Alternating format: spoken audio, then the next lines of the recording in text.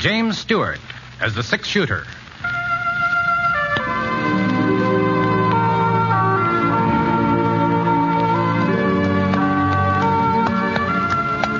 The man in the saddle is angular and long-legged. His skin is sun-dyed brown. The gun in his holster is gray steel and rainbow mother-of-pearl. The handle unmarked. But the gun has killed and the man has killed. People call them both the six-shooter.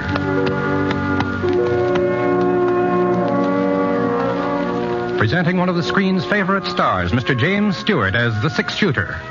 Based on the timeless legend of Britt Ponsett, the Texas plainsman who brought single-handed justice to the Western Territories.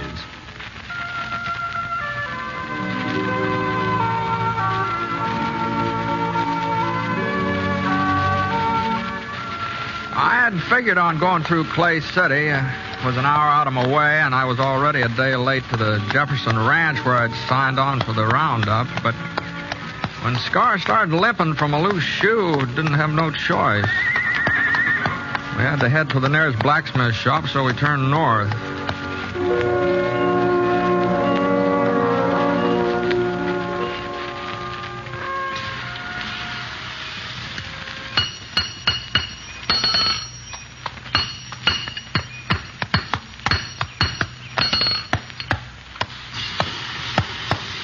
Howdy, mister. What's the trouble? The horse losing a shoe. Let's have a look. All right, raise it up, fella. Come on, boy. It's split, mister. He needs a new one. Okay, boy. Can you take care of it? Oh, sure. Bring him over here. Hey, what happened to Red? The fella used to own this shop. Went to Nevada chasing silver. I bought him out. Yeah, you don't look very much like a blacksmith, huh? Oh, I'm stronger than I look. Heavier, too. What do you think I weigh, mister? Oh, I don't know. Go on. Take a guess. 120? 30? Well, no more than that. You a betting man, mister? Well, sometimes. Well, I say I weigh over 130. If I don't, you get the new shoe for nothing. If I do, you pay me double. What do you say? You got a set of scale? Don't need no scale. What do you say, mister? Is it a bet? Well, don't seem to be no way of proving it. All you got to do is lift me up. You look like a man who can judge weight. What do you say? Okay, all right, it's a bet. All right, mister, just heist me. If you don't think I weigh more than 130, the shoe is free. All right, I never tried to judge a man's weight before, but all right. There we go. Well? Oh, I'll be dogged. I'm packed solid, mister. Real solid. You're packed tighter than a steer. You must weigh 150 pounds. Yeah, you see? What did I tell you? 158. The horseshoe's going to cost you money, mister, but you ain't the only one. Ever since I bought the shop, there ain't been a stranger come through Clay City but what he paid double for his first horseshoe. You ain't sore, mister? No, that was a fair bet. Sure it was. I told you I was heavier than I look. That's what folks call me, Heavy Norden. My real name's George, but everybody calls me Heavy. What's your name, mister? Ponsett. Britt Ponsett. Fella they call the six-shooter? Well, doggone it. I've heard about you, mister. I've sure heard about you. Oh, would have recognized you if I'd have noticed your gun. Sure is fancy, ain't it? Hey, do you mind showing it to me? No. Here, catch. Hey, real fancy. Just like Sheriff Scofield said. He says he's seen you fire 6 shots with it while Whitey Jackson was getting off his first bullet. That time down at Eagle. Well, the sheriff kind of likes to build up a story. Oh, he swears it's the truth. Here's your gun, Mr. Ponsett. Thanks. Sure. You was mighty quick in getting into Clay City. How'd you hear about it so fast? To hear about what? The holdup at the Fargo station last night. Ain't that why you come? Nope. No. I was headed past town. I turned off because Scar got that loose shoe. Well, now, ain't that a coincidence? Fellow holds up the Fargo office, kills one man, maybe 2, gets away with $5,000, and 12 hours later, you ride into town. Well, they got any idea who did it? Nope, not a single solitary one, from what I hear. Like I say, the deputy agent was dead when they found him. Other fella, Fred Wilmer, a friend of his, got shot up pretty bad. Ain't done no talking yet. Doc says maybe he never will. Did Sheriff Scofield take out a posse? Nope, ain't nobody to go. Most of the men signed up for the Jefferson Roundup. Left town day before yesterday. Here the Jefferson Ranch is paying good money this year. Yeah. You seen the sheriff this morning? No, not lately. Might be over to his office. I think I'll walk down that way while you're fixing up Scar. Sure, Mr. Ponsett. That's a darn good idea. Sheriff Scofield will be real glad to see you.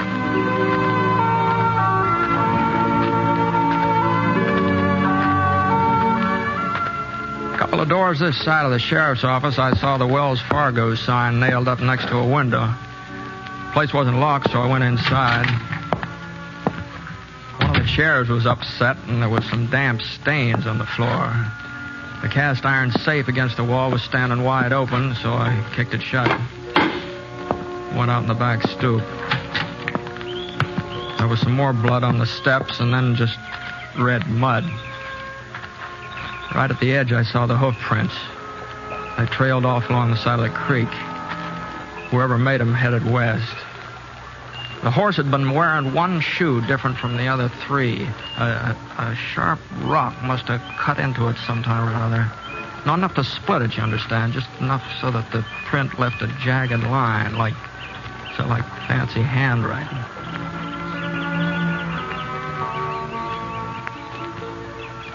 Find something, Britt? Oh, hello, Sheriff. I was heading your way.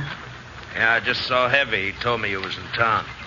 Did you find something? I don't know. You see these hoof prints? Yeah.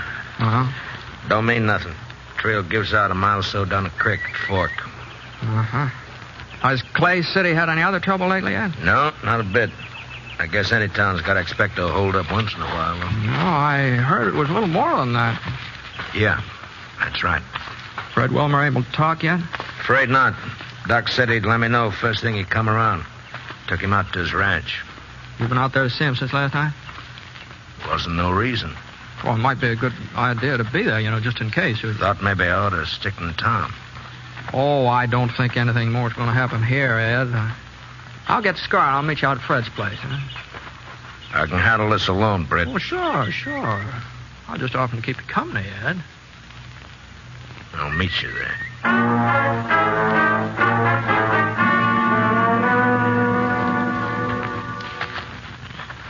He's all fixed up, Mr. Ponsett. Tied him up around the side so he'd be in the shade. Thanks, Heavy. Did you find Sheriff Scofield? I told him you was in town. Yeah. You figure out anything? Not so far. Oh, you will. Sheriff's a good man. Why, you and him together, you'll get whoever done it. No, maybe so.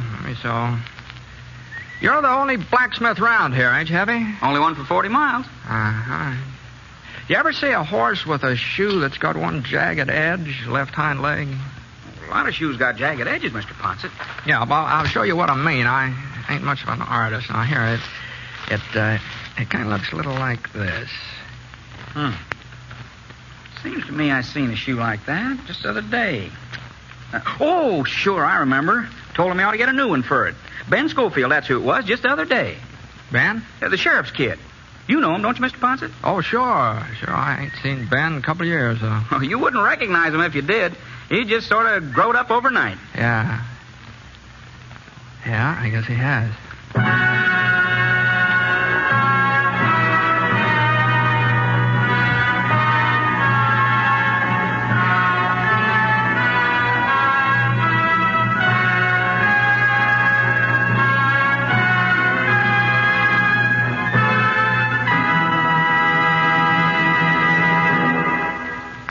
Well, that ends the first act of the six-shooter, folks. Hope you're enjoying the show. Before we get on with it, I'd like to tell you a little bit about how I happen to be doing this program. I've been lucky enough to do quite a bit of radio acting before, but I've never had a program of my own. The right thing just didn't seem to come along, at least not until the six-shooter. You see, I've made several stories of this kind for pictures. That is, honest, legitimate stories of the West, and I hope that this series can offer the same type of enjoyment with the same integrity. We think it's the sort of program the whole family will enjoy, and we think that the character of Britt Ponsett typifies some of the greatness that built America. We'd be pleased if you agreed with us. And now, Act 2 of The Six-Shooter, starring Jimmy Stewart.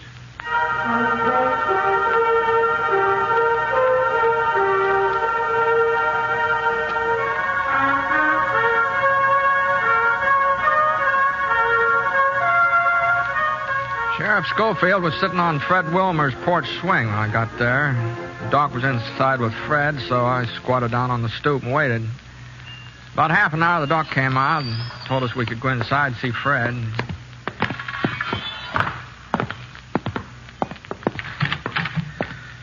Fred was lying on a cot, breathing hard.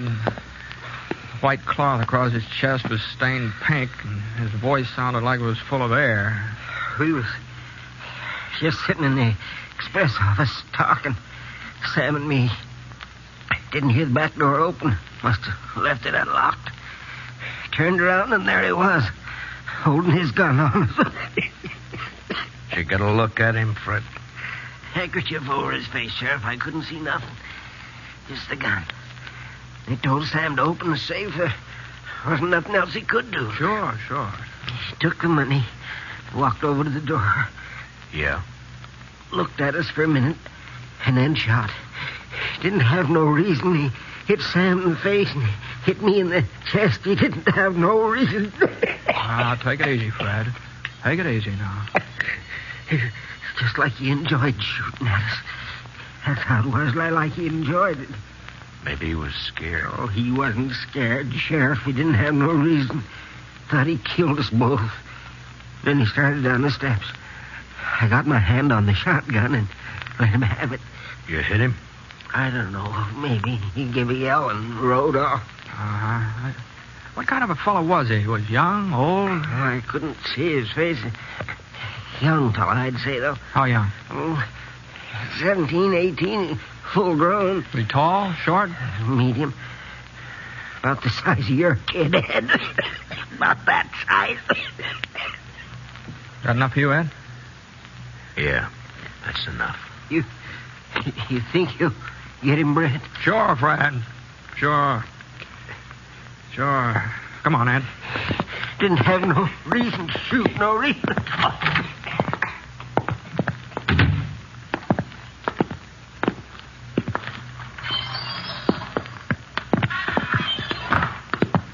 Let's go, Ed. We're wasting our time, Brett. He's got a day's head start. He'd be 40 miles from here. Well, not if he's shot up. Now, you go on if you want to. Well, you're the sheriff. You've got to make the arrest. You ain't never been so particular before. Well, maybe not, but this time in particular. You coming? We don't even know where to start. Oh, I thought along the creek. That's as good a place as any other. It's a waste of time, Britt. Oh, we got time to waste. Come on, let's go.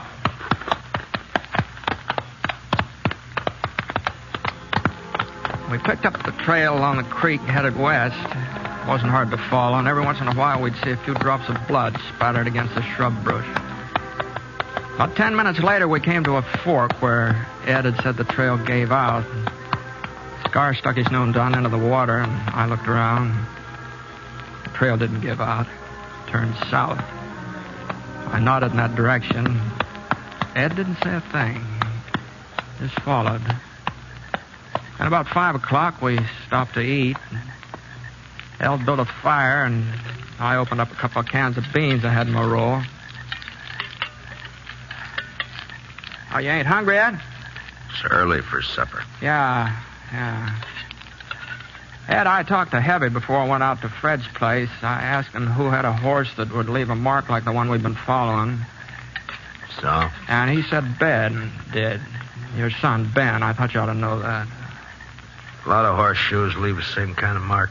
Fred said it was a young fellow. It wasn't Ben. Where is he, Ed? Jefferson's ranch, working on a roundup. He left Clay City day before yesterday. Couldn't be Ben. There's a lot of wild youngsters in these parts, but Ben's a good boy. Couldn't be him. You sure? That mark don't mean nothing. Plenty of horseshoes leave the same kind of mark. You know that, Britt. You had enough to eat? Yeah. Come on, let's go.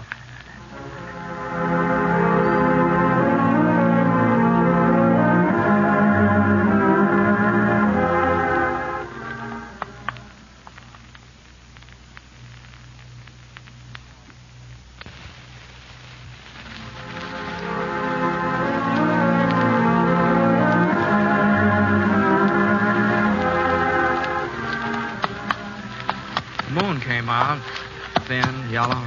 Not real bright, but enough so you can could follow the trail. For about 3 miles, there wasn't no blood. He must have wrapped something around the wound. Wrapped it real tight. And then we found the bandage. A piece of shirt tail sopped through. For the next mile, he'd been bleeding a lot, worse than ever. He was hit pretty bad. Looks like it. He couldn't have gone much further because... Hold it, Scar. Ed. Yeah. Hold on. Over there in the gully, that cabin. Yeah. Whose is it? Used to belong to Jake Levant. Died a couple of years ago. Ain't nobody living there now. There's somebody living there. Huh? Out and back. There's a pony. You better go ahead on foot.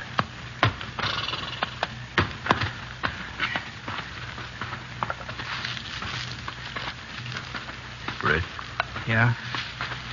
we're gonna take him alive, ain't we? If we can. We gotta take him alive, Britt. It's Ben. I don't know, Britt. Not for sure. It could be Ben. It could be. Where's you been the last couple of days? I don't know that neither. Had an argument with him 2 nights ago. He needed some money. He'd been playing poker and lost a lot. Well, 5,000's a lot. I wouldn't give him none. He got mad, said he'd get it himself.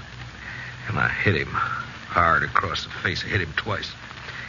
He started to hit me back. Then he walked out of the house. I ain't seen him since. I wish he had hit me back. Now, we got to get across that clearing, Ed. Over to that clump of trees. He may see us. Yeah, we'll have to take that chance. You ready? Yeah.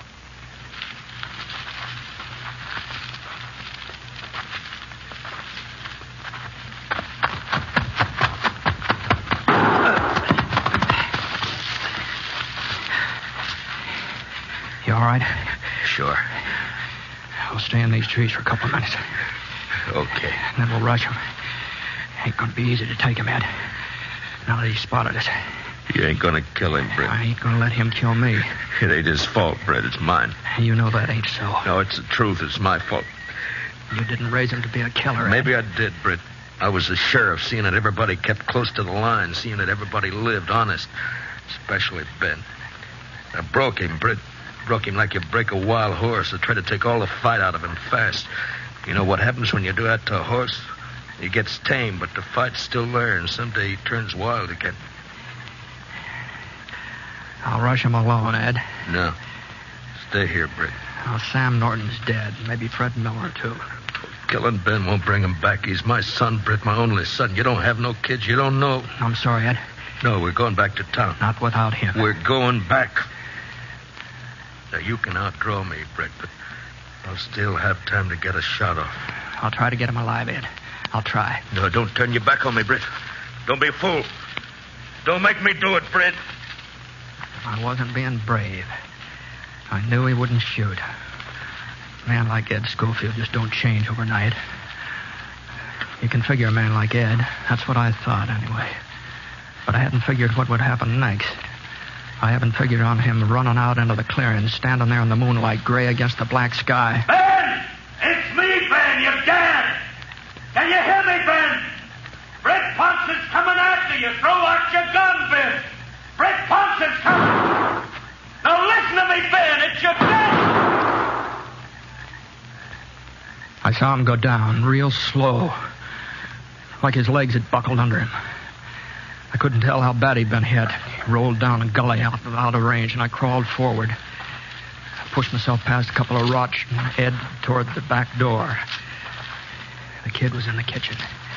I couldn't see him, but I could hear him moving around, going from window to window, looking out, waiting for me. I slid past another rock. I could run for the door or wait. The kid made up my mind for me. I slipped down fast, and the bullets nicked the rocks. The kid had good hearing. He knew I was right there. I took up my gun and waited. I knew he'd get nervous first. Young fellas always do. I wasn't so young. I could wait. It was more than 5 minutes before the door started opening. His pony knew I was coming, too. He started for the horse. I aimed at his leg. For a second, he stopped moving and just hung in midair like a hawk. and he sprawled forward out of sight behind a log. I raised up a little and hunched myself along the side of the cabin. Everything was quiet now, even his pony. The moon went behind a thick cloud, and I came around the corner of the cabin. Suddenly the moon came out again, just in time for me to see his .45, just in time to see him coming up over the top of the log. His revolver slipped out of his fingers, and I saw him trying to reach for it again. He couldn't make it. I stood up and walked over to the log. The kid was lying face down, gasping for breath, little short gasps. He pulled himself up onto the flat of his hands, and then he passed out. I turned him over with my foot, and I looked at his face.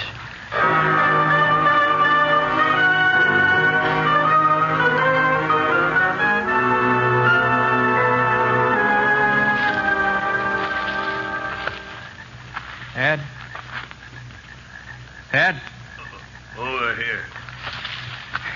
Where'd he get you? In the shoulder. I'm gonna be all right. Britt, is he... Did you have to... He ain't dead. Thanks. I guess he didn't hear me calling to him. He didn't know who I was. Ed. What? Ed, it ain't Ben. What? It ain't Ben, Ed.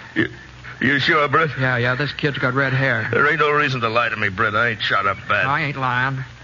I knew it wasn't Ben while I was going up after him. I knew it.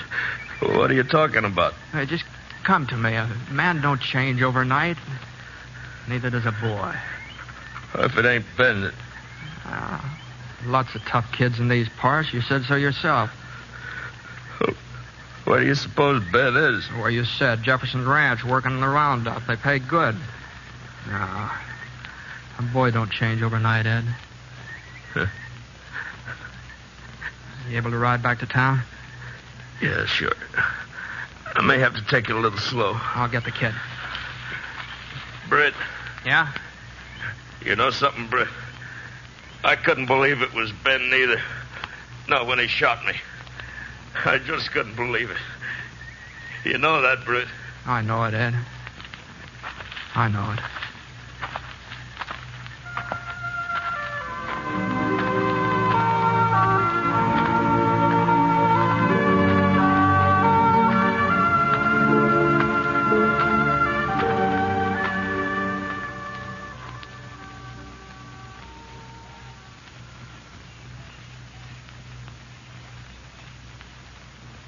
Well, that was your first meeting with Britt Ponsett.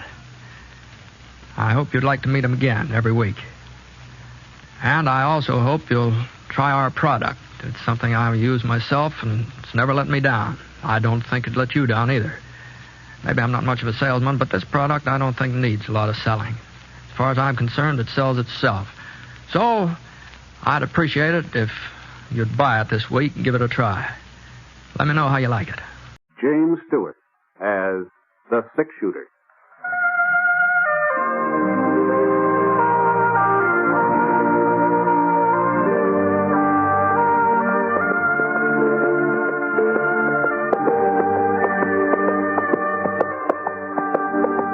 The man in the saddle is angular and long-legged. His skin is sun-dyed brown. The gun in his holster is gray steel and rainbow mother of pearl, its handle unmarked. People call them both the six-shooter. Coleman, America's leader in modern automatic home heating equipment, and the National Broadcasting Company present James Stewart as the six-shooter, a transcribed series of dramas based on the life of Britt Ponsett, the Texas plainsman who wandered through the Western Territories, leaving behind a trail of still-remembered legends. Now, in just a moment, immediately following this important announcement, you'll hear Act One of The Six-Shooter. In a few years, our public schools will be as behind the times as the Little Red Schoolhouse. And it's estimated that by 1956, there will be some 7 million more children in elementary schools than there are now. More equipment will be needed, and above all, more elementary school teachers. To help assure your child a proper education, join and work with local groups and school boards. And for free information about how people in other communities are improving their schools, write to this address. National Citizens Commission for the Public Schools, 2 West 45th Street, New York 19, New York. Now, Act 1 of The Six-Shooter, starring James Stewart.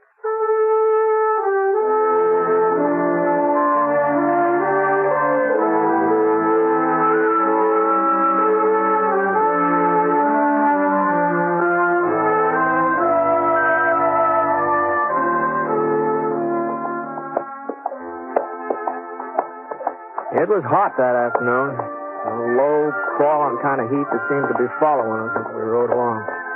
The sun hadn't come out in the morning, but about noon it pushed through the clouds.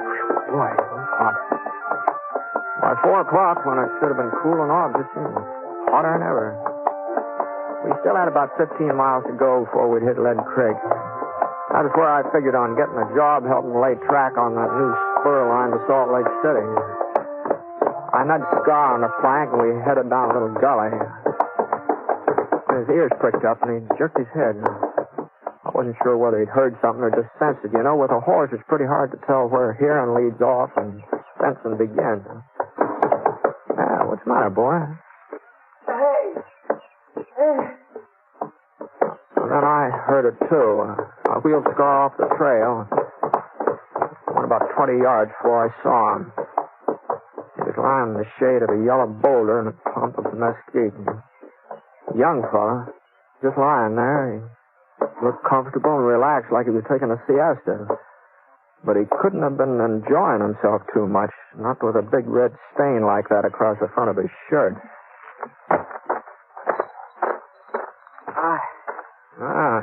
What's the trouble? I had a little accident. Yeah, it looks that way. What happened? My horse threw me a couple hours ago. Must have landed on my gun. It went off.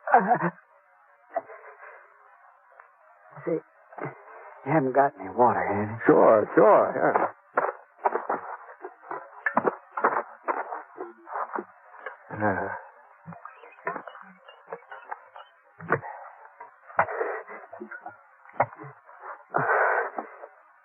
Thanks.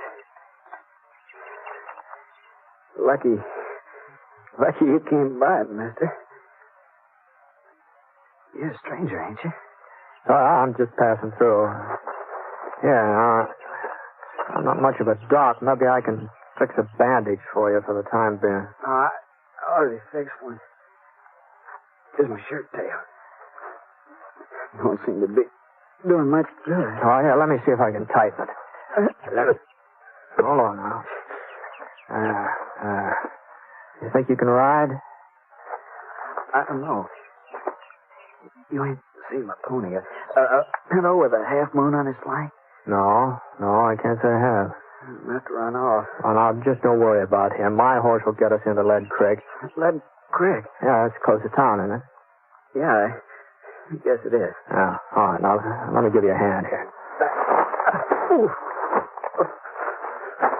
It ain't no use, mister. No, you gotta try. Now, just lean your weight on me. I'll never make it. Okay. That's it. There's a cabin a past a mile or so west. I might be able to ride that far. Oh, that'd be better than staying here. Now, I'm gonna lift your feet up. Now, that'll hurt plenty. But once you're in the saddle, you'll be all right. Now, here we go. There we are. Now, take it real slow. I'll walk alongside. There you are. Was it west, you said, huh? Yeah. I sure do appreciate this, mister. I sure... He keeled over in the saddle. I managed to keep from sliding out, and we started off.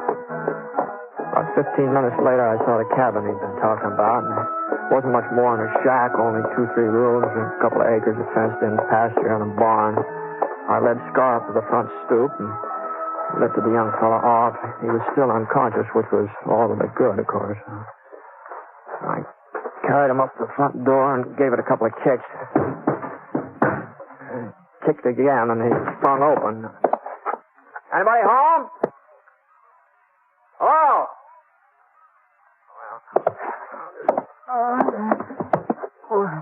Yeah, now you just lay there. I'll try and get some rest. I'll look around. Where? He passed out again. I covered him with a blanket lying across the foot of the cot there. Supper was on the kitchen stove. Beef stew. Smelled pretty good. I opened the back door. I saw somebody cutting up a pile of kindling over near the barn. Whoever it was sure knew how to handle an axe. Where'd you come from? Now, I'm sorry if I frightened you, ma'am. I knocked on the front door, but I guess you couldn't hear me, huh? I ain't got no handout for tramp.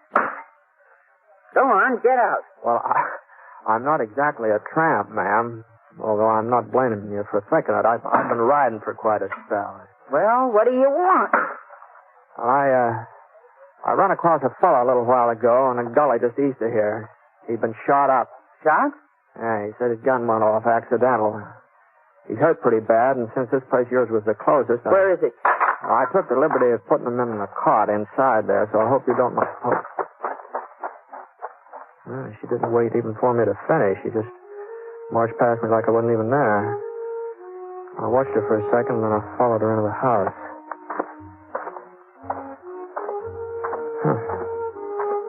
I never run into a woman exactly like her before. At first, I thought she was a man. You know, the pants, the checkered shirt she was wearing, and the way she chopped up kindling, they fooled me. She walked like a man, too. Stiff, square-shouldered. But her eyes, they were a woman's eyes, all right. Kind of soft and young and frightened. Yeah. The rest of her had been pretty as her eyes. She'd been a real fine-looking girl.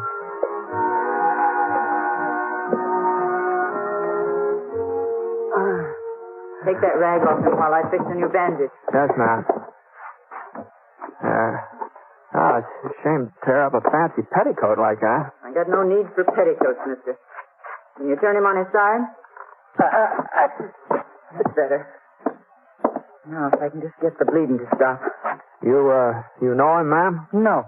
Why should I? Oh, I just thought since he was in your neighborhood. Lots of folks pass by here. That don't mean I know him. I don't know you neither. Oh, sorry. My name's Ponsett. Britt Ponsett. Ponsett. I've heard of you somewhere, haven't I? No, not likely. This is the first time I've been around Lead Creek here. Got a pocket knife? Yeah. Thanks. George, you're doing a real good job on him, you know. Your husband off somewhere today? I'm not married. It must get kind of lonely out here all by yourself, doesn't it? I like being alone. I want a lot of people around me. No, I can't say I blame you. I never been much on congregating myself. I always sort of like to... Well, you know, that bleeding's letting up a little. All right, I guess I'll be shutting off, ma'am. When I get into town, I'll send the doctor out here. No. No, you can't. What I mean is there is no doctor in Lead Creek. Oh? He moved away a couple of years ago. Well, there must be a doctor somewhere around these. No. Not within 100 miles. I have to take care of him myself. Well, maybe I can find somebody to help you. You know, since I brought him in here, I sort of I'd rather do it alone. I'll manage all right. Well, that's mighty decent of you, but him being a stranger, all right. Well, so long. Mr. Ponsett? Yes, ma'am? You won't tell the folks in town he's here. Well, he's a stranger, like you said. He don't concern them, and I don't want them laughing at me. They'd say, Jenny Garber's finally got herself a man. And if he wasn't unconscious, she'd never have managed it. So, you won't tell them, will you? Well, I don't suppose anybody will ask me about him. Easy, boy. Easy. What are you looking at? Oh, I was just noticing those horses over in the pasture there. Those both yours? Yes, they are. Why? No reason. No, I just That pinto looks like a good animal. What do you call him? Name's Moon, because of the marking on his flank. Looks like a half moon. Yeah, I can see it, yeah. Well, I hope the patient doesn't give you too much trouble. All right, come on.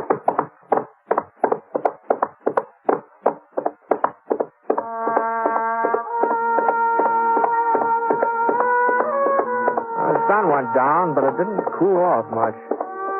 Maybe when the moon came out, there'd be a little breeze.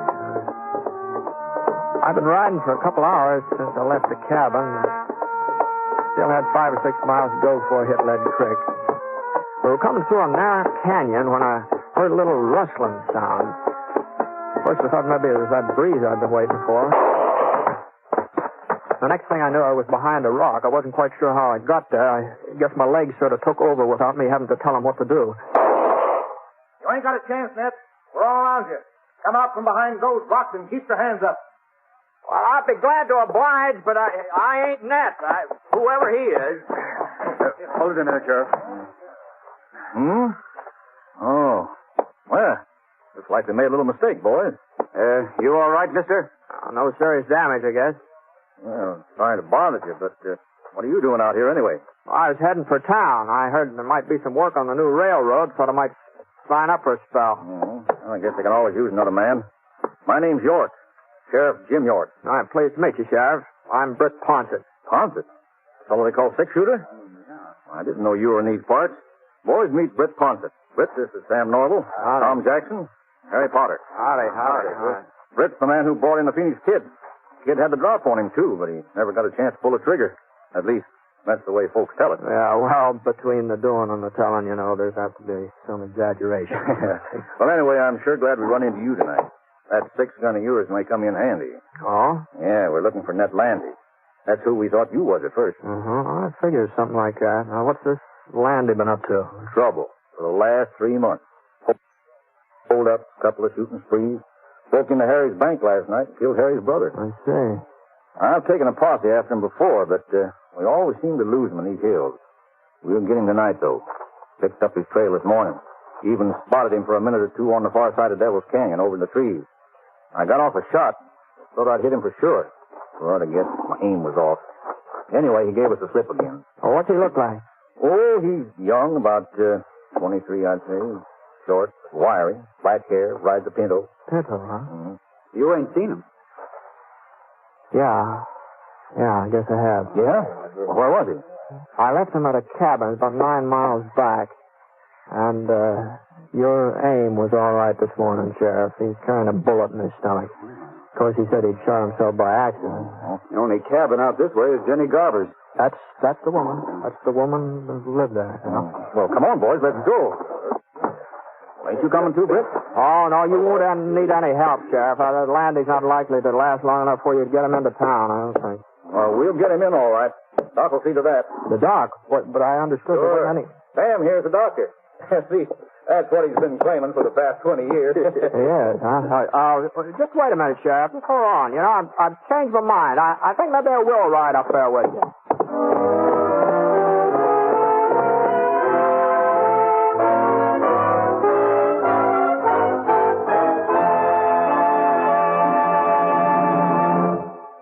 We'll return to James Stewart as the six-shooter in a moment. First, a word from Coleman, America's leader in modern automatic home heating equipment. You'll be glad this winter you bought a Coleman heater this fall.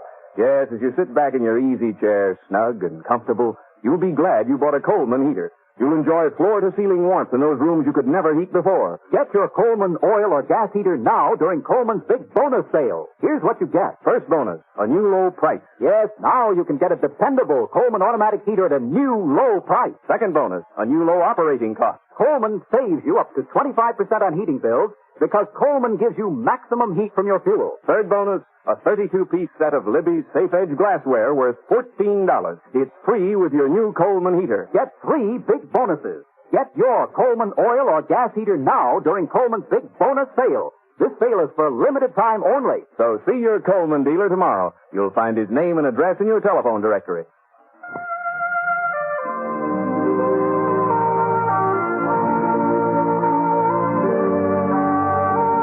Now, Act 2 of The Six-Shooter, starring James Stewart.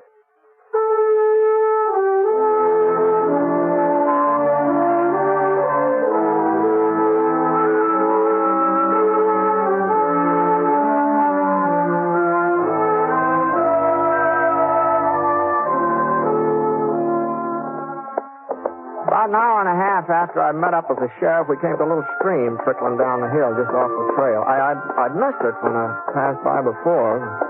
I hadn't known there was any water around, and Scar hadn't smelled it either. Air being so quiet and everything. Well, we pulled up and gave the horses a chance to get a drink. Well, I guess there ain't no rush. And that's as bad off as you say. Yeah. Yeah. Was something funny, Sheriff? Well, I was just thinking about Jenny Garver. Oh? Yep, she's finally got herself a man.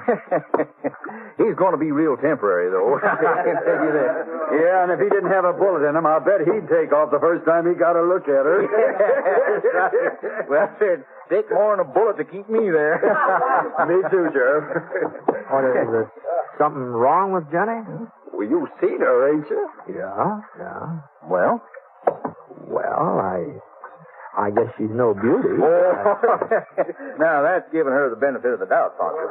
Now, if you ask me, my horse is better looking. No, you know, Sheriff, now there are a lot of plain women seem to get along all right. Better than some of the pretty ones, you know. Well, it ain't just that Jenny's ugly, but she's so darn awkward and big. Why, even when she was a little girl living in town, she was always a head taller than any boy her age. And stronger, too. Well, I guess they've had enough to drink. Yeah, the thing was, her folks was peculiar about Jenny. Wouldn't admit she was any different from the other girls. Hey, you remember how they used to dress her? All those fancy clothes with frills and ribbons. What made her look twice as foolish as she would have otherwise. No? Her father used to take her to parties, too, in her square dances, but he was the only one who ever danced with her. No, sir, I don't think a single boy in town courted her. Not one. You're forgetting Willie Franklin. Oh, sure. Who is Will Franklin? Yeah. He's quite a cut-up. Made a bet one night with some of the fellas. He said he'd get Jenny to agree to marry him. He took her out in his wagon and proposed. Of course, she said yes. But he didn't know that Willie's friends was all hidden in the back of the wagon. Leastwise, he didn't know it until they all busted out laughing. It was right after that her folks died, wasn't it, Sheriff? Yeah. That's when she bought this cabin. About 5 years ago, come to think of it. Well, Jenny can't be more than 25 or 6. Looks a whole lot older, though. Wouldn't you say so, Britt? Oh, I don't know. I'm not much good at judging ages, especially a woman. There's her place, up ahead. Lamp's still on. She must be up. Sure, she's up all right. First time she ever had a man within touching distance, ain't it? Ooh. What's the matter? Yeah, we better leave the horses here and go the rest of the way on foot. Oh, no. Landy's not apt to give you any trouble. Oh, you never can tell. You may be feeling better by now. Yeah, but not that much. Hey, he's seen us. Didn't waste no time about it, neither. Guess he wasn't as sick as you thought, Britt. Or else he made a mighty fast recovery. We'll never hit him from down here. What do you suppose happened to Jenny? I don't know. I've forgotten about her. He's probably got her half scared to death. Well, we'll have to rush him. It ain't going to be easy, Sheriff. With this moon, he's sure to spot us. Well, that's all we can do. Sam, you and Harry see if you can make it up to the fence over there. Right. You okay? Okay. Now, I'll fire twice. That'll be the signal to close in. Now, hold on a minute, Sheriff. Just hold up here a minute. Now, if we go plowing up in front of that cabin, somebody's going to get hurt. Well, what's the matter, Ponsett? You've been shot at before. Well, that doesn't mean exactly I like the idea. And besides, there's another way of getting in that door around back. And there are a couple of trees back there, too. Oh, no, he'll be watching the back door. That's no fool. I know, but it's worth a try, eh? All right, I'll go with you. Now, wait a minute. Now, you just let me go alone. One man ain't as apt to be seen. Now, you just keep firing. And if I ain't back in 5 minutes, well, we'll take him your way, huh? 5 minutes. We won't wait no longer.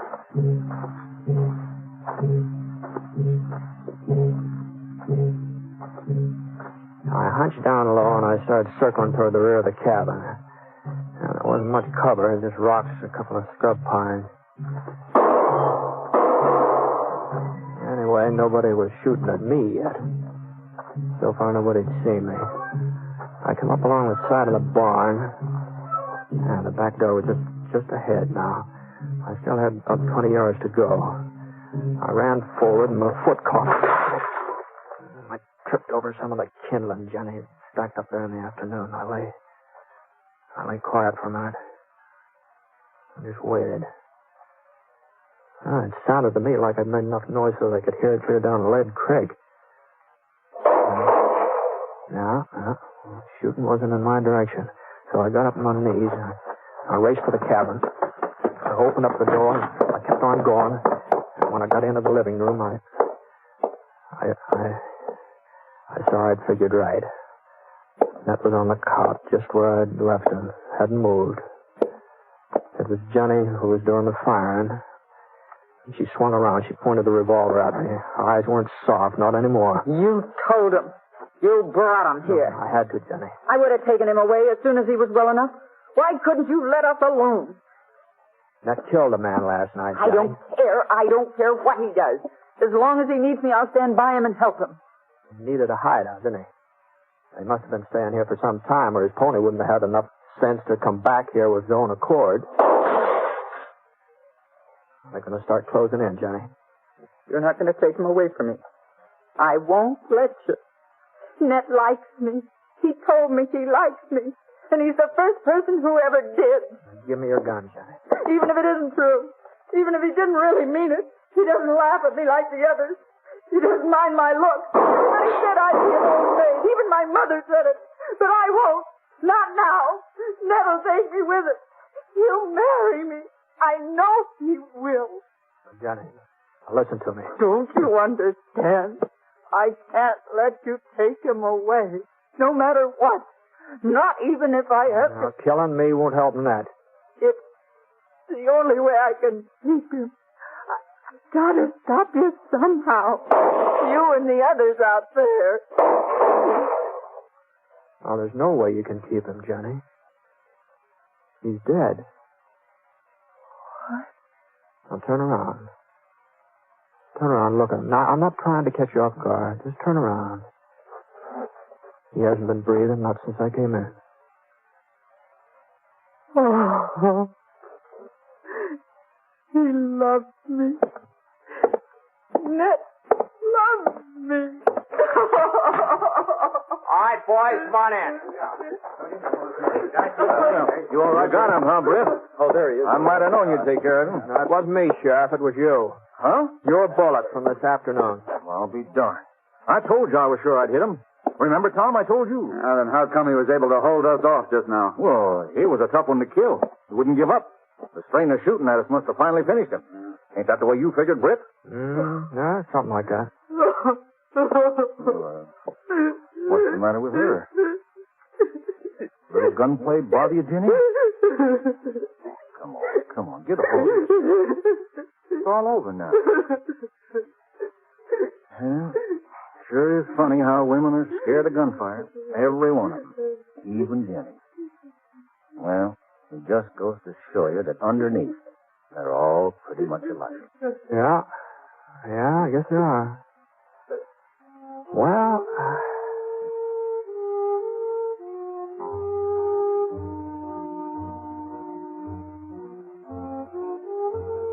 Ned was buried the next day, and there was one bunch of flowers at the funeral, wild daisies. Folks just couldn't figure out who sent them. And, they tell me that it was right about then that Jenny Garver started acting different. Oh, I don't mean she got pretty or anything like that, but she did seem more confident. She just seemed a little more sure of herself. Well, people said if they didn't know better, they'd swear that a man had something to do with the way she changed, but of course they all knew better.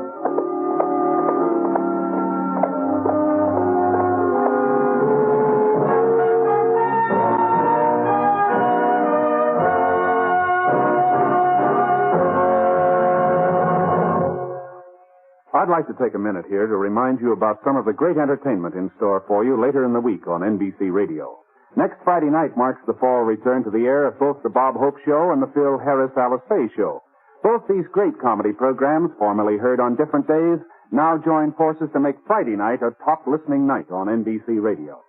The new Bob Hope Friday night show will feature well-known guest artists, the music of Les Brown and his band of renown, and the vocal talents of lovely Margaret Whiting. And of course, Bob will be in there delivering his rapid-fire topical humor. You'll find that the Bob Hope Show is most enjoyable listening each Friday night on NBC Radio. And immediately following Bob Hope, listen to the Phil Harris Alice Faye Show. And Alice has her brother William to keep her informed of Phil's hilarious actions. Also in the talent-filled cast, you'll hear Julius Abruzio and little Alice and Phyllis. You'll hear wonderful comedy every Friday night beginning this Friday night on NBC Radio.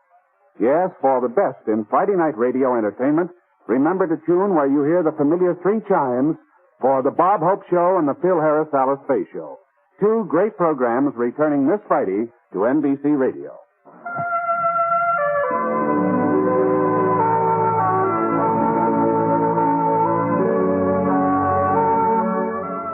Coleman, America's leader in modern automatic home heating equipment, and the National Broadcasting Company have presented James Stewart as the Six-Shooter.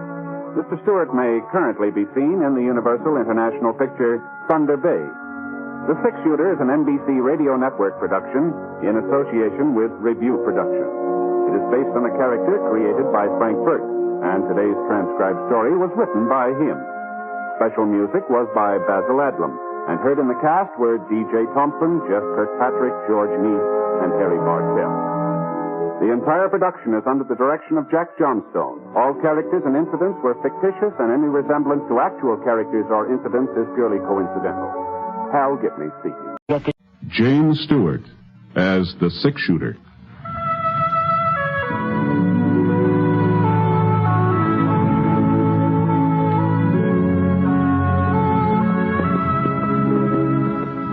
The man in the saddle is angular and long-legged.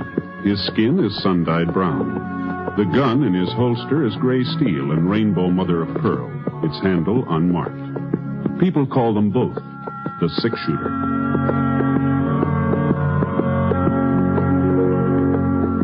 Coleman, America's leader in modern automatic home heating equipment, and the National Broadcasting Company present James Stewart as the Six-Shooter, a transcribed series of dramas based on the life of Britt Ponsett, the Texas plainsman who wandered through the Western Territories, leaving behind a trail of still-remembered legends.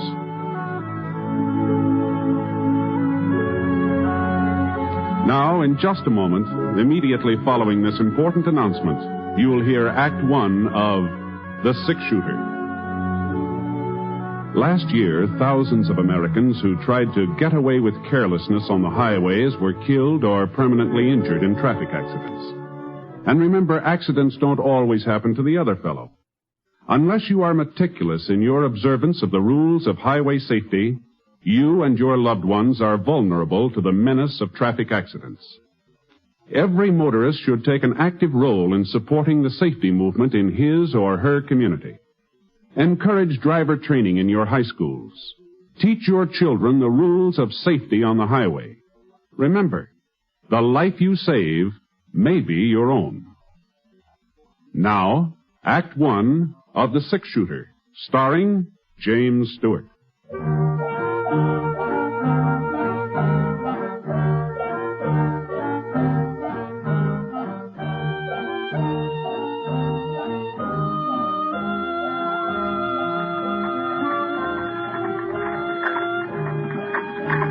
A grandstand seat, a rocking chair on the front porch of the Temple City Hotel. Not that there was much to watch.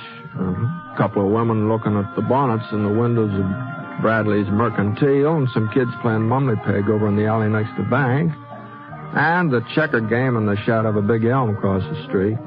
But it was a couple of days before I was due to pick up some cattle in Atterbury for Mrs. Pritchard, and, well, Temple City seemed as good a place as any to stop over.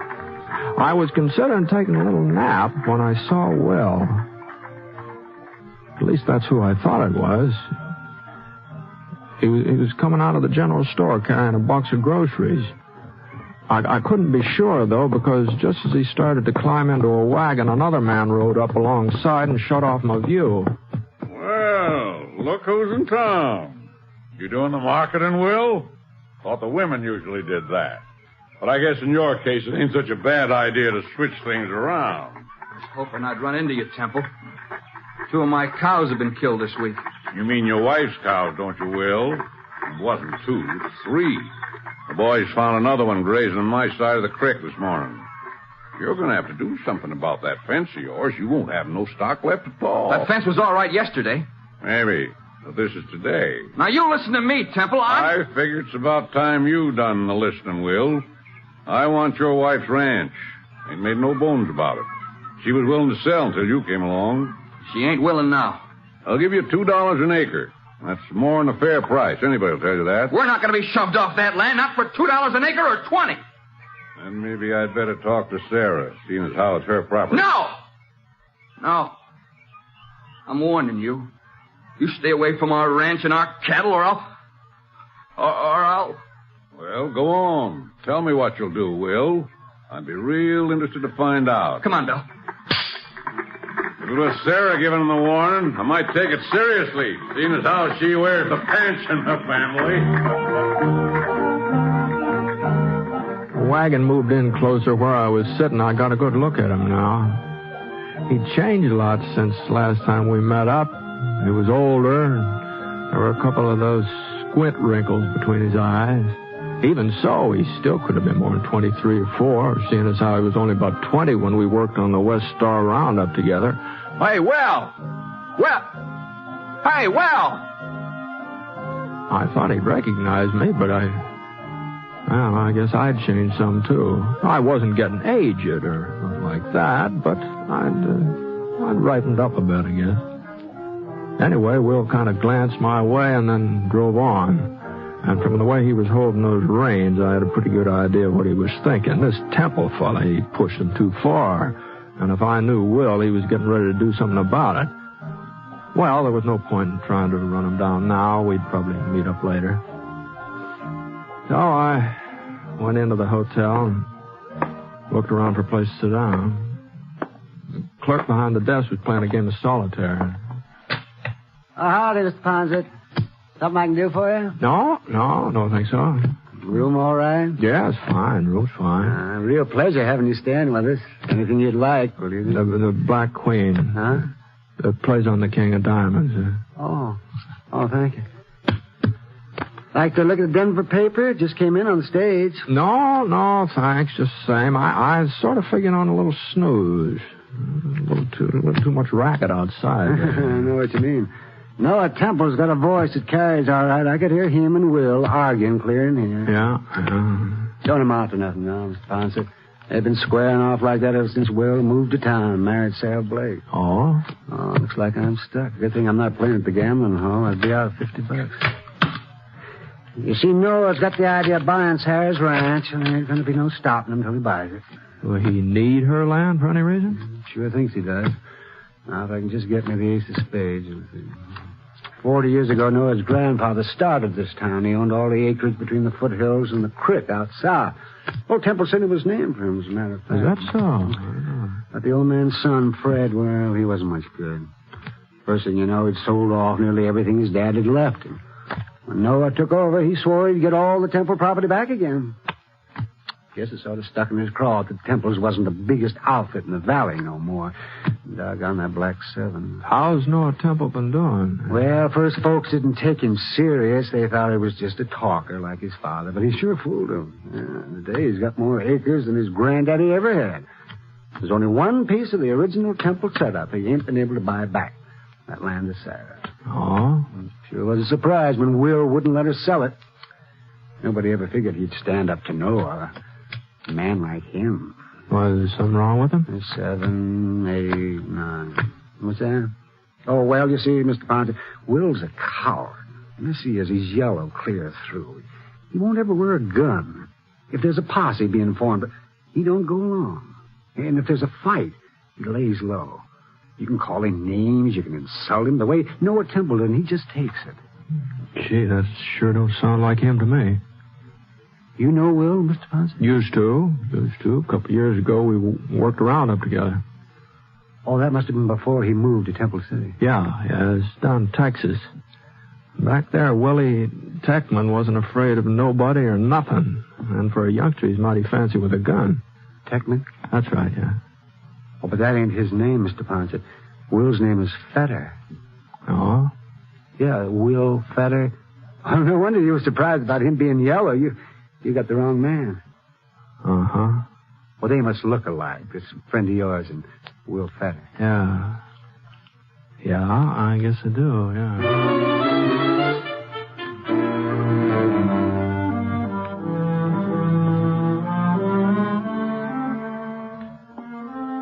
I went upstairs to my room, started to pull my boots off. You know, it's funny. I hadn't been doing anything but sit all day, and my feet hurt worse than I'd have been walking 20 miles. Oh.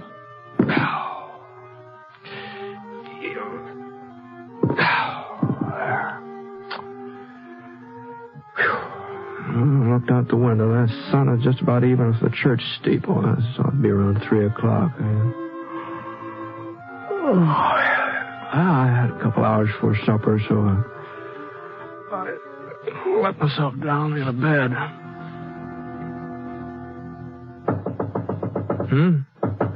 Yeah. Well, come on in. Mr. Ponsett? Oh, excuse me, ma'am. I didn't know it was a lady. I'm sorry to bother you, Mr. Ponsett. Oh, not at all. I wasn't exactly what you'd call busy. Won't you sit down here? Thank you. Yeah, wait, I'll get those boots out of your way. Mr. Ponsett, I'm Will's wife. Oh, I'm pleased to meet you, ma'am. Will told me you were in town today. He saw you. And you saw him, didn't you? Yes, ma'am. At least I thought I did. Well, you can't tell anyone he's here, Mr. Ponsett. Oh? You didn't come to Temple City looking for Will, did you? Will thought maybe that was the reason. We heard about what happened in Prescott last winter when you came across Bar Cleaver. Yeah, well, you heard wrong, ma'am. I didn't come across Cleaver. He came across me. And as for Will, He's made a new life here. A good life. If he has to go back to prison... Prison? Oh. Well, you knew about the bank robbery in Austin and about him breaking out before... You knew, didn't you? No, ma'am. No, I haven't been back that way since... Then you wouldn't have told the marshal? But we thought... We were sure. What have I done? No, just take it easy, ma'am. Well, if I hadn't come to see you, nobody would have known he was Will Techman. Things have a way of coming out sooner or later. How much longer was Will supposed to serve? 2 years. Uh-huh. Well, that's not so long when you're young. We're going to have a baby, Mr. Ponsett. But I almost wouldn't want to have him if he was going to grow up knowing his father'd been in prison. Why should Will have to go back? Why? Well, I guess maybe you'd better ask the judge who sentenced him, ma'am. What I mean is they say it's so a man will live a decent, respectable life when he comes out. And Will's already living a decent, respectable life. He works hard. He never makes trouble for anybody. He doesn't even wear a gun, and he promised me he never will. Was that your idea, not wearing a gun? Before we were married, he told me about the trouble in Austin and how he broke out of prison. I suppose I should have made him go back. But I was so much in love I couldn't. So I asked him to give me his word he'd never use a gun again. Never even carry one. Well, it must have been kind of hard on a fellow like Will to keep holding himself back that way. It hasn't been easy. I've heard what men like Noah Temple call him. But Will takes it. He's kept his word. This fellow Temple, the way he and Will were going at it today, it sounded like they were heading for trouble. Won't be anything serious. Will just doesn't want us to be pushed off of the ranch. You can't hold that against him. No, there's not. Then you won't tell the marshal over in Atterbury? Or anybody? Well, I don't imagine Marshal Sanders would like me mixing into his business. This is his district. I guess he can take care of it. Anyway, he has so far. But now, look here, Thank you, Mr. Ponsett. Thank you. Now, And thanks for Will, too. wait, wait.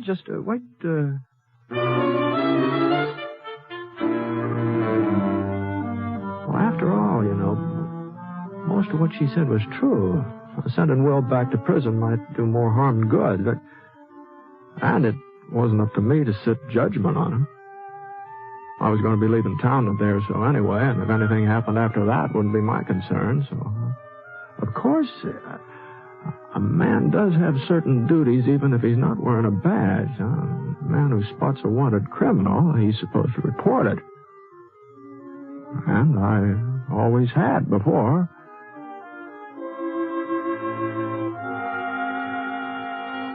I scraped some of the mud off my boots and washed my face, put on a clean shirt, and went downstairs into the lobby.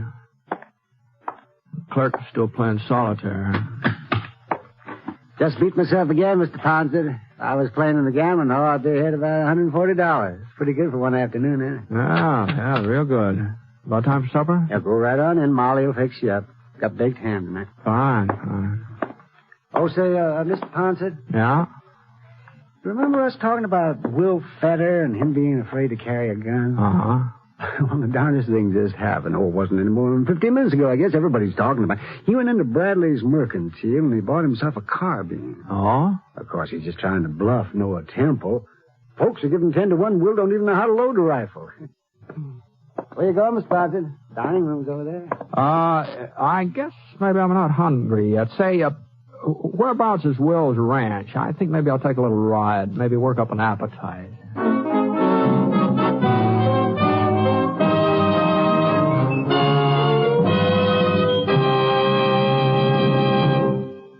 We'll return to James Stewart as the six-shooter in a moment. First, a word from Coleman, America's leader in modern automatic home heating equipment. When winter comes, does your house shrink like this? Well, I guess it's time to close off that back room. There's just no way to heat it. Don't deprive yourself of valuable living space. Get a Coleman automatic heater and enjoy new warmth in the hardest-to-heat room. Get your Coleman oil or gas heater now during Coleman's big bonus sale. You'll get 3 bonuses. A new low price. Yes, now you can get a dependable Coleman oil or gas heater at a new low price. A new low operating cost. Coleman saves you up to 25% on heating bills because Coleman gives you maximum heat from your fuel. And a 32-piece set of Libby safe-edge glassware worth $14. It's free with your new Coleman heater. Get 3 big bonuses during Coleman's big bonus sale. The sale is for a limited time only, so see your Coleman dealer tomorrow. Look for his name in your telephone directory. Remember, comfort costs so little with a Coleman.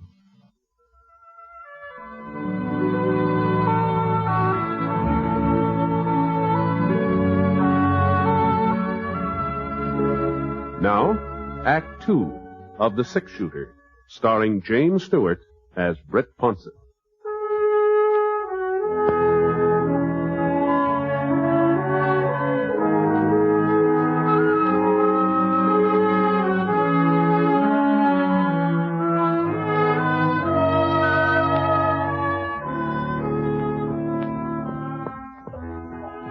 The Fetter Ranch was about 2 miles south of town. And from the outside, looked neat and comfortable, well kept up. The ground stretching out behind it was good grazing land, though it was worth at least $5 an acre, maybe more. I tied Scar to a cottonwood in the yard and walked up to the door.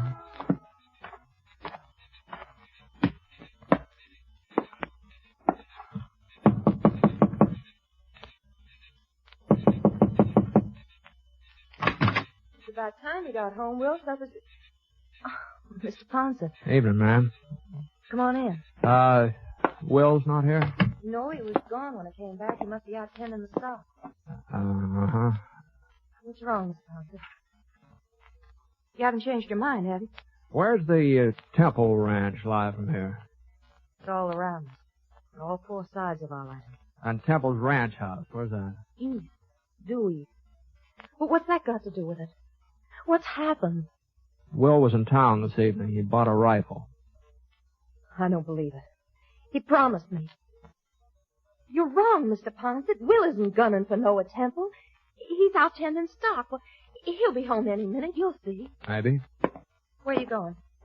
I hear Temple's got quite an outfit. Worth paying it a visit. You won't find Will there. He gave me his word he'd never use a gun again. You won't find him.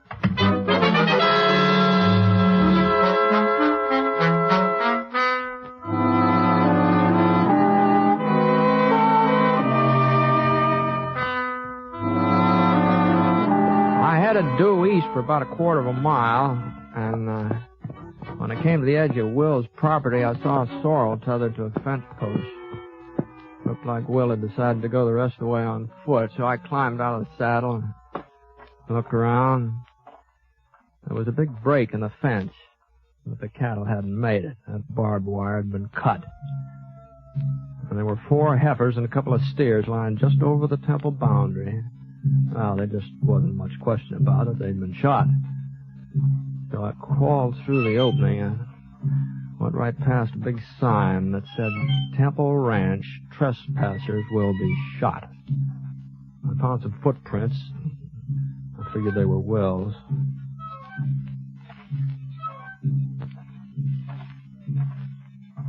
About 30 minutes later, I caught sight of the ranch house. It was built about halfway up the side of a pretty steep hill, big, sprawling building. There was a light inside, and I could just barely make out Noah sitting at a desk working on some papers. But where was Will? He had plenty of time to get here. And I heard his step and swung around. There was one of Temple's hands pacing up and down near the stable alongside the house. The way he was holding the rifle, it looked like an army sentry instead of a cowhand. All of a sudden, he gave a little gasp. I saw a shadow tighten around his throat.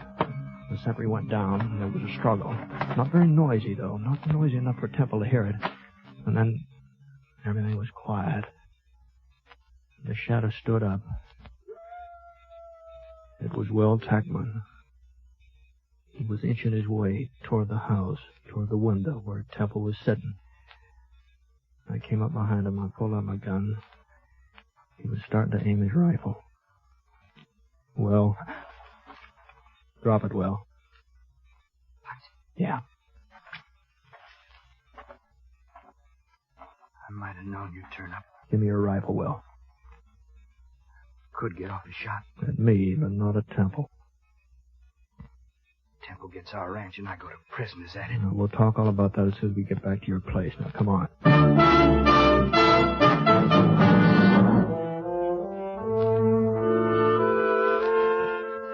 I carried Will's rifle and led the way. About 20 minutes later, we passed another one of Temple's guards. He was dozing, didn't notice it. Still had a couple of miles to go before we'd reach the fence where we'd left the horses. Will was sort of panting for breath. All right, let's rest a minute. Okay. I thought you promised your wife you'd never take up a gun again, Will. Mr. Ponsett, You see them dead heifers over by the fence? Yeah? Had a bout wipes I heard of. I found them. I had to do something. As long as you knew who I was anyway, as long as I was going back to prison, I had to fix it so Sarah wouldn't have the ranch taken away from her. You wouldn't think a piece of land would be worth everybody getting so excited about. I've been shoved around, Britt. Ever since I was a kid, I've been shoved around. Even when I held up the Austin Bank, I wasn't the one who... The one who what? Nothing.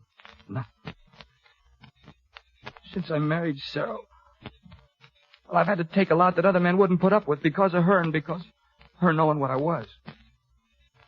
This thing with Temple got under my skin. I made up my mind to stand up to him. A man's got to take a stand sometime, somewhere. I'm sorry, Will, but... Hey, what's that? Get down, Will. Yep. We've got you dead to rights, brother. Trespassing. I ain't alone, Temple. Britt Ponsett's with me. Ponsett? That's right, Temple. I might have known Feta wouldn't come alone. Well, I guess 4 of us can take care of 2 of you. He won't be much use to you, Ponsett. Not enough fight. Okay, boys, move in. I could see one of his boys firing from behind a tree behind him. So I aimed at his arm. And the bullet hit him on the shoulder, and he lurched forward. That meant only 3 of them now, but they were closer. Will still didn't say anything. He was waiting for me to make the next move. I tossed him the rifle. Thanks, Britt. He got to his knees and started across a little clearing. He was still all right when he died behind a boulder. I knew where he was heading, too. Noah Temple had been shooting from behind a clump of pines about 50 yards back. For a couple of minutes, I didn't get a chance to watch him. Temple's 2 guards were on either side of me now. One of them was more than 8-10 feet away. I saw the barrel of his carbine rise up from behind the bush. There's only 1 guard left. About that time, it seemed like he'd had enough. Anyway, I moved across the clearing toward the pine trees where Will had disappeared. Pulled up behind a rock. Well, there was Noah Temple. Crouched down low, his gun ready. A little bit of movement in the brush caught my eye. It was Will. He was right behind Temple. And Temple didn't know it. He was looking my way. Will had a perfect shot. I saw Will's finger curl around the trigger. But Will didn't fire. I couldn't figure out what had gotten into him. He didn't fire. And then he threw his rifle to one side and let out a yell. Temple! Temple turned and got off a shot. Well, he was surprised he couldn't do much aiming. And then Will was on top of him, twisting the gun out of his hands. And after that, I saw a fight the like of which I'd never seen before in my life. There, Will hit Temple across the face, and he went over backwards. And then Temple kicked, and his foot lifted Will right off the ground. But before Temple could pick himself up, Will was right on top of him again. And Temple tried to reach for his gun, and Will brought his boot right down on Temple's hand. Temple quit reaching. And then Will backed away and let Temple up again. And as soon as Temple was steady again, Will drove his fist right into Temple's stomach. And Temple's hand flew apart, and he was wide open. Will hit him again, and hit him again, and again. And finally, Temple managed to send his fist into Will's face. And Will looked like maybe he was going to go down, but he still had a fight left to land a right that snapped Temple's head right back. And it was Temple that toppled over, and then I knew he wasn't going to get up again, not for quite a while.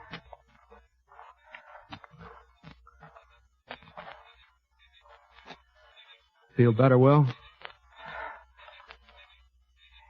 Yeah. Yeah, lots better. You had your chance to kill him. You had a perfect shot. You didn't have to fight him this way. It's the only way I could fight him, Britt. Huh? I had him in my sights. Something kept me from pulling the trigger. Maybe you'll think I'm crazy, but I kept remembering what I'd promised Sarah. That I wouldn't use a gun again. I couldn't pull that trigger, Britt. I just couldn't. Uh-huh. Well, let's see if we can't get Temple here to a doctor. You know, it looks like he needs one.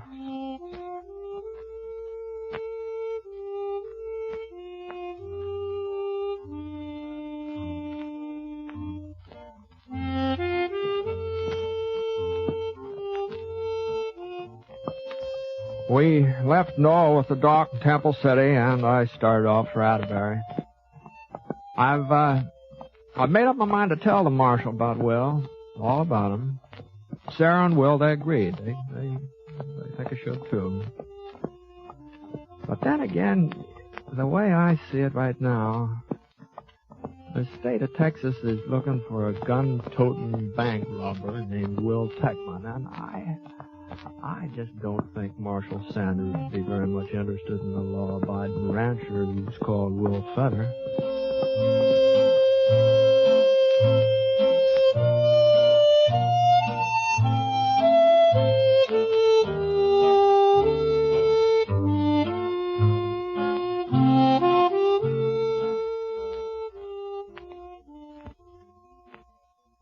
I'd like to take a minute here to remind you about some of the great entertainment that's in store for you on NBC Radio. Now, for most of us, Monday evening is a time to relax, sit back, and take it easy. NBC had exactly that in mind when they designed their Monday night of entertainment. You'll want to listen to the delightful music of the Railroad Hour as they resume their fall schedule of popular operettas that have entertained for so many years. Gordon MacRae will be your host and star, and during weeks to come, you'll have many charming guest stars to add to your listening pleasure with their famous voices. And you'll want to relax to the melodies of the Firestone Orchestra and Chorus under the direction of Howard Barlow on The Voice of Firestone. Another great Monday night favorite is the Telephone Hour, with its wonderful program of music directed by Donald Voorhees. Yes, every Monday night, hear these three fine musical programs on NBC Radio.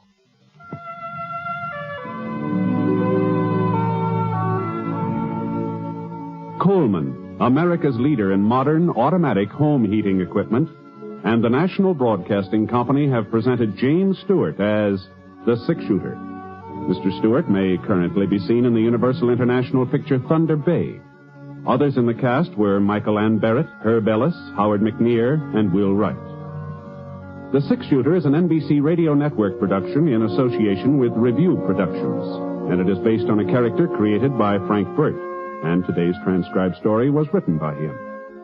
Special music was by Basil Aslam, and the entire production is under the direction of Jack Johnstone. All characters and incidents were fictitious, and any resemblance to actual characters or incidents is purely coincidental.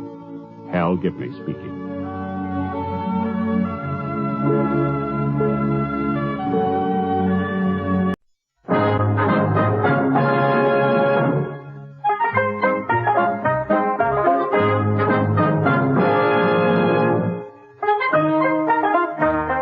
In just a moment, you'll hear James Stewart as the Six-Shooter, just one of the many great stars brought to you Sundays on NBC. Every Sunday, hear Hume Cronin and Jessica Tandy in The Marriage, Sir Laurence Olivier on Theatre Royal, Lawrence Tibbett with the Golden Voices, Helen Hayes, Frederick March, Rex Harrison, and Lily Palmer on the NBC Star Playhouse. All of them heard only on NBC. James Stewart as the Six-Shooter.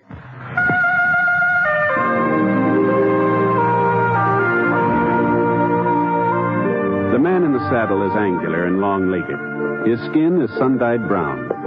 The gun in his holster is gray steel and rainbow mother of pearl, its handle unmarked. People call them both the Six-Shooter.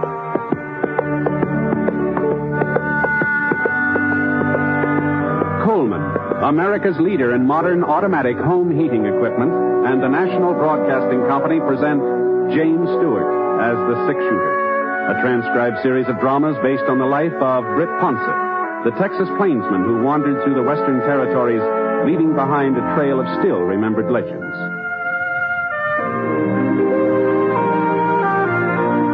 Now, in just a moment, immediately following this important announcement, you'll hear Act One of The Six-Shooter. Have you heard about the Joneses? They're going to Europe for 6 weeks. They'll start in England, then visit Holland, Belgium, France, and Italy. It'll be a wonderful trip, a lifelong dream come true. And someday, it can be your turn to do just as they did. Put your money where it will earn $4 for every $3 you invest in United States savings bonds. Start planning today. United States savings bonds can take you to Europe, too. Now, Act One of The Six-Shooter, starring James Stewart.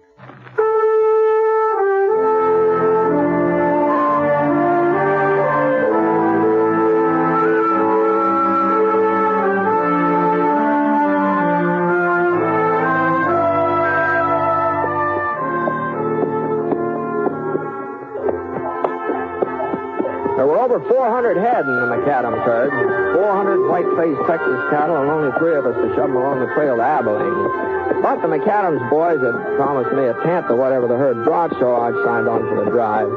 And it looked like I was going to earn the money, too. There'd been a cloudburst the second night out, and it sounded like we might be heading into some more bad weather. The sky was all black and purple, and the wind began blowing up little balloons of dust. Thunder made the steers restless. They still remember that first storm. They didn't like the idea of going through another one. All right, come on now. Come on, cattle. Fight up. Fight, cattle. I can see the rain now. It hadn't hit us yet. It's still a couple of miles ahead, but I can see it real plain. Streaking down across the sky like little silver lines on a gray blackboard. In the canyon where we were, the sun was still shining.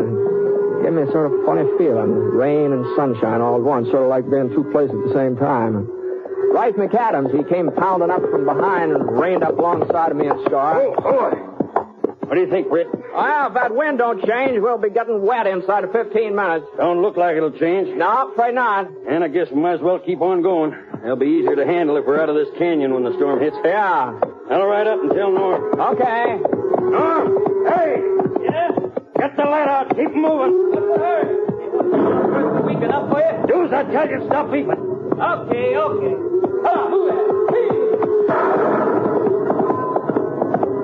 Norm will speed him up, Britt. I'm going back and see if there ain't no stragglers. Want me to give Norm a hand? No, I can handle it myself. It's about time he learned how. All right, you're the boss. Yeah. Just keep an eye on him, Britt. Sure. That lightning had hit a pine tree about 50 yards up the side of the canyon.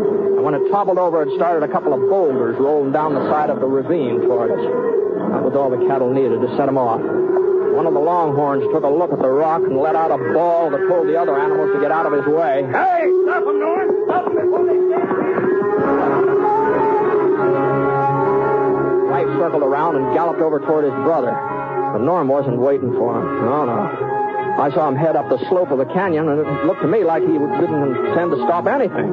All he cared about was getting out of the way. So I dug my heels into Scar's flanks, and we rode right into the middle of the herd. If I could split them in half, only part of them would tear loose, even in a stampede. Rife was in front of the herd now. The lead steer turned off. A couple of more shots, and the rest was following. There we are. I knew there wasn't going to be any stampede. Not now, anyway. Rife had stopped him just in time. It's nice going, Rife. Somebody had to do it. Yeah. What happened to you? Horse pulled us. Almost threw me. Yeah? Guess he was scared. The horse? That's what I said. Yeah. Well, here comes the rain. It looks like this is the tail end of it, though. Probably would have been more in a shower. We better keep moving anyhow. You take over up here, Britt. Norm will riding back with me. Sure. Your horse all right now? I guess so. Okay, let's go.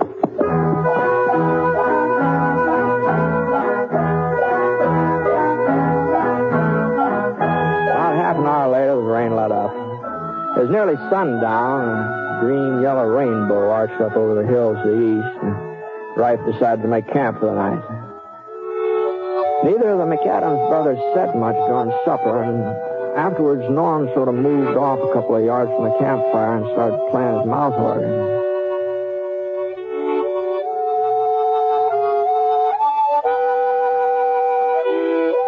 What you staring at, Rife? Huh? You heard me. I don't know what you mean. You've been watching me ever since this afternoon when my horse bolted. You've been looking at me the way you used to look when I was a kid and done something you thought was wrong. We almost had a stampede today, Norm. Almost? You was riding front, man. You was the one to stop it. I suppose you've never been on a horse that ran away with you. You was always able to handle that Palomino before. Why do you have to keep nagging? I'm no cattleman. I didn't want to come on this drive in the first place. It's our herd. It's your herd. It was up to me would have sold the ranch years ago. Yeah, maybe you're right. Maybe we ought to sell out. We'll talk about it when we get back home. Hold up a minute. Thought it was my turn to look after the cattle tonight. It's been a pretty hard day. You're probably tired. I'll wait till... I'm no more tired than you are. Okay, Norm. I'll be over on that hill over yonder. Well, you're not serious, right, about selling out, are you? There's something in what Norm says. He's no cattleman. Well, maybe not, but you are. I can always get work somewhere. Carrie'd probably be happier in town anyway. Carrie? My wife. Oh, well, I didn't know you were married, right? Yep, last winter. She's staying with her folks in Bradley while we take the cattle north. Is that so? Carrie's a fine girl, Britt, younger than I am, about Norm's age. Young and pretty. You'll like her, everybody does. Yeah, even Norm. First time in our life him and me have ever agreed on anything or anybody. Well, she told me not to take him with us on this drive, said he'd never make it. I should have listened to her. Now, he's pretty young, right? This is his first cattle drive. For all we know, his horse maybe did run away with him, you know. Norm did the running, not his horse. He's no good, Britt. I guess it's my fault. I guess I brung him up wrong, but he is no good. You're not his father. You're not to blame for how he turned out. I'm the only father he ever had. Our old man died when Norm was just a baby, and Ma just lasted a couple of years after that. Oh, I'm sorry. I was 13, practically full-grown when she passed on, but Norm was only 4. She made me promise I'd look after him, see that he got his schooling and a chance to mount to something. Yeah. Fire's almost up. Oh, here, I'll fix it. I sent him to school, bought him books, but he wouldn't stick it out. It was too much like work. That's his real trouble, Britt. He's lazy, he's selfish. Expects everything to be handed to him all tied up in a fancy ribbon. Like this afternoon, he wasn't afraid of the cattle. He just couldn't be bothered stopping them. He didn't care that much. Oh, maybe he's had it too easy, right? Maybe if the chips are down, he'd surprise you. Maybe. Well, I'm not making the same mistake again. Not with my own kid. With your own? What? Yeah. Carrie's expected. He might be here by now, for all I know. Wow. Well, congratulations. Thank you. I'll buy you a cigar and have one. Yeah. All right. Oh, well, that's fine. Well, I guess maybe it's time to turn in, I think. I ain't very sleepy. I think I'll go up and, well, see if Norm's all right. Oh, doggone it. Britt, he is my kid brother. Sure. I know, right? Sure. Good night. Good night. I banked the fire for the night and spread out my bedroll. The moon came up, full moon, kind of a moon you ought to have after a rain. I stretched out flat.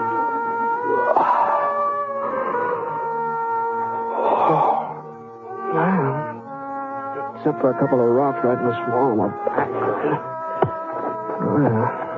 Well, I felt about as comfortable as a man has a right to feel.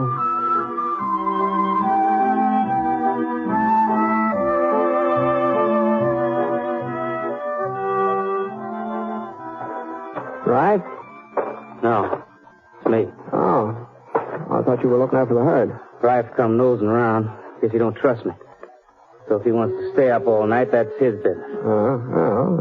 Sorry. Yeah, we got nothing but heroes on this drive.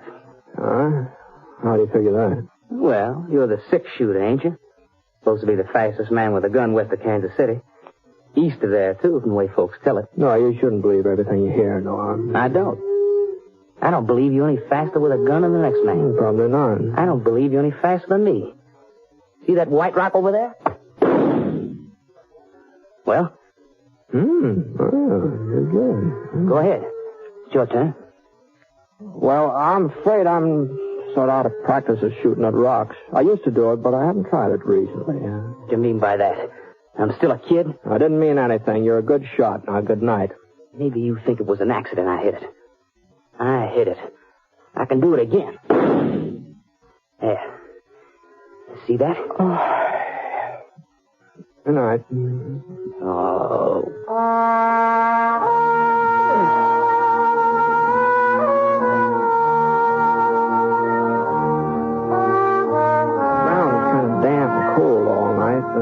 Didn't keep me from sleeping. And when I finally woke up, the sun was just starting to shove the sky away from over my head. A couple of seconds, I couldn't quite decide whether to open my eyes or not, but the smell of coffee made me make up my mind. Oh! Morning. Morning. Want some Java? Yeah, thanks. Where's Norm? Taking a bath. Taking a bath? Yeah. Found a water hole the other side of the hill. Oh. He'll be back any minute. Trust Norm to keep himself duded up. It wouldn't surprise me if he showed up wearing a clean shirt. Yeah. Well, you can't blame a fellow for... Yeah, what's this? Oh, that looks like a letter. Oh, here, it's yours. Mine? Well, it says Love, Carrie. Isn't that your wife's name, Carrie? Yeah. Oh, here. Read it to me, Britt. What? Out loud. Read me what it says. Well, I'm not interested in somebody else's mail, Ralph, especially love letters. Is that what it is? Well, you ought to know. It's yours, isn't it? No, Britt, it ain't.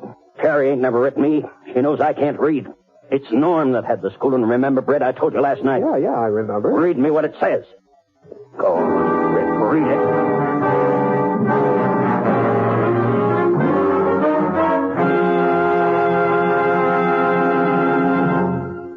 We'll return to James Stewart as the six-shooter in a moment. First, a word from Coleman, America's leader in modern automatic home heating equipment. You'll be glad this winter you bought a Coleman heater this fall.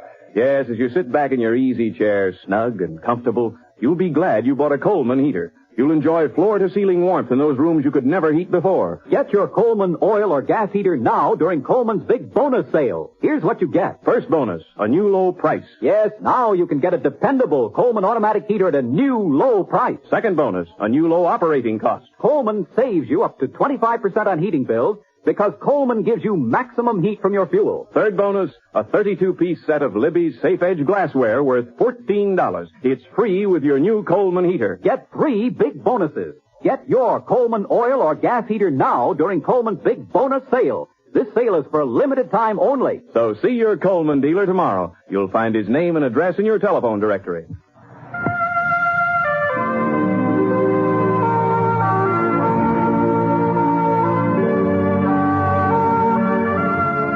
Now, Act Two of The Six-Shooter, starring James Stewart as Britt Ponsett. The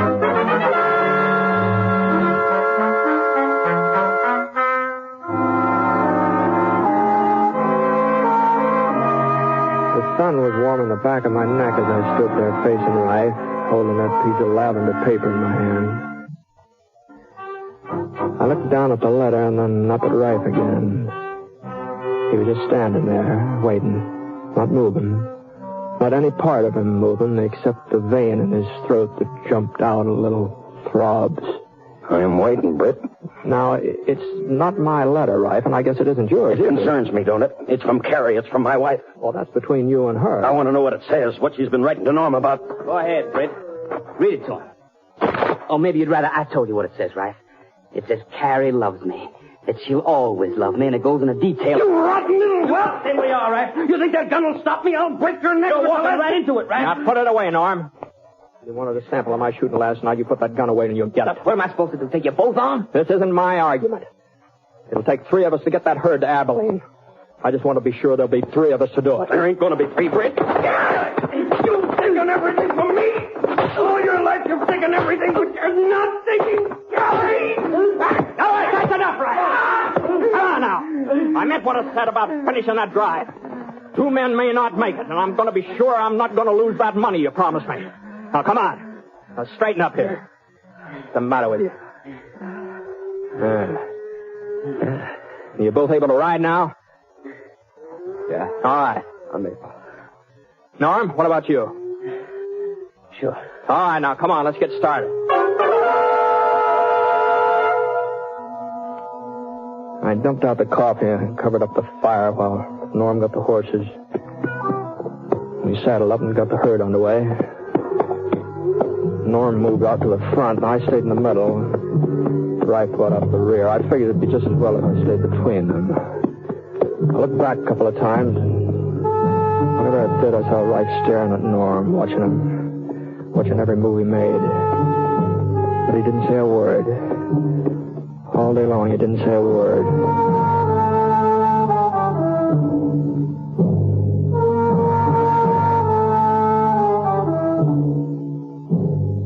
And then at supper time, Rife, he sat off one side just pecking at his food. I noticed there's nothing wrong with Norm's appetite, though. Any more beans? Yeah, it looks like you finished them up, Norm. Oh? You're kind of hungry tonight, huh? Why not?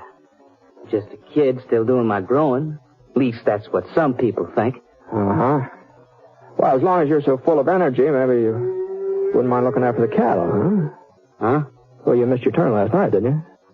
Say, you taking over this outfit, Ponsett? No. Just a suggestion. I guess somebody's got to run things. Don't look like my brother's holding a very tight rein. See you in the morning. Yeah. Come on, Rife. How about some shut-eye? Okay. Good night. Night. I waited till Rife dropped off, and I closed my eyes. I didn't sleep very long, though.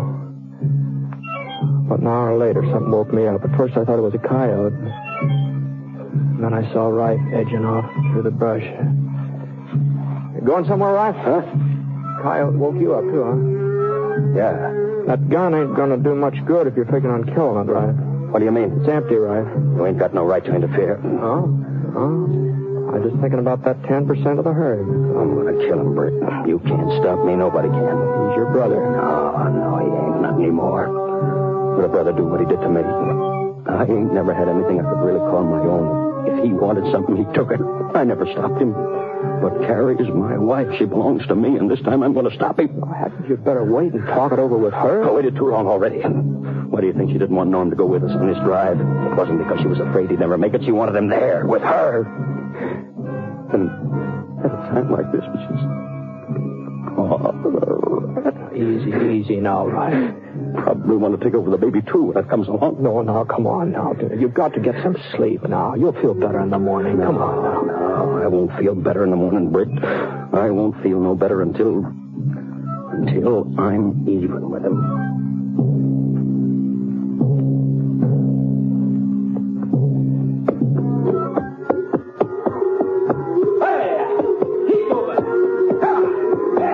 I guess none of the three of us got much sleep that night, and by noontime the next day, that saddle of mine was a little harder than usual.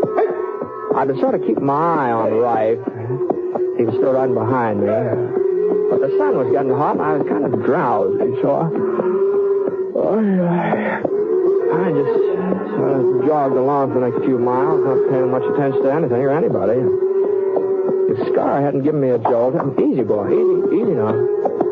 I wouldn't have looked around, and I wouldn't have seen that we were coming into a gorge. It was very narrow, barely wide enough for the herd, and the rock walls jutted up at a sharp angle, too steep for a horse to climb. By the time I got my bearings, it was too late. This was just the kind of a place Rife was looking for. I couldn't see him now, but I knew he was doing the firing, and I knew why. He was trying to stampede the cattle. And there in the gorge, Norm wouldn't be able to get out of the way. There was no chance of getting back to stop Rife. All I could do was just jam right into the middle of the herd. Come on, boy. Now, come on. Scar fought his way past a couple of steers. I tried to keep them under control, but the ones from the rear started pressing forward with earnest, and there just wasn't no holding the rest of them. And we was right in it now, a real stampede. This was Rife's way of killing his brother, and I wasn't so sure I was going to fare any better than Norm. A couple of the cows shoved against us, almost toppled us over. Scar was pretty certain to lose his footing before we could get much further, and I jerked out my gun.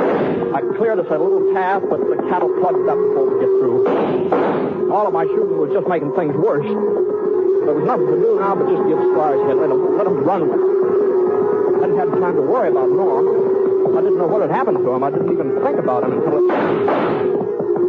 That wasn't firing. That wasn't Rife firing. That was from up ahead. Well, the herd was half crazy now. They'd been shot at from all directions. They didn't know where to turn now. I rose up in my stirrups and looked forward. Norm was holding his ground at the mouth of the gorge. He could have gotten away, all right, but he was holding his ground. I hadn't lifted myself up. Maybe I would have been able to hang on when the cattle twisted around and started changing direction. As it was,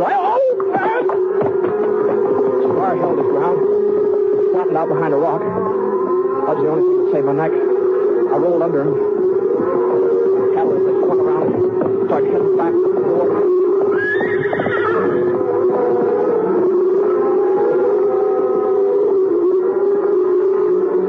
In a couple of minutes, I was in the clear. The cattle passed me by. I pulled myself up to my feet, and I looked around. The herd was still out of control. They were charging out the other end of the gorge. And then I got a flash of Rife. Norm must have heard it too. Rife!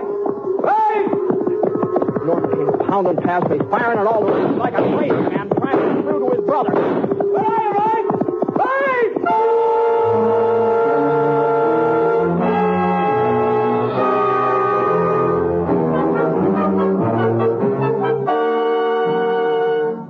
Moved on almost out of sight now before I saw Rife again. He was lying on the ground in a smear of sticky red dust, and Norm was there bending over him when I got up to him. You all right, Bryce? I started him, Norm. I figured you'd try to get out of the way, but you didn't run. You stopped him. He stopped him, didn't he, Britt? Yeah. I didn't mean for him to turn on you, Rife. I swear I didn't. I know that.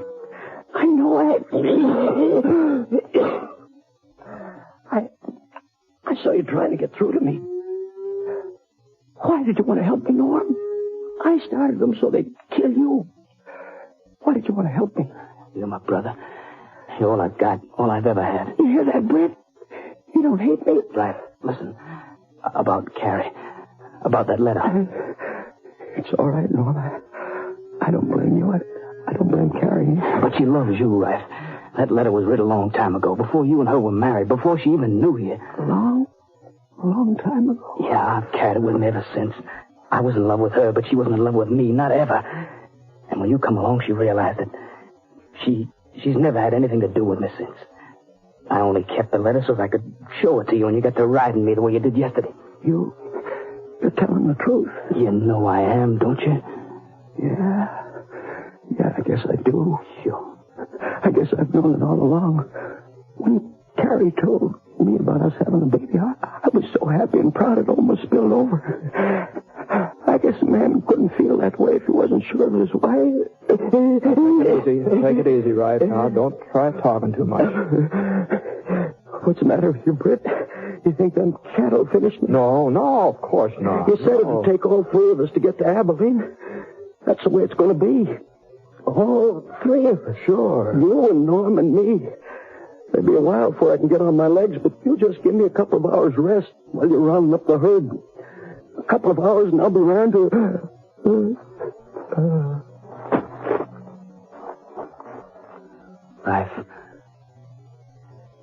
Rife. He's dead, Norm. But it can't be. He was feeling better. You heard him. Well, a man don't always know when he's dying, Norm. Sometimes a man's lucky. Britt, Yeah. It's only kids that cry, ain't it? I guess this makes me a kid. No, I wouldn't say that, Norm. I'd say you've done a lot of growing up today.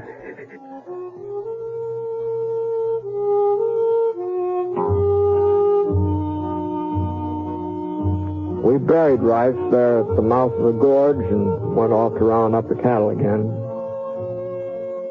We managed to find most of them, and about a week later we hit Abilene.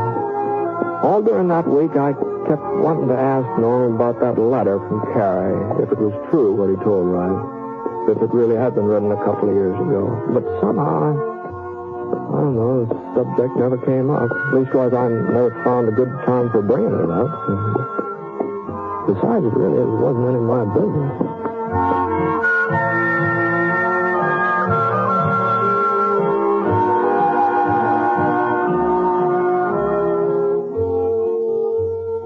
Beginning tomorrow night, Fibber McGee and Molly return to the air in a new series of programs. Yes, beginning tomorrow night, you'll hear those wonderful folks from 79 Wistful Vista, Fibber McGee and Molly, every night, Monday through Friday on NBC. As a matter of fact, this is the week that will see 28 new programs beginning on the NBC Radio Network.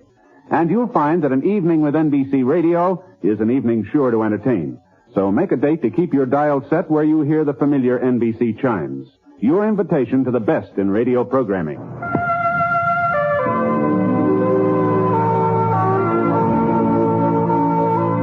Coleman, America's leader in modern automatic home heating equipment, and the National Broadcasting Company have presented James Stewart as the six-shooter. Mr. Stewart may currently be seen in the Universal International picture Thunder Bay. Others in the cast were Lou Merrill and James McCallion. The Six-Shooter is an NBC Radio Network production in association with Review Productions and is based on a character created by Frank Burt, and today's transcribed story was written by him. Special music was by Basil Adlam, and the entire production is under the direction of Jack Johnstone. All characters and incidents were fictitious, and any resemblance to actual characters or incidents is purely coincidental. This is Hal Gibney speaking. Listen to Last Man Out, one of the Magic 28, next on the NBC.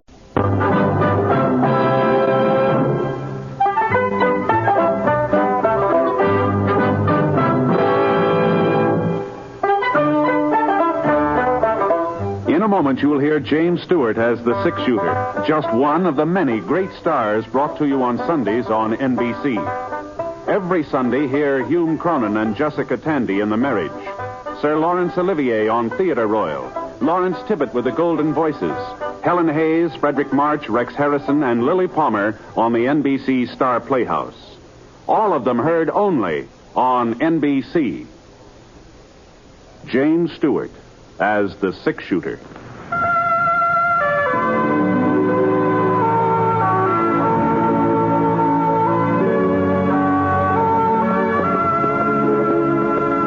The man in the saddle is angular and long-legged. His skin is sun-dyed brown. The gun in his holster is gray steel and rainbow mother of pearl, its handle unmarked. People call them both the six-shooter. Coleman, America's leader in modern automatic home heating equipment, and the National Broadcasting Company present James Stewart as the six-shooter, a transcribed series of dramas based on the life of Britt Ponsett, the Texas plainsman who wandered through the Western Territories, leaving behind a trail of still-remembered legends. Now, in just a moment, immediately following this important announcement, you'll hear Act One of The Six-Shooter. The Red Cross trains millions of Americans each year in first aid, water safety, home nursing, and as volunteer nurses' aides. Volunteer nurses' aides assist professional nurses in hospitals and clinics. This help requires skill. It is through the Red Cross that you and your neighbor can get that skill, can get that training. Through the Red Cross, you can answer the call of your family and your community. Help make this training possible. Give through the American Red Cross Fund. Now, Act One of The Six-Shooter, starring James Stewart. The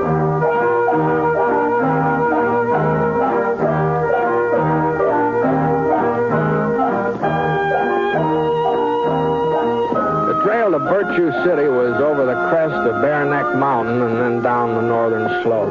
That's why you couldn't see the town until you were almost there. That and the clouds.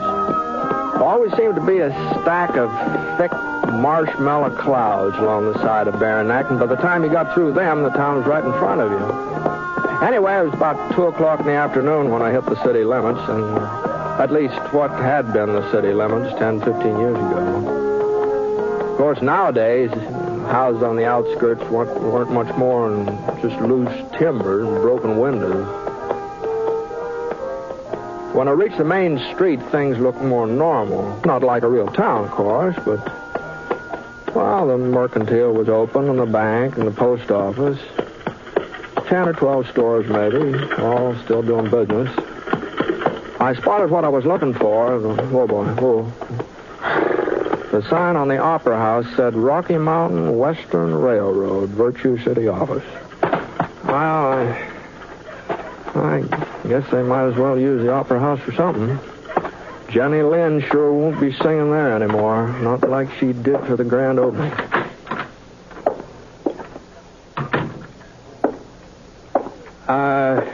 Howdy. Afternoon. Excuse me. Oh, sure. Mind handing me that box? That one there on the desk. Oh, this one, yeah. Yeah, I want to put these papers in it. Yeah, thanks.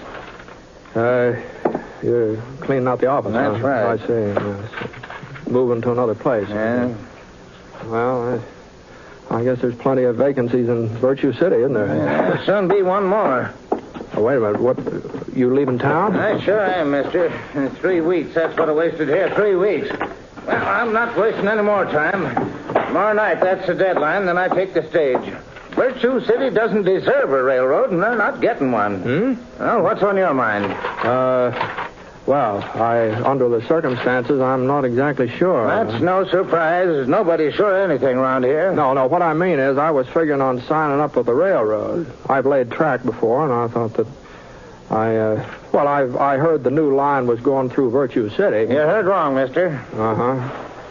Well, I'm sorry to have troubled you. There's other folks who should be sorry. Gave me their word. Said they'd have the right of way free and clear. Ought to sue them. That's what we ought to do.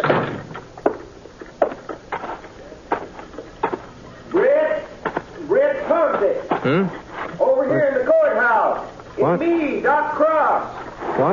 What? Oh, hello, Doc. Come on in. I say come on in. Oh, well, sure. Doc? Second office, Britt, on your right. Oh, Say, I didn't know you were still living on a... What in the thunder are you doing in a wheelchair, Doc? Oh, I fell off my horse a couple of months ago. It was his fault, not mine. Oh, his fault. Oh, sure, yes. Did you break anything? Well, I ain't positive. I had to send for Doc Sampson over to Watsonville. He says I broke my leg. Old butcher. Don't think he'd know a broken leg from a floating kidney. If you ask me, he's keeping me off my feet so he'll get a crack at all my patients. Oh, well, Doc could do you good. Get a little rest. Maybe. Hey, sit down, Britt. Sit down. Thanks. Well, I was kind of surprised to see the courthouse still open. I thought they'd moved the county seat over to Fort Gray. Politicians. Yeah, those people in Fort Gray bribed the legislature. That's what they did. But we'll get the county seat back again. Just you wait and see. Meantime, we're using the courthouse for a city hall. I guess we got just about the fanciest city hall west of Denver. Yeah, I wouldn't be surprised. I'm the mayor now, Britt. Oh, yes, wow. Good for you. What about you? What brought you to Virtue City after all this time? I hope you ain't just passing through. No, I'm afraid so, Doc. I was aiming to sign up with the railroad, but since they ain't coming this way... Not coming this way, but... Who told you that? Well, that fellow over at the Opera House. Oh, that's Nelson. Thad Nelson. Don't pay no attention to him. Well, he works for the railroad, doesn't he? Well, yes, he does. But he ain't never wanted the line to go through Virtue City anyhow. He'd rather it went the way of Watsonville. If you ask me, Watsonville is paying him off. Oh? That's the reason he's been looking for an excuse to get out of our contract. He figures this trouble with Annie will let him off the hook. Annie? Silver Annie. You remember her, Britt. Annie Huxley. Annie Huxley. Oh, sure. Well, I thought she'd moved away. No such luck. She's still sitting on the old Huxley mine like a hen hatching eggs. Only thing is, there ain't no eggs in that mine, not anymore. Well, what's she got to do with the railroad, though? Well, Britt, the route's been surveyed to go through her property. Town agreed to secure all the right-of-ways the railroad would need. We're willing to pay for them and a good price. But Annie's not satisfied with what you're offering. We don't know. She won't talk to us. Won't even let anybody near her shack. Oh. She just sits there day and night, right by the window with her shotgun poking out. Anybody comes on her land, she lets go. Got some fool notion there's still silver in that mine, and folks are trying to get it away from her. Well, I'm crazy. That's what she is, if you ask me. Oh, I wouldn't say that, Doc. Maybe Annie's living the past a little bit. She's got quite a past to live in, too, you know. Gee whiz, I remember about her wedding to Sin Huxley. About how he put down a street of silver dollars all around the church. You remember that? Yes, well, that's beside the point. I sent for Clyde Huxley. Clyde? Yeah, he's a relative of Sin's, a distant cousin or something like that, but a relative. We had to pay his fare all the way out from Chicago. Mm-hmm. He's seen Annie yet? That's where he is right now, and he'll straighten her out. You see, he's a lawyer, and he's not the kind to put up with any nonsense. So, well, Mr. Huxley, I didn't see you ride up, and I've been watching the street. I didn't ride. I walked. Oh, now, don't tell me that horse of mine threw you, too. I'm just didn't throw me. Where will I find the chief of police? What? I'm charging that woman with attempted murder. Oh, you don't mean Annie. I certainly do mean Annie. She ought to be locked up. And if I've anything to do with it, she will be. Oh, then she wouldn't sign over the right-of-way, huh? Not even for you, her own kin. I didn't get a chance to discuss it. She shot at me, point blank. Don't look like she hit you. It was a miracle she didn't. Well, I guess she just didn't know who you were, Mr. Huxley. She didn't recognize you. I told her who I was. Right after that, she fired.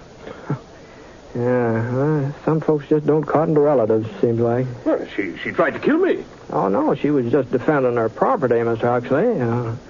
If she'd wanted to kill you, you wouldn't be walking around now. Annie knows how to handle a gun. Well, now, we got to do something, Britt. If we don't have that right away by tomorrow, Nelson, he's the railroad man, Nelson will leave town. The railroad will go through Watsonville, and that'll just about wash up Virtue City once and for all. Well, now, there must be some way of explaining things to Annie, Doc. I throw her in jail. That's just apt to make her more cussed than ever, you know. But Say, maybe there is another way. Sure. Somebody she trusted, somebody who didn't have no axe to grind. She'd listen to him. Now, Doc. You got those papers all ready for her to sign, Mr. Huxley? Doc. Well, then give them to Britt. Doc, now this ain't my affair, Doc. Now, I don't want to get mixed up with this. Oh, I know you, Britt. No, you but wouldn't let us down, not at a time like this. Go on, Huxley, give him the papers. Now, wait a minute. We'll never forget what you're doing, Britt. The whole town will be in your debt. Just get her to sign them. The places are marked with an X. Doc.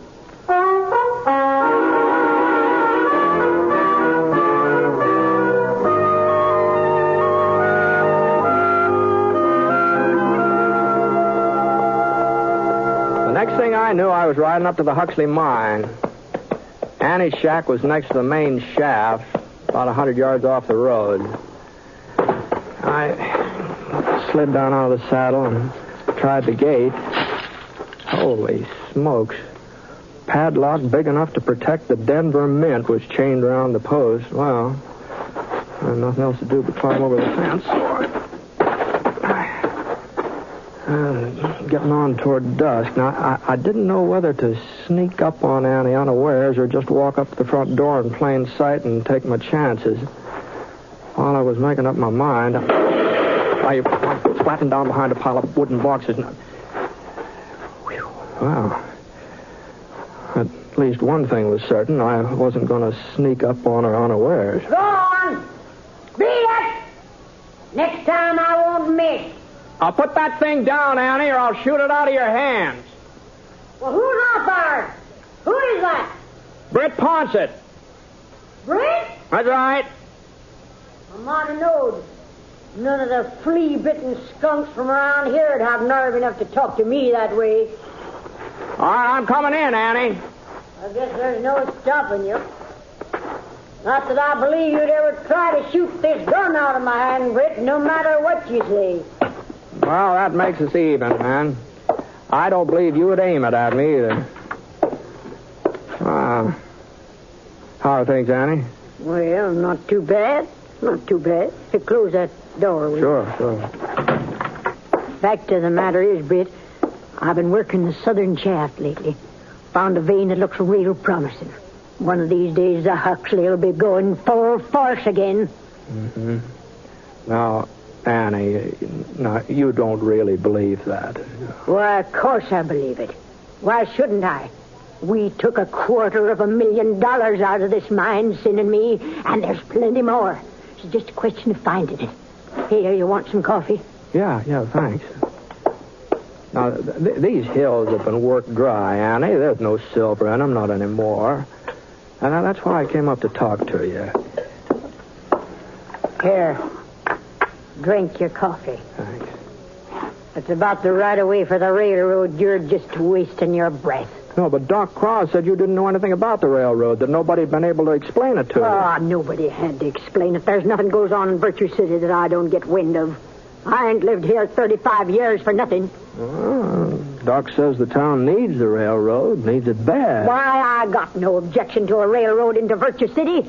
Probably need it myself to haul the ore out when I strike a rich vein. But the line don't have to go through my property. Mm-hmm. A mountain country like this, railroads don't have much choice. I asked Doc Cross. The only other route would cost a whole lot more money, more than the Rocky Mountain Western's willing to pay. Well, that ain't my problem. All I care about is the Huxley. And they not laying any tracks across it. All right, Annie. All right. That's the way you feel. Thanks for the coffee. Oh, I guess maybe I ought to warn you. Your cousin's talking about putting you in jail. He ain't my cousin. He's Sin, and Sin never had no use for him neither. Well, whoever he is, he's And as for putting me in jail, he'll have to find somebody to come out here and arrest me first. From what I've seen of him this afternoon, there ain't much...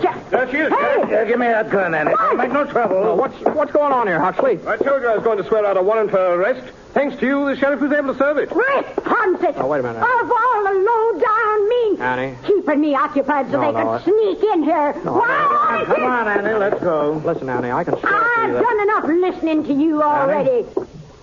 Take your hands off me, Sheriff. I ain't one of the girls from Crawford's saloon. I'm Silver Annie Huxley, And when I go to jail, I go under my own power.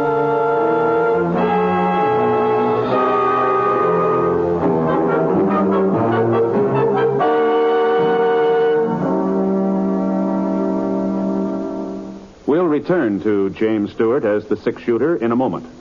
First, a word from Coleman, America's leader in modern automatic home heating equipment. When winter comes, does your house shrink like this? Well, I guess it's time to close off the 2 back rooms. There's just no way to heat them. Don't deprive yourself of valuable living space. Get a Coleman floor furnace or wall heater and enjoy new warmth and comfort in the hardest to heat rooms. A Coleman floor furnace or wall heater takes up a minimum of space, yet it gives you constant circulation of fresh, warm air, just as a big basement furnace does. You'll be snug and comfortable all winter long. And if you're interested in economy as well as comfort, listen to this. Coleman floor furnaces and wall heaters are low in price, low in operating cost, because Coleman gives you maximum heat from the fuel you use, either gas or LP gas. See your Coleman dealer tomorrow. You'll find his name and address in your telephone directory. Remember, comfort costs so little with a Coleman.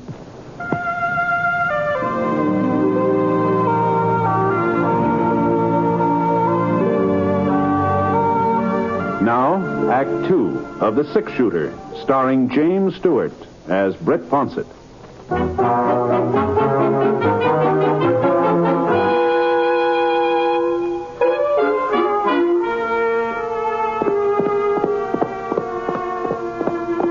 Well, they put Annie in a buckboard and started out for town.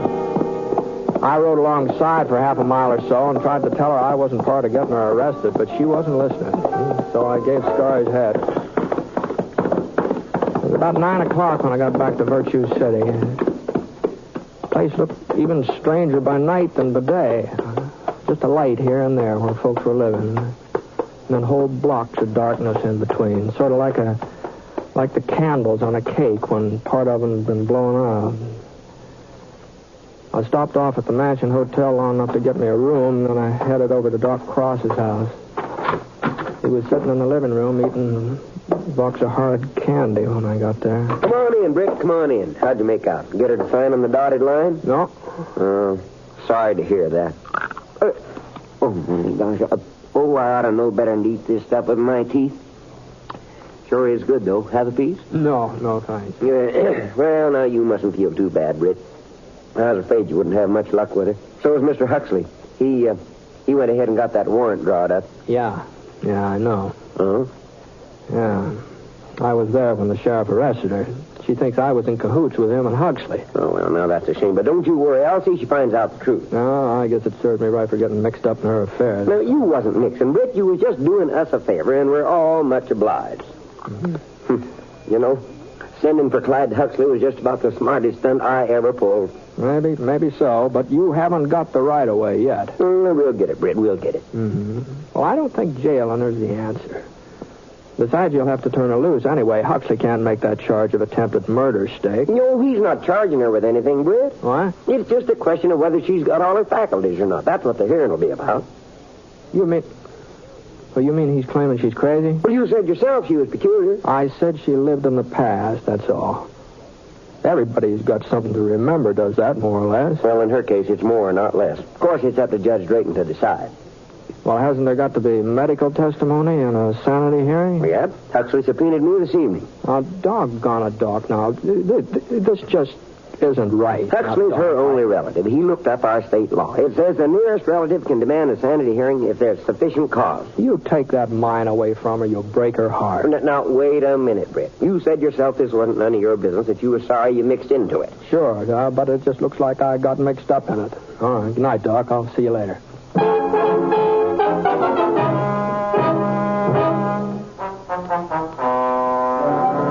Mrs. Huxley, I want to get this clear. You admit firing a shotgun at various people who've approached your place of residence at various times. I've shot at people trying to get into the Huxley mine, if that's what you mean. That's right. Now, how often has this occurred? As often as they tried it. Yeah, now, order. Now, you come to order. It's a very serious matter. Now, let's see, where was... Oh, yes. Surely you must admit this behavior of yours isn't exactly normal? It's normal for me. Now, order? What I mean is the average person doesn't use firearms on harmless visitors. The average person don't own the Huxley mine. I do. Yeah. Your Honor. Go ahead, Mr. Huxley. This is the crux of my poor cousin's delusion. This feeling of hers that the Huxley mine is of some great value, that it still contains silver, when we all know that it's worthless. And just how do you know that? You proved it to us. For 10 years you've lived there and searched the shafts every day. Have you found silver? Even a trace of it? No, I ain't. You see, Your Honor. If that makes me crazy, then Sin must have really been out of his head. He spent 12 years prospecting that mine before he made his first strike. I still got 2 years to go before I'll be even with him. Yes, but there was silver there then. There is now. Your Honor. I'm sorry, Mrs. Huxley, but after what Doc Cross said and then what you yourself say, well, I'm afraid that the law allows me no alternative but to... Excuse me, Your Honor. Now, see here. We're not going to have any more interruptions. Who is that man, Doc? Britt Ponsett. Ponsett, the six-shooter? Yes, but now don't you let him talk to you. Well, if there's something you wish to say, Mr. Ponsett, this here court will be happy to hear you. Oh, thanks, Judge. I've been listening to this hearing, and like Mr. Huxley says, it all seems to hinge on whether or not there's any silver in the Huxley mine. What I mean is, if there was silver, then Annie's actions wouldn't seem so strange, would they? No, I suppose not. She'd be protecting a valuable piece of land. But... Yeah, well, now, I think maybe you ought to see this report here. You see, I took some ore samples from the Huxley mine over to this assay office this morning, and, here's one of them. I'm afraid I don't quite follow you, Mr. Ponsett. Well, if you'll just read that report, Your Honor. Let's see now. Samples tested show a value of approximately $125 a ton. $125? Yeah, I figured they'd run a little higher, but I guess here. The assay... Let me see that, Judge. I can't believe it. Well, that's what it says, all right. 120... Britt, this ore come from the Huxley? Yeah, that's where it came from. Listen, everybody. Everybody, Annie's found silver again. For all we know, the whole town's been sitting on it, just like in the old days. Silver! Yeah, but what about the railroad? You've got a contract with my company. We don't need your railroad, Nelson. We've got silver. Please! Order! Now, I wouldn't be too hasty, Doc. Of course, there's no possibility of bringing the line through the Huxley now, I suppose. But there is that other route. It'd cost Mr. Nelson's company a little more money. That might be arranged. Of course, I'll have to check with the main office. Oh, you would? Oh, well, that seems a shame. Too bad you can't sort of make the decision right now on the spot, before another railroad hears about the silver and tries to beat you in here. Oh, no. On second thought, there really isn't any reason to delay the matter. If you'll just drop by my office, Dr. Cross, I'll send the contract and give the order to begin construction on the other route. I think that'll be... Well, I guess that takes care of everything, except Annie and the sanity hearing. You were just about to hand down a ruling, Judge, weren't you? Now, you come to order. Well, there's no question about her sanity. And I'm surprised at you, Mr. Huxley. A lawyer of your standing, pressing a complaint like this. Why, Silver Annie Huxley is one of Virtue City's outstanding citizens. Always has been. Always will be. Court's adjourned.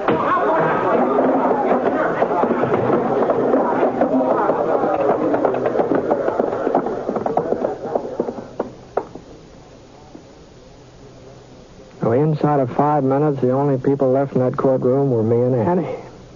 It's a funny thing, She was the only person who hadn't been excited about the silver. She just kind of stared at me without budging. And then the corners of her lips sort of wrinkled up into a smile. Britt Ponsett? Yes, ma'am. You better get out of town before they find out. They'd tar and feather you for sure. Well, what are you talking about, Annie? Why? You think I didn't recognize that piece of ore? I ought to. I've been looking at it for 30 years. Them samples have been sitting on my dresser ever since Sin found them in his first strike. No. You saw them last night. You knew they were souvenirs from the old days. Well, they could have been something that you dug up recently, couldn't they? I'm not saying you lied, Britt. All you told them was that the ore was from the Huxley. That's true enough. It's just a good thing they didn't ask you when. Yes, I guess it is. Yeah. Well, anybody can make a mistake, you know. You knew what you were doing. And you knew the railroad would be coming through the other route before they got wise. No, I wouldn't exactly say that, but under the circumstances, I kind of think maybe I'd better leave town. Don't you think that would be... So long, Annie. Wait a minute, Britt. I want to thank you. Oh, well, nothing to thank me for, Annie. It just looks like I can't tell old ore samples from fresh ones. That's all.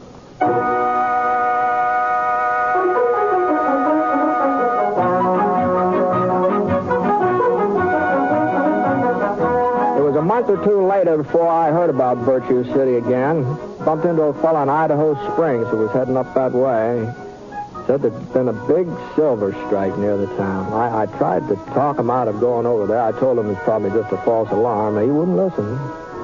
He said there'd been a false strike 3 or 4 weeks ago, and everybody went out prospecting. And the first thing you knew, somebody found silver. The real thing. Fellow had a newspaper from Virtue City to prove it. Editorial on the front page was by Doc Cross about moving the county seat back to where it belonged.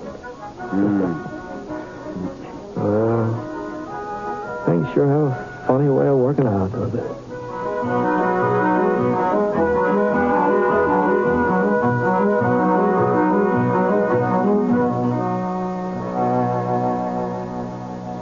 Here's a tip for more great dramatic entertainment each week on the NBC Radio Network. Direct from his great hit in From Here to Eternity comes a new dramatic Frank Sinatra to play the hard-hitting adventure role of Rocky Fortune every Tuesday evening. And if comedy is your weakness, you'll want to know that Fibber McGee and Molly are now heard every day, Monday through Friday, on the NBC Radio Network. Remember, you'll hear more of America's greatest radio programs if you keep your dial set to this same station of the NBC Radio Network.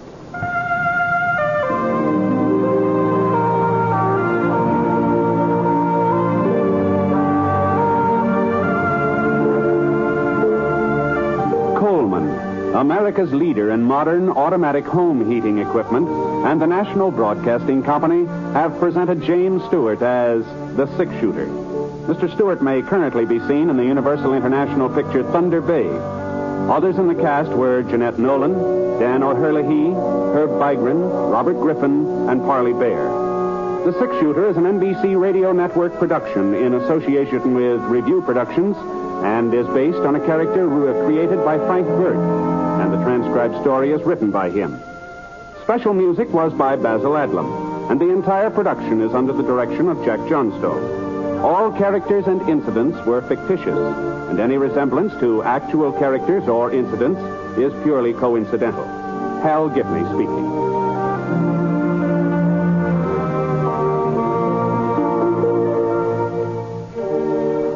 Listen to Last Man Out, next on the NBC.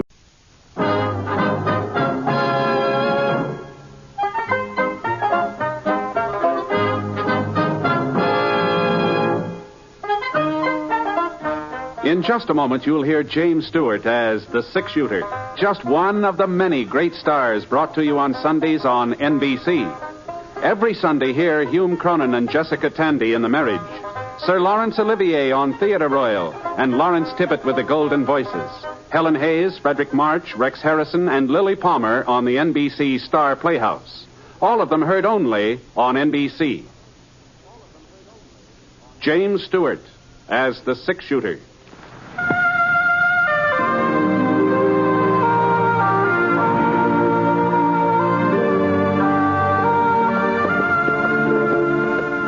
The man in the saddle is angular and long-legged.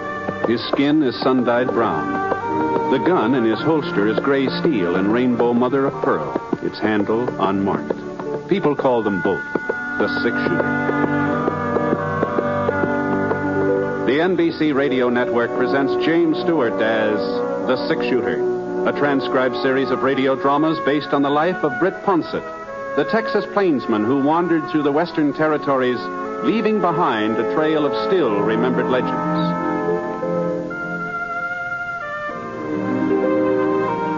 Now, in just a moment, immediately following this important announcement, you will hear Act One of The Six-Shooter.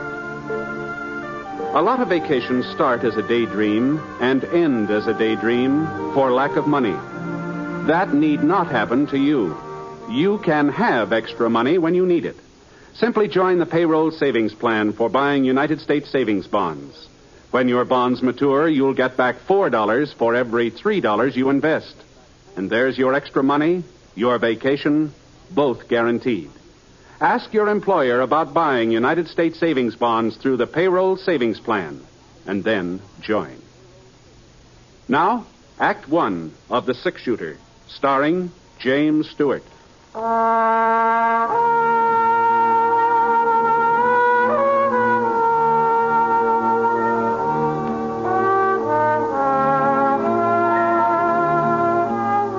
The wind had died down, and it was quiet now. The only thing I could hear was the creek trickling away about 20 feet down from where I'd made camp for the night.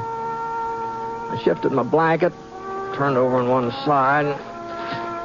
The moon came out, and I could see the water skimming along, washing the pebbles clean. And, gee, it's funny the way the sound of a creek always makes you drowsy.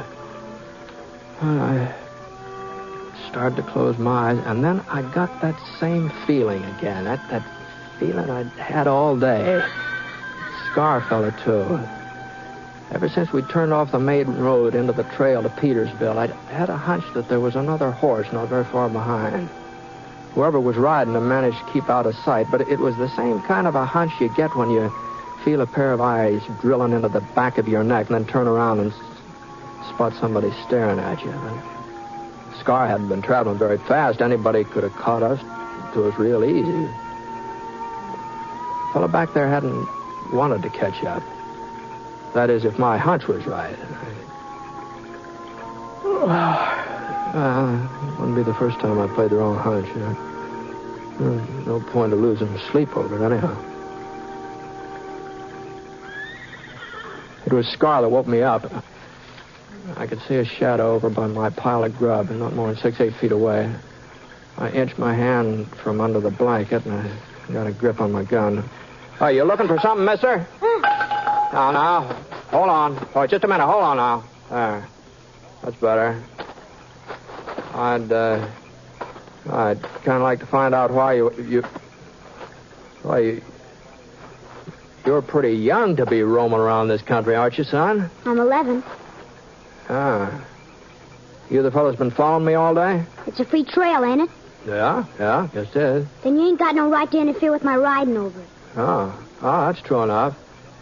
But, you haven't got much right stealing my grub, either. I didn't steal any. Well, that's what you were fixing to do, isn't it? Maybe. Ah. Now, if you're hungry, you're welcome to it. I got plenty of grub here, but you just didn't have to come sneaking around to... I didn't know who you was. I was afraid you might try to send me back home. Uh-huh. Well, just where is home? Crescent. Oh.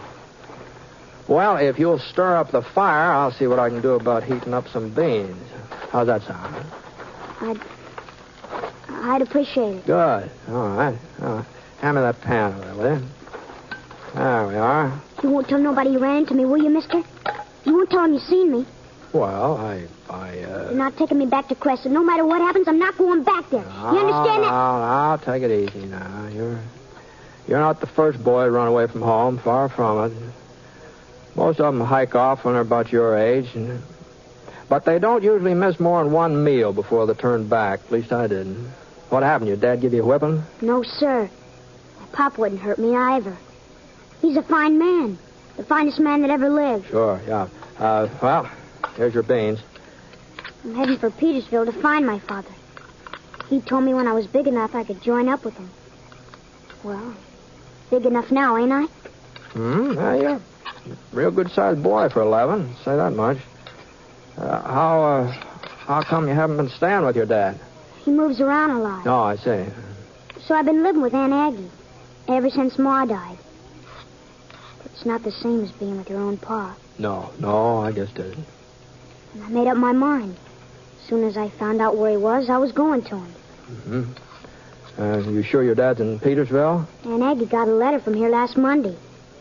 I heard her talking to Uncle Ray about it and heard him mention Pa's name. He sounded kind of worried, like something had happened to him. Uh-huh. Then when they saw me, they shut up. You reckon Pa's sick? You reckon that's what they were talking about? Oh, I don't know, son. It could be that. I asked them what was in the letter, but they wouldn't tell me. Now I'm going to find out for myself. Well, seeing how I'm heading for Petersville, too, I guess there's no reason why we shouldn't ride along together.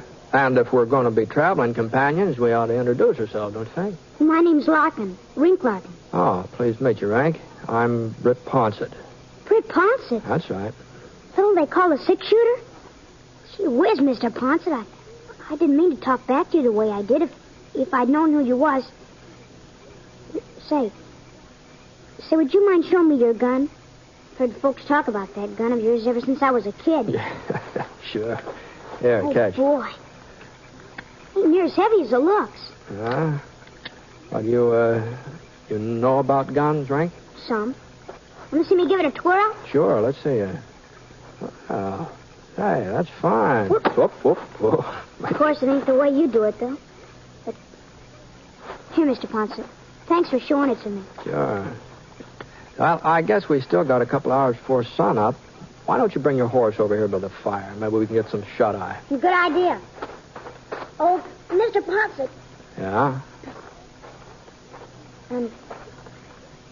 I'm right pleased I bumped into you tonight. So am I, Rank. So am I.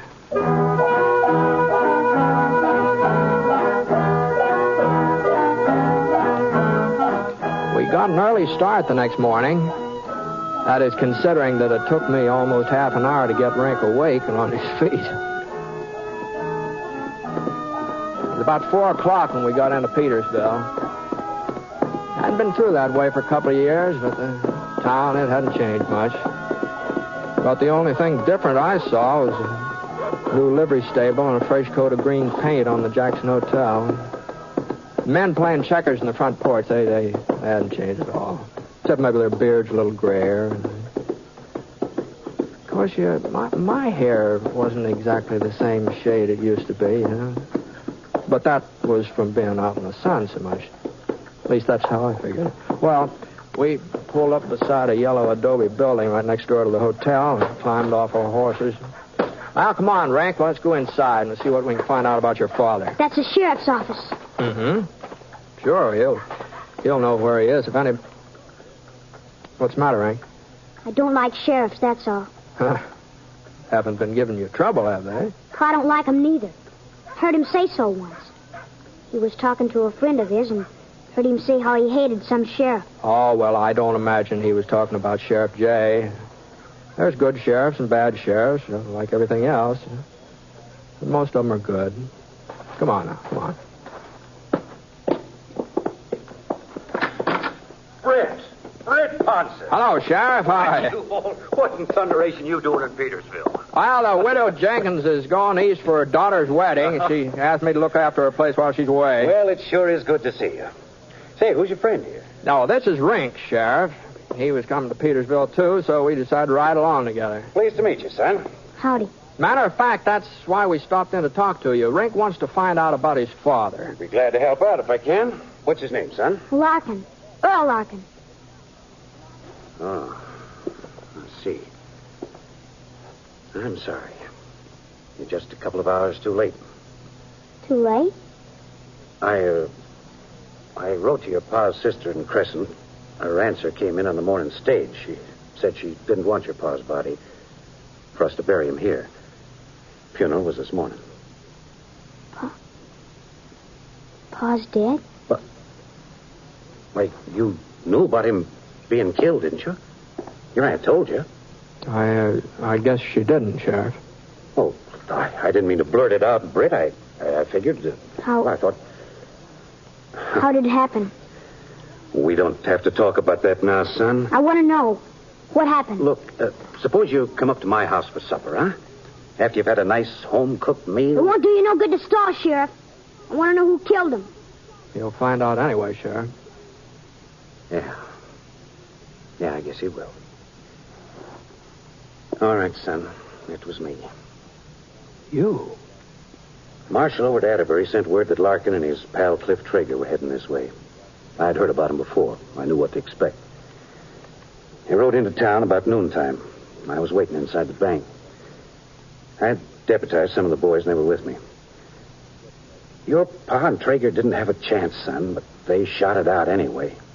Wouldn't drop their guns, even though we had the draw on them. Traeger, he got away into the hills. But Larkin... I'm really sorry, son. Sorry I had to be the one to do it, and even sorrier I had to tell you about it. You're a liar. A dirty, stinking liar. My pa never tried to rob no bank. You take it back, what you said about him. I'll make you take it back, every word. Now, you... Dirty, rotten... Now, Rink, here, get a hold of yourself here now. Go on me. He killed my pa. He's a murderer. Now, Rink. I didn't want to hit you, Rink, but I... Why shouldn't you hit me? You're his friend, ain't you? He killed my pa, and you're his friend. I think I ought to go after him, Britt. Try to explain. No, I expect it's best to leave him by himself for a while. But this wasn't the first holdup Larkin and Traeger tried to pull, not by a long shot. I didn't have no chance. Yeah. Well, someday the boy will understand. Someday when he's older. Yeah. Well, the trouble is, things don't wait for a person to reach the understanding age. They happen anyway, whether a person's ready for them or not. It doesn't look like Rink's ready. Not for this, anyway.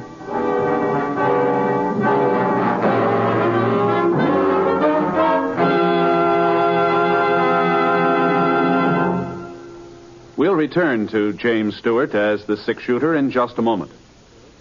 Monday night brings magnificent musical programs to the NBC radio network.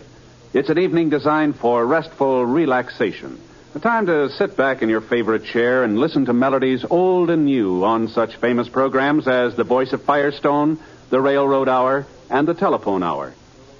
The Voice of Firestone continues to enchant radio audiences from coast to coast, and the program is now in its 25th year. Also on Monday evenings, enjoy the operettas presented on the Railroad Hour. Gordon MacRae is your Railroad Hour host, and each week he is joined by a charming guest artist in the stellar productions of this fine show. You'll also want to hear the Telephone Hour every week, as it presents the music of Donald Voorhees and the Bell Symphonic Orchestra and Chorus, as well as superb guest soloists. Listen Monday evenings on the NBC Radio Network.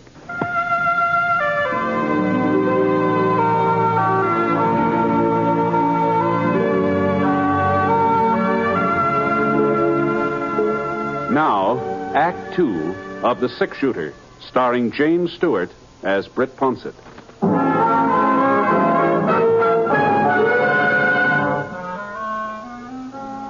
After I made sure of a room for the night, I started out looking for Rink.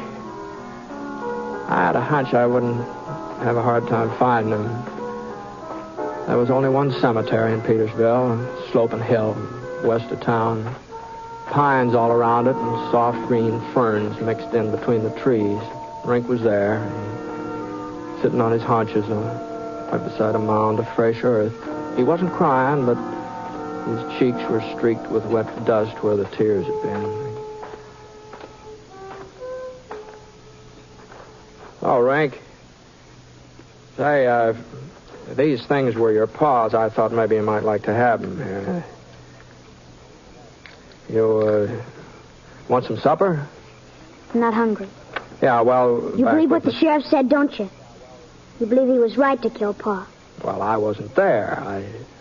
I didn't see how it happened. But you're on his side anyway. Oh, people don't have sides, Rink, not on a thing like this. I do. I'm on Pa's side. He was a good man. Never did anybody harm, never. No matter what that lying sheriff says. Well, maybe you saw your dad different from other folks. And that doesn't mean you're wrong. Maybe with you, he was different. I want to make it up for him, Mr. Ponsett. I'm going to get even with that sheriff. I will, so help me. Now, you listen to me. Let me alone, Mr. Ponsett. Just stop John and let me alone. All right. All right, Rink. Now, if you change your mind, you know where the hotel is, huh? Good night. I thought he would change his mind. I thought it'd get cold out there in a couple hours and he'd come sneaking into the hotel room, but he didn't. He didn't change his mind. I had the room all to myself. I didn't sleep very much, though. You know how it is when you're expecting something to happen, you sort of keep thinking about it in spite of yourself, and you just don't sleep very sound. Anyway, Yeah? Who is it? Me, Britt. Sheriff J. Oh, come on in, Sheriff. Oh, morning. Hope I didn't wake you. No, I wasn't asleep. I should have been up a long time ago, but hand me my boots, sir, will you? Hmm? Oh, sure. Thanks. Thanks. Hey, boy's not with you? No. No, I haven't seen him since last night. Don't know where he went. Oh? Something the matter? Thompson's hardware store was robbed about 3 a.m. No money missing. Just a revolver and some bullets, as far as Brad Thompson can tell. Oh, I see. Got in through the back window. Found some boot prints outside. Mm-hmm. Small boots. Size a boy'd be wearing. Wait, you find anything else? Yeah. There's a pretty clear trail leading away from behind the store. Be real easy to follow. Almost as if the fellow who robbed the hardware store left the tracks intentional so somebody'd come after him. What happened to that towel? Oh, here it is. It was the Larkin kid, wasn't it, Britt? Oh, it could have been. Don't tell me he's got some fool notion of revenging his father. Well, he did say something about getting even, Jay. So he figures when I go riding after him, he'll get a chance to kill me. That how you see it? It's pretty hard to be sure what's going on in a youngster's head sometimes. Doggone it, Britt. Sometimes I wonder why I keep on wearing this star. No matter what you do, it's wrong. Earl Larkin ain't the first man I've killed, not by a long sight. And he deserved it more than most. Killing him didn't end nothing. Just turned his kid bad. I guess I should have... Well... Let Larkin kill you? Oh, no. You going after Rink? Oh, maybe the kid will come to his senses. When you're 11 years old and you get set on accomplishing something, you don't change your mind very easy, you know. What do you expect me to do, Britt? Go up in those hills and shoot it out with an 11-year-old boy? I got a son of my own. Ned's just about the same age as Rink. Oh? If Rink was covering me right now, there in that door, if I saw his finger starting to squeeze the trigger, I wouldn't be able to shoot. No matter what, I wouldn't be able to shoot. Where's his trail lead? East, over toward Skull Mountain. Oh, Widow Jenkins' ranch right over that way. I'm riding out to see her this morning. Well, I guess it doesn't matter whether I go after Rink or he comes after me. Might as well get it over with.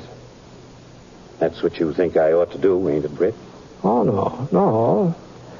No, not necessarily. All I was thinking was that if you did happen to decide to follow Rink, well, we could ride out together, part way at least.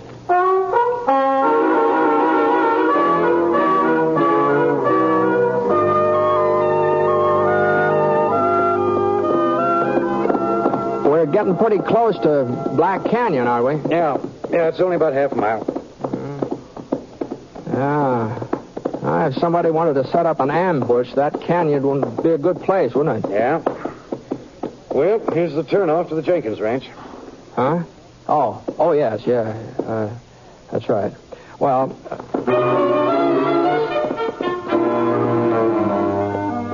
Ma Jenkins wasn't expecting me before sundown, so I didn't need to turn off just yet. I could ride along with Sheriff J a little bit further. We were moving through Black Canyon now, rocks on both sides, plenty of cover for a person who wanted it. Rink's trail went right straight ahead. And that's why we didn't pay much attention to what was happening behind us. Not enough attention, anyway. I did hear something, a little scratching noise. By the time I turned my head, the barrel of a revolver was poked out through a crevice between two boulders. And it wasn't Rink who was holding the gun. All right, boys. What? And don't reach. Traeger! Told you not to reach. Next time won't be your hand. Who are you? My name's Ponsett. Britt Ponsett. Oh. Sure took your time coming after me, Sheriff. Were you waiting for somebody like the 6-shooter to give you a hand? I never thought you'd be fool enough to hang around. I give you credit for having good sense. I'd have been glad to move on, but my horse went lame on me. Besides, you put a bullet through my shoulder, remember? Just hold still, Sheriff. The wound is healed now. Okay, I'm out of the saddle. But don't hurry things. Come down slow, one at a time. You first, Ponsett. Your turn, Sheriff. Now, walk forward a couple of steps. Away from your horses. Hold it. Oh. Why, forget it. What happened to Larkin? I said... He died a couple of hours after you and him held up the bank. Well, that's the way it goes. All right, now let's... You haven't seen his kid, have you? What? Larkin's kid? Yeah, a boy about 11 years old. And what would I be... You mean he's in these parts? Yeah, he's gunning for the sheriff here. Sure takes after his old man, don't he? What do you mean, Traeger? Huh? Well, that was Larkin's trouble. Liked the gun too much. Oh? Sure. Wasn't so bad when we first teamed up, but after a while he wasn't happy unless he could start a gunfight. Ask the sheriff. You know how he was there at the bank. Now, if it had been up to me, we'd have given up when we saw he had us cornered, but not Earl. Anyhow... You might have been better off if you'd given up. No, not me, Ponsett. Earl, maybe, but not me. Anyway, he'd have been killed sooner or later. Fella's always blazing away. Someone's always going to blaze back at him. Uh-huh. Me, I'm different. I don't enjoy killing the way Earl did. Uh-huh. No, of course, that's good. There's times when a man don't have no choice. Traeger... Like today, maybe. I gotta have a horse, and I gotta make a break out of these hills. Now, look, Traeger. Well, as I see it, there's only one way of getting a horse, and of making sure you boys don't follow me. Traeger! At least that's how I see it. So I guess it don't leave me much choice, does it? He cocked his gun, and a ray of sunlight glinted off the barrel as he tilted up just a fraction of an inch. And then his trigger finger started curling back real slow, like he was playing with us, making us wonder which one of us. I wasn't sure which one of us was going to get it first. If it was me, Sheriff J might have a chance to draw before Traeger could fire again. If it was the sheriff, then his aim was right between us. He was taunting us, and he knew it. And the slightest move by either one of us. Yeah, that's right. Keep on wondering. Keep shaking. Nerves. Which one you thinking? But it's going to be both of you. Because you're nice and you're close. And his trigger finger kept tightening. Slowly. And boys, it's going to be now. So... For a split second, Trigger just stood there, not moving. Then he fell down on his face. And I saw Rink rise up from behind a rock about 8 feet away. Rink! Hello, Sheriff. Mr. Ponsett.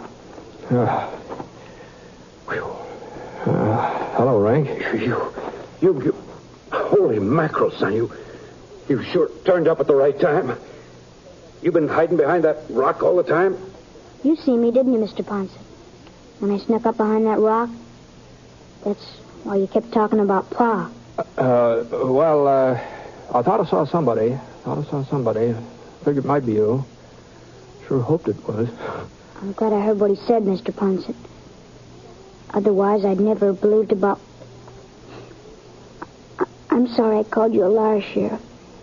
I'm sorry I tried to get you out here so I could... No. Don't you worry about that, Rink. We're mighty grateful for what you did, both of us. You sure know how to handle a gun. Pa taught me. I still don't see how he could have been the kind of man who was also so good to me. Sure, Rink. Sure, I know. Well, sounds like Traeger's still got some life in him. Oh, yeah. Well, we better be getting him back to town. Come on, Rink, give us a hand.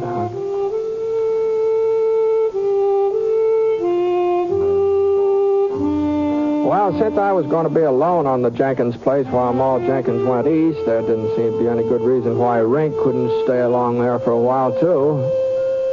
At least until the time for school to take up again. So I wrote a letter back to his aunt explaining things. She wrote back. She didn't seem to have any objections. But somehow, reading between the lines, I got the feeling she kind of missed that boy, Rink. And, well, it wasn't very long before he began to miss her, too.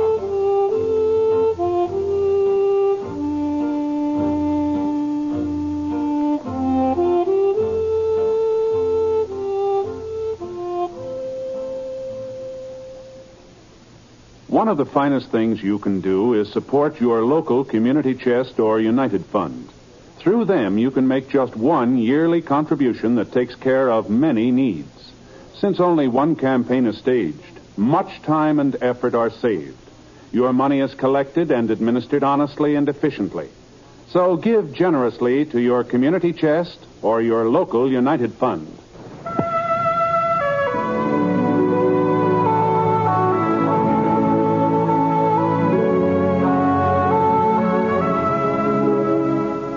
The Six Shooter is an NBC Radio Network production in association with Review Productions. It is based on a character created by Frank Burt, and the transcribed story is written by him. Mr. Stewart may currently be seen in the Universal International picture Thunder Bay.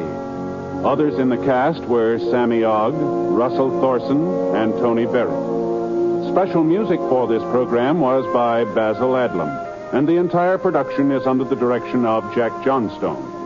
All characters and incidents were fictitious, and any resemblance to actual characters or incidents is purely coincidental. This is Hal Gibney speaking.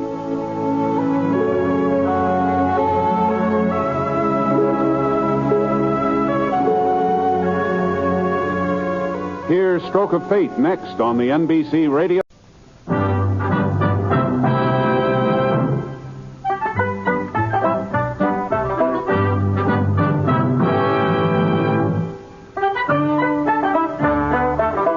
In just a moment, you'll hear James Stewart as the Six Shooter, just one of the many great stars brought to you Sundays on NBC. Every Sunday, hear Hume Cronin and Jessica Tandy in The Marriage, Sir Laurence Olivier on Theatre Royal, Lawrence Tibbett with the Golden Voices, Helen Hayes, Frederick March, Rex Harrison, and Lily Palmer on the NBC Star Playhouse.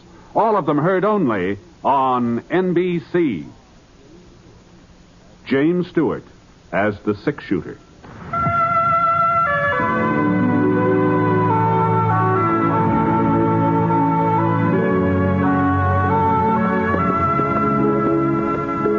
The man in the saddle is angular and long-legged. His skin is sun-dyed brown. The gun in his holster is gray steel and rainbow mother of pearl, its handle unmarked. People call them both the Six Shooter. The NBC Radio Network presents James Stewart as the Six Shooter, a transcribed series of radio dramas based on the life of Britt Ponsett, the Texas plainsman who wandered through the Western Territories, leaving behind a trail of still remembered legends. Now, in just a moment, immediately following this important announcement, you'll hear Act One of The Six Shooter. Meet the safe driver. If you know what makes him stay alive on the highways, you may be able to follow his good example.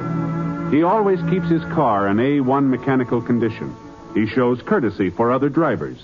He knows that speed is his greatest enemy, And most important, he knows and obeys the laws.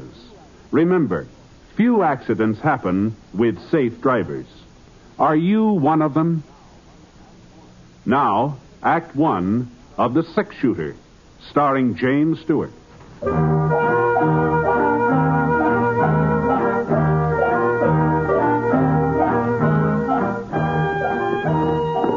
I hadn't seen Mary and Dan for pretty near 3 years, not since they left the Panhandle. So I figured as long as I was riding up through the Platte River country, I might as well swing out on my way a piece and look in on them.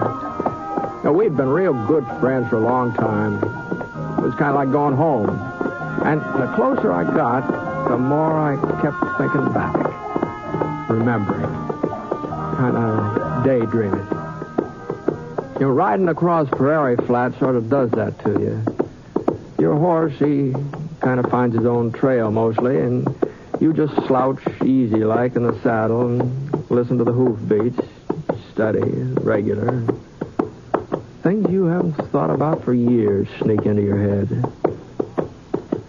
Anyhow, I still had a day to go, and I was watching out for a good spot to bed down when I saw this campfire up ahead. Well, the way I figure, human beings are always better company than coyotes, so I gave Scar a flick with the reins and headed up toward it. Whoa, easy now, boy. There we are. Easy. Ah, howdy. Hiya. You'd rather camp private? Well, climb down. Pour yourself some java. Oh, thanks. Easy, boy. Hold up. Gee whiz, that smells good. Yeah. You, any notion about how far it is Walnut Creek? 20 miles or so, I reckon. That where you're going? Yeah, I stopped over there. A couple of friends there I haven't seen in quite a while. Uh-huh. Yeah, a fellow there I ain't seen for a while, neither. That's all. Hey, by George, there's good coffee. Yeah, I've been hunting him for over 3 years. Finally located him. I'm going to kill him.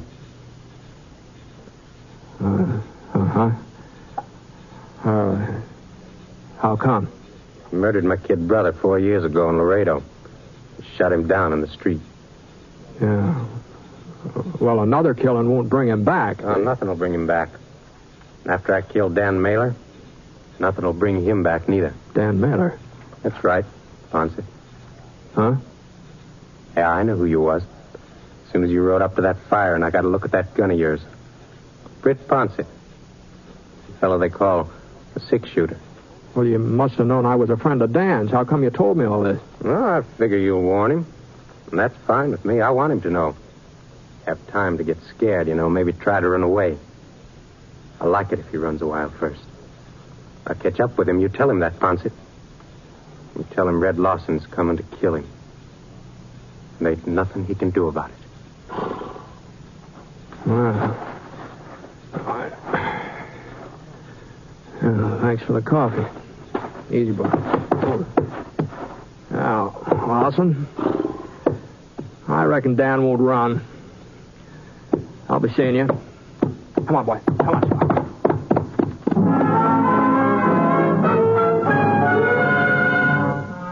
That's the trouble with the past. There wasn't only good things in it. It got some bad ones, too. And one of the bad ones was reaching out for Dan and Mary. I didn't know this fellow Lawson. I didn't know what he was talking about, but I did know Dan. And I knew if he'd killed somebody back there in Texas, it hadn't been murder.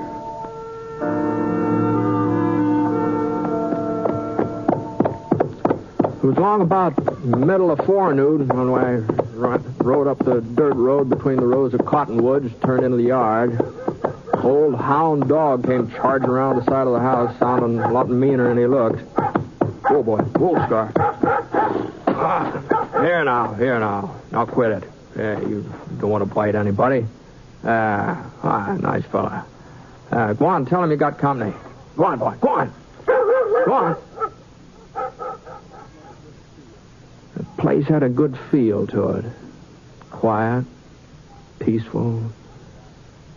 And then I remembered Lawson. Britt Ponsett.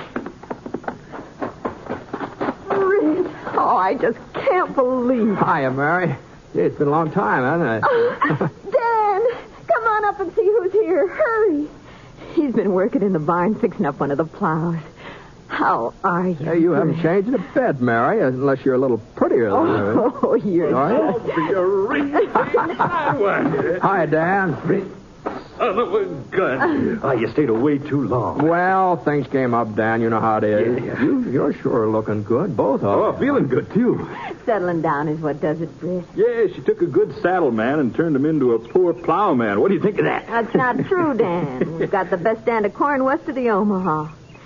What's really great, though, Britt, is peace. Peace. No more gunfighting, no range wars. Never knowing whether Dan would come home sitting up in his saddle or tied onto it. That's all in the past now. Why, Dan doesn't even wear a gun anymore. And that's the way I want it, Britt. It's the kind of life I want from... Oh, have we got a surprise for you? Oh, well, you know, I... Kind of hard to surprise, you know. You remember? That's what you think. Come on inside. Now, don't you tell him, Dan. Oh, you'll see, Britt. Let's see. What, could one of those newfangled player pianos, is that it? Oh, no, a piano. That's the most ridiculous guess I ever heard of. Well, it sure couldn't be anything that Look. Well, I'll be darned. I'll be doggone. It's a baby. It's a baby. Well, which kind is it, Mary? Not it. He. Oh. That's young Britt. He'll be a year and a half old next month. That name was Mary's idea, Britt. I sure wouldn't have wished it on him. Well, I'll be doggone.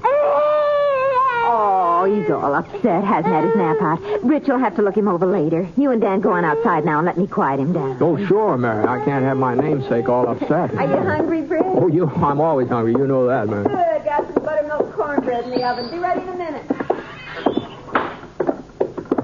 You know, Britt, Mary is right. This is a good life. I never thought I'd settle down and like it, but I sure have done it. Yeah, Dan. I guess Mary can't hear us out here, can she? No, she can't hear us. Why, what's the matter, Britt? I met a fellow on the trail last night, Dan. Name's Red Lawson. Lawson? Says you shot his brother in Laredo about 4 years ago. Lawson. Kurt Lawson.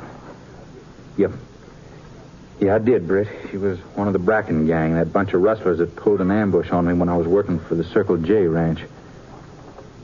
Well, I guess I better dig out the shooting irons and go after him. No, wait a minute, Dan. Wait, nothing. He's probably holed up in town. The odds will be better if I go after him instead of waiting for him to come to me. Yeah, but what about Mary? Well, that's just it. If I catch him in town, it'll keep him from coming out here.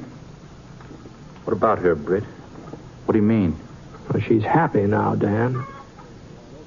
She figures this kind of thing is all over and done with. Well, she'll sure find out different if he comes out here gunning for me. Well, maybe he won't, though. Maybe, Dan, maybe I can do something. Britt, I've always fought my own battles. But you've got Mary now. You've got the baby. And you're a lot faster with a gun than I am. Is that what you're trying to say? No, Dan. There are just other answers besides killing, that's all. Or maybe we can find one. Anyway, we can try, can't we?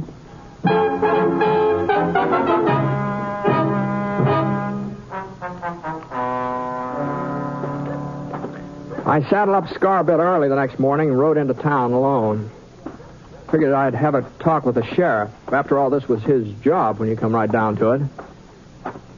Well, he wasn't in his office at the county jail. He was out of town for the next 3 days. So I walked down the main street trying to figure out what to do. This wasn't much of a town. Walnut Creek. There's a couple of blocks of clapboard buildings, a boardwalk along the front of them, sheet iron awnings up over, and nothing much stirring but the dogs. Sleepy, quiet, real nice and peaceful.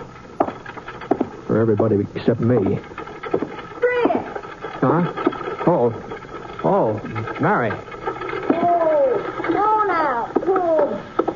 Well, you were certainly an early bird this morning. Well, Mary, does Dan know you came into town by yourself? Well, I don't know, Britt. I come in alone every day or two. Why shouldn't I? Something wrong, Britt? No. I just wondered, that's all. Actually, I think he was too busy to notice I'd left. You know what he was doing? Cleaning his gun. You're a bad influence, Britt. Well, I think you've started him thinking about things... Well, Ponsett, how about it? You give him my message? Lawson. Mary, I'll see you later, huh? Well, all right, Britt. Oh, now, there ain't no need of the lady. No. Like that. Goodbye, Mary. I'll see you later, huh? Well, all right, Britt. If you say so. Giddy up. Come on. Mary, huh? Dan's wife, maybe. I hear he's got a kid, too. Yeah, maybe you hear too much, Lawson. And talk too much, too. Maybe you don't ride enough. Well, I'll ride. I'm through here. When I get even. Yeah, but Dan told me about that. Your brother tried to ambush him. He was in with that Bracken gang. That don't make no difference to me. He was my brother. If Dan Mailer was in my place, he might feel the same way. Maybe I'll give him a chance to feel the same way. Now that I know he's got a wife, a kid. Now, Lawson, if you touch Mary... Yeah, I know. I know all that. But once I've done what I come here to do, I don't care what happens afterwards. You, Dan Mailer, can make no move until I do. You see how it stacks up, Ponsett? I got all the cards. And he turned his back and he walked off down the street, and I stood there watching him go, knowing he was right. He did have all the cards. There was only one thing in the world he wanted: revenge. And he didn't care what it cost to get it, even his life. Dan and I couldn't move first, and afterwards it'd be too late.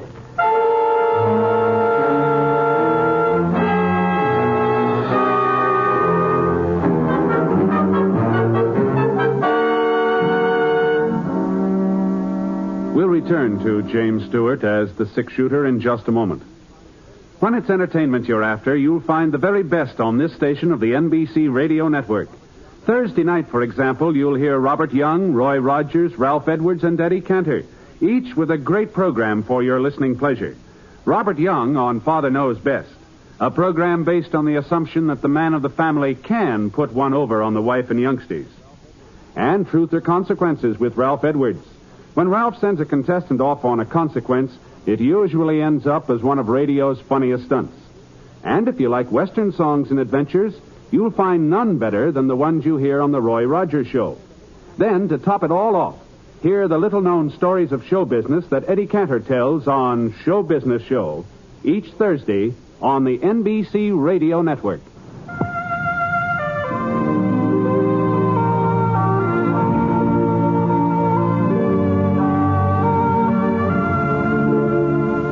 Now, Act Two of The Six Shooter, starring James Stewart as Britt Ponsett.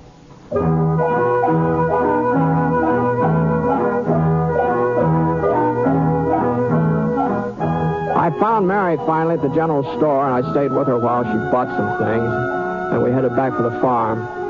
Just like a woman, she was curious about the fellow I'd stopped to talk with. Wondered why I hadn't introduced her. And I had a real hard time stalling her off, but I managed to. With Dan, it was different.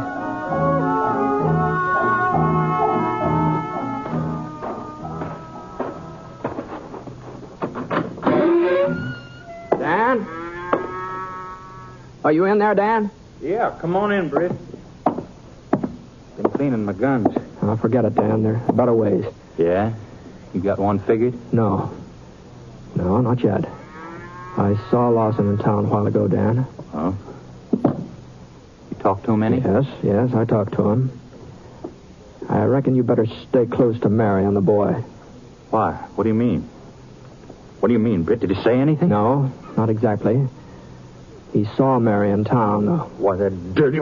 No, I didn't let him talk to her, Dan. She wondered about it, though. She'll probably ask you later.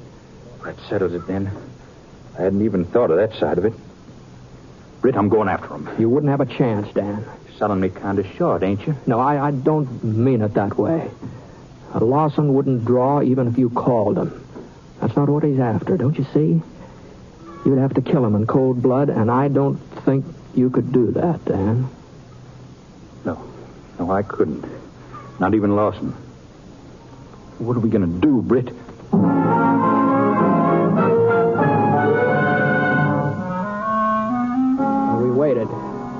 and watched. The day passed, no sign of Lawson, nothing happened. But instead of feeling easier, we just got more keyed up. Mary didn't seem to catch on anything was wrong. And then supper was over and the night started to come on, and we just sat around talking while Mary got the baby off to sleep, singing to him and rocking him. The katydid start chirping close. Way off toward the hills, the coyotes took up and answered them. Inside was sort of quiet and gentle. I think he's finally drifted off. Yeah, he looks sound asleep. Just look at him lying, completely helpless and so lovable you could just eat him up. Well, I suppose he'll get himself some hair and teeth someday. Maybe look a little more human then. Dan, that's a fine way to talk about your own son. That's when I heard it. Sound outside. A horse stamped just 1 or 2 times, like somebody was holding too tight a rein on him. Scar and Dan's stock were all in the corral over next to the barn. This was right up close to the house. I didn't let on to Mary or Dan. What's the matter, Britt? You getting restless? No, it's too many years on the trail, I guess. I think maybe I'll amble outside. I get a little fresh air. But watch out for the coyotes, Britt. They're growing big around here. Dangerous, too. Yeah, I'll keep an eye on it. Coming out of the light that way, I was blind as a bat. I stopped on the porch. I waited a minute so I could get used to the dark, and I stood there listening to the sounds coming out of the night. The katydid, the coyotes. Then I heard it again. I moved around the corner of the house. It was all quiet. No sign of anybody. I drew fast and fired at the fire. Then I could hear a horse getting away. Britt, you all right? Yeah, Dan. It was Lawson. He got away. Britt, what in the name of heaven were you trying to do? You all right, Mary? Small thanks to you if I am. That first shot didn't miss me or the baby by more than 6 inches. Well, I'm sorry, Mary. There was a coyote out there, and I didn't realize... Didn't realize, you fool. You might have killed us both, and you didn't realize. Stop it, Mary. Britt was... No, she's right, Dan. It was my fault. I just didn't think, that's all. Britt, I think you've worn a gun so long it's beginning to affect your mind. Yeah, maybe you're right. Look, I think maybe I'll ride into town for a while, if nobody minds. I'm awful sorry, Mary. I'll see you later. I ought to go with him, Mary. Why? After a fool trick like that, he ought to be alone. Nobody should be around him. It isn't safe to be. Oh, you don't understand, Mary. You just don't... Well, let's go back in the house. Yeah. What? Let's all go back in. Dad. Lost. Why, you... Easy, Mailer. You see how it is. Gun ain't pointed at you. One crazy move and your wife will get it. All right. Let's all go inside. Go on, move.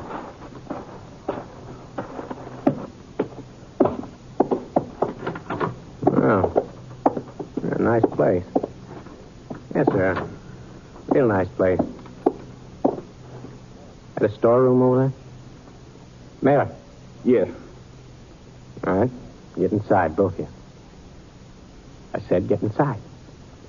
Come on, Mary.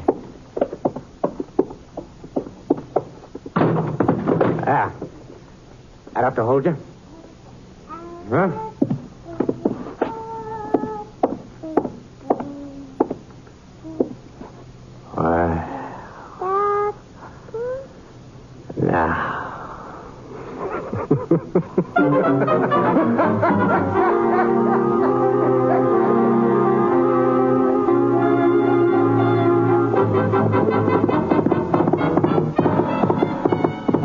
Much of a start on me to catch up to him.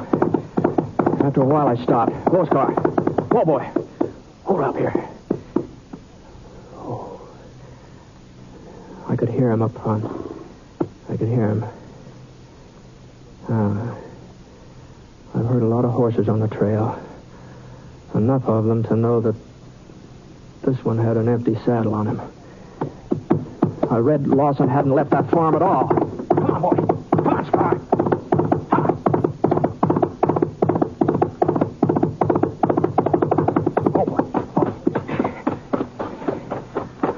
be anywhere around here. Dan? Where's this? Where's that? Dan? What? Oh, the storeroom. Oh, all right, just a second. Wait till I get this. I'll try and get this door open. Where is he? There's nobody here, Dan. The baby. What? Where's the baby? I don't know. Dan. Lawson was here, waited for you to leave, and locked us up. He kept coming over to the storeroom door, telling us what he was going to do. He said he'd burn the house, all kinds of He things. couldn't have got away. He was here just a minute ago. And he has the baby. Britt. Wait a minute. He's got to come over here to the barn to get the horse. Grab your gun. Come on, Dan. Stay here, Mary. Don't come out of the house.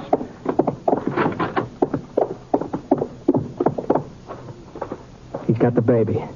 This won't be easy. I know. I can't figure why he waited. He had all of us. I can't figure it. Yes, he's waited 3 years.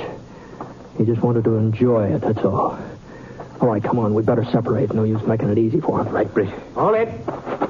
Right where you are. The moon came out from behind the cloud. I could see him now, standing right in the barn door, right in the open, like he wasn't afraid of anything. And then I saw why he wasn't afraid. He was holding a gun in his hand, not pointing it at us, though. It was aimed at a little bundle squirming in the hay behind him. I reckon you can see how things stand. One movement's all over for the kid. All right, Mailer.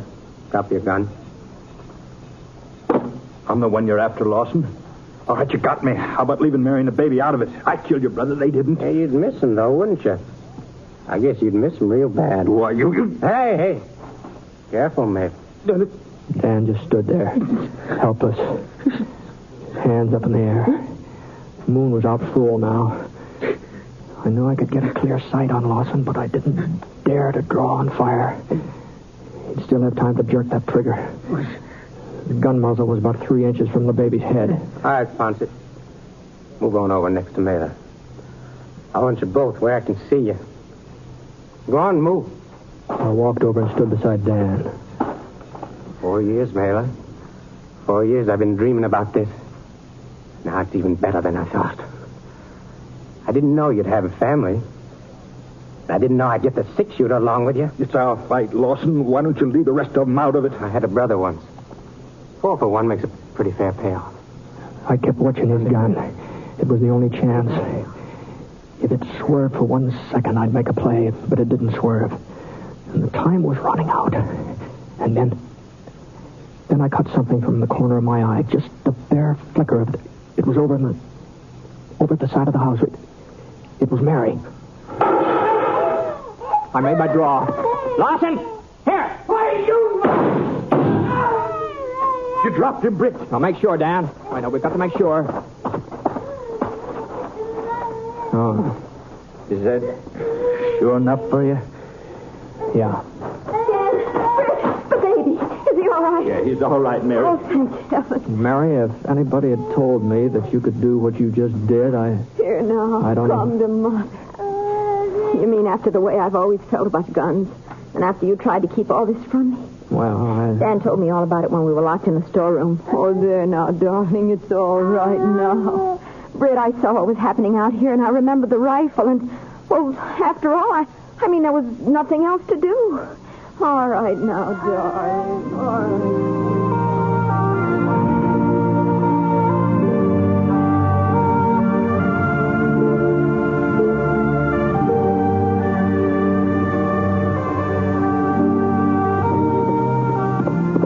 About 3 days later, I said goodbye. But I knew I'd be coming back that way someday.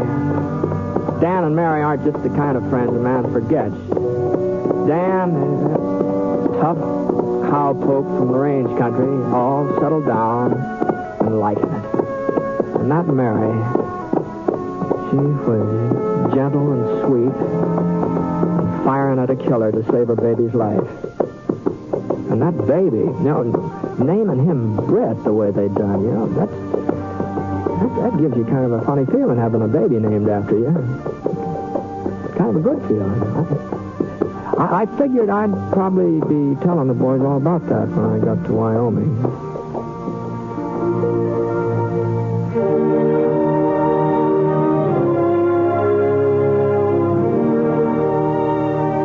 The The truce in Korea doesn't mean we should stop writing letters to our men and women in service.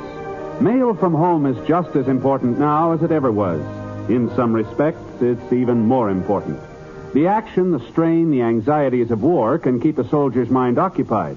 But when the letdown comes, the time to relax, that's when morale needs a shot in the arm. Your soldier knows the shooting is over. He's done his big job, and now he wants to get home. But unfortunately, there's still a lot to keep him for a while. So don't let him down. Help keep up his morale. Write that letter today.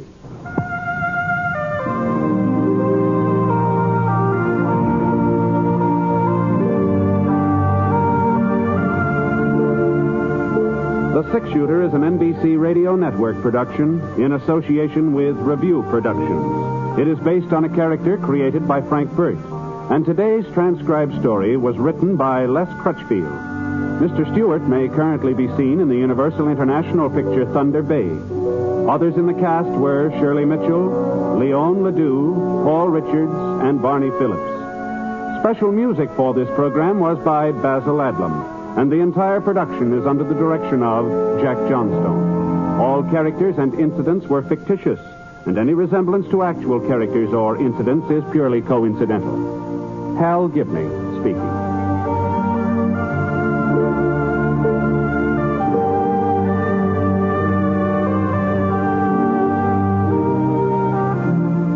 Enjoy thrilling historical adventure in Stroke of Fate tonight on the NBC.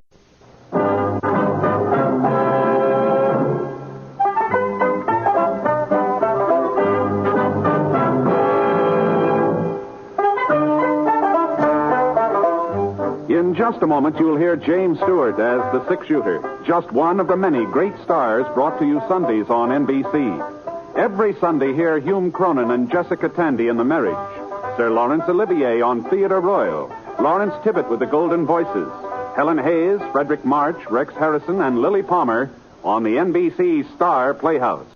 All of them heard only on NBC. James Stewart as the Six Shooter.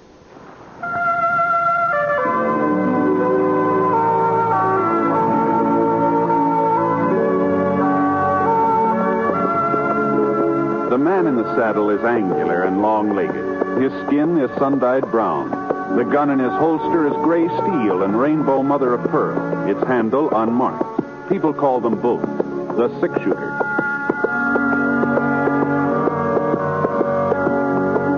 The NBC Radio Network presents James Stewart as the Six Shooter, a transcribed series of radio dramas based on the life of Britt Ponsett, the Texas plainsman who wandered through the Western Territories, leaving behind a trail of still remembered legends.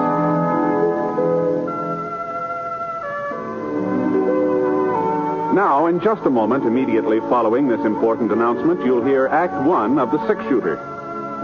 A lot of vacations start as a daydream and end as a daydream for lack of money. That need not happen to you. You can have extra money when you need it. Simply join the payroll savings plan for buying United States savings bonds.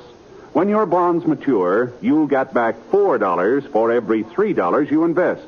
And there's your extra money, your vacation, both guaranteed. Ask your employer about buying United States savings bonds through the payroll savings plan. Then join. Now, Act One of The Six Shooter, starring James Stewart.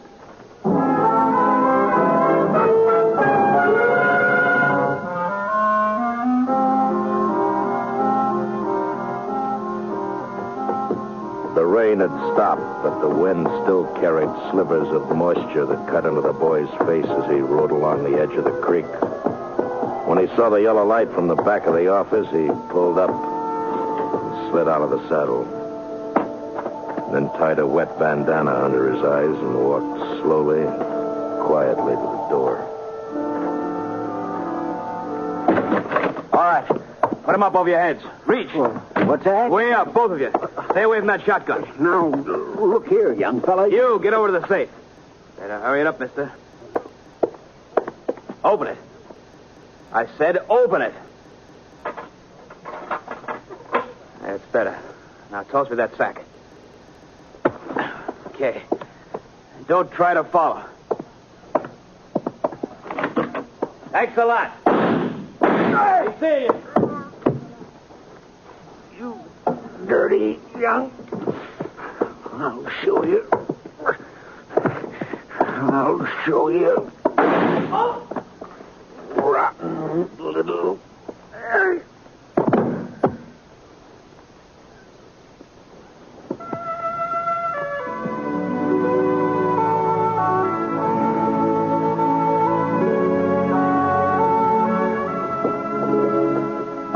I hadn't figured on going through Clay City. It was an hour out of my way, and I was already a day late to the Jefferson Ranch where I'd signed up for the roundup, but Scar started limping from a loose shoe, and I didn't have much choice. So we had to head to the nearest blacksmith shop, so we turned north.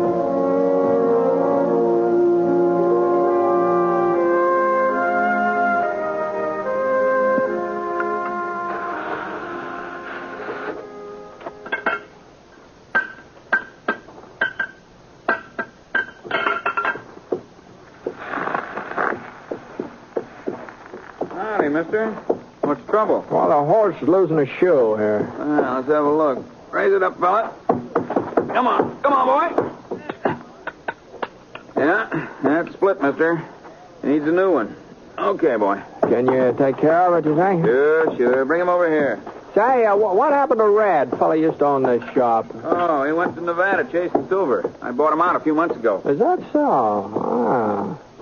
You know, you don't look very much like a blacksmith. I'm stronger than I look. Heavier, too. Yes, sir. Well, what do you think I weigh, mister? Oh, I don't know. Hey, why don't you take a guess? Say 120? 30? Oh, well, not more than that, I wouldn't say. You a betting man, mister? Sometimes, yeah. All right. I say I weigh over 130. And if I don't, you get the new shoe for nothing. But if I do, you pay me double. What do you say? Well, now, you got a set of scales? Don't need no scales. What do you say, mister? Is it a bet? Don't seem to be no way of proving it, though. All you got to do is lift me up. You look like a man who can judge weight. What do you say? Okay. All right, it's a bet. All right, mister. Just heist me. If you don't think I weigh more than 130, the shoe is free. Come on, heist me up. I haven't ever tried to judge a man's weight before, but well, here we go.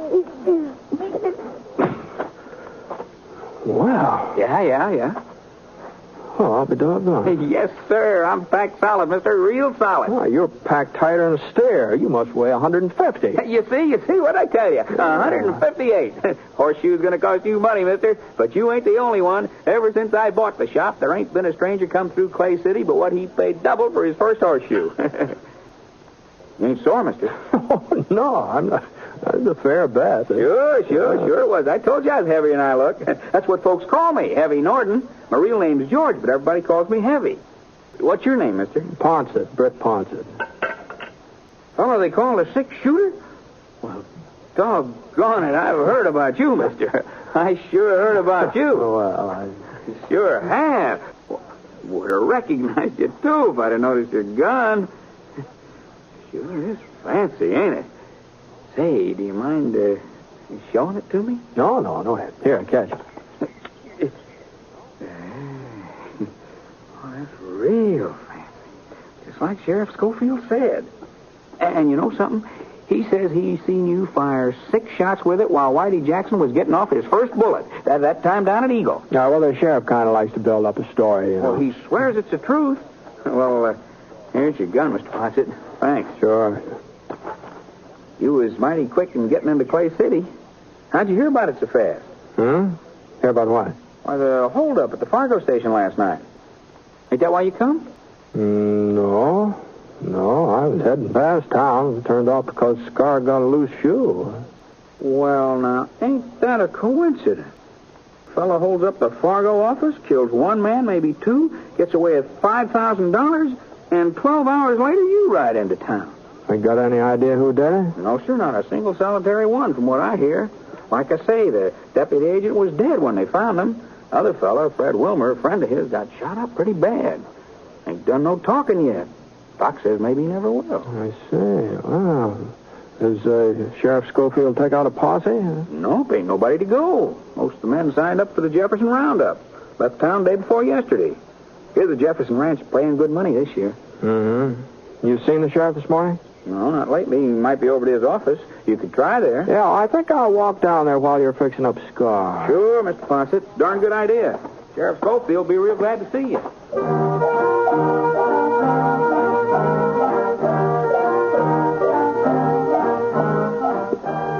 A couple of doors this side of the sheriff's office, I saw the Wells Fargo sign nailed up next to the window.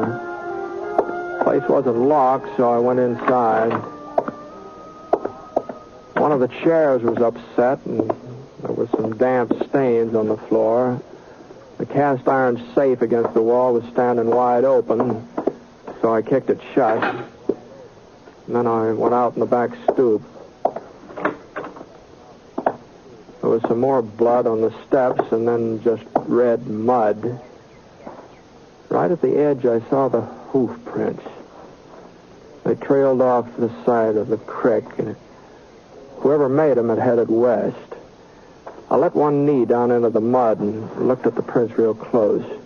The horse had been wearing one shoe different from the other three. A sharp rock must have cut into it somewhere or another. Not enough to split it, but just enough so that the print left a sort of a jagged line, like fancy handwriting. Huh. You find something, Britt? Huh? Oh, hello, Sheriff. I was just heading out your way. Yeah, just so heavy. He told me he was in town. Did you find something? I don't know. Did you see these hoof prints? Yeah. Well, don't mean nothing. Trail gives out a mile or so down the creek at the fork. Uh-huh. Did Clay City had any other trouble lately, Ed? No, not a bit. I guess any town's got to expect a hold-up once in a while. Well, I heard it was more than that. Yeah, that's right. Fred Wilmer able to talk yet? I'm afraid not. Doc said he'd let me know the first time he come around. Took him out to his ranch on the other side of town. You been out to see him since last night? There wasn't no reason. Well, it might be a good idea to be there just in case. I thought maybe I ought to stick in town. Well, it don't look like anything more is going to happen here. Why don't I'll get Scar and meet you out at Fred's place, huh? I can handle this alone, Britt. Well, sure. I was just offering to keep you company, Ed. I'll meet you there.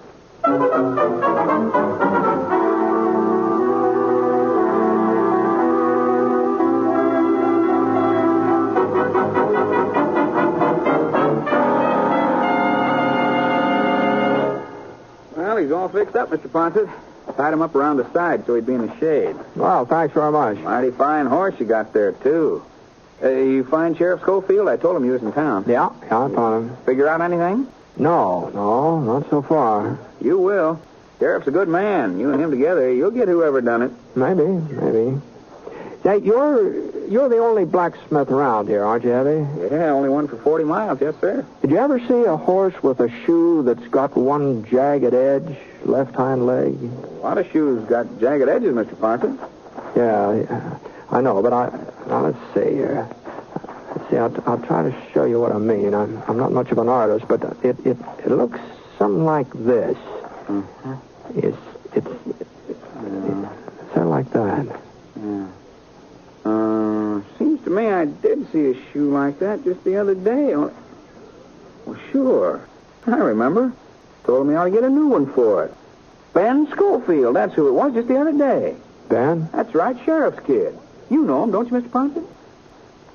Sure.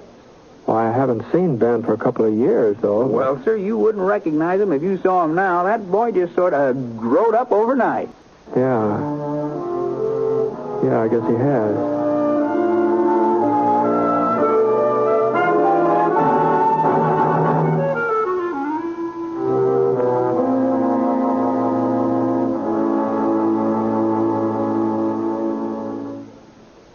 We'll return to James Stewart as the six-shooter in just a moment. Here's a reminder about some of the wonderful entertainment that's yours for the listening each Wednesday evening on the NBC Radio Network. There's comedy for everyone when you set your dial to NBC for such programs as You Bet Your Life with Groucho Marx and The Great Gildersleeve starring Willard Waterman. The Great Gildersleeve provides 30 minutes of top-flight entertainment that your whole family will enjoy. Then, when it's time for Groucho Marx, watch out. Groucho throws a mean ad lib, and there's a barb at the end of every one of them. Listen and laugh as this Marxman trades quips with his contestants from the studio audience. It's a riot of fun from top to bottom when Groucho Marx plays You Bet Your Life. Also on Wednesdays, listen to more quiz fun on Walk a Mile with your genial quizmaster, Bill Cullen. That's Wednesday night on the NBC Radio Network. Be sure to listen.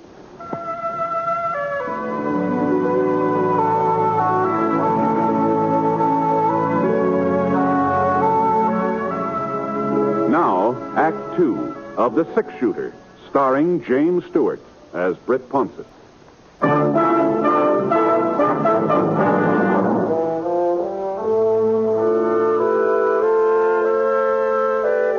It wasn't much of a ride, and Sheriff Scofield was sitting on Fred Wilmer's porch swing when I got there. He told me Doc was inside with Fred, so I squatted down on the stoop and waited. About half an hour later, Doc came out, told us we could go inside and see Fred.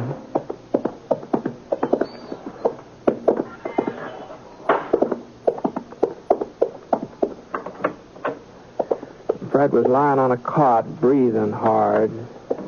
The white cloth across his chest was stained pink, and his voice sounded like it was full of air. We was just sitting talking, Sam and me. Didn't hear the back door open. Must have left it unlocked. Turned around, and there he was, holding his gun on. Did you get a look at him, Fred? Sure, but it didn't do much good. Handkerchief over his face. Couldn't see nothing, just the gun. Told Sam to open the safe. Wasn't nothing else Sam could do. Sure. Took the money, walked over to the door. Yeah? Looked at us for a minute and then fired. Didn't have no reason. Hit Sam in the face, hit me in the chest, and didn't have no reason. Now take it easy, Fred. It's just like he enjoyed shooting at us. That's how it was, like he enjoyed it. Maybe he was scared. He wasn't scared. He didn't have no reason. Thought he killed us both. Started down the steps. I got my hand on the shotgun and I let him have it. You hit him? I don't know, maybe. He gave a yell and rode off. You go out back after him? I couldn't go nowhere, Britt. What kind of a fellow was he? Young? Old? I couldn't see his face. He's a young fellow, I'd say, though. How young? Oh, 17, 18. He was full grown. You sure? He sounded young. He moved young. Tall? Short? Medium. About the size of your kid, Ed. About that size. That enough for you, Ed? Yeah, that's enough. Think you get him, Britt? Sure, Fred. Sure, we'll get him. Come on, Ed. Didn't have no reason to shoot. Hurry.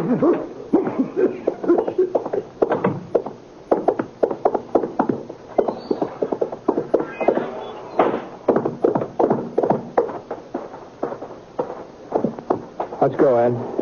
We're wasting our time, Brett. He's got a day's head start. He'll be 40 miles from here. Not if he's shot up. Well, you go on if you want to. Well, you're the sheriff. You've got to make the arrest. You ain't never been so particular before. Maybe not. This time I am particular. You coming? We don't even know where to start. Well, I thought along the creek. Good a place as any other. It's a waste of time, Brett. We picked up the trail along the creek and headed west. Wasn't hard to follow.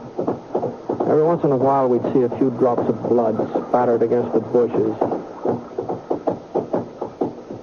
About 10 minutes later, we came to the fork where Ed said the trail gave out. Scar stuck his nose down into the water, and I looked around. The trail didn't give out. It turned south. I nodded in that direction. Ed didn't say anything. He just followed.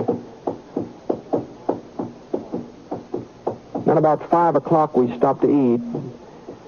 Ed built a fire, and I opened up a couple of cans of beans I had in my roll. Oh, you're not hungry, Ed? It's early for supper. It's too early. Yeah. Ed, I talked to Heavy before I went out to Fred's place. I asked him who had a horse that would leave a mark like the one we've been following. So? He said that Ben did. Your son, Ben. I thought you ought to know that. A lot of horseshoes leave the same kind of mark. Fred said it was a young fellow. It wasn't Ben. Where is he, Ed? He's at the Jefferson Ranch. He's working on a roundup. He left Clay City day before yesterday. He couldn't have been Ben. There's a lot of wild youngsters in these parts, but Ben's a good boy. He couldn't be him. You sure? That mark don't mean nothing. Plenty of horseshoes leave the same kind of mark. You know that, Britt. You got enough to eat? Yeah. All right, let's go.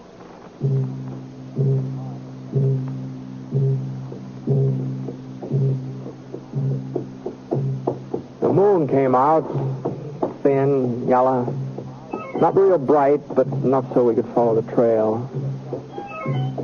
For about 3 miles, there wasn't any blood sign.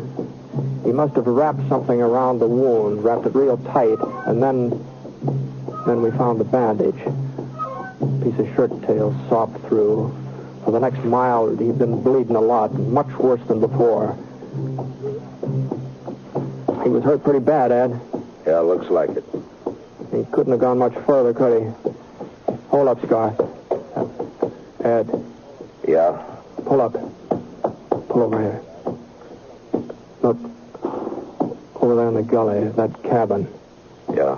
Whose is it? I used to belong to Jake Levant. He died a couple of years ago. Ain't nobody living there now. There's somebody living there. What? Out back. There's a pony. We'd better go on foot.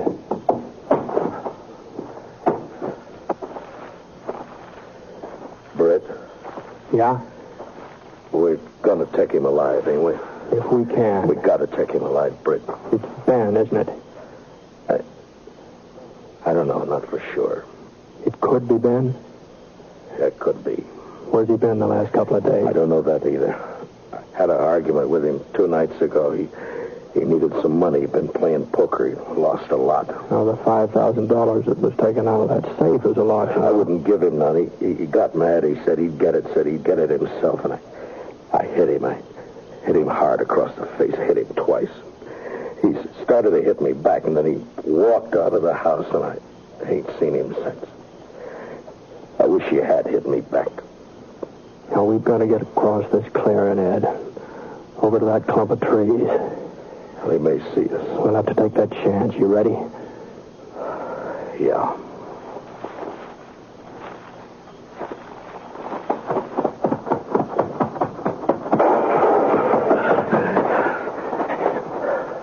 You all right? Yeah, sure. We'll stay in these trees for a couple of minutes. Okay. And then we'll rush him. It's not going to be easy to take him, Ed.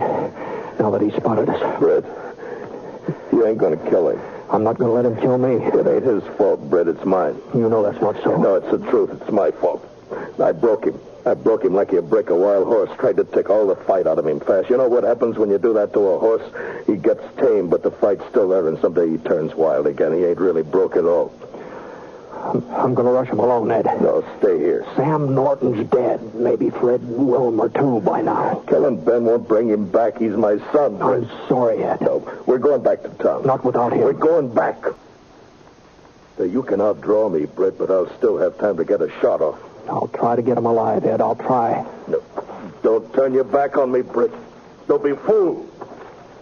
Don't make me do it, Britt. I knew he wouldn't shoot. I wasn't being brave, but I knew he wouldn't shoot. A man like Ed Scofield just don't change overnight. You can figure a man like Ed. But I hadn't figured on what happened next. Ben!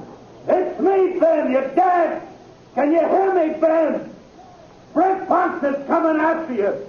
Throw out your gun, Ben. Britt Ponsett's coming. No, let the dummy, Ben. I saw him go down, real slow, like his legs had buckled under him. I pushed myself past a couple of rocks and edged over toward the back door. The kid was in the kitchen. I couldn't see him, but I could hear him moving around, going from window to window, looking out, waiting for me. I slid past another rock. I could run for the door now or wait. The kid made up my mind for me. He knew right where I was. I took out my gun and waited. I knew he'd get nervous first. Young fellas always do. I wasn't so young. I could wait. It wasn't more than 5 minutes before the door started to open. His pony knew he was coming too. He started for his horse. I aimed at his leg. For a second, he just stopped moving, just hung there in midair like a hawk. Then he sprawled forward out of sight behind a log. Everything was quiet now. Even his pony. And then the moon went behind a thick cloud. And I came around the corner of the cabin.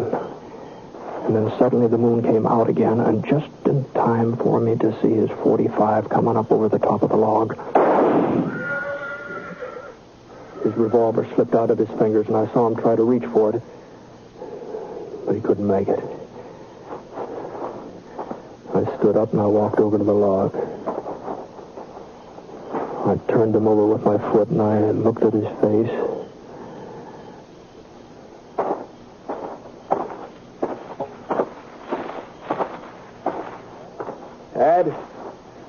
Ed? Over here. Where'd he get you? The shoulder. But I'll be all right. Is he... Did you have to... Britt? No, he's not dead. Oh, thanks. I guess he didn't hear me calling to him. Didn't know who I was. It isn't Ben.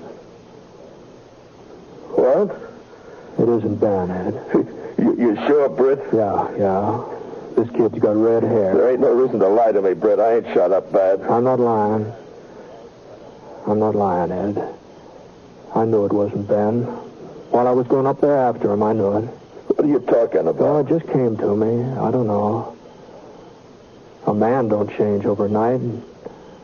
Neither does a boy. Well, if it ain't Ben, Oh, there's a lot of tough kids in these parts. You said so yourself. Where do you suppose Ben is? Where you said he is. Jefferson's Ranch, working on the roundup. The pay's good. Boy, don't change overnight, Ed. Yeah. You were able to ride back to town? Yeah, sure.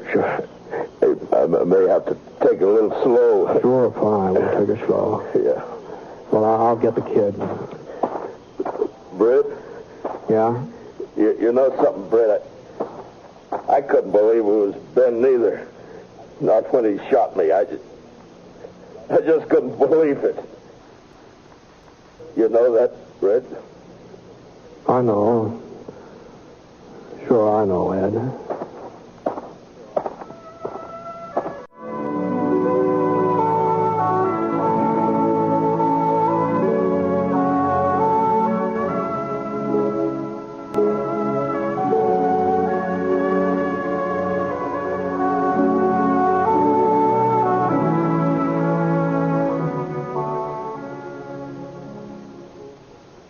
Picture the most extravagant vacation imaginable. Then picture yourself going on that vacation.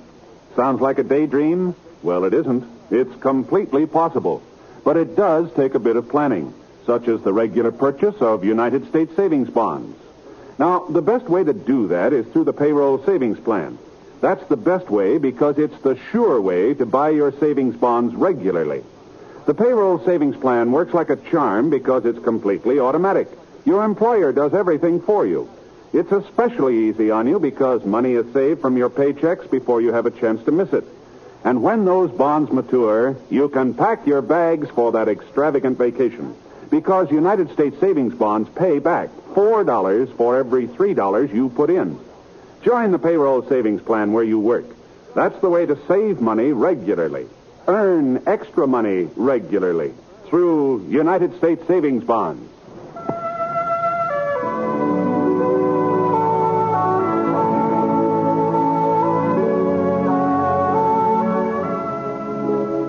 The Six Shooter is an NBC Radio Network production in association with Review Productions. It is based on a character created by Frank Burt, and the transcribed story is written by him. Mr. Stewart may currently be seen in the Universal International picture Thunder Bay.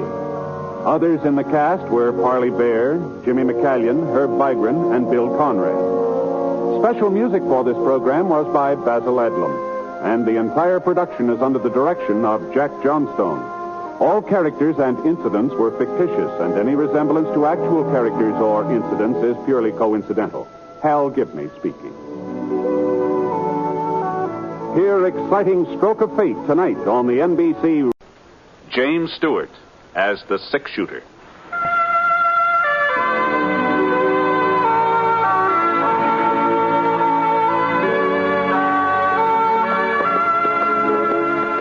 The man in the saddle is angular and long-legged. His skin is sun-dyed brown. The gun in his holster is gray steel and rainbow mother of pearl, its handle unmarked. People call them both the Six Shooter. The NBC Radio Network presents James Stewart as the Six Shooter, a transcribed series of radio dramas based on the life of Britt Ponsett, the Texas plainsman who wandered through the Western Territories, leaving behind a trail of still-remembered legends.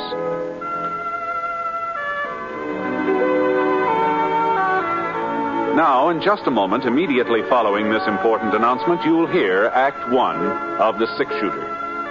Meet the safe driver. If you know what makes him stay alive on the highways, you may be able to follow his good example.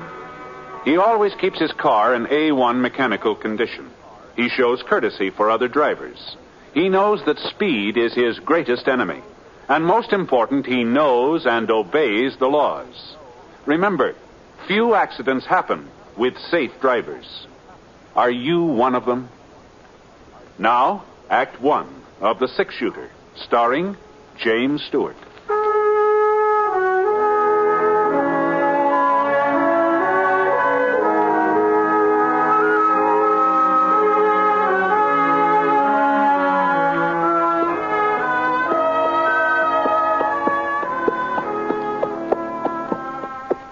I sure couldn't figure it. I'd ridden down the whole main street all the way from Seth Tooley's bank to Ma Benson's rooming house, and I hadn't seen a single solitary person. The stores were closed, shut tight. There wasn't even a wagon or a horse out in front of them. It looked like the town of Elk Point had just up and gone to sleep, but that didn't make sense either. Not at 5 o'clock in the afternoon.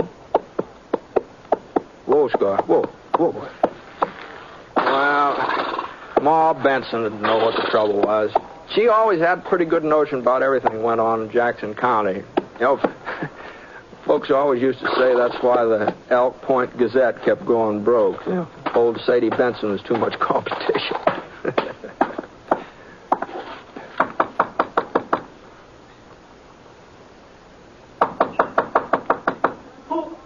Who is it? Britt Ponsett. Britt? Yeah.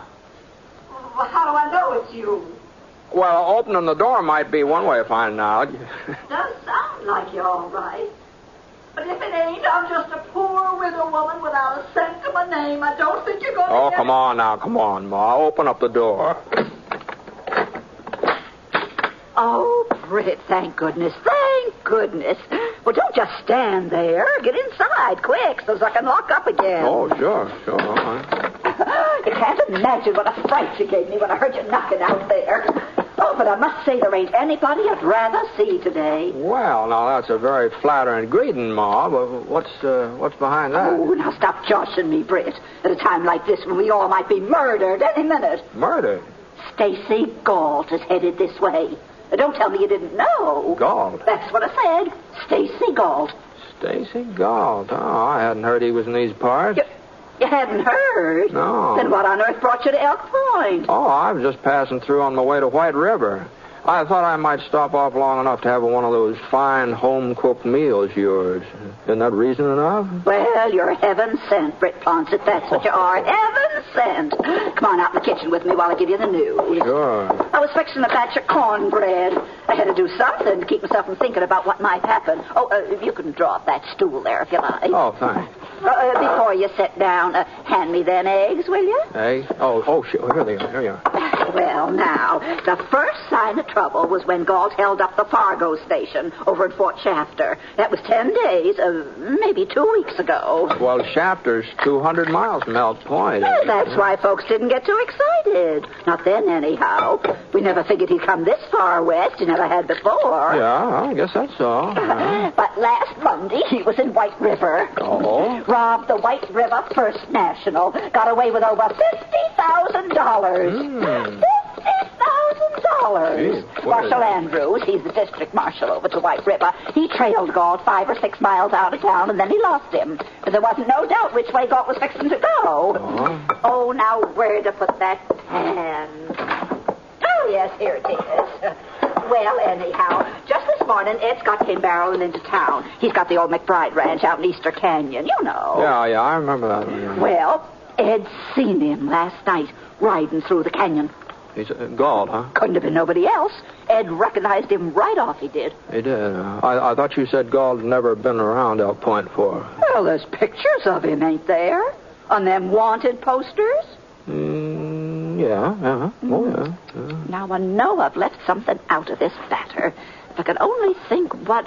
Oh, my stars, bacon powder. Oh, you know, when you use sweet milk, you got to put in bacon powder, or the bread just don't raise up at all. That's fine. That cupboard right behind you, Britt, please. Back here? Yeah, that door there. Right there. Oh, there. Yeah, it's on the second shelf. Little red can. Red can. That's the one. Well, now, like I say, Ed brung the news to town this morning. Mm-hmm. And that's when everybody took cover, huh? What else was we to do without a single able-bodied man to defend us? Oh.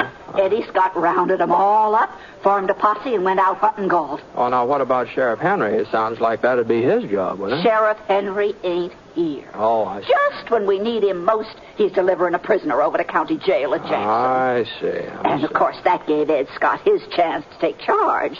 He's always been the pushing type, wanting to run everything. I guess he figures if he can capture Gault, it'll be a real feather in his cap. Not to mention the $10,000 reward the White River First National is offering. Yeah, that's a lot of money. It sure is. $10,000. Oh, can you open the oven for me? Oh, yeah, sure. Now, be careful, Britt. Now, don't you burn yourself. You better use that dish towel there on the rack. All right. I don't know why I bothered making cornbread. Won't be anybody here to eat it. Except maybe you, Britt. You'll stay for supper anyway, won't you, in spite of this Gault business? Well, it would take more than Stacy Gault to do me out of some of your cornbread.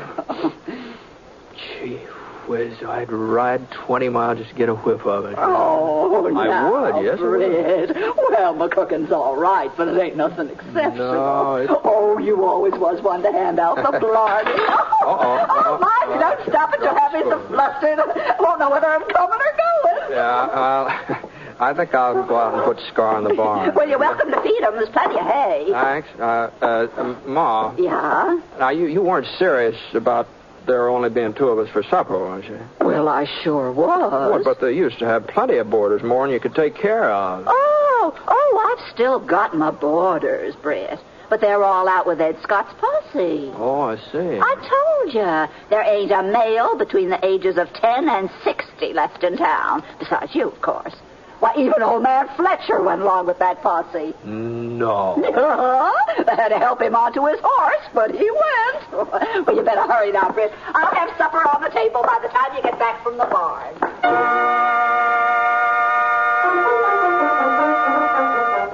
It was quite a supper, too.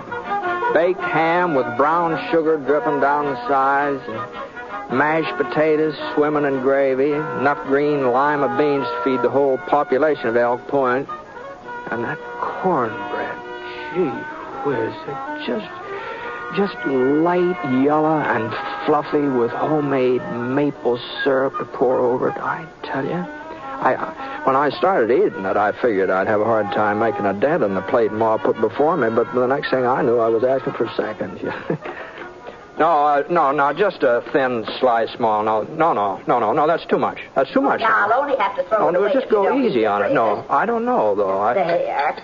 A few more potatoes? No, I don't want any more potatoes. All right, Britt, just a few. No, beans? No, I don't want any more now, beans. Now, you can't eat ham with nothing to go with it. No, I don't want any. Oh, goodness. Here you are. Well, gee. Well, how about you, Ma? You've hardly touched any of your food. Oh, what you cook yourself don't taste as good somehow. Mm-hmm. Oh, you're not still worrying about Stacy Gault. Oh, certainly am not. Not since you showed up. If he come into town now, you'd take care of him. No, I don't imagine he'll get past Ed Scott's posse. And you don't know Ed Scott very good. Why, he'll have that posse running around in circles. I'll bet you could drive a herd of cattle right through the middle of them men, and they wouldn't even notice. No. You want me to answer it? No, I'll see who it is. You might keep your right hand free, though, just in case. Who's there? Who's there? It's Seth Tooley. Yes. Seth. What are you doing back? You ain't caught Gault, have you? No, we ain't caught him. Is Britt Ponsett in town? My wife thought she seen him going into your place this afternoon. Yeah, he's here, but get out of the way. Oh, I gotta talk to Britt. Hello there, Seth. Britt, he's in Elk Point. Stacy Gault is in Elk Point. No. Yes, he is. I saw him not 5 minutes ago riding over the South Creek Bridge. He means to rob my bank. I know he does. That's the only thing he could have come for. Well, you've got more than enough men to take care of him, haven't you, Sam? The posse's still out combing the hills, way out in the hills, yeah. What? Sam? Well, my rheumatism started acting up. It was paining me something terrible. I had to drop out and come back alone.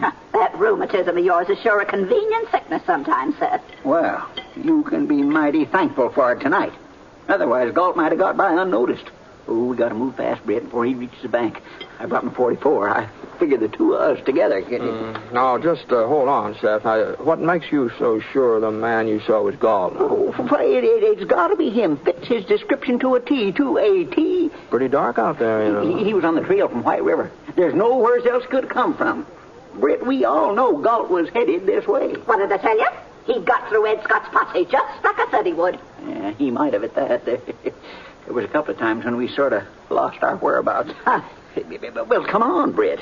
You ain't going to leave me to take care of Gault all alone, are you? Not that I'd be afraid to try it, of course. All right, Seth. I'm coming. I wasn't quite finished my supper, but Well, now who on earth? Now, wait a minute. Wait. Don't answer it, Ma. Why, that might be Stacy Gault. Oh, now, why would Gault be coming here to Ma's place? Now, I'll see who it is. Well, I'll cover you, Britt. While you open the door, you ain't got a thing to worry about. I'll cover you. Howdy. Sign out front says rooms. I'm looking for a place to stay. It's him, Ma. Well, come on in. Here, this is Ma Benson. This is her rooming house. Evening, ma'am. I'm sorry. I'm full up. Oh? Well, that's too bad. I was only going to be here one night. Any place else I might stop over? No, that is not that I know of. Well? Before you go, mister. Yeah? We don't mean to be nosy or anything like that, but would you mind telling us what you're doing here in Elk Point? I got some business at the bank tomorrow. The bank? Oh. That's right. What are you doing with that gun, mister? What? Here, let me pick it up for you. No. Hey, never mind. Just leave it there. Just leave it. Laying on the floor? Well, it ain't loaded anyway. A man's a fool to carry an unloaded gun. Say, what time's the bank open up in the morning? It ain't open tomorrow. Tomorrow's a holiday. That's so? Funny, I didn't know. Well, it's kind of a special holiday just here in Elk Point. Oh. You came from White River, didn't you, mister? That's right. And how did you... Oh, you heard about me. I was on my way here, huh? News sure travels fast, don't it? Yes, it sure does. Well, if you haven't got a vacant room, I'd... You sure you can't squeeze them in somewhere? Yes. You know, since some of your regulars won't be back tonight anyway, you could... How about it, Ma?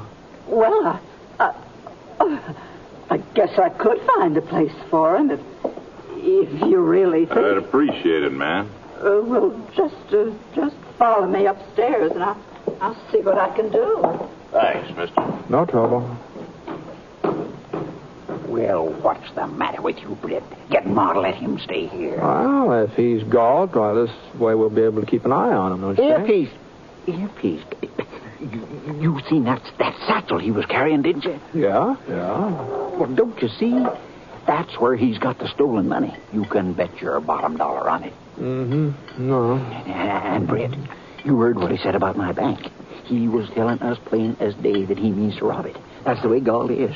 Everybody says so. You better stop that eating and listen to me. He comes right out and announces what he aims to do. Don't make no bones about it. That's a fact. Mm-hmm. Well, I didn't hear him mention anything about robbing you, Seth. You didn't. How much plainer could he make it? Yeah, well. And you, Britt, I'm surprised at you. He was standing there wide open. Why, you could have outgawed him without even half trying. Well, I guess either of us could have done that, Seth, seeing as how he wasn't wearing a gun. What? Pass me that cornbread, will you?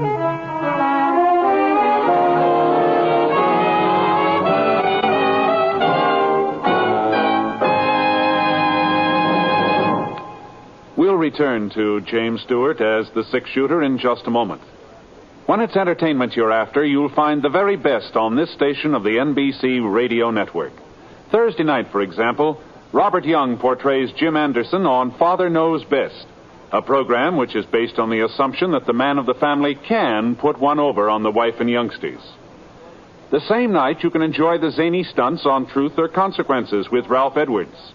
When Ralph sends a contestant off on a consequence, it usually ends up as one of radio's funniest. And if you like Western songs and adventures, hear The Roy Rogers Show. Then, to top it all off, hear the little-known stories of show business that Eddie Cantor tells on his Show Business Show. Yes, Thursday is packed with stellar entertainment on the NBC Radio Network.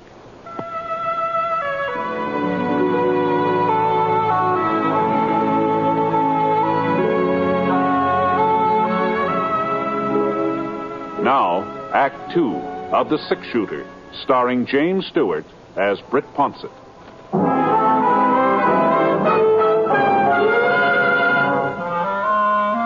Seth Tooley just stood there watching me finish up supper, and the expression on his face didn't help my digestion much. He sure did look disgusted.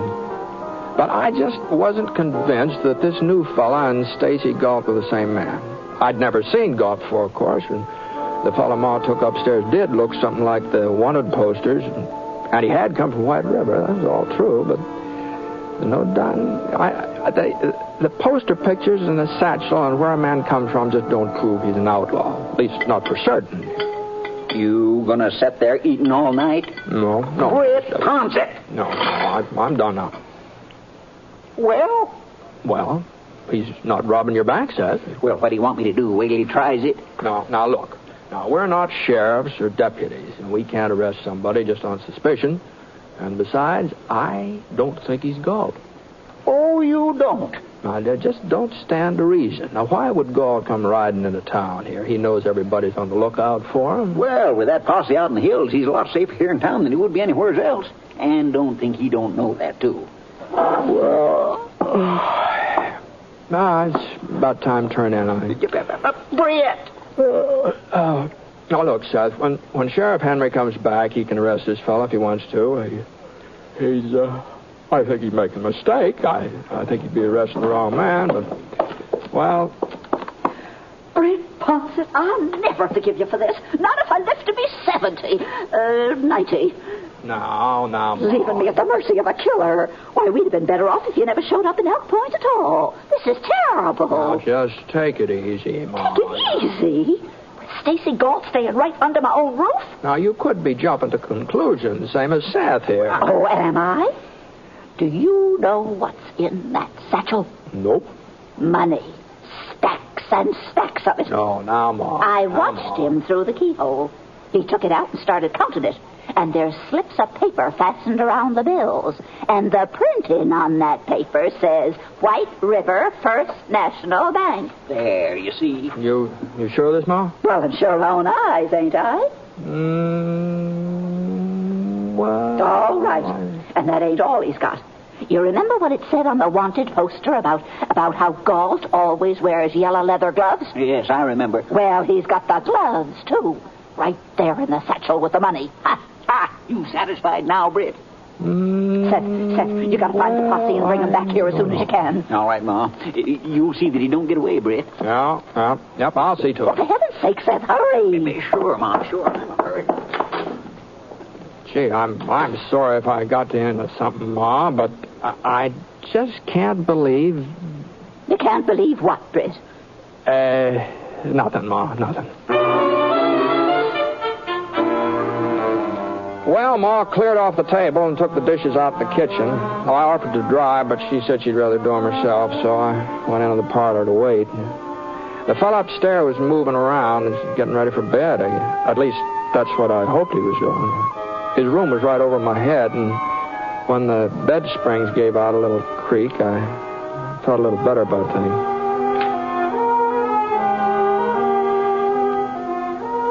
About 20 minutes later, Ma came out and sat down in her rocker beside the fireplace. She was crocheting one of those doodads you put in the arm of a chair, you know. We didn't do much talking. Not for the next couple hours, we didn't. And then about 11 o'clock, the posse came riding up. Well, must be them, Ma. Oh, it's about time. Well? Maybe you'd better wait in the kitchen in case there's any trouble, huh? There won't be no trouble now, thanks to Seth Tooley. Yeah. Well, anyway. Oh, all right, Britt, all right.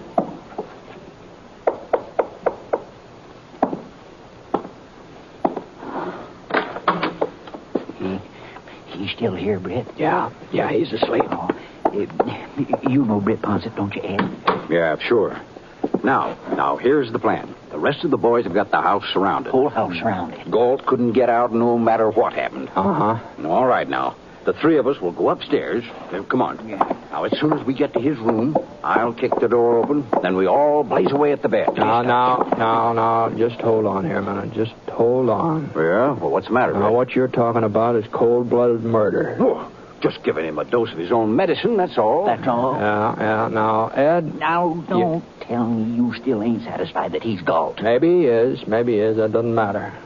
He's entitled to a trial just like everybody else. Oh, use your head, Britt. If we try taking him alive, he's bound to get one or two of us first. Uh-huh. Well, that's the way we're going to take him, anyway. Now, Britt. Now, you wait here, both of you.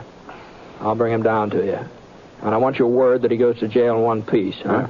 I can't promise nothing like that. The boys outside are pretty mad about it. Maybe the boys would like to shoot it out with both Gault and me. Britt, you don't... What do you say, Scott? Well, all right, Britt. He goes to jail. But so help me... Seth, how about it? Sure, Britt, sure. But if anything happens to you, you got nobody but yourself to blame. Only yourself. Upstairs hall was pitch dark. I moved along quiet as I could. I'm trying to remember where the doors were. It's been a couple of years since I'd stayed at Benson's. I wasn't just sure which room. I pressed my ear against the door and listened. I couldn't hear anybody breathing inside, so I headed for the next door. Right there. Now, I had my hand on the knob when I hooked my leg on the hall table, and I reached out to catch... Oh, he'd be awake now, so I had to move fast. I swung the door open and brought up my gun. Who's there? What do you want? Now, stay where you are, and don't reach for anything. What? Huh? What are you talking The lamp right beside his bed gave off enough light so I could see him. I leaned over and turned it up. He hadn't moved.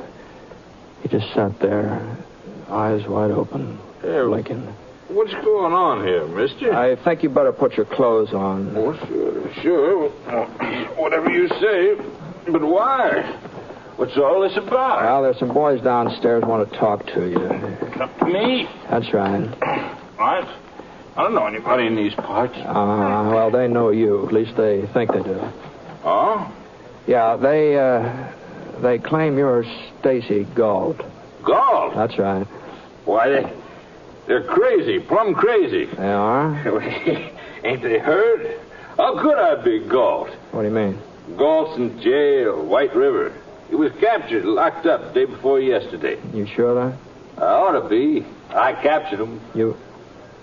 The proof's right there in my satchel. Reward money. White River First National paid it to me yesterday. No. And Marshal Andrews gave me Gault's yellow gloves as a sort of memento of the occasion, along with a letter of congratulations. Yeah. You see him? You captured Stacy Gault? Well, it was kind of accidental. You see, I'm a drummer. Travel around selling gadgets and things. I didn't know the cabin was Gault's hideout. Looked like any other cabin to me. Thought there might be some kids living there. So I was getting up my samples when the door opened. Guess he thought the six-shooter I was holding was a real thing. Of course, it did look mighty genuine for an imitation. They sure make realistic-looking toys these days. And he didn't try to shoot it out with you? No. All he said was, okay, you got the drop on me. I didn't know what he was talking about, but I was too surprised to say so. Yeah. Next thing, he handed me his gun, and, well, it was about then Marshal Andrews come riding up. Marshal was real nice about giving me all the credit. Want to see the letter he wrote? No. But you bring that down along with you, will you? What I want to see is Ed Scott's face when you show him that letter. That's what I want to see.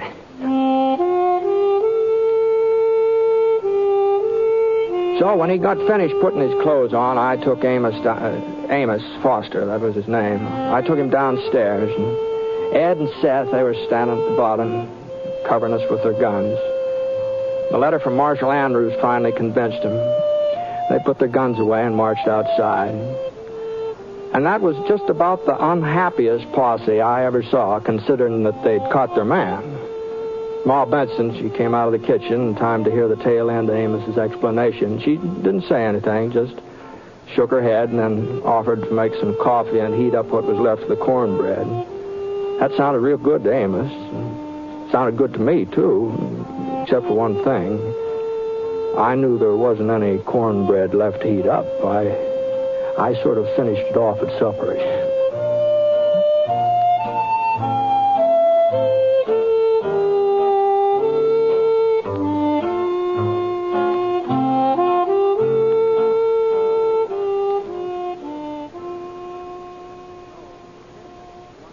You know, defense is one job we can't put off.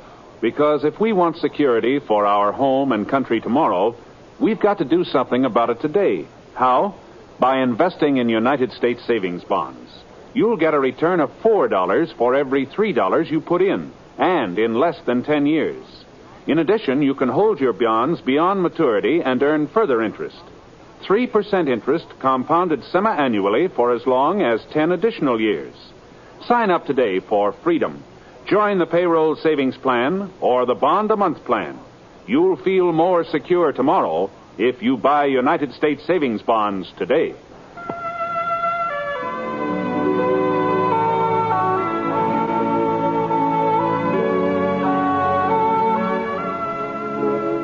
The Six Shooter is an NBC Radio Network production in association with Review Productions. It is based on a character created by Frank Burt, and the transcribed story is written by him. Mr. Stewart may currently be seen in the Universal International picture Thunder Bay. Others in the cast were Eleanor Audley, Barney Phillips, Forrest Lewis, and Seth Tooley was played by Parley Bear. Special music for this program was by Basil Adlam, and the entire production is under the direction of Jack Johnstone. All characters and incidents were fictitious, and any resemblance to actual characters or incidents is purely coincidental. Hal Gibney speaking.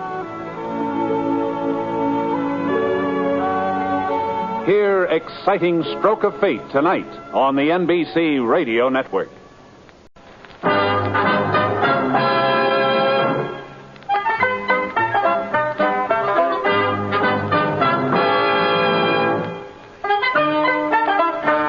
In just a moment, you'll hear James Stewart as the six-shooter, only one of the many fine programs brought to you Sundays on NBC. Each Sunday, listen to the music of the NBC Symphony Orchestra broadcasting from Carnegie Hall. Hear the amusing adventures of Hume Cronin and Jessica Tandy in The Marriage, and tune to the NBC Star Playhouse for the nation's greatest stars. It's a lineup of wonderful programs, all of them heard only on NBC. James Stewart as the six-shooter.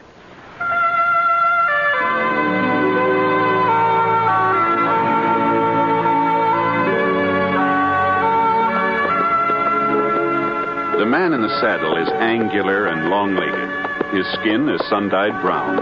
The gun in his holster is gray steel and rainbow mother of pearl. Its handle unmarked. People call them both the six-shooter. The NBC Radio Network presents James Stewart as the six-shooter, a transcribed series of radio dramas based on the life of Britt Ponsett, the Texas plainsman who wandered through the Western Territories, leaving behind a trail of still-remembered legends. Now, in just a moment, immediately following this important announcement, you'll hear Act One of The Six-Shooter. A Christmas gift with a future. That's how everyone feels about a gift of United States savings bonds. Because when those bonds mature, they pay back $4 for every $3 invested. What's more, they can be held as long as 10 years beyond maturity and earn even further interest.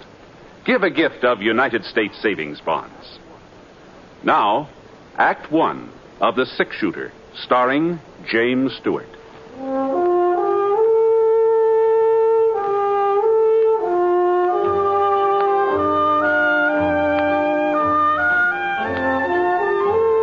Expected to stay over in Smoke Falls, but when I stopped off to see old Dad Somerset and found him all crippled up with lumbago, well, of course, he didn't ask me to look after his stock, but I could see he sure wanted me to, so...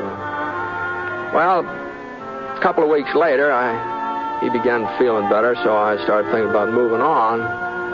It was nearly 5 o'clock in the afternoon that day. The sun just spilled over the top of Eagle Mountain when the buckboard pulled into the yard. Mr. Ponsett? Oh, evening, ma'am. Mr. Ponsett, I'm Grace Proudly. Oh, pleased to meet you, Miss Proudly. I've been meaning to come out and see how Mr. Somerset's been getting along, but I just never have a minute's free time. It's canning season, you know. Yes, ma'am. Well, Dad's feeling much better. If you'd like to talk to him, he's right in. No, just say that I asked for him. As a matter of fact, it's you I want to talk to, Mr. Ponsett. Oh? You see, I'm president of the Ladies' Aid Society of Smoke Falls. Uh-huh. We're affiliated with the church and do lots of charity work, Christmas baskets and things like that, you know. All the best ladies in town are members, and we don't just take in everybody either. Well, Now, this is what I'm getting at, Mr. Ponsett. Tonight's our box supper and square dance. It's an annual event. Mr. Simpling always loans us his barn for the occasion. I've spent the whole afternoon helping with the decorations. Now, Polly Sullivan, that's Wade Sullivan's wife, she's chairman of the decorating committee, but since I'm president, I felt it was my duty to give her a hand. That's what made me so late coming out here to ask you. To ask me?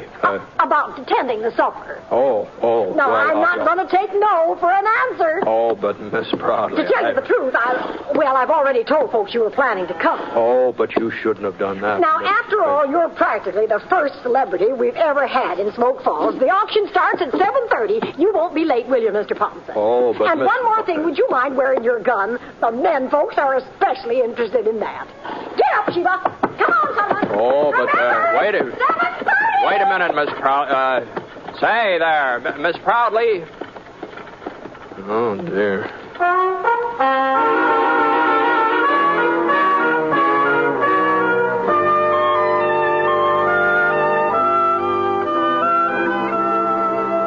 Well, after I gave Dad his supper, I washed my face and wet down my hair and started off for old man Simpling's barn.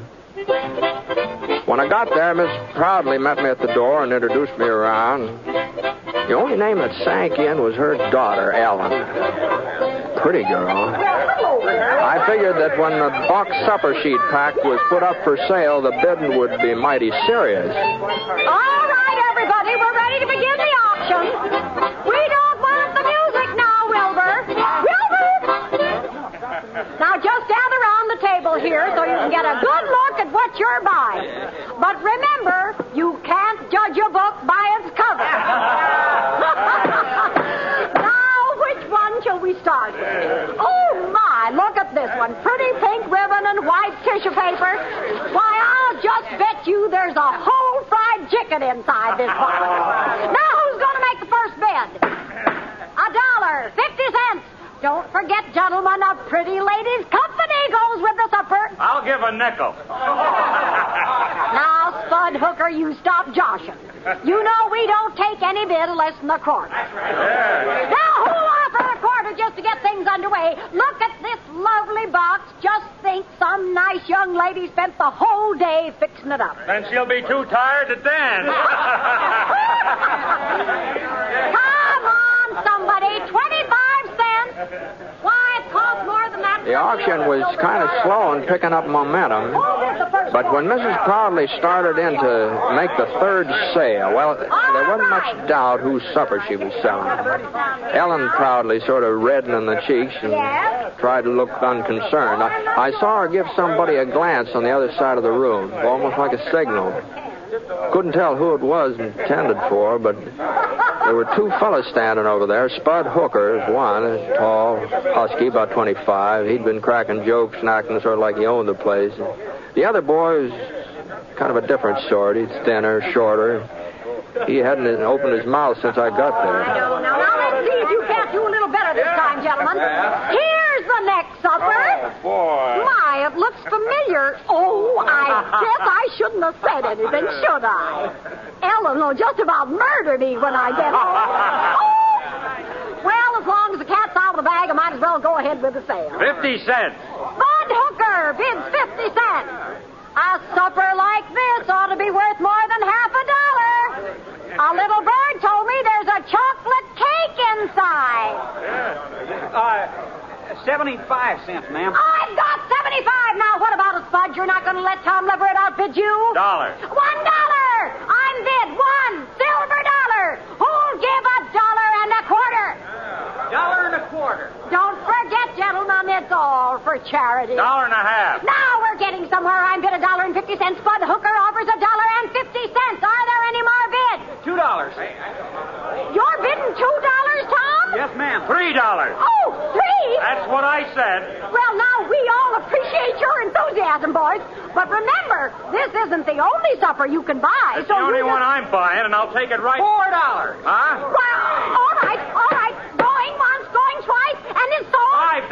Now, Spud, are you sure? $6, Miss Proudly. You're making a fool of yourself, Leverett. Ellen wants to eat with me. My bid's $6. 7. Now, boys. 10. Oh, now you don't mean that, Tom. You can't afford $10. No, I mean it. Well, all right. I'm bid $10. Are there any more bids? Going once, going twice. Go ahead, sell it to him. It ain't going to do him no good. Now, we don't want any trouble, Spud. Ellen's my girl, and she's eating with me. I'll take that box, Miss Proudly. Here's your money. Didn't you hear what I said? She's eating with me. Get out of the way, Spud. You're not man enough to make me move. Now, give me that box or I'll take it away from you. Okay, Tom, you hurt me. Hold on there. No, just a minute here. Now, hold on. Don't concern you, Ponsett. No, maybe it doesn't. Maybe it doesn't concern me. It just seems to me that there ought to be a better place for settling things, that's all. Mr. Ponsett's right, Spud. Let's go out. Hey, where's Britt Ponsett? Dad Somerset said he was over here. Yeah, I'm Ponsett. Oh, Mr. Ponsett, Sheriff Tinsmith told me to find you. What's the matter, Jake? Dink Falk just broke out of jail. Yes. He shot the sheriff in the back while he was getting away. Oh, he did? Yeah, well, we took him over to Doc Foster's, and he's bleeding pretty bad. He wants to talk to Mr. Ponsett before he... I'll get my horse.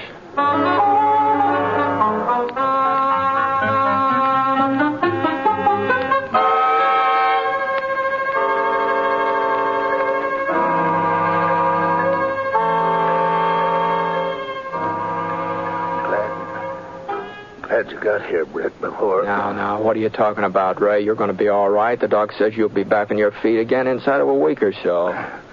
Don't know what I was thinking of. Letting Dink Falk get hold of my gun while I was serving his supper.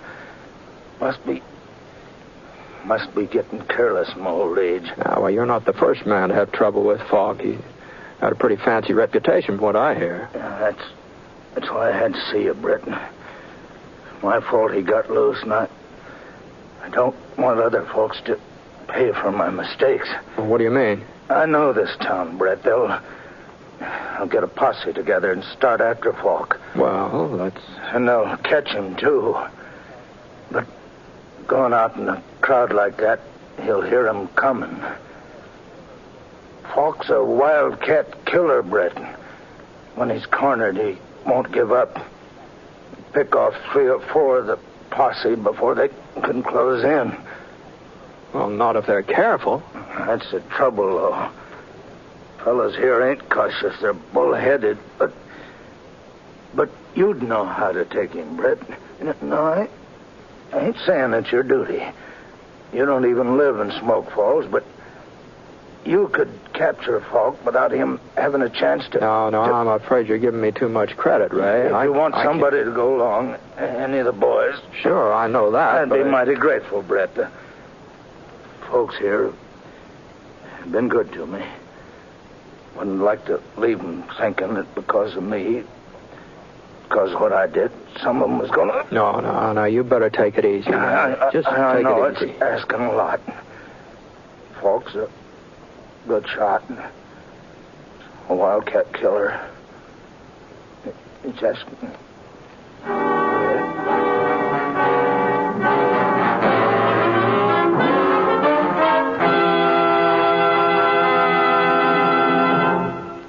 We'll return to James Stewart as the six-shooter in just a moment. Recently, the American Red Cross was called on for immediate and dramatic expansion of its part in the National Blood Program. Was asked to make available all the gamma globulin possible for the prevention of paralysis from polio. Experiments conducted over the past 2 years have demonstrated the effectiveness of this treatment. It takes approximately 1 pint of blood to make an average dose of gamma globulin as used for polio. And 1 injection protects a child for a period of 1 to 5 weeks. Therefore, there is a tremendous need for blood donations now, so that we may be able to do our utmost to safeguard our children during the epidemic period next summer. At the same time, there has been no let-up in the need for blood for use overseas and for the thousands of wounded men in our military hospitals who are still fighting for a chance to live. If you are an adult, call your local Red Cross chapter right away. Get an appointment to make a donation of your blood for the National Blood Program, which aims to supply the total blood needs of the country. Join the thousands of Americans who are rolling up their sleeves. Take pride in having helped save a life.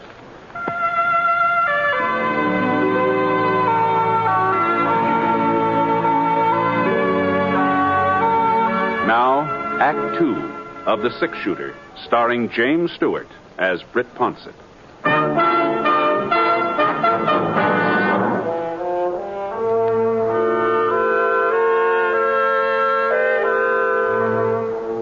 Sheriff Tinsmith had been right about the town foreman of Posse. They hadn't lost any time. Spud Hooker was taking charge. I was kind of surprised to see that Tom Leverett was along. But I figured he and Hooker sort of joined forces for the time being. How is he, Ponsett? Well, he passed out a few minutes ago. Maybe it's just as well. At least he's getting some rest. Yeah, well, we're going after Falk. The other boys are waiting behind the mercantile. Looks like you've got quite a gang. I ain't got no objections to having you go along, too. Not that we need you understand? Yeah. Well, you coming? Well, I had a little talk with the sheriff just before he lost consciousness. He seemed to think that taking out a posse after Falk wasn't such a good idea. What's he want us to do, let him go scot-free? No. Sheriff Tinsmith sort of suggested maybe 1 or 2 men would have a better chance of catching him. They can make faster time, maybe sneak up on Falk unaware. Oh, yeah? Yeah. Well, it's okay with me. You going to be one of the boys who goes after him, Ponsett? Well, I hadn't exactly made up my mind. You better make it up faster. I'll take somebody else. Oh, I see. Well, in that case, Whoa, boy. Whoa. Say, your name's Leverett, isn't it? That's right, Mr. Ponsett. Tom Leverett. Mm-hmm. You want to ride along with me? What? Why, sure. Wait a minute here. I thought you said 1 or 2 men. Mm-hmm, I did. Well, we don't need Leverett then. Well, I tell you, I sort of figured maybe you ought to stay in town, Hooker. So if Tom and I get into trouble, well, you could bring the posse out later. You're trying to make a fool out of me, Ponsett? No, I'm not. Everybody knows I'm twice the man Leverett is. I can ride better and shoot faster and outfight him 2 to 1. Mm-hmm. You want the credit for catching Falk yourself, don't you? Well, it ain't going to work out that way. Come on, boy. I'll find Falk myself, and I'll bring him in alone. That's how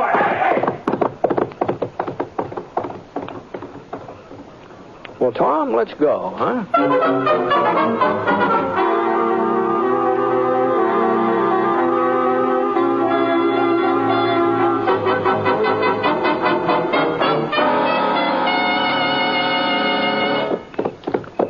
Falk's trail headed west, up toward Eagle Mountain. And the moon was out, sort of a half moon, but it gave us enough light so we could follow the hoof prints Falk's horse had left. Along about midnight, we spotted another trail, fresher. It couldn't have been more than a couple of minutes old. It cut in from one side and then went on ahead in the same direction Falk was riding. You see that, Tom? Yeah. Looks like Spud Hooker took a shortcut. Yeah. You reckon he'll beat us to him? Oh, you never know. Never know. If he does, he might save us some grief, wouldn't he, huh? You're not anxious to tangle with Falk, are you, Mr. Ponsett? No, I'm not anxious to tangle with anybody, Tom.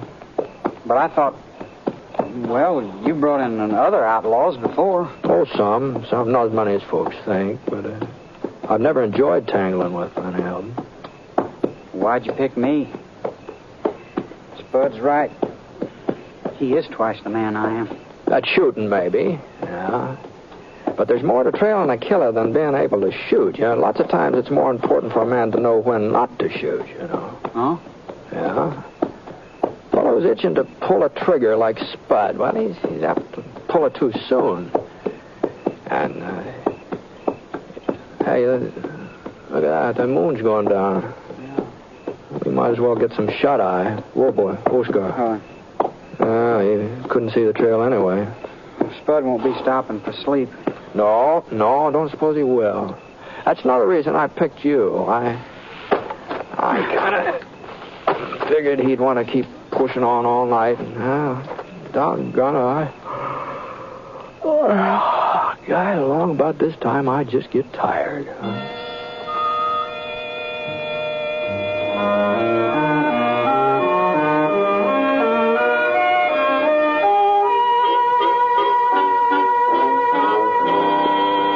As the morning sun began graying the sky, we started off again. Falk's trail was winding up the side of Eagle Mountain now. It was pretty hard riding. Tom didn't complain, even though I could see he wasn't used to it. Every once in a while, he almost slid out of his saddle, but somehow he managed to hang on. About noon, we reached a little creek, and Falk's trail gave out. The other trail, the one we figured was Hooker's, it sort of milled around in all directions, then went off on a tangent. We climbed out from our horses and got a drink of water.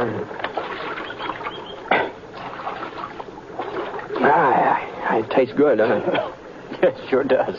You ever been out this way before, Tom? Oh, yeah. Not for the last couple of years, though.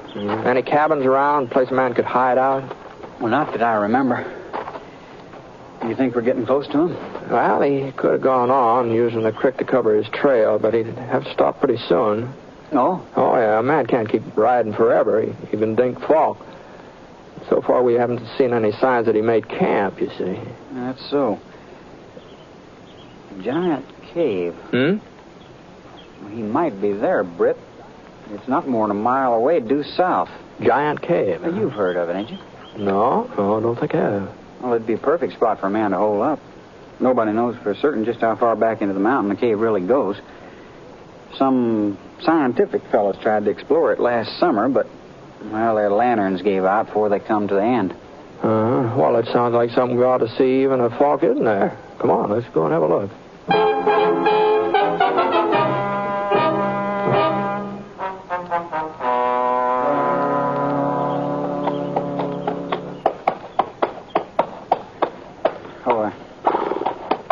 That's the entrance there, Britt.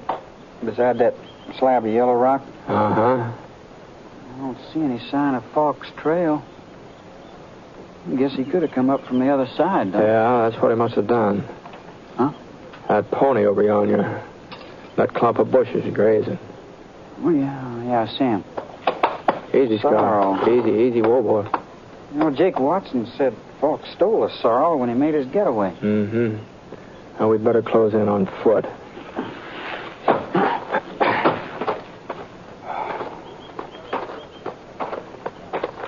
We tethered our horses on a couple of spruce saplings, moved into the cave entrance. It wasn't a very big hole. We had to sort of bend over and crawl through it. But the room on the other side, it must have been 100 feet long, 50 feet wide.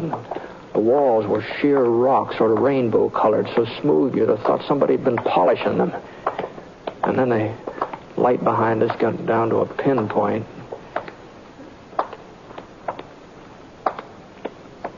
He wouldn't be hiding here in the dark, would he, Britt?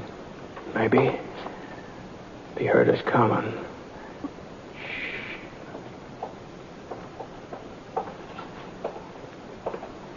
Somebody up ahead. Yeah. You got your gun ready? Uh-huh. Now, don't use it unless you're pretty sure of hitting something. If we start shooting, it'll just help his aim. Okay. All right, now back up against the wall here behind you.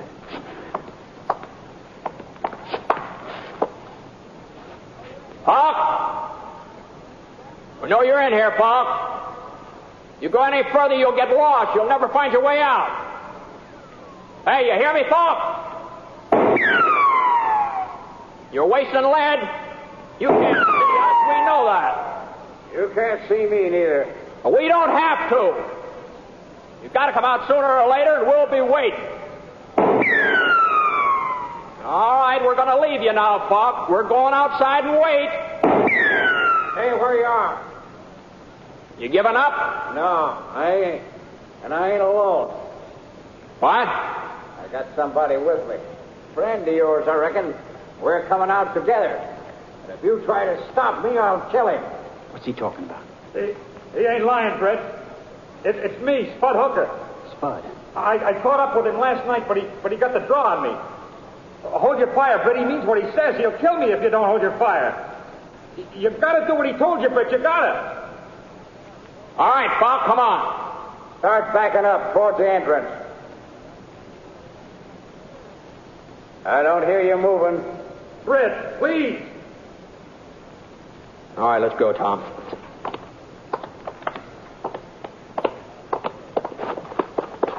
We backed out into the daylight, Tom and me, and waited for them. About a minute later, Spud Hooker marched through the mouth of the cave, half scared to death. Dink Falk was right behind him, holding a .45 aimed at the small of Spud's back. I was pretty sure he wouldn't hesitate to pull the trigger either. Sheriff Tinsmith was right.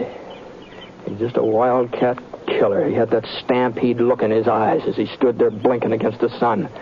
Same kind of a look you see in a steer when the herd's shoving him along. You can't stop or be trampled to death. Hang off your guns, both of you. Take them off, or I'll fix your friend here. Falk gave Spud a shove with his gun, and he jumped forward. There was an opening now between him and Falk. The next thing I knew, Tom dived forward. Get out, Spud! Tom tackled Spud, and he rolled over. The bullet missed him, but Tom was in range, and he took it. Falk aimed to fire again, and I managed to get my gun out. Bullet hit his thigh and spun him around. Then his leg buckled, and he fell face down. He hadn't let go of the pistol yet. He started to bring it up. Drop it, Falk!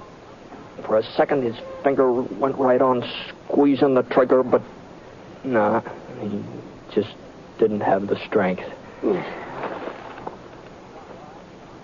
Tom? Tom, you all right? Sure. Yeah, it's hardly bleeding. I should have let Falk alone. I should have let you handle him, Britt. Well, I don't know. Looks to me like Tom did most of the handling around here. I mean, if it hadn't been for him, you know, I guess I had you figured wrong, Tom. I never thought you'd be the one to save me, but... I wasn't saving you, Spud. Huh? I don't like you. I never did. And nothing's going to change that. Then why? I like Ellen. I like her a lot, but... Well, she's in love with you. If you got yourself killed, it would just hurt her and wouldn't do me no good. Ellen, tell you she's in love with me? She didn't have to. And she finds out what happened today. She ain't gonna find out. I'm gonna tell her. I'm gonna tell her myself. I don't want her to know. It's for me to decide. Now listen here, Spud Hooker. You do the listening for a change. No, I thought you I taught you a lesson last night, but it looks like... Now, hold on now. Now, I think we ought to get Tom to a doctor, don't you? If we don't, Ellen won't have no way of choosing him even if she wanted to. Now, come on, Spud. Come on, give me a hand.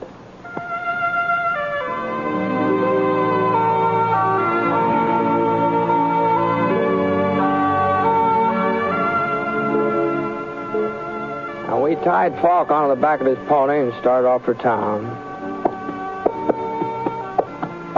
I sure didn't know what Ellen was going to do about Spud and Tom. Oh, you never know what a woman's going to do when it comes to, you know, falling in love and marrying and all that sort of thing. But I did know one thing. That picking Tom to go along with me, I'd been a pretty good choice. Ellen probably could do a whole lot worse, you know.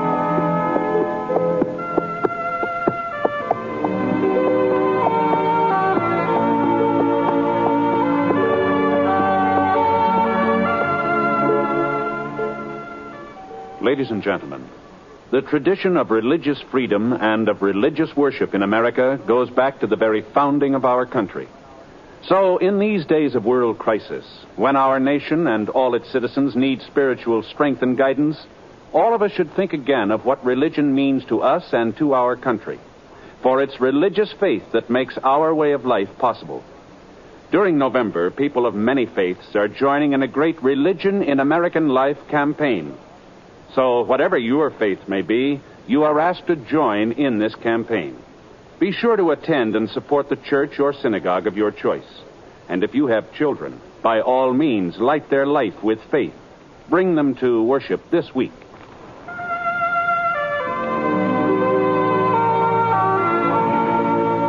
The Six Shooter is an NBC Radio Network production in association with Review Productions. It is based on a character created by Frank Burt, and the transcribed story is written by him. Mr. Stewart may currently be seen in the Universal International picture Thunder Bay. Others in the cast were Jeanette Nolan, Frank Gerstle, Robert Griffin, Forrest Lewis, and Sam Edwards. Special music for this program was by Basil Adler, and the entire production is under the direction of Jack Johnstone. All characters and incidents were fictitious, and any resemblance to actual characters or incidents is purely coincidental. And incidentally, a great many of our friends have written in to thank us for putting the Six Shooter on the air. And a surprising number of letters have requested the name of the theme you are listening to right now, and where it might be obtained. Well, we're sorry, but it is music that has been recorded exclusively for broadcast, and is therefore not available for home use. But we are grateful nonetheless to all of you who have written. Your kind letters are always welcome. This is Hal Gidley speaking.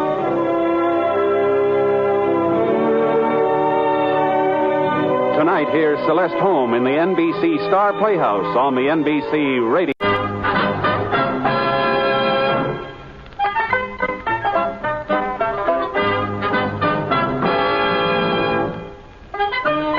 In just a moment, you'll hear James Stewart as the Six Shooter, just one of the many fine programs brought to you Sundays on NBC. Later this evening, listen to the NBC Star Playhouse with two of your favorite stars.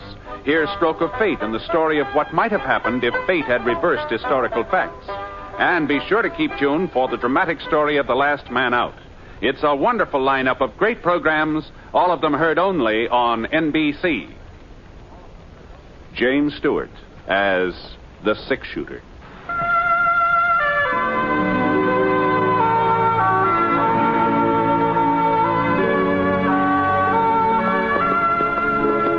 The man in the saddle is angular and long-legged. His skin is sun-dyed brown. The gun in his holster is gray steel and rainbow mother of pearl, its handle unmarked. People call them both the six-shooter. The NBC Radio Network presents James Stewart as The Six-Shooter, a transcribed series of radio dramas based on the life of Britt Ponsett, the Texas plainsman who wandered through the Western Territories, leaving behind a trail of still remembered legends.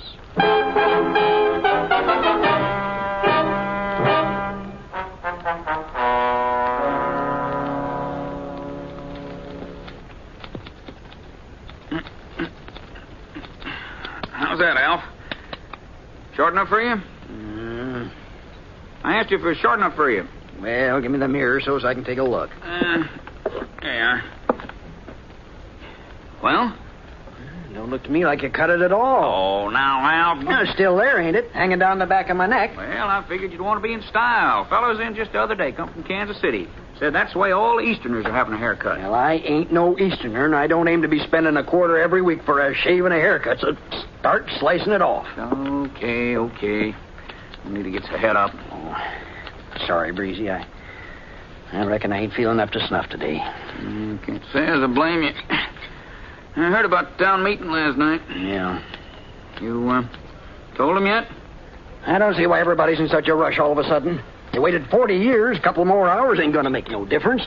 You're, gonna do it today then, huh? Yeah, I'm gonna do it today. Poor old Gabe. Wonder how he'll take it.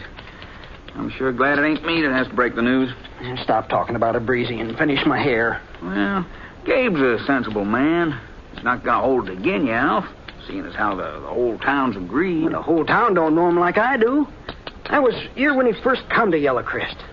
I don't know if it wasn't for Gabe Starbuck, there wouldn't be Howdy, mister. Oh, you're next. It'll be a couple of minutes. Dodge City papers there if you'd like to read it while you're waiting. Thank you. Nice. Britt! Now, you sit still. Britt Ponsett! Huh? Don't you remember me, Britt? Why, Alf Crandall? Alf? Alf Crandall? Oh, sure, I remember you. Well, what happened to your beard? Breezy here shaved it off 3 years ago. Oh, he did? Yeah. A couple of the boys paid him to do it while I was asleep in the chair. Is that so? I ain't never forgiven you for that, Breezy. You could have growed it back, Alf. Well, it wouldn't have been the same. Took me 25 years to get that stand of whiskers. Besides, once Maddie seen me without them, folks do say I look younger. Well, you look so young, I hardly recognize you. Well, what about you, Britt? How's the world been treating you? Oh, first rate. Just hit town. Yeah. I've been out on the Square Moon Ranch last month or so. I ran into a flock of sheep yesterday, and they gave me such a brotherly look, I decided it's high time I get a haircut. Be right pleased to take care of you, Mr. Ponsett. There. That ought to be short enough, Alf. Well, feels like you got some of it off anyhow. Just let me give you a little brush. All right, there you go. Oh, thanks. Sit right down, Mr. Ponsett. Well, what'll it be? Shave and a haircut? Haircut'll do it. Well, you might as well have a shave, too, as long as you're here. I got the kettle on, the towels will be real hot. Why, you won't even feel the razor. No, I don't think No matter how good a man is at shaving himself, it's not the same as having a barber do it. Now, you take having a horse shod. You don't do that yourself unless it's an emergency. You go to an expert. Well, sir, it seems to me a man's face ought to be as important as his horse. Yes, but it seems to me that when a fellow wants to get a... All right, Brady. You can give me a shave, too. Yes, sir, Mr. Ponsett. Yes, sir. I'll just trim some of this hair off while the water's warming up. You gonna be around town for a spell, Britt? Just overnight, Alf. I'm due back to Square Moon tomorrow. Well, I'd sure like to stay and chew the fat, but I'm due over to Gabe Starbuck's office. Oh, say, how is he? Gabe. Gee, I hadn't seen higher than a tail of him. Must be over 4 years. Oh, that's right. You and him used to be real good friends, didn't you? Oh, we sure did. It was Gabe Starbuck gave me my first pony. Well, as a matter of fact, he's aging, Brett. He's aging fast. Oh, I'm sorry to hear that. He's not down sick, is he? No. No, Gabe wouldn't let himself get down no matter how he felt. Uh-huh. What's he up to nowadays? Same as ever. Well, you mean he's still sheriff? Yeah, he's still sheriff. At least he is today. Oh? Truth is, we had a meeting just last night. Decided the town's got to have a new sheriff. And that's what I'm going over to talk to Gabe about now. Uh-huh. You don't want it too short, do you, Mr. Ponsett? Fellow's in from Kansas City the other day. Says back there folks ain't cutting their hair so short anymore. Well, He says you better trim it pretty close, Breezy. I may not be in a barbershop again for quite some time. Whatever you say. Appears to me people around here don't want to be in style. Nobody wants to get rid of old Gabe, Britt. But the town's changed. Well, we got near 700 people living here now. That many? Yeah, there's a new bank, too. Maybe you saw it. Yes, I did, yes. Not doing very good, though. Folks are afraid their money won't be safe. Oh, we haven't had any robberies, not for quite a spell. As long as Gabe's sheriff, well, there's not much he could do to stop an outlaw if one did happen to come our way. You know, old Gabe being so old and all. Mm-hmm, yeah. Doggone it, Britt. We all realize that we owe him an awful lot. He cleaned up Yellowcrest. Made it possible for decent people to live here. Of course, that was 40 years ago. Things are a lot different now. We gotta have us a new sheriff, that's all. Mm-hmm. Does Gabe know you're planning on replacing him? No, he ain't told him yet, but can't put it off much longer. I see. It's gonna hurt him pretty bad, isn't it? Well, how would you feel if it was in your place? You give your life to a town, your whole life, and they say, we're sorry, but we gotta put you out to pasture. You're too old. Mm-hmm. Well, maybe if he was to have a deputy. Well, we talked about that. Town ain't rich enough to afford 2 salaries. Mm-hmm. Well, Gabe's got a good, sensible head on his shoulders. That's what I said, Mr. Ponsett. That's just what I said. He probably won't like the idea of losing his job, not at first, but he'll see that you don't have much choice in the thing. Now, you just lean back. That's better. And be sure and tell me if this towel's too hot. Ooh. A little warm? I guess I can stand it. I'm real glad you don't think we're being too hard on Gabe, Britt. Say, that gives me an idea. Well, seeing as how you understand the predicament we're in, about Gabe, I mean, maybe you wouldn't mind sort of preparing him? No, wait, just a minute, Alf. Now, you're old friends. You said so yourself. It'll be different having the news come from you. No, it's not my concern. Here's another towel, Mr. Ponsett. Now, just lean back. You're going to be seeing him anyway, Britt. Now, all you have to do is kind of lead the conversation around to him retiring, lay the foundation, and then later on, when everything's... I won't do it, Al. I won't do it. Now, you're just wasting your breath. You just... How in thunder am I going to get this lather on, Mr. Ponsett, if you keep moving around like that? I'm only asking you to talk to Gabe because, well, I'm apt to say the wrong thing. You know me, Britt, always putting my foot in my mouth. And I'll hold still. Now, Al, I tell you, you're not going to put... Out. Your own fault, Mr. Ponsett. Now, I told you to keep quiet. Please, he's right. Just sort of take it easy, Britt, while I sort of explain what I had in mind. And then if you still aren't willing...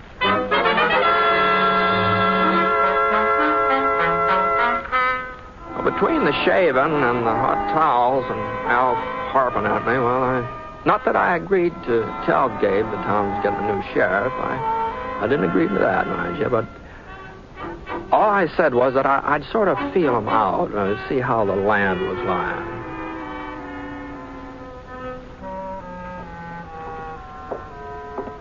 Anyway, about 20 minutes later, I was coming along the boardwalk heading for Gabe's office. Huh. Well, it sure sounded like shooting to me.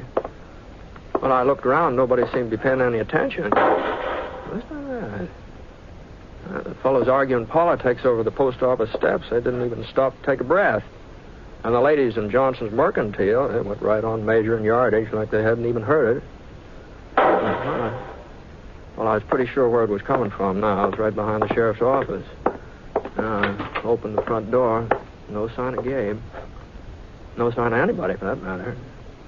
And, then I saw him. Right through the back window. And I saw why folks hadn't been very upset about the gunfire. Gabe was having himself a little target practice out there, aiming at a tin can sitting on a pile of lumber.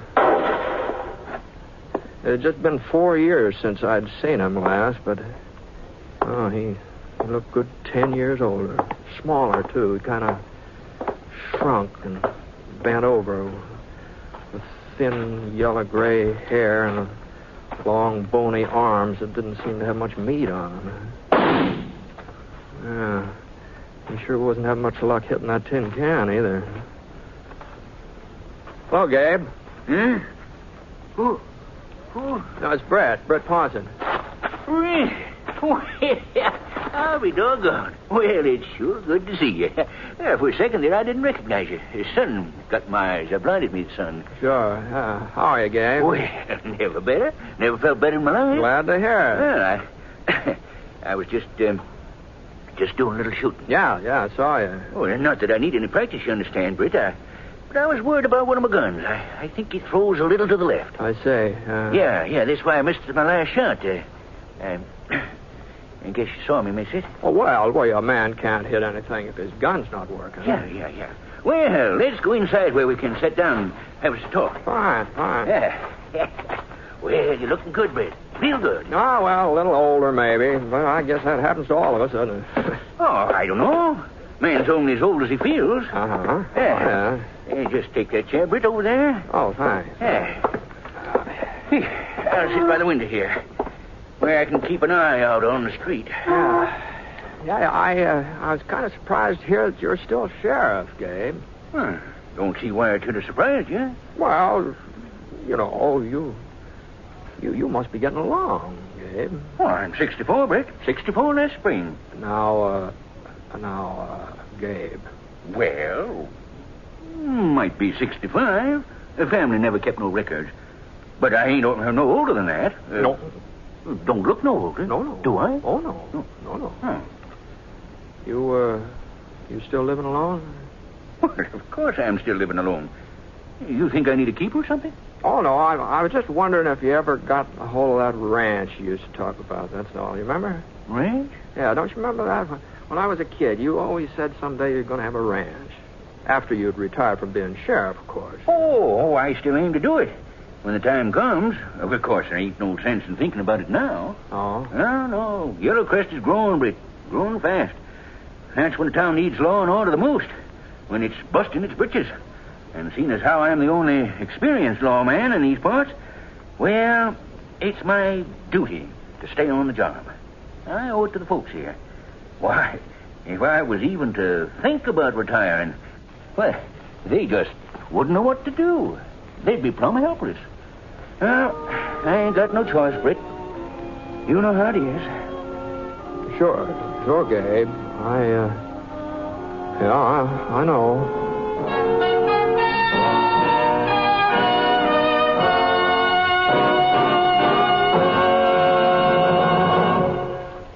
We'll return to James Stewart as the six-shooter in just a moment.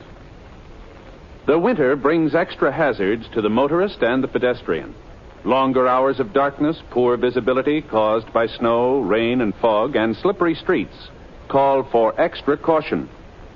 The National Safety Council urges that for safety, every motorist should always adjust speed to road and weather conditions.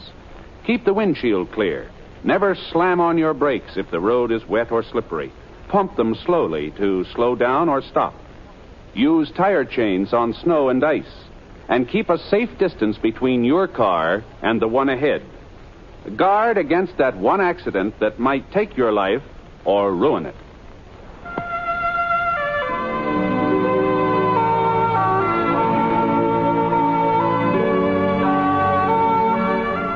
Now, Act 2 of The Six-Shooter, starring James Stewart as Britt Ponsett.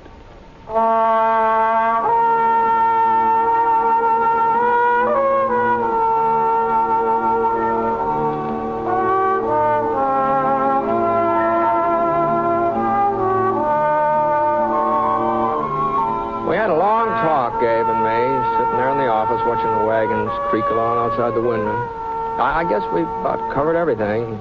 Folks we'd known, old times. The only thing we didn't discuss was Gabe's retiring from sheriff. Anyhow, after I left him, I had supper and took a little stroll. Oh, it must have been about 9 o'clock when I got settled down for the night in my room in the Parker Hotel. The bed was real comfortable, a lot softer than those bunks out at Square Moon Ranch. Maybe that's why I had so much trouble dropping off to sleep. Yeah? Yeah, who is it? Alf Crandall. You asleep, Britt? Oh, no. Come on in, Al. Oh, come on in. I'll just get this lamp turned up. Here. There we are. I didn't mean to wake you. Ned Parker told me you only turned in a few minutes ago. Yeah, I'll pull up a chair. Thanks. You know, I was looking for you this evening after supper. Well, I went for a walk. Oh? You were right, Alf. Yellow Crest sure has changed. That's a fine new church going up there by the creek. Yeah. Well, what I wanted to find out, Bit, was whether you talked Lots to of new Gabe buildings over south, too. Mighty fancy houses there. Some of them look like they're going to be 2 stories high Brett. over there. Yeah? How'd he take it? Why, how did he take what? Oh, you mean Gabe? Well, who else would I mean? Well? Well, I didn't tell him, Alf. Huh?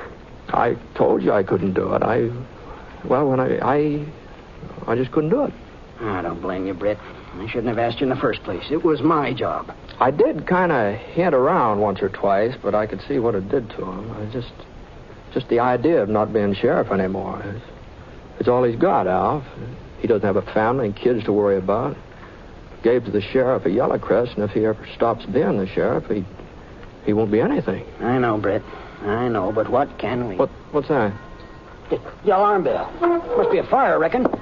There's Mark Fawcett running down the street there. He'll know. Doggone this window. Stuck tighter. There. Mark! Mark, up here, Mark! What are they ringing the bell for? Somebody robbed the bank. The bank? We're meeting over at the sheriff's office. Well, I guess it was bound to happen sooner or later, Britt. Yeah. Hand me my pants, will you?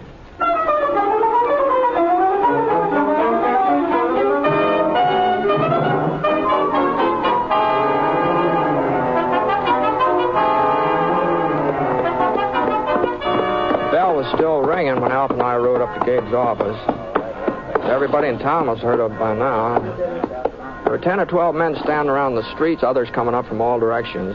Gabe was standing right by his horse, right in the middle of things, taking charge. There wasn't much doubt about it. He was still sheriff of Yellow Crest. Britt, you boys know Britt Ponsett, don't you? Yeah, what happened, Gabe? Well, it was just an accident. I seen him. An accident, pure and simple. They was riding out of the alley from behind the bank, giving the horses a spur. Couldn't get a look at their faces, but the way they was riding, that made me suspicious. Uh-huh. So I thought maybe I ought to see if everything was all right at the bank. Went around to check. Back door was broke open, wide open. Papers scattered around inside. Jim Waterby's over there now trying to find out how much they took. Didn't try to follow them, the outlaws. Well, they was gone before I knew they was outlaws. Before I knew for certain, that is. But I seen which way they headed. East. That don't make sense, Gabe. They'd have to cross the Salt Flats if they went east. Sure they was. That's the way they went. Right toward the flats. Well, you must have been seeing things. Man, to be a fool to strike out that way. 200 miles without a water hole. Oh, I bet they turned off, went up in them hills. Well, I'm the one who seen them, ain't I? Yeah, sure. $2,500, Gabe. That's what they stole. Oh, that's so, Jim. A sack of gold and a sack of currency. 2,500 as close as I can figure it. Well, boys, let's see if we can pick up the trail. Easy, Rusty, easy.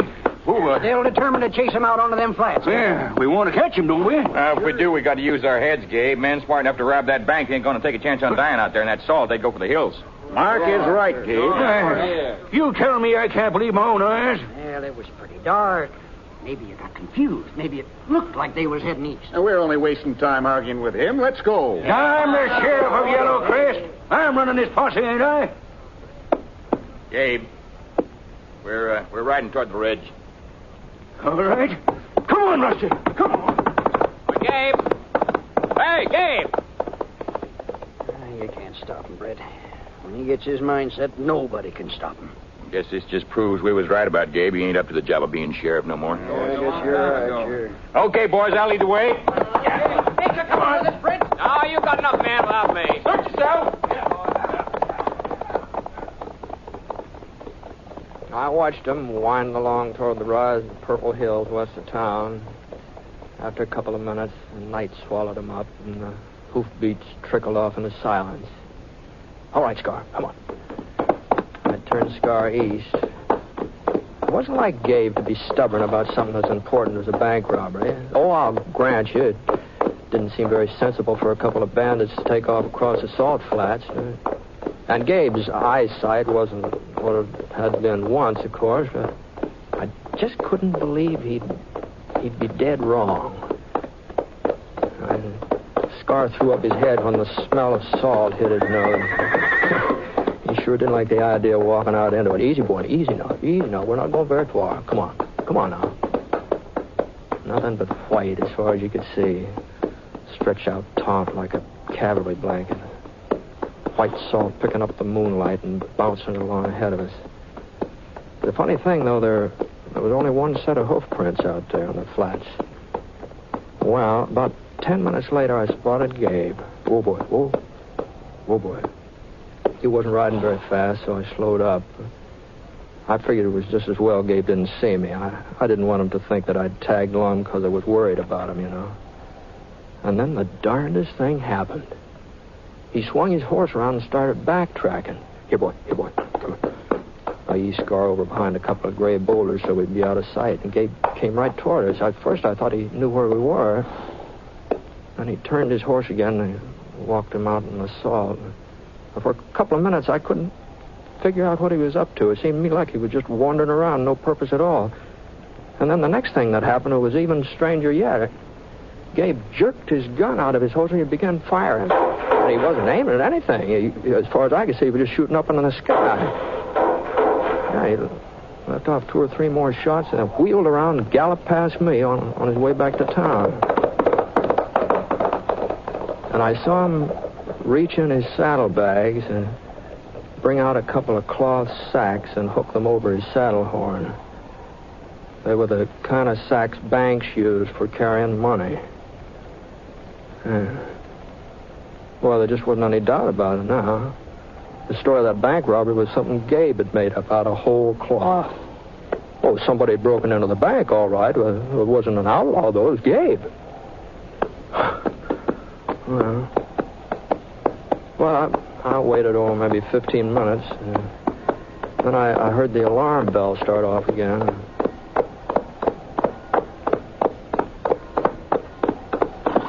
The posse would pull up in front of Gabe's office.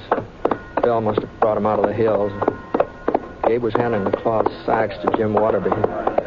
I pulled up just in time to hear the tail end of what he was saying. I ain't sure I hit him, you understand. This gun of mine's been thrown a bit to the left lately.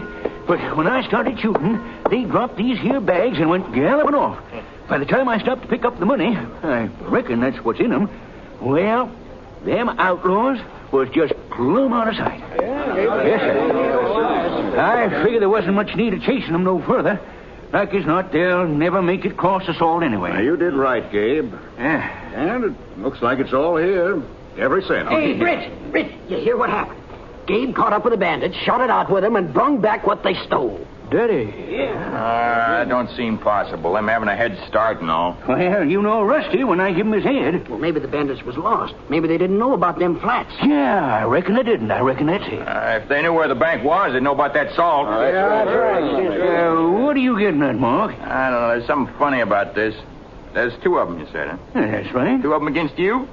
Well, what's so funny about that? Many's the time I shot it out with more than 2 men. Let's ride out there, boys, and have a look around. Well, whatever you say, Mark. Sure. Hold on a minute. I think maybe I can save you a trip. The fact is, I was following Gabe. I followed him right out on the flats. What? Oh, I know you didn't see me, Gabe. I was behind you, but I could see you just plain as day. Now, Britt, you got to let me... You mean you seen the gunfight, too? Listen to me, Britt. Listen to me. Was he telling the truth, Britt? Yeah, that's right, was it? Well, I'll tell you one thing. I never saw a fight like that before, not in my whole life. Really? What about the bandits, Britt? You get a chance to recognize them? No, I'm afraid I didn't. Didn't stick around, eh? Once Gabe started shooting? No, Well, as a matter of fact, when Gabe was through shooting, well, it was like they hadn't even been there. No. I'll be darned. Mm-hmm. That's what it was, all right. Just like they hadn't been there at all.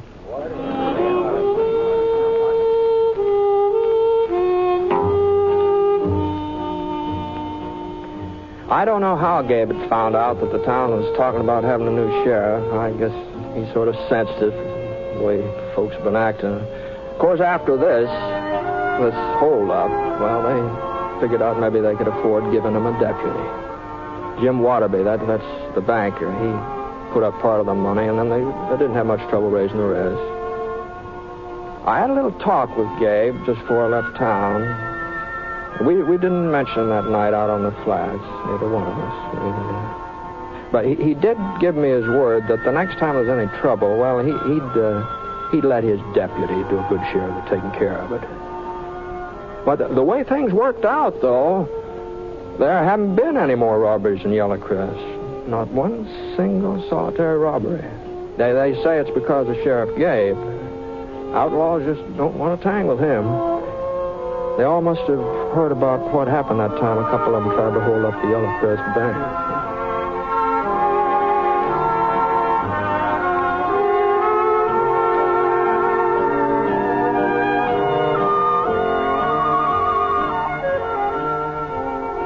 I wonder if you really know how much good you're doing every time you buy Christmas seals. Well, let me tell you something. Something I think will amaze you. It's simply this. Over 6 million lives have been saved in the fight against tuberculosis since the first Christmas seal was sold. In other words, what you actually buy when you buy Christmas seals is priceless protection for yourself, your family, and your community. So, please answer your Christmas seal letter today.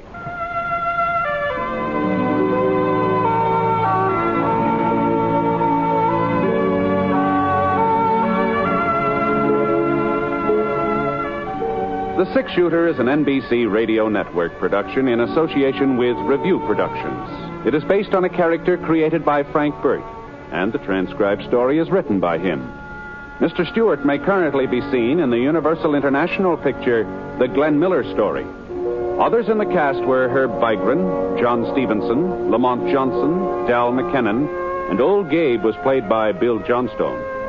Special music for this program was by Basil Adlam, and the entire production is under the direction of Jack Johnstone. All characters and incidents were fictitious, and any resemblance to actual characters or incidents is purely coincidental. And now, from all of us who each week bring you the Six Shooter, a special salute to NBC-affiliated station WGBF, Evansville, Indiana, on the occasion of their 30th anniversary.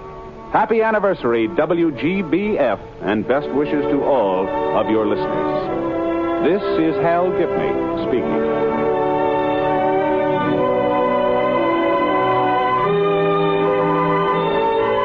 Tonight, hear Lily Palmer and Brex Harrison in the NBC Star Playhouse on the NBC Radio.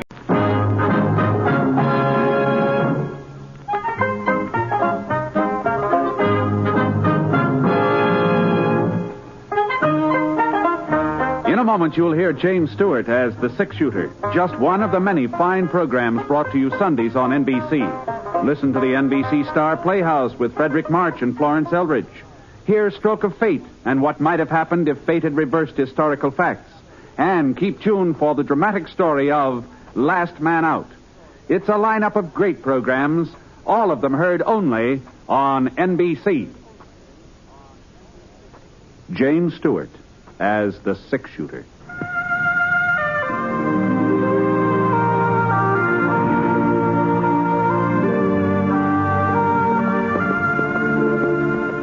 The man in the saddle is angular and long-legged. His skin is sun-dyed brown. The gun in his holster is gray steel and rainbow mother of pearl, its handle unmarked. People call them both the Six Shooter. The NBC Radio Network presents James Stewart as the Six Shooter, a transcribed series of radio dramas based on the life of Britt Ponsett, the Texas plainsman who wandered through the Western Territories, leaving behind a trail of still remembered legends.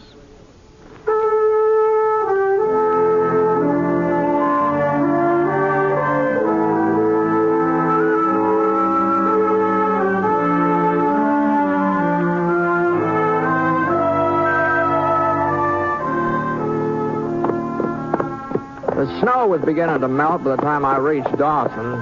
You could hear it dripping from the eaves, hitting the boardwalk along the main street. I'd figured on being in town a couple of days earlier, but that storm sort of threw me off schedule.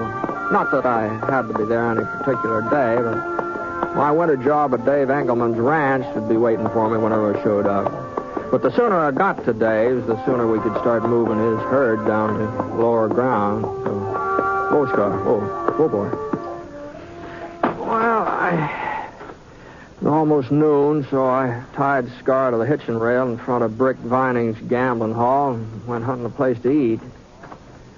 The town was sort of showing a little wear and tear. Of course, Dawson never had been a rich place, and I guess the drought last summer hadn't helped much. Folks just didn't have the money for improving the real estate, that's all. Except the jail. Huh. Gee, for a minute I couldn't believe my eyes. Well, it was all fixed up. Fresh green paint on the outside, new wooden steps leading up to the front door. Real honest-to-goodness bars in the cell windows. It sure was a different jail, all right. But the face grinning out at me from behind those cast-iron bars, well, that face hadn't changed a bit since the last time I was in Dawson. Howdy, Britt. Hello, Milt. I heard you was coming to town. Dave Engelman said you signed up with him. Yeah, that's right. You in for something, Milt? Oh, there's a little ruckus over at Brick Vining's place last night. Some folks said I started it. Uh-huh. Reckon they're right. You do. Seems to me like you were in jail when I left Dawson a couple of years back, isn't it? Was it Saturday night or Sunday morning? Could have been. I don't remember exactly. Well, if it was a Saturday night or Sunday morning, like as not, I was here. I ain't missed being thrown in more than 2 Saturday nights since they first built the place. Mm-hmm. Well, at least you're living in style. By George, this jail looks a lot fancier than it used to be. Yes, yeah. New sheriff fixed it all up. New sheriff, huh? Sure. Oh, you heard about Saul Gordon being killed, didn't you? No. Well, what happened? Oh, well, it happened, maybe a couple of months ago. And, well, come on inside and have a look around while I tell you about it. Well, I don't know about that, Milt. You know, maybe the new sheriff wouldn't care about it. Oh, Sheriff Billy wouldn't mind. He'd like you to pay us a visit. Now, come on, Britt. The front door's unlocked. Well, all right.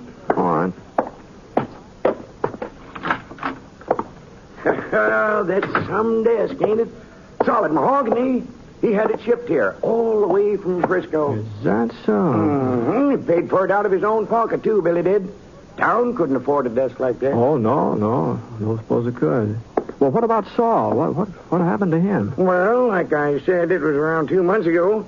The Baxter brothers had been seen heading this way from White Eagle. When Sheriff Gordon heard about it, he got some men together and started looking for him. Mm-hmm. Young Billy hadn't been in town very long. He wasn't obliged to join the posse, but he went anyway.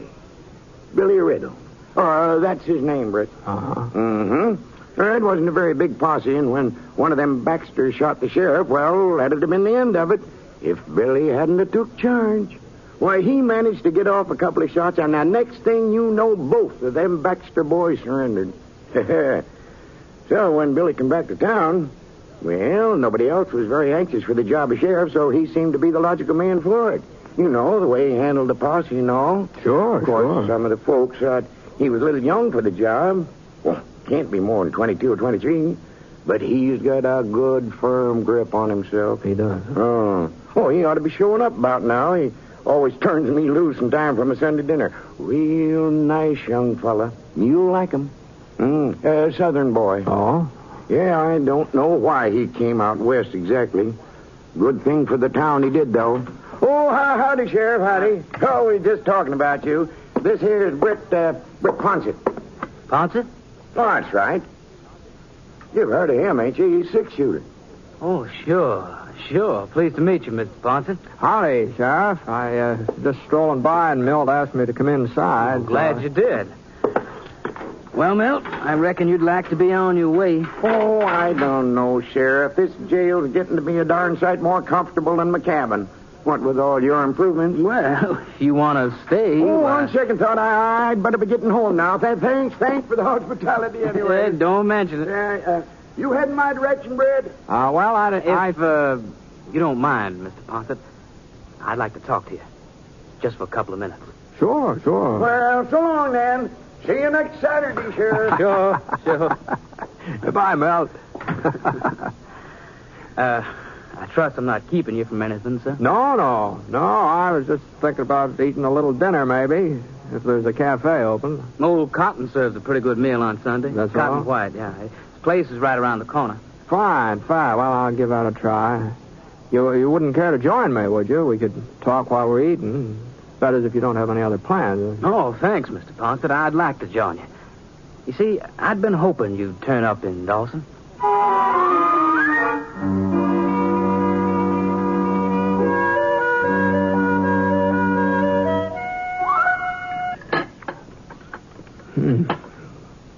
My George, I sure was a nice tender pot roast, wasn't it? Mm-hmm. Oh, boy, I ate too much, though. My belt's cutting into me like a cinch here. Wait till What was it you had in your mind, Billy?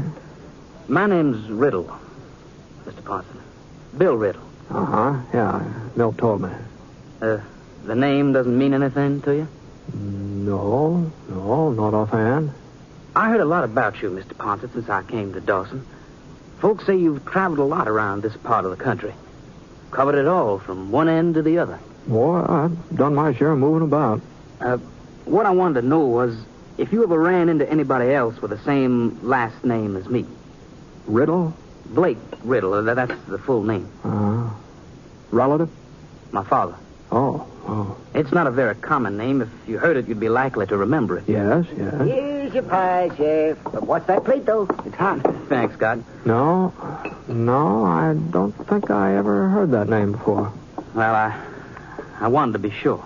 Was your father in these parts? I don't know. I know he was once. Not here in Dawson, but somewhere in this territory. Mm-hmm. You haven't heard from him lately? No, I've never heard from him. Oh? Fact of the matter is, I've never even seen him. You see, he brought my mother out west here before I was born. Wasn't the kind of life she'd been used to. She was born and raised in the South. Family had a plantation. I see. Those days, the frontier must have been pretty wild. Anyway, when it came time for me to be born, she went back home. And your father didn't go with her? No. Uh-huh. Maybe they had a quarrel. Maybe he didn't like her leaving him. I don't know. Uh-huh. Later on, she told me he was dead. But I found out that wasn't true. At least it wasn't true when she told me. Oh? Anyhow, Mother died last year. In her things was a letter from Dad.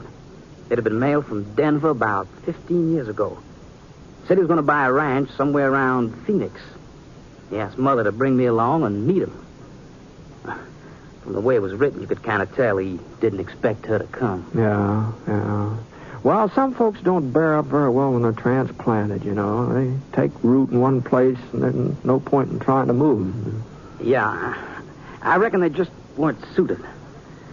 But now, well, I thought maybe if Dad was still alive, I thought maybe he and I... Tell you the truth, Mr. Ponsett, I guess I'm his son, even though I never saw him. More his than Mother's. I see. And ever since I can remember, I've wanted to come west, even before I knew about him. And I've been happy out here, too, happier than I've ever been in my life. Of course, I didn't figure on being sheriff. That was just an accident. Well, be that as it may, you're the sheriff, and Milt says you're a darn good one, so you at least got one satisfied customer, huh? I'm going to try, Mr. Ponsett. I'm going to try hard. I just wish that Dad... Well, if you should ever run into him, why... Sure. What the Sam Hill's that? Sounds like somebody's getting frisky. There he goes, Sheriff. Over by the mercantile. Yeah. Oh, he ain't doing no harm. He's just shooting up in the air that way. Ain't doing no good either. Looks like he's running out of lead. Yes, there he goes. Into Britt Vining's place. Hey, put the dinners on my bill, Cotton. I'll pay you for them later. Sure, Sheriff. Hold up a minute, Billy. Yeah? Hey, didn't you recognize that fellow, the one's doing the shooting? What? No. Why should I? Well, his name is Ben Reed. Reed? You sure, Mr. Ponsett? Yeah, I'm sure. I thought he was in jail over at Fort Lyon. I thought the marshal arrested him last month. Well, Ben Reed's been in a lot of jails, but he always sort of manages to break out somehow, you know. He won't break out of mine. You gonna arrest him, Sheriff?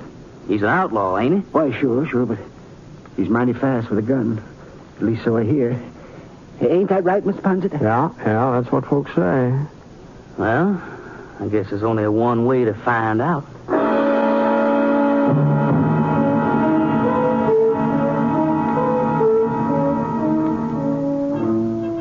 Sheriff Billy was young, all right, but he didn't walk young, and he didn't swagger. He just moved ahead like a man who knew where he was going. Of course, being a few years older wouldn't have done him any harm, especially if he was going to tangle with Ben Reed, and, well, there didn't seem to be any reason for me to miss all the excitement, so I started off in the direction of the gambling hall. If young Bill didn't know what he was doing, well, he'd soon find out. Ben Reed was sitting at a poker table dealing the cards. He didn't even look up when Bill came over and stood beside him. But Ben knew somebody was there, and he knew whoever it was wearing a star. He laid the deck of cards on the table, and he rested his left hand on his knee. I sure hope Billy knew that Ben was left-handed. Your name's Reed? Ben Reed? You talking to me? I asked if you're Ben Reed. Yeah, I'm Reed. You broke out of jail over at Fort Lyon. Don't look like I'm still there, does it, Sonny? And you're going back. Oh? You're under arrest. I heard this town got themselves a new sheriff. Some youngster wasn't even dry behind the ears. Get on your feet. Sure. You know, most fellas your age have a lot to live for. They'd be sort of careful who they started ordering around, but maybe you're different. Maybe I am. What's your name, kid? Just for the record, I always like to know a man's name before there's any trouble. Bill Riddle. Sheriff Bill Riddle. Give me your gun, Reed. I said, give me your gun.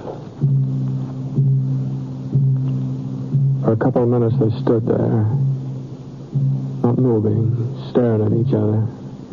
And Ben Reed's left hand slid down his hip a couple of inches. And in spite of myself, I found my own hand going for my holster. And then Ben's fingers stopped. And I couldn't believe my eyes. He unbuckled his gun belt and let it drop on the floor. Well, I guess the only person in that room who wasn't surprised was Billy. He just picked up those guns. He nodded to the door. Ben didn't even look back. He marched right out into the street and Billy behind him. There was a minute or so before it sank in just what had happened. Sheriff Billy Riddle had arrested Ben Reed without even drawing his gun.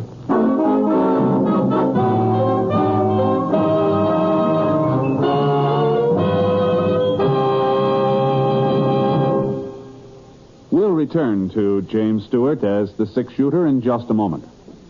Ladies and gentlemen, your attention, please. I've got $100, 100 genuine United States dollars, and they're yours for a mere 75.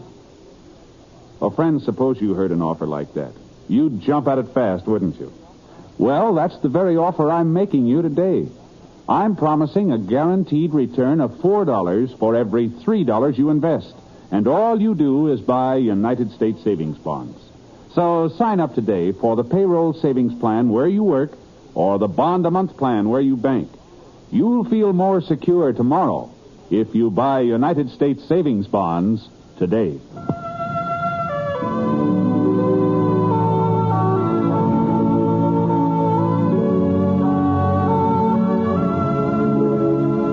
Now, Act 2 of The Six-Shooter, starring James Stewart as Britt Ponsett.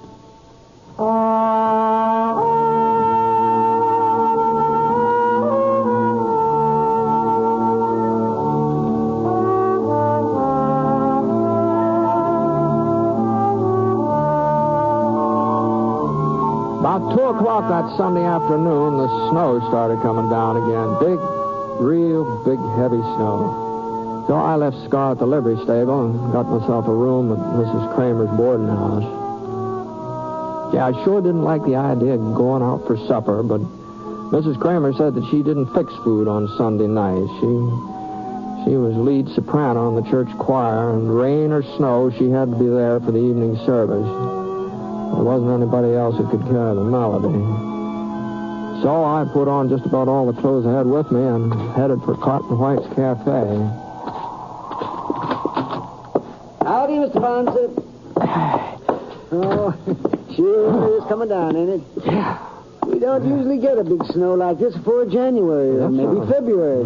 It seems like the weather's changing. I wonder what's causing it. I don't know, Cotton. Don't know.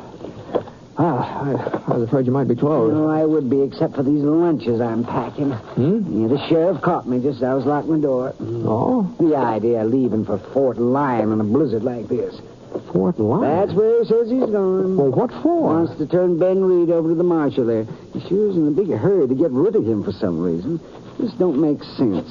Like as not, they'll never make it to Lyon, either one of them. But Billy says they're starting tonight, so... well, no, that does it. Oh, I'll just run these over to jail. You can pour yourself a cup of coffee, Mr. Ponsett. I'll be right back. Well, why not let me take them over for you, Carter? Since I'm all bundled up and everything. Oh, of course not, Mr. No Ponsett. trouble, no trouble. Because I'd kind of like to have a talk with Bill before he leaves town. Well, if you're sure. And don't stay open for me. I'll just get a cup of coffee from Mrs. Kramer.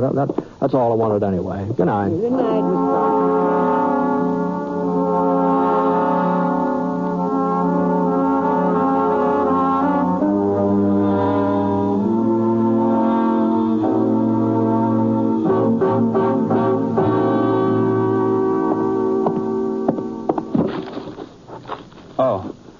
Thanks for bringing them over, Mr. Ponsett. Good night. Hey, Billy, you serious about striking out for Fort Lyon tonight? Yeah. Well, it looks to me like he's as safe here as he would be anywhere else. Guess he don't appreciate my company. That's right. I don't. Well, you're the sheriff. Yeah. Fort Lyon's a 2-day ride in good weather. No telling how long it'll take you to get in a storm like this. Don't worry about that. Was something happened, Billy? I don't know what you mean. Well, I guess it's none of my business, whatever it is. No, it isn't. Sorry, Mr. Ponsett. Oh, what's the use? Somebody will find out sooner or later. I'm not taking him to Fort Lyon. As soon as we get out of town, I'm going to turn him loose. What? And I'm not coming back to Dawson. I'm going home to Georgia, where I belong. Well, I suppose you've got your reasons. I told you. I only came out here to find my father. And I told you this was my lucky day. I found him. Of course, he wasn't quite what I expected. He's a thief, an outlaw, and a killer. You mean Reed? You knew it, too, didn't you? No, I didn't know anything of the kind. Well, you must have guessed it then. When he let me take him without lifting a finger to stop me, you said yourself he was fast with a gun. Well, I said that's what I heard. But the fact a man lets another man arrest him, well, that doesn't necessarily prove kinship. I got the proof right here. What? Yeah.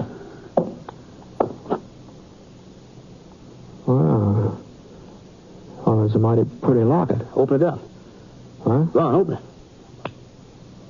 That's my mother's picture when she was a girl. It's copied from a picture that hangs in our parlor back home. And he was carrying it fastened to his gun belt. That's so, Reed? His name isn't Reed.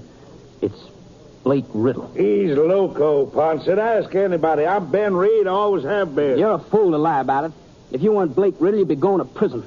I've been in prison before. And because you think he's your father, you're going to turn him loose. Is that it, Billy? I don't care about him or anything that happens to him. But she loved him once. At least she must have thought she did. And afterwards, you're getting out of town, huh? I don't reckon Dawson would have much use for a sheriff who was Ben Reed's kid. Well, they wouldn't have to know. I'd know it. I'd always know it, even if they didn't. Well, the town was mighty proud of you, Billy. Well, at least I won't be the first lawman who couldn't hang on to Ben Reed. No, that's true enough. It just seems to me you're acting on mighty flimsy evidence. It seems to me there's a lot of ways a man could get a hold of a locket like this one. Wouldn't necessarily follow that he really belongs to him. Of course, if Reed says it's his... I ain't said that. He never asked me. I didn't have to ask. Well, what about it, Reed? Where'd you get it? I had it so long I almost forgot. Yeah. But it all come back to me when you was making such a fuss.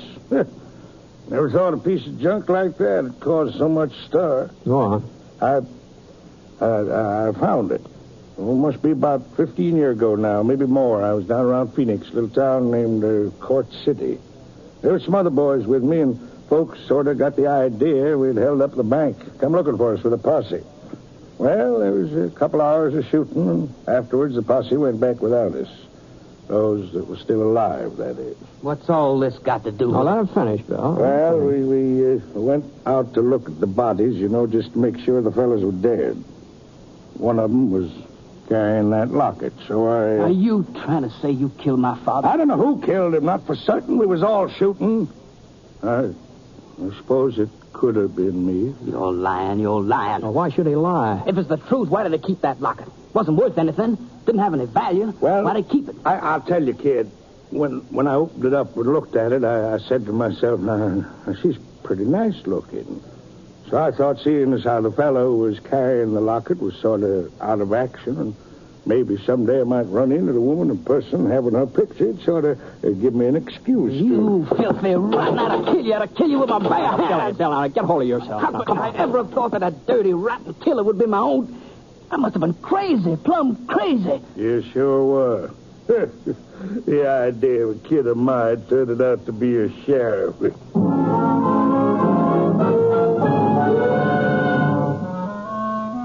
took Billy Riddle a little while to simmer down. When he finally did, he changed his mind about going to Fort Lyon. He decided to wait until the storm had died down, till he was sure of delivering the prisoner. Reed didn't say anything, not another word. Not until Bill went out back and get some wood for the pot-bellied stove. Why are you looking at me like that, Ponsett? You didn't believe me, did you?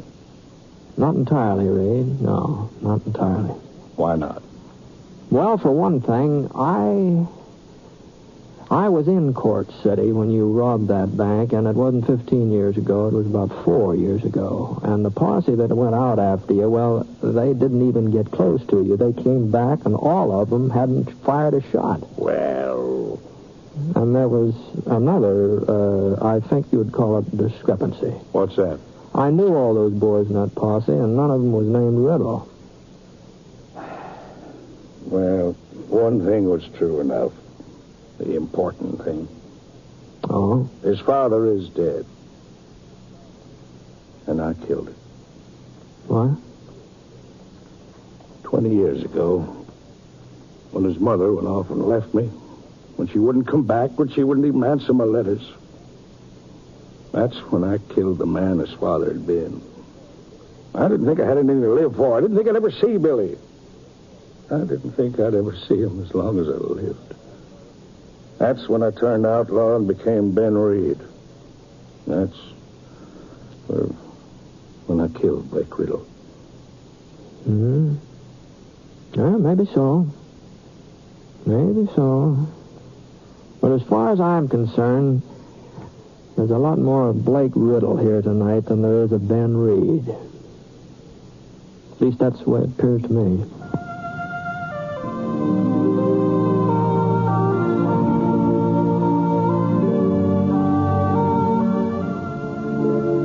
Well, it was a couple of days before that storm let up, and Sheriff Billy could take him over to the marshal at Fort Lyon. And he got him there, too. No trouble at all.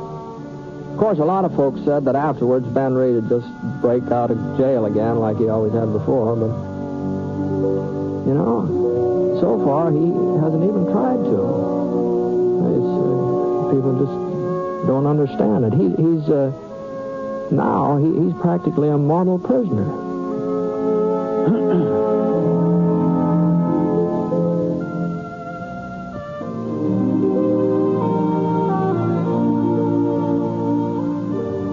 Within the next 5 years, millions of additional children will crowd the elementary schools. Unless we prepare for this increased enrollment, our children and our nation will suffer. If America is to provide enough teachers and enough classrooms so that our children can receive a decent education, we must take immediate steps to improve some of our local school systems. Join and work with local civic groups and school boards, actively seeking to improve educational conditions, won't you? Because better schools make better communities.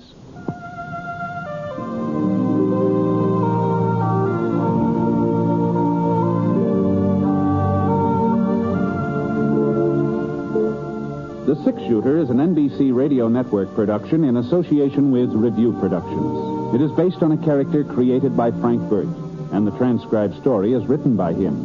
Mr. Stewart may currently be seen in the Universal International picture, The Glenn Miller Story. Others in the cast were James McCallion, Ken Christie, Howard McNear, and Alan Reed. Special music for this program was by Basil Adlam, and the entire production is under the direction of Jack Johnstone. All characters and incidents were fictitious, and any resemblance to actual characters or incidents is purely coincidental. This is Hal Gibney speaking.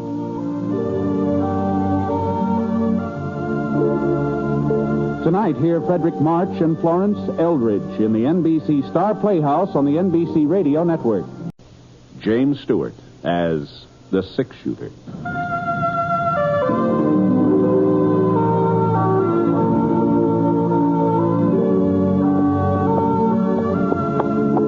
The man in the saddle is angular and long-legged.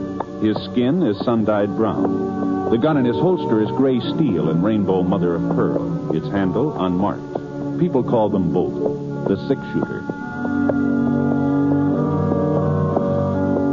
The NBC Radio Network presents James Stewart as the Six-Shooter, a transcribed series of radio dramas based on the life of Britt Ponsett, the Texas plainsman who wandered through the Western Territories, leaving behind a trail of still-remembered legends.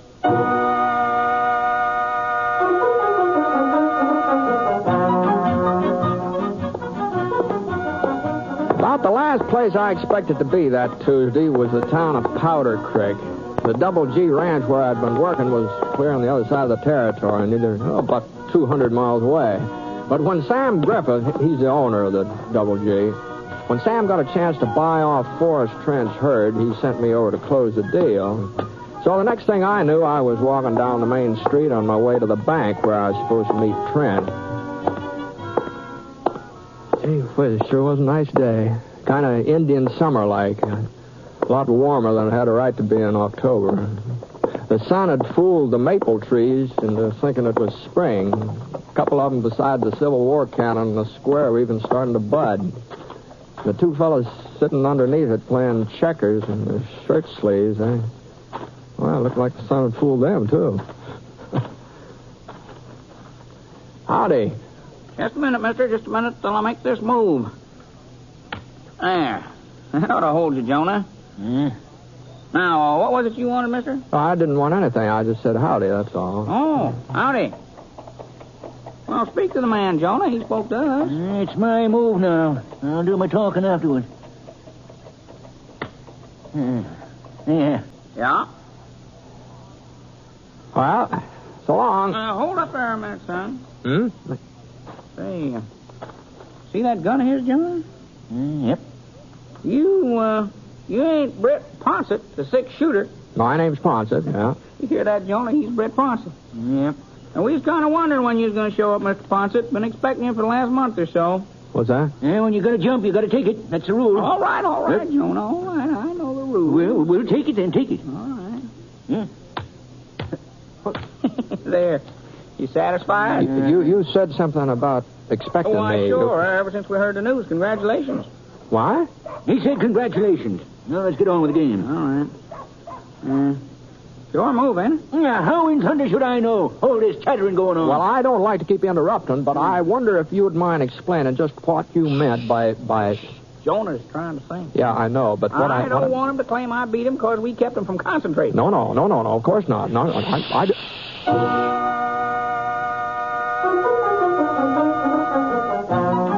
Well, I knew that the Trent cattle would turn out to be good stock. Double G was lucky to be buying them. But since they weren't going to belong to me, I couldn't see why congratulations were in order. Unless folks in Powder Creek had heard wrong, unless they thought I was outfitting a ranch of my own. And I started to explain things to the fellows playing checkers, but they shushed me again, good and loud this time. So I gave up and went on town toward the bank. I was just passing by the newspaper office when I bumped into Quint Todd. He was editor of the Powder Creek Press, a weekly newspaper. Matter of fact, he was more than just an editor. Quint's pa retired the last 6 or 7 years, and he was putting out the paper practically single-handed. Afternoon, Quint. Huh? Oh, it's you, Ponsett. So you finally got here, huh? Well, I'm here, if that's what you mean. I didn't realize folks were so anxious about me. Some of us are anxious, maybe. Some of us ain't. What, are you upset about something, Quint? Why should I be upset? Well, I don't know. Things are all right, aren't they? I mean, with the paper. Paper's fine. I'll save you the next issue so you can see your name in print. Well, I sure can't think any reason why you'd be writing about me. It's customary, ain't it? What? It's customary to write about the groom. The groom? The what? I'm busy now, Ponsett. I got a story to run down. Oh, Quint, I hope you'll be real happy. Both of you. No, but Quint, hey, for Pete's sake, Quint! Well,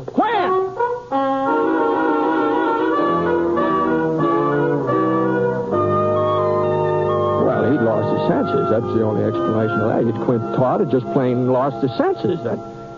Me being a groom. Me? And who in the Sam Hill did he think I was going to marry? I hadn't even been keeping company. Not that I have anything against marriage, you understand. Like people say, it's an institution, a noble institution. Why, some of my best friends are married. And I suppose someday, not right away, of course, not very soon, but someday, maybe I'll... Hello, Britt. I was on my way to meet you. Huh? What's the matter? You look like you just fell off a bronc. Oh, hello, Trent. I guess I was kind of preoccupied. I was thinking about something. I reckon we shouldn't expect you to have all your faculties in good working order. Not at a time like this, huh? What? Oh, sure was a surprise. Never thought I'd see the day when some woman would put a saddle on you. What? Well, we better get over to the bank. I told Mr. Fredericks we'd be there by 3 about. He's drawing up the papers. Sure. Trent. Yeah? Now, about me getting married, the fact of the matter is, Oh, Britt, you know I was just joshing with that saddle talk. Oh, yeah. Oh, I know. To tell I know. you the truth, it's high time you did put down some roots. Maybe so. Maybe so, Trent. You just wait till you got a family of your own. Why, you'll be a different man. Oh, that's possible. That's possible, Trent. But just where did everybody get the notion that I was almost ready to... Now, you didn't think you could keep it a secret, did you? A secret? Well, you ought to know Minnie better than that. Minnie? Yeah, that's who told me. Well, of course, there'd been rumors going around for several weeks, but until I heard it from Minnie herself... Oh, wait, hold on here. You mean Minnie Flint? Well, who else would I mean?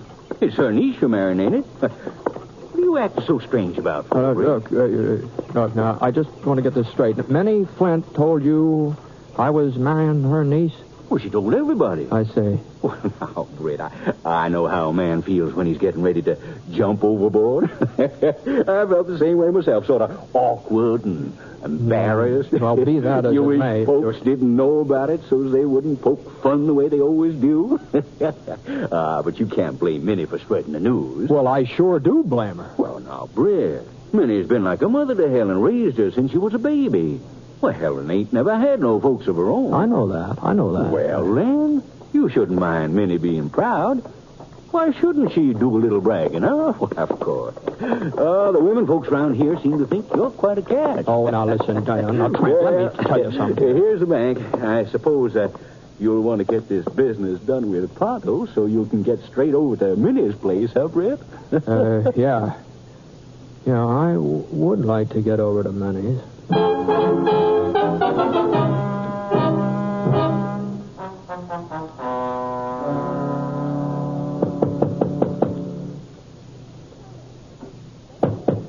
I'm coming. Just a minute, I'm coming. Britt. You mind if I come in, Minnie? Why, well... Excuse me. Thanks. It's sure nice to see you, Britt. I didn't have any idea you were in Powder Creek. I didn't have any idea at all. Uh-huh. You're just passing through, ain't you? You're not staying. Some folks seem to think I am. At least long enough to get married. Oh, you've heard. Well, so is everybody else, as far as I can tell.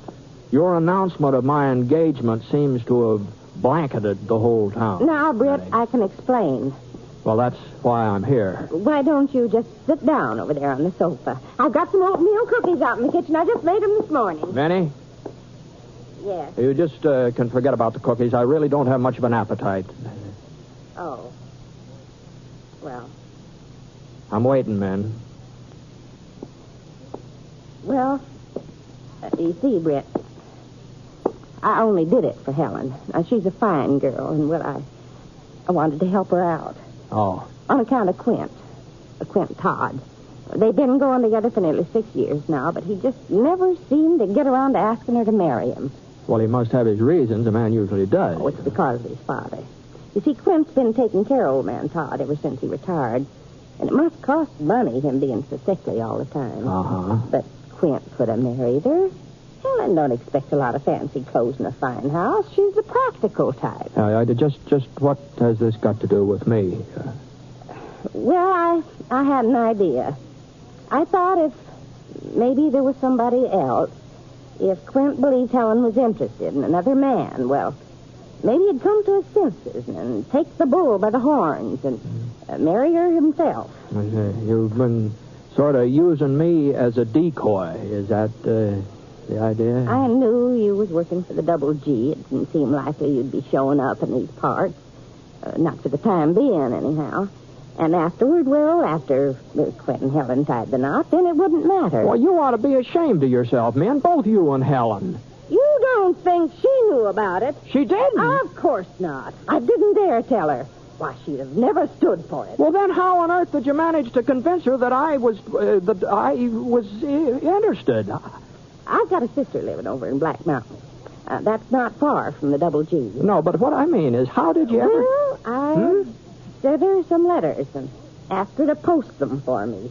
They was love letters, Britt. I sort of changed my handwriting and signed your name. Minnie Flint. I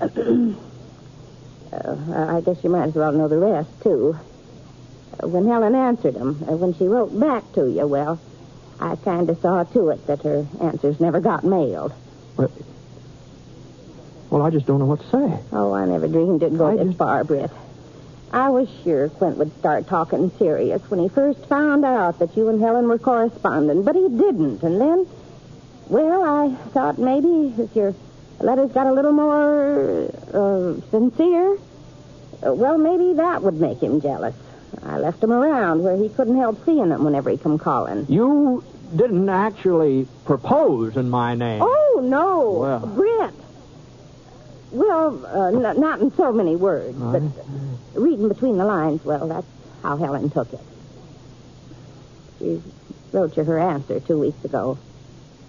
She wrote yes. What? Your letters were mighty convincing. Well, then you better start figuring out some way of unconvincing her. Well, I don't know. Maybe... Look, man, now, Helen's got to know the truth.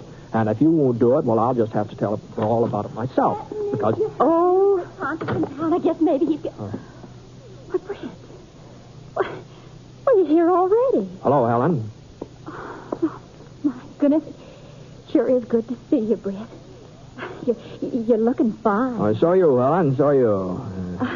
I wish I'd known you were coming. I wouldn't have been out doing the marketing. No, it didn't matter. Didn't matter. Oh, Britt, I just gotta tell you. Maybe I shouldn't say it right out like this, but well, ever since I was a little girl, I've looked up to you so. Oh, it just seemed to me you were the finest man that ever came through Powder Creek. No, Helen. Of course, I never guessed that someday, well, that you and I... Oh, Britt, I'm so happy about it. Excited and happy. I just hope you're as pleased as I am. Are you, Britt? Sure, Helen. Sure.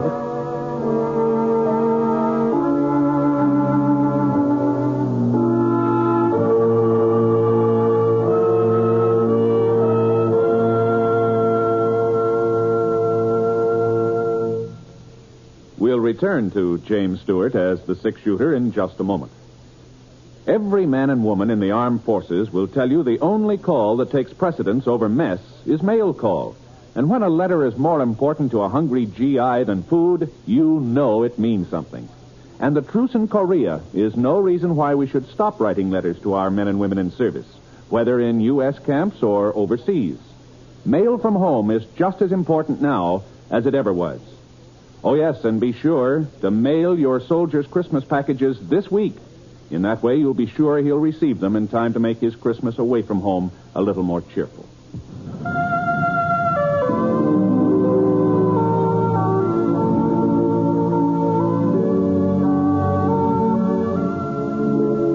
Now, Act Two of The Six-Shooter, starring James Stewart as Britt Ponsett.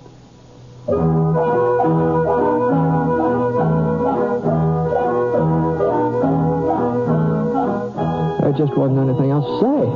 There just wasn't. I couldn't tell Helen that I'd never really thought about her in a marrying way. And besides, Minnie, she caused all the trouble. It was her place to set things right. Min didn't open her mouth. No, she just stood there staring at us through her bifocals, real pleased with herself. Well, the next thing that happened was Helen invited me to supper. Oh, boy, I sure didn't want to accept. All I wanted to do was just get out of the house and get out of Powder Creek, too. But what I wanted to do and what I did were two different things. I went back to the hotel where I was stopping, changed my shirt, and I rode out to Minnie's again. I guess Britt doesn't like my cooking at him, and he's hardly eaten a thing. Oh, it's not that, Helen. Everything is fine. I had a pretty big dinner at noon, and it kind of stayed with me. More coffee, Britt. No thanks, man. You'll have to tell me your favorite foods, Britt, so I'll know what to fix after. I sort of like most everything. Apple pie, I bet. Most men like apple pie. Why, whenever Quentin and I went... Oh. Speaking of Quint, I ran into him today. I'd just as soon not discuss him. Always seemed to me to be an awful nice sort of a fella. Please, Britt. Oh, sorry. Well, I'll just rid up the table. Oh, here, let me help. No. I can manage. Besides, you two have lots of things to talk over. Well, all right. Real warm night for this time of year. Moon, too. A harvest moon. Oh? I hadn't noticed. We ain't taken down the porch swing yet, Britt. Oh, that's all. It might be kind of nice to sit outside for a spell. Well, whatever you say, Helen. Whatever you say.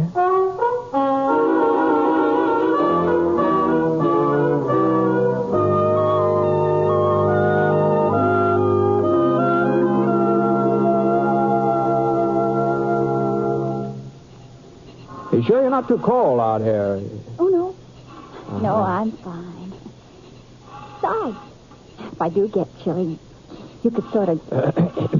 Helen. Yes, Helen, about us getting married. We may not be able to have the wedding right away. Oh? Well, you see, over at the Double G where I'm working, there's no place we could live. What? You wrote me you had a cabin all to yourself. I did. And you said it would fix up real easy, that there'd be plenty of room for both of us. Well, It would. It would have fixed up easy, Helen. But last week, there was a kind of a fire, and that cabin just burned right down to the ground. I see. There's nothing left of it now but just a few ashes. And that's one of the reasons I came over here to Powder Creek, to explain about us having to postpone the ceremony, you see. Well, you don't have to stay at the Double G, do you? Yes, I do. Yes, I do. I signed up for all of next year. Don't have any choice, so maybe we ought to not be formally promised. I mean, if somebody else came along, I wouldn't blame you not for waiting. Britt, there won't be anybody else. Oh, you never know. You never know. And a year isn't very long to wait. A year isn't long at all. No, I guess not, but just in case. Wait a minute. I've got an idea. We don't have to wait. Hey. We can be married right away before you go back to the Double G. Then afterward, I can stay on with Aunt Min. There'd be times when we could be together, when you come over to Powder Creek for a week or so, like now. I never thought of that. You don't seem very anxious, Britt. From the sound of your letters, I thought you wanted to get married. Oh, sure. It's just, Well, looks like somebody's riding up this way. Why, it's Quint Todd. Oh. I'm going in the house, Britt. I don't want to talk to him. Oh, no, well, I thought you and Quint used to be pretty good friends. That's all we were, just friends. He didn't mean anything to me, not really. Oh, well, you sure start running every time the name's mentioned. I'm not running? Oh, all right, I'll stay. Yeah, well, good evening, Quint. Hello, Ponsett. Helen. Good evening. You left word at the press office you wanted to see me. I left word? No, he means me, Helen. What? Well, I figured he'd want to get the details on our plans. The paper comes out tomorrow, doesn't it? That's right. Yeah, well, I just want to tell you couldn't have come at a better time. You see, we just finished settling things. The ceremony's going to be this week. Haven't decided on a day yet. How's Friday, Helen? Oh, well, yes. The sooner the better. The sooner the better. Friday, then. Church wedding? Oh, of course. I want everybody to come, everybody in town. You better say so in the paper. There won't be time to send out formal invitations. You're invited, too, of course, Quint. I'll try and make it. There won't be much of a honeymoon. I'm heading back for the Double G first part of next week. Helen's going to stay here with her aunt. She's going to stay in Powder Creek? For the time being, anyway. Don't sound like much of a marriage to me. Well, it's not the way we'd prefer it, but of course, you can't always fix things up perfect. You have to take the bitter with the sweet, Yeah, well, when I get married, I'll have a house for my wife and some money in the bank. There are more important things than houses and money. You never said so before. I never said I wanted a house of my own, did I? Well, no. But I couldn't ask you to move in with me and Pa, the way he's ailing all the time. That was just an excuse. If you loved me, you'd have asked. I did love you. You must have known I did. How was I to know? There's no point in hashing it over now. Good night. No, hold on now. Hold on, Quint. Now, just a minute. Now, I want to get this thing straight now. I could hardly believe my ears just now. You said you were in love with Helen? I still am, if you want to know it. Quint. Well, I sure don't like the sound of this. Helen's engaged to me. How I feel about her doesn't matter. It's how she feels that counts. Ah, but if you're in love with her, now how do I know she's not in love with you? It's pretty plain that she isn't. I don't know. Being in love usually works both ways, Don't know about this. Well, Helen, what about this now? Britt, you know I don't care anything about him one way or the other. Now, is that the truth? You talking the truth now? We're not starting our marriage on a lie now, are we? Well, maybe I was fond of Quint once, but that was before... Well... You're all over it now. All over it. You're sure? I'm promised to you. Yeah, but I wouldn't hold you to that promise. As a matter of fact, I'd insist you break it if I thought there was somebody else. Well, that's mighty generous of you, Britt. But you don't need to worry. Of course, if our marriage didn't go through, I'd be kind of upset. Hurt, maybe. I wouldn't ever hurt you, Britt. Not for anything. Oh, I'd get over it. I'd get over it. A man always does. At least I always have before. Sure? Oh, sure. Lots of times. Oh, yeah. But you wrote me that I was the only girl you ever... Oh, well, I to tell you the truth, Helen, what I meant was that you were the only girl I'd ever been engaged to, you see. That's what I meant. Looks to me like the choice is up to you, Helen. Yes, I think that's the way I see it, too. If you're smart, you'll choose Ponsett. I sure haven't got anything to offer you. Just a small-town newspaper that wouldn't even give us a decent living. Oh, now stop talking yourself down, Quint. Now, the Powder Creek Press is one of the finest weeklies in this part of the country. Now, you know that. Well, Britt, he's a six-shooter. Why, he's practically famous. All I am is a cowpoke. I'm just an old cowpoke. I don't even know whether I'm going to have a job from year to year. Well, just the same. Just an old cowpoke. Any girl in the territory would be pleased. Oh, be quiet, both of you. I think neither one of you wants me. I know who you are and what you are, and I know which one I... Britt. Uh-huh. You're getting a fine man, Helen. Quint, I told you to be quiet. Britt, I'm sorry. I hope you won't think that I'm fickle or don't know my own mind. But, well, you are the six-shooter. You don't really need a wife. Helen, you don't mean you're going to take me? And Quint, well, he needs somebody to look after him. I've seen that house of his. Well, I'll bet the place hasn't had a good spring house cleaning for the last 4 years. As for Quint's father, he's a nice old man, and with a woman to look after him, maybe he won't be so sickly all the time. Well, you still haven't said that you love Quint. Well, I guess I've been in love with him ever since. You won't think too badly of me, Britt. No, it's kind of a blow, I guess. But like I said, it'll take a little while to get over it, and I'll manage somehow. I'll manage.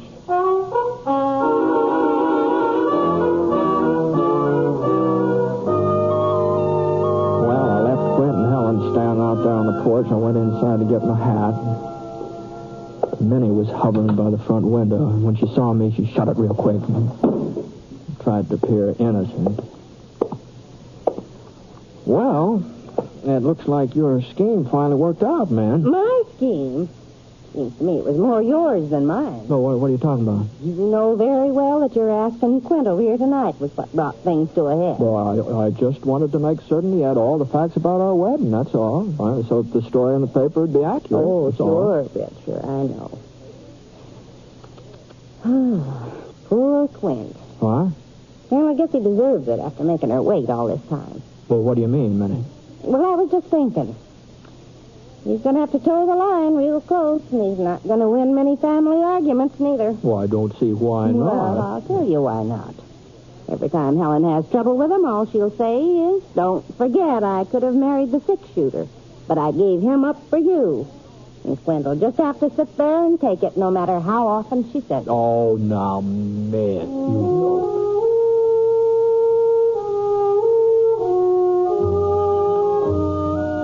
Well, Quint and Helen were married the following Sunday.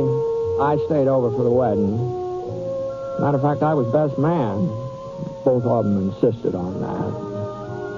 But I didn't enjoy the ceremony very much. I kept thinking that, that it could have been me standing there saying the I do's. And, gee whiz, that sure was a close call.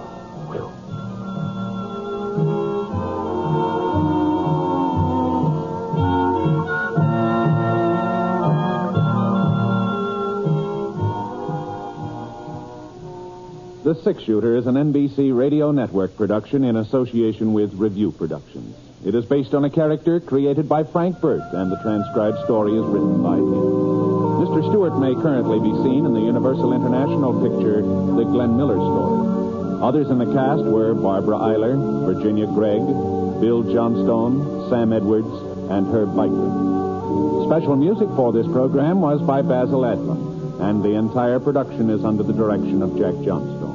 All characters and incidents were fictitious, and any resemblance to actual characters or incidents is purely coincidental. This is Hal Gibney speaking.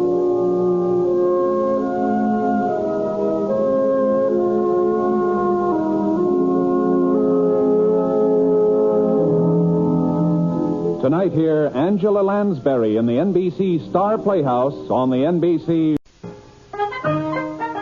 In a moment, you'll hear James Stewart as the six-shooter, just one of the many fine programs brought to you Sundays on NBC. Later this evening, listen to the NBC Star Playhouse with two of your favorite stars. Hear Stroke of Fate and the story of what might have happened if fate had reversed historical facts. And be sure to keep tuned for the dramatic story of Last Man Out. It's a wonderful lineup of great programs, all of them heard only on NBC. James Stewart as the six-shooter.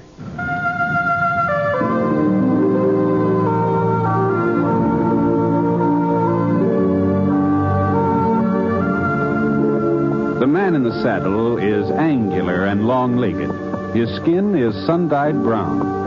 The gun in his holster is gray steel and rainbow mother of pearl. Its handle unmarked. People call them both the six-shooter.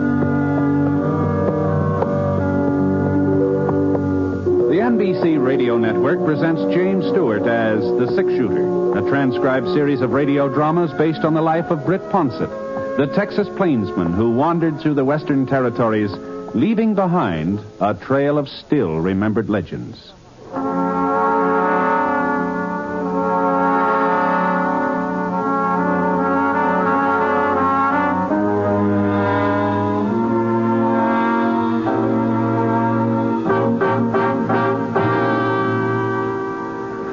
Confess thee of thy sin, Desdemona, or indeed thou art to die.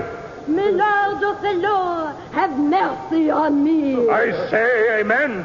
And you, mercy too.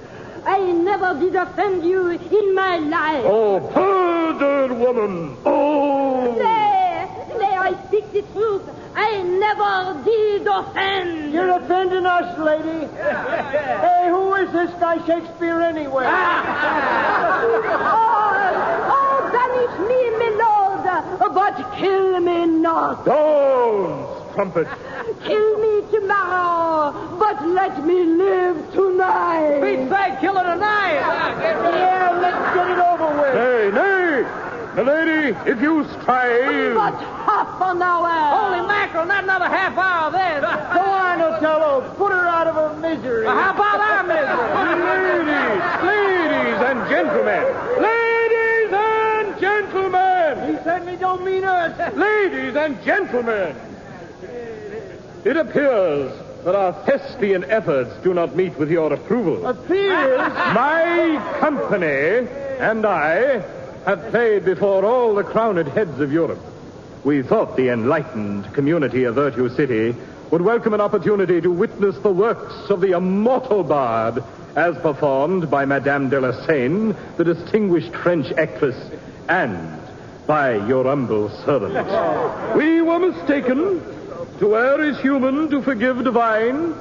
I forgive you. The performance is concluded. Good night. Hey, now, just a minute. You mean you ain't going on to the end of this thing? You have understood me correctly, sir. What's Shakespeare gonna think? Yeah, what about the money we paid? Do we get it back? What about... Silence! Silence, please!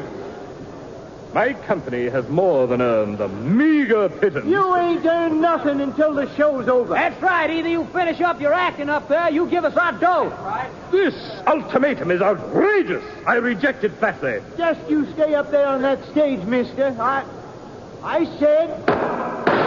Please, sir, please, there are ladies present. Someone might be injured. You going on with the show, ain't you? Well...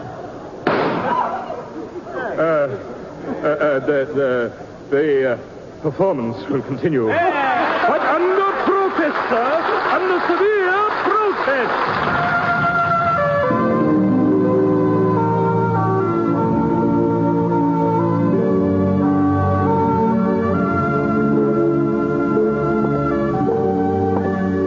I hadn't been back to Virtue City since the second silver strike.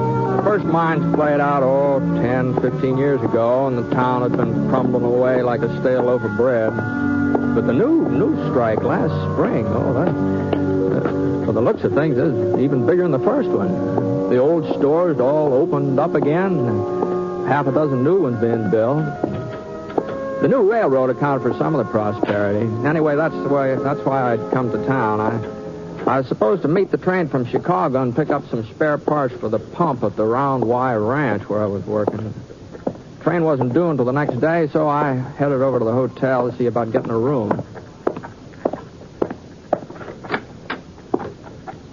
The clerk was sitting behind the registration counter looking through some kind of a contraption. I didn't know what it was. Sure, I'd never seen a gadget like that before. Excuse me. Sorry, mister. Didn't know you was there. Well, I just got me a new set of pictures. I was sort of anxious to try them out, you know. Pictures? My stereoscope. Oh. Why, you seen a stereoscope before, ain't you, mister? No, can't say as I have. Why, it's the newest thing. All the folks back east have got them. Here, just let me show you, huh? Now, you wait a minute. Just wait till I find Niagara Falls. Yeah, here it is. Now, you just look through the front end there, huh? That's right. Well, I'll be doggone. Why, it just looks like that water come right at you, doesn't it? Why, you'd think it was real. You'd think you were right there. Here, just let me show you another one, huh? Now, let me see. Oh, yeah, pyramids. I'm the only fellow in town got the pyramids. The pyramids? Yeah, they're in Egypt, you know. Here, there. Now, how's that? Why, just look at... Oh, I can't believe it. Well, that fella's standing out in front of the pyramids. It's just like you could touch him. You could just reach out and touch him. I've never seen anything like that before in my life. Yeah, you just wait till I find that redskin to shooting an arrow. That golly way he's aiming it, well, if you didn't know it was a picture, you'd swear you was looking at... Key, if you please. Oh, sure, Mr. Plunkett, sure. And you may as well have my bill ready. We'll be checking out this afternoon. Oh, thought you were supposed to give another show tonight. The performance has been canceled. Hey, Arch. Hey, beg your pardon, sir? Arch, well, don't you remember me?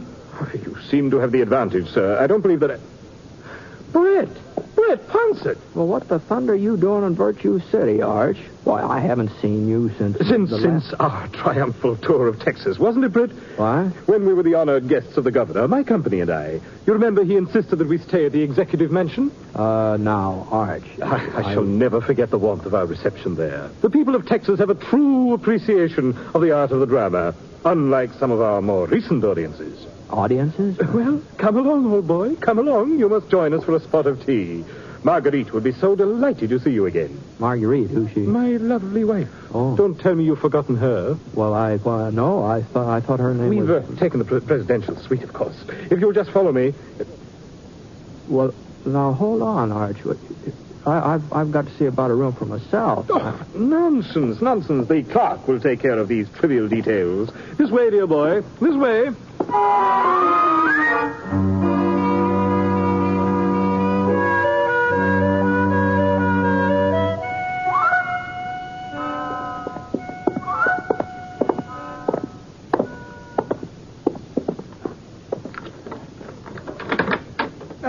Here we are, my dear Britt. Enter. Hey, what the Sam Hills happened to you, Arch? What happened to your voice? All in good time, my good man, all in good time. Marguerite? That's you, Arch? Yes, my dear. I've brought someone with me. I have been, how you say, taking a little nap to snooze the nerves. Well, Brad! Why, you son of a gun, Well, where did you come from? Oh, Maggie, how are you? He was downstairs in the lobby, Mag. I had to get him up here fast before he spilled the beans. Oh, that's right. You don't know we're in the profession, do you, Brett? The what? Show business, Brett. Show business. Maggie and I are actors now. We got our own company. No. Permit me to introduce myself. Archibald Plunkett, late of London, Paris, New York, and, for an unpleasant moment, Virtue City. Plunkett, eh? Couldn't keep on calling myself Archie Plunkett. Once I gave up the dry goods emporium and started acting. Oh, I see. And this charming lady is my wife, the toast of the continent, Marguerite de la Seine. What do you mean you changed your name too, Maggie? Oh, just fancied it up a speck. I used to be Maggie Rivers before I married Arch. Well, we looked on a map. There's a French river called the Seine, so, Just don't seem fair somehow. What do you mean, Brett? Well, your folks give you a handle. It seems like you ought to stick with it. Oh, not when you're in the profession. Is that so? Sure, most actors have to change their names. They do? Yeah, lots of them. Well, I guess if it's customary, Gee whiz, you're actors now, huh? Well, Arch wasn't much good at business, Britt. You know that. He always hated to stay in one place. And then when the drought hit, well, we were cleaned out. Yeah, it was right about then Doc Ryder come through with his medicine show. Remember the Doc, Britt? Oh, yeah, sure. His guitar player had left him flat. Run off with that girl who used to do the singing, the one with the yellow tights. Yellow tights? I don't think... yeah. So the Doc needed somebody to take their place, and, well, Maggie always had a real sweet singing voice, and seeing as how we were broke anyhow. Doggone tights never did fit me. Well, you're not still with the medicine show, are you? Oh, we sure ain't. Anyhow, we struck out on our own, started in doing serious acting. You know, Shakespeare. Shakespeare? Oh. To be or not to be, that is the question. I see. Whether 'tis nobler in the mind to suffer the slings and arrows of outrageous fortune, or to take up arms against a sea of troubles, and by opposing. That's pretty good. End them. That's Hamlet. Oh, yeah. Oh, that's... To tell you the truth, Britt, I was going to appear as the melancholy Dane this very evening. But circumstances have compelled us to abandon the production. Is that so? Yeah, there was little trouble during our performance of Othello last night. You mean the folks didn't like the show? Well, when they started shooting up at the ceiling, that was the impression that we got.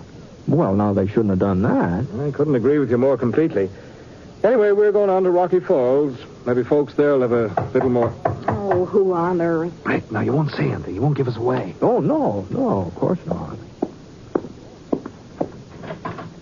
Your servant, sir? Forgive me for intruding. Are you Archibald Plunkett, the actor? I am he. Delighted to meet you, Mr. Plunkett. And what may I do for you, sir? I happen to be spending the day in Virtue City, and I saw a theatrical poster advertising a performance of Hamlet, one of my favorite plays. Unfortunately, when I tried to buy tickets, I was informed that your company isn't appearing this evening. That is correct, sir. A sudden change in our schedule. We have so many engagements, we're unable to fill them all. I understand, Mr. Plunkett. I understand. The vagaries of show business. See, I happen to be in the theater myself. Indeed? My card. Oh, thank you. I'm sorry I won't have the opportunity of witnessing your performance. Good afternoon. Good afternoon, sir. Old faker. Why, I bet he's no more in show business than you are, Britt. Probably thought we'd give him a couple of free passes. Oh,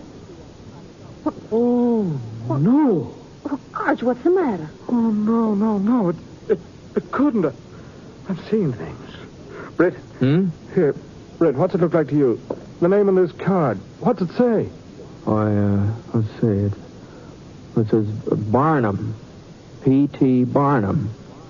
Yeah, that's the name, all right. Printing's real clear.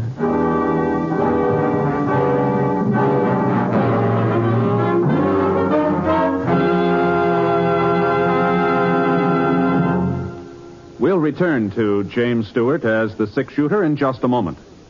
Now, during the holiday season, with more cars than usual on the road and adverse weather conditions, think a minute. If a child should dash across an intersection, if a tire should blow out, could you stop in time to save a life? As always, during a holiday season, you must be more alert than ever in following simple safety rules. Keep your windshield clear of fog and snow. Be certain your headlights and wipers are working properly. In wet weather, never slam on your brakes. It's a sure way to put your car into a skid. And always follow other cars at a safe distance. Don't be one of those unfortunates who will lose his life in a traffic accident this Yuletide. Be careful, friends. Live to have a safe and happy Christmas.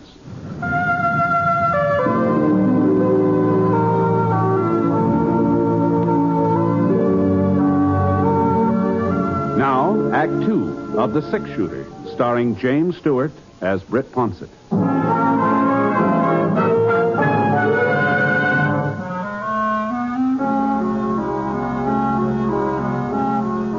For the next couple of minutes or two, Arch and Maggie just stood there, looking at each other. And the way they were looking at each other, I tell you, it was the same kind of an expression a calf gets just before you hit him with a branding iron. Then Arch walked over to the window and raised it up just like he was getting ready to jump out. I thought sure Maggie'd stop him. She didn't. All she did was just grab the calling card out of my hand and started rubbing her finger over the printing on it. Arch, it's real engraving. Yeah. Why can't I do it, Maggie? Why can't I end it all right here and now? Oh, now, what are you talking about, Archer? What's got into you folks, anyhow? P.T. Barnum, Britt. You know who P.T. Barnum is, don't you? Well, he said he was in show business. In show business? He is show business. Jenny Lind, General Tom Thumb, half the stars in America owe their careers to him. Yeah? Don't you see, Britt? He was going to come to the theater tonight. He was going to watch us act without us even asking him. Well... And if he liked us, well, there's no telling what would have happened. He might have hired us himself. An actor gets a chance like this only once. To appear before P.T. Barnum. Arch, maybe it's not too late. It is too late. No, listen now. Now, the company is still in town. All we'd have to do is unpack the costumes. The performance has been canceled, Maggie. Then we'll uncancel it. I'll round up the rest of the cast, change your train tickets. Sure, that's it. And you get over to the Opera House. Make sure they haven't let it out to somebody else. Yeah. Oh, no. No, what about an audience? Oh, yes. Well, I tell you, give some of the kids around town passes. They'll spread the word quick enough.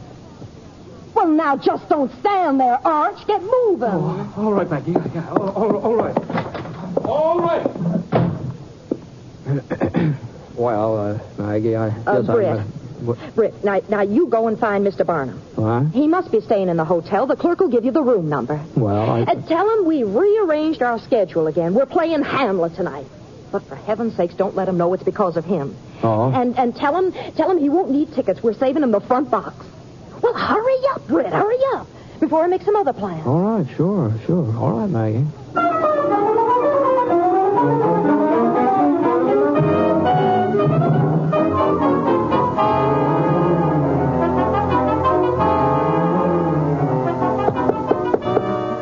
Come in. Mr. Barnum? Yes? Oh, hello there. Howdy, my name's Britt Ponsett. I'm glad to meet you, Mr. Ponsett. What can I do for you? Well, my friends, the Plunkets, the Plunkettes, they asked me to find you. Oh? And they've sort of changed their plans. It seems they're going to stay over in Virtue City tonight and give the show. Oh, I see. And they asked me to tell you that they're saving a box for you if you'd care to use it tonight. That's very considerate, Mr. Ponsett. I'd be delighted. Are you with the company? How's that? Are you one of the performers I'm to have the pleasure of watching tonight? No.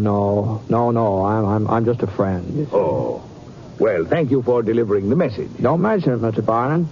No, don't mention it.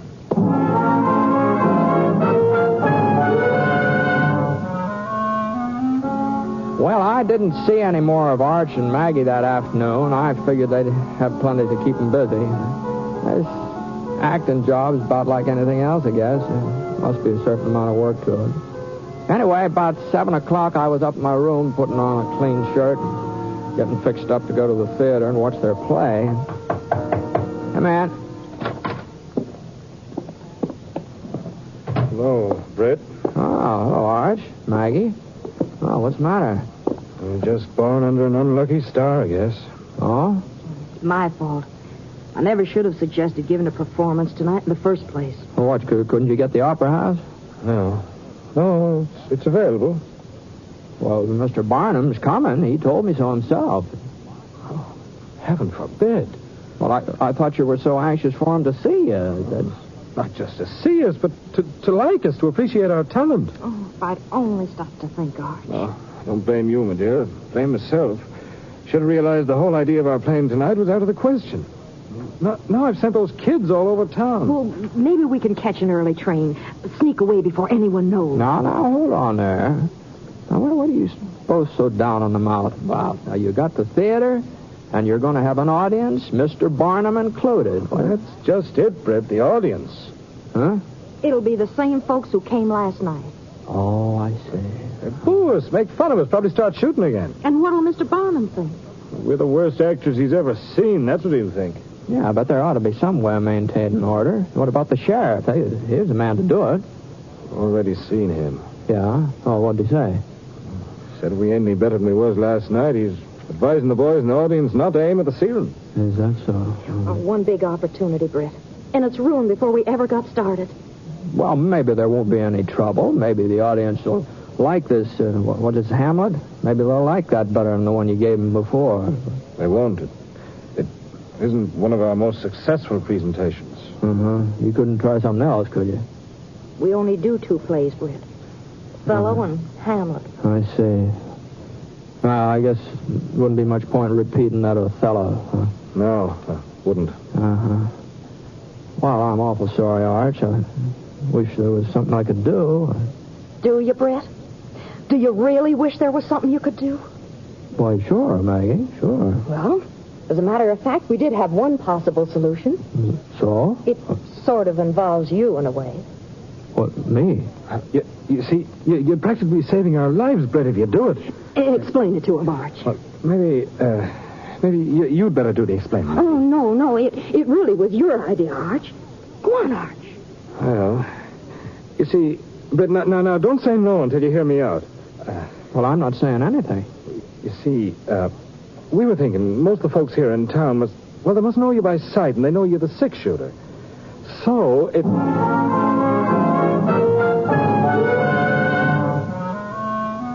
Well, I said no. You can be darn sure of that. And I kept saying it over and over and over again for the next hour and a half. What they were suggesting was just tomfoolishness, that's all. I just had to turn them down, that's all. I just had to do it. And they must have known I wouldn't agree to a thing like that. But no matter how hard I talked, they just talked harder. And being actors, they had strong voices, too, you know. Well, the next thing I knew, somehow they'd managed to drag me along with them to the opera house. Anyhow, after the piano solo by Thelma Featherhill, the curtain went up and the show got underway. Started out all right, too. The audience seemed to be paying attention. Nobody was creating any ruckus or anything, at least not at first. Oh, that this too solid flesh would melt. That it should come to this, but 2 months dead. Oh, frailty, thy name is woman. Oh, fie Yes, fie on you, too. Yet the source of most unrighteous tears had left the flushing in her galled eyes. She married. Sounds like old Lady Crandall. She only waited 2 weeks after Jed Crandall kicked the pocket. No, it cannot come too good. But break my heart, for I must hold my tongue. Better get a good grip on it, mister. You see, Britt, you just gotta do it. I can't do it. Oh, look at poor Arch out there.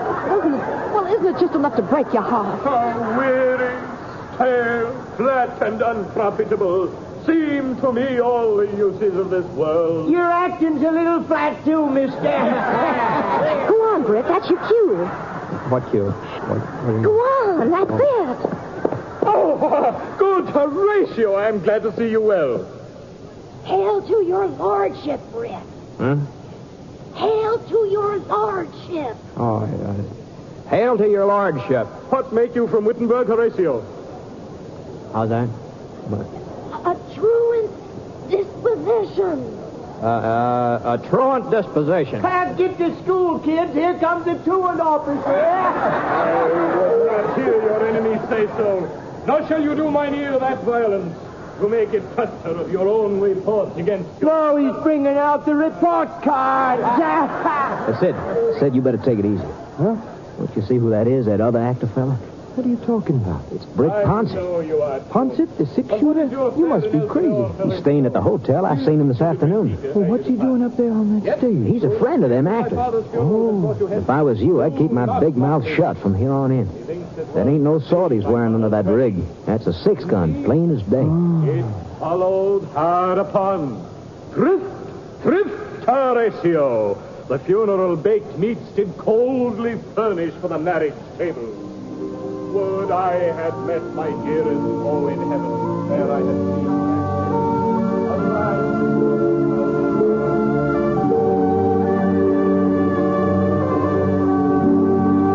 Oh, woe is me.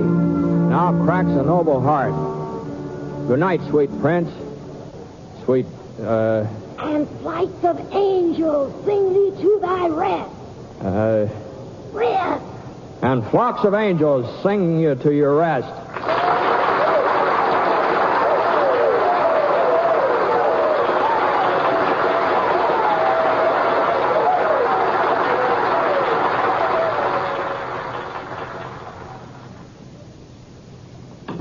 Oh, Brett, golly, we can't ever thank you enough.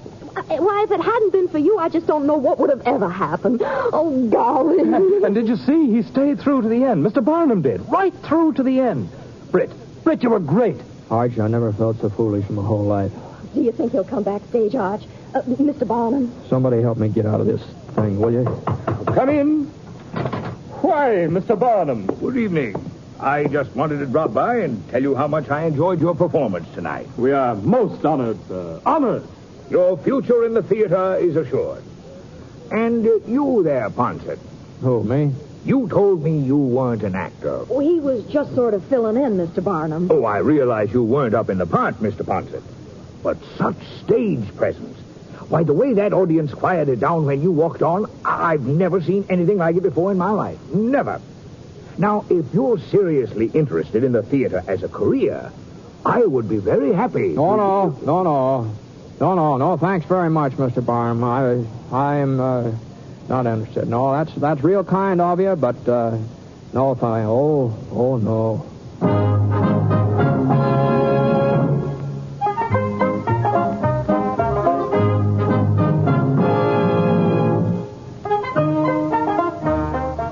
Well, sir, I got out of that theater just as fast as my legs could carry me. Gee, I just don't see how anybody can set out to be an actor. All those people staring at you and that sweat running down the back of your neck. Holy smoke. Worse than any gunfight I'm sure. Of course, that applause, after it was over, that applause, that did sound kind of good. And Mr. Barnum, he's very nice about saying that I had stage presence, whatever that means.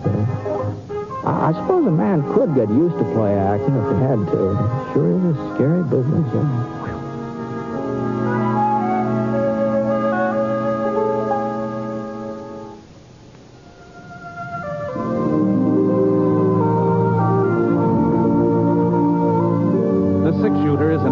Radio Network production in association with Review Productions. It is based on a character created by Frank Burt, and the transcribed story is written by him. Mr. Stewart may currently be seen in the Universal International picture The Glenn Miller Story. Others in the cast were Michael Ann Barrett, Tony Barrett, Ted Bliss, Marvin Miller, and Dan O'Herlihy. Special music for this program was by Basil Adlam, and the entire production is under the direction of Jack Johnstone. All characters and incidents were fictitious, and any resemblance to actual characters or incidents is purely coincidental. This is Hal Gibney speaking. Here's a last-minute Christmas shopping suggestion. Jingle bells, bells of NBC. Oh, what joy to cook and bake while listening merrily. Pots and pans, sink and stove, work goes easily. Kitchens ring with happy chimes when tuned to NBC. What will you hear in your kitchen after Christmas?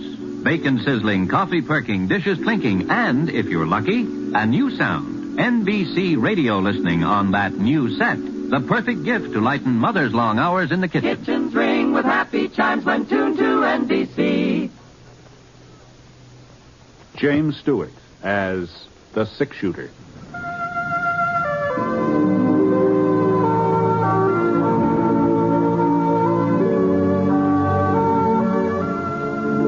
The man in the saddle is angular and long-legged. His skin is sun-dyed brown. The gun in his holster is gray steel and rainbow mother-of-pearl, its handle unmarked. People call them both the six-shooter. The NBC Radio Network presents James Stewart as the six-shooter, a transcribed series of radio dramas based on the life of Britt Ponsett, the Texas plainsman, who wandered through the Western Territories, leaving behind a trail of still-remembered legends.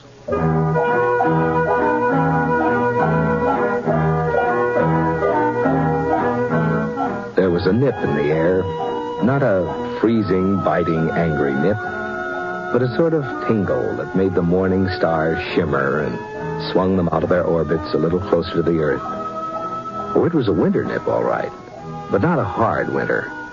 Not a winter when the cattle would come down from the high places, poking their noses into the ice-encrusted ground. It was a mild winter nip. Mild enough so that the breath of the boy on the Pinto turned only a faint gray as he rode toward the campfire where the man was sitting. Howdy. Hello, mister. I see your fire. I thought maybe you wouldn't mind if I gave my pony a chance to warm up. Sure. Make yourself home. Easy, Black, easy. You heading for Thompson's Corners, mister? That's right. I just came from there. Oh, well, you must have been riding all night. Oh, just about. You see, I'm running away from home. Oh, that's so. Seems kind of a funny thing you'd pick this time of year to run away. So close to Christmas, I mean. I hate Christmas. Oh? It's just for kids, anyhow. Well... I heard Aunt Millie say so. Christmas is for children. That's what she said.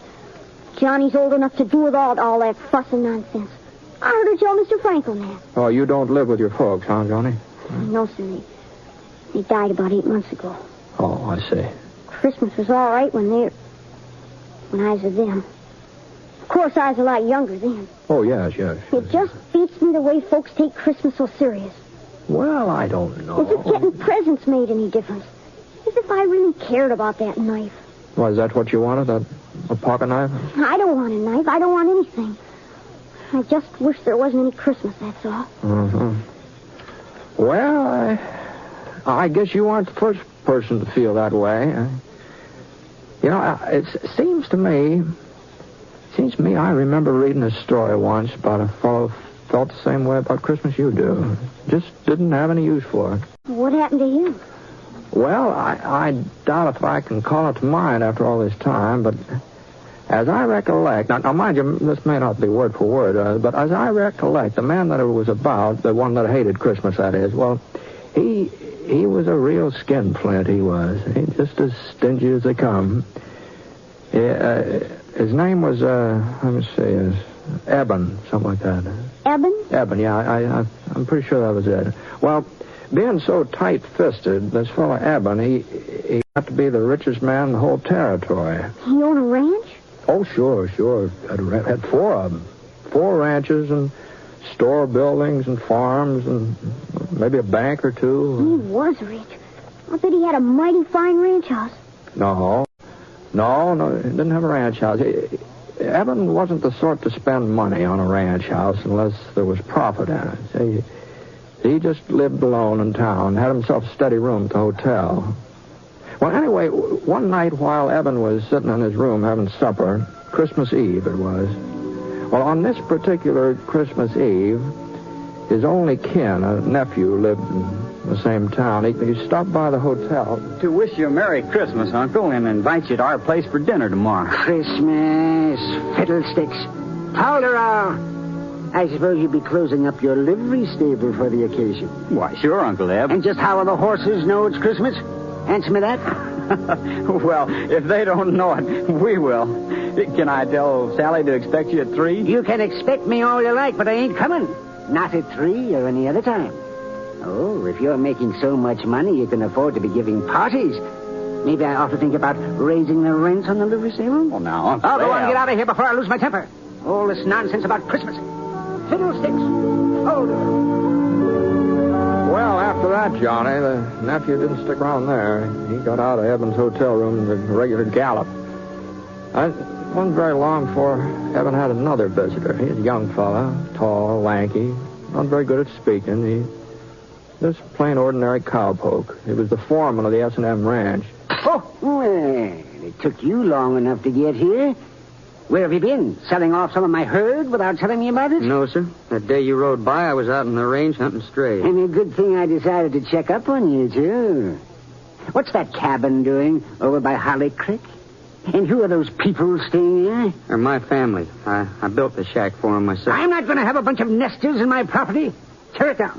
But Well, one of my boys is sick. I can't afford to rent That it. ain't my concern. It's up to you to keep your family and what you earn. So see that you get rid of that shack tomorrow. But tomorrow's Christmas. Oh, well.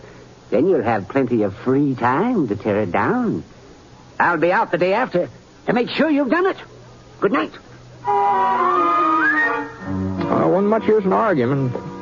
Foreman knew that. So he put on his hat and shuffled out. Now Eben was alone again. At least he thought he was alone.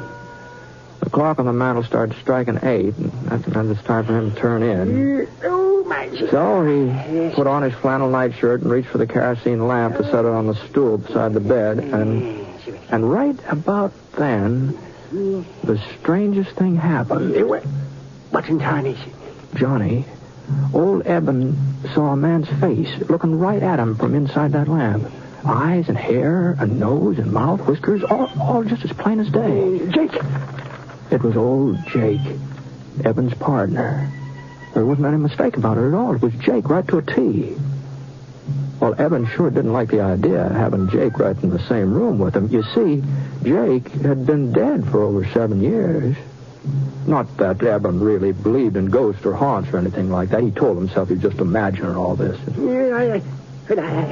I got to get a hold of myself. He put out his hand to turn down the wick, but all of a sudden his fingers started trembling. There was Jake again, across the room this time, standing right by the bureau. No. And when the lamp slipped out of Eben's hand, the room didn't get dark at all.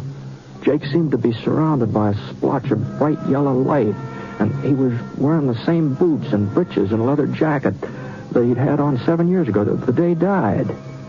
But as Jake came closer, Eben could see that he was wearing something else. A small leather saddle strapped across his back. And hanging down from it were 2 saddlebags stuffed so full of gold nuggets and mortgage papers and land grants that Jake could hardly drag him across the floor. You recognize me, Eben? Oh, sure, Jake. Why, sure, I'd never forget you, but... Well, what are you doing here? And why are you wearing that getup? Always thinking about land and money. Always scheming and conniving. That's why I wear it. And that's why I've come to warn you, Eben. The saddle you're fixing up for yourself is even heavier than mine. But I don't know what you mean, Jake. I ain't done no wrong. I ain't never done folks no wrong. Have you ever done them any good? Any good at all? Oh, why, sure. I've worked hard. I've saved my money. I ain't been a burden on anybody. Why, you should see our ranches, Jake. Oh, the way I've built them up. I have seen them many times. And I've seen a lot more than that, too. That's my punishment.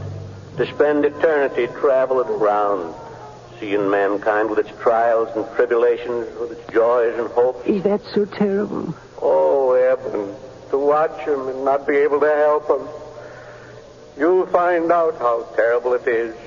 You'll find out. There must be some way of avoiding this. You always were my friend. Jake, tell me what to do. Eben, you've got to find out for yourself. But how? Tonight, at 1 o'clock, you'll be haunted by a ghost. Another ghost? Pay him heed, Eben. Pay him some heed. Wait, Jake. Don't leave me without it. Jake. The yellow light sort of faded away and the ghost was gone. It was just like he hadn't even been there. And then something caught the corner of Eben's eye, a little glimmer on the floor, and he bent over to pick it up. A gold nugget. Oh, now where on earth did it... Oh, and then he remembered. Those saddlebags of Jake's, they'd been filled clear to the brim with gold nuggets.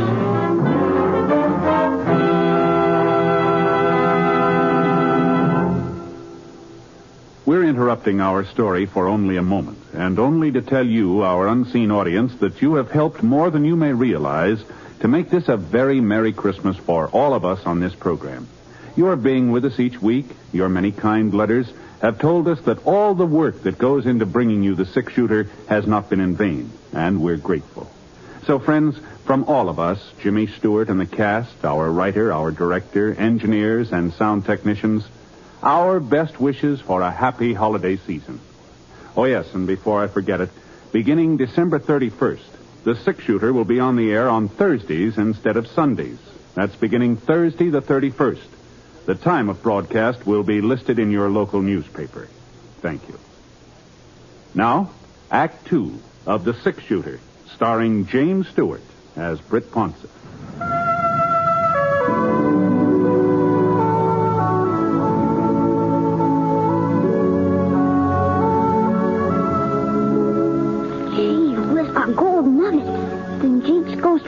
Been there, mister? Yeah, there just wasn't any doubt about it, Johnny. Well, what happened then? Did the other stick turn up? The one Jake said was coming to see Evan? Oh, sure, Johnny, sure, yeah. He was right on time, too. Evan was lying in bed, wide awake, of course. He hadn't been able to do much sleeping. He was too scared. It was kind of peculiar. Evan was half scared the ghost would come and half scared he wouldn't, you see. But before the sound of the clock had died away, there he was. He's sitting in Evan's rocking chair like he'd been there all night long. And this ghost was a young fella, maybe 18, 19, all duded up the way young bucks like to dress, fancy chaps and checkered shirt and a red bandana tied around his neck. Howdy, Eben. Reckon you've been expecting. Yeah, well, I guess so. You ready to take a little trip? Where to? Back. Way back through the years. Oh, but how can I go with you? It's real easy. You see, I'm the ghost of Christmas past. You're past, Evan. Let's shove on. Well, the next thing Evan knew, he and that ghost were standing out on a snow-covered prairie. There was a circle of covered wagons in front of them, and the people from the wagons were gathered together and listening to a tall, white-bearded man. Behold, I bring you good He was in the Bible. Great joy, which will be to all people. For unto you is born this day in the city of David a Savior, which is Christ the Lord. And this shall be a sign unto you. You shall find the baby. The ghost turned and pointed to a boy sitting away from the others on the tailboard of one of the wagons. Small boy, about 10 years old, with hollow cheeks and his eyes all red from crying. Oh no. It was Eben himself. On a Christmas day, a long, long time ago. Not a very happy Christmas either. It was only a week since the oxen had stampede and his ma had been killed when she fell from the wagon. His pa had died with an Apache arrow in his chest. No, I don't want to look at him anymore. Can't you show me another Christmas? Well, it was no sooner said than done. Now Eben and the ghost were in a bunkhouse. And Eben saw himself again. He's 10 years older than the boy on the prairie, but he was lying on a blanket staring up at the ceiling. And then his pal Jake came running in, all out of breath. Come on, Eb. Get a clean shirt on. We got us an invite to a party. Huh? Yeah, the boss is throwing a big shindig. He says he'll fire us if we don't show up. Evan couldn't help remembering that party.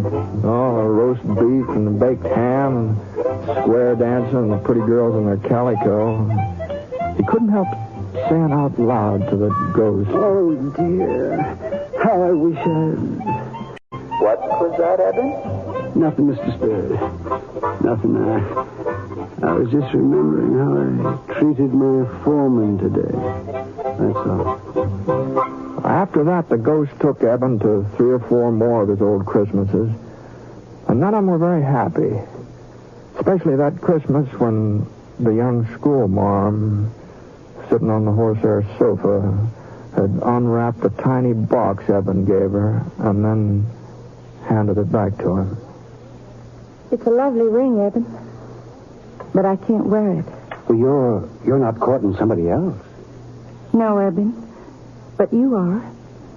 You're courting something else. Bill. Land and money, cattle, profits.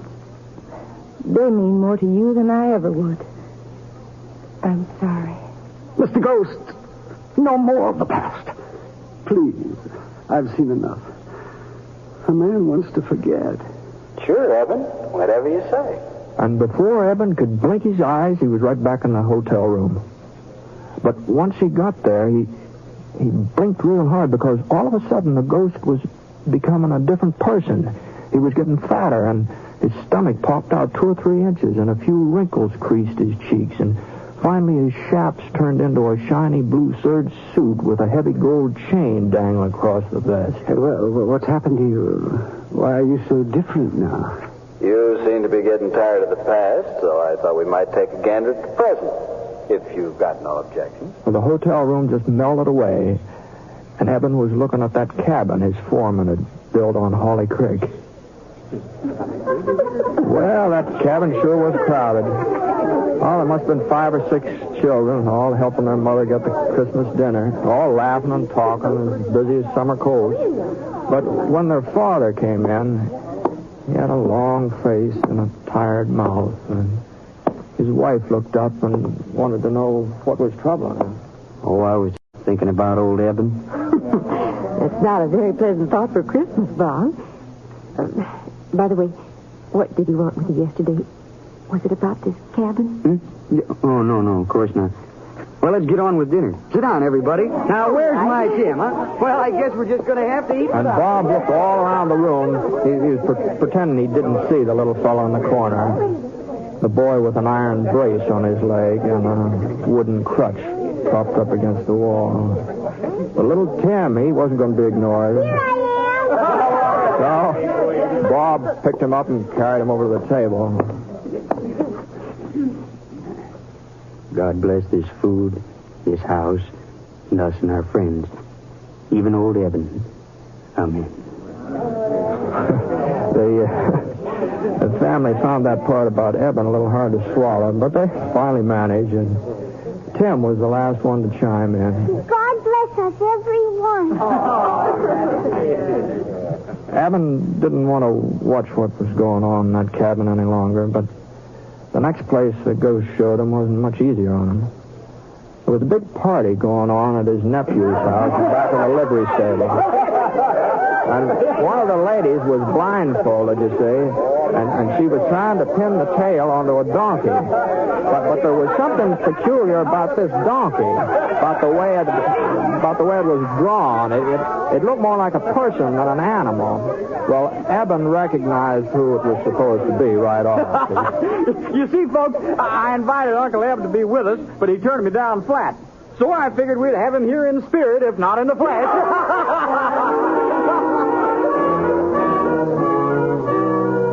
Right back in the hotel room again. That's where Eben found himself. Spirit, you showed me the past and the present. What's left to see? The future, Eben. The future. And that's how Eben came to see a Christmas of the future. A cold, brittle Christmas. And there were 2 men standing on a street corner, the coat collars turned up so that keep out the snow. Oh, he's dead, all right. Dead as a doornail. Sure is a Christmas present I never expected. At least whoever handles his property won't be as hard to deal with as he was. Wonder if they'll bother giving him a funeral. And in a frame house over on the side street in the edge of town, a woman was speaking to her husband. Funny. To me, he's been dead for years. Well, I haven't even thought of him since I don't know when. And yet, you know, once I was real fond of him. Funny, isn't it? Ghost. Who are they talking about? Those men on the street. That woman I used to know. Who is it that's dead? Tell me. And the ghost slowly turned and stretched out a long, thin, bony finger. And there, right at the end of that finger, was a tombstone, all covered with weeds. Eben could barely make out the name that was carved on it. Ebenezer Scrooge. No. What's this? Where am I? And you know what? He was right in his own bed, in his own nightshirt, and the sun was streaming through the frosted windows. But Eben didn't stay there very long, not for very long. He got into his boots and trousers as fast as he could, and he dashed down the stairs, out into the street. Well, you see, the stores being closed gave Evan quite a problem. Well, he just had to make Fuzzy Wagner open the butcher shop up, that's all. Of course, Fuzzy didn't have much choice, seeing as how the shop was located in one of Evan's buildings. And when Evan told him what he wanted, a turkey and a ham, well... No. Better make it 2 hams and send them out to the cabin on the S&M ranch. And they're not to know that I ordered them. You understand, Fuzzy? Here's the money and a little extra for your trouble. Well, before Fuzzy could get his jaw shut up again, Evan was on his way, and he headed right straight out to his nephew's house. And Evan was the life of the party, too. Well, the way he carried on, he's laughing and making jokes and telling stories on himself, and he insisted that they use that donkey with his face on it when they played games, you know. Yes, because that's what I've been all these years.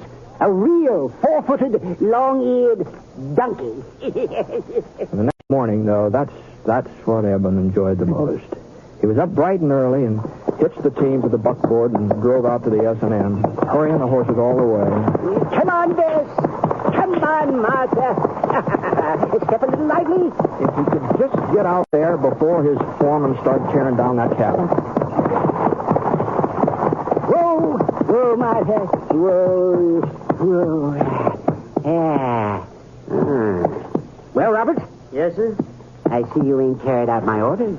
Well, it was Christmas. I just couldn't tell him. I'll do it today. Oh, this is the last straw. I'm not putting up with your shenanigans any longer, young fella. Oh, but please, that cabin's coming down and no buts about it. And then we're building a new ranch house in its place. Big enough for you and your whole family. What? Oh, yes. I'm also doubling your wages as of last week.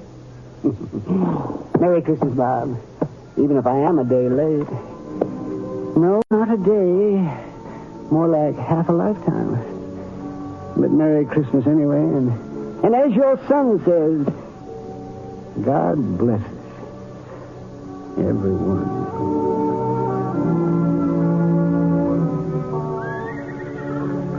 Well, that's the way things worked out, Johnny, more or less. Well, that's a fine story, mister. Real fine. I reckon I know why you told it to me. How's that? So that I understand about Christmas and how important it is to do for other people instead of just thinking about yourself.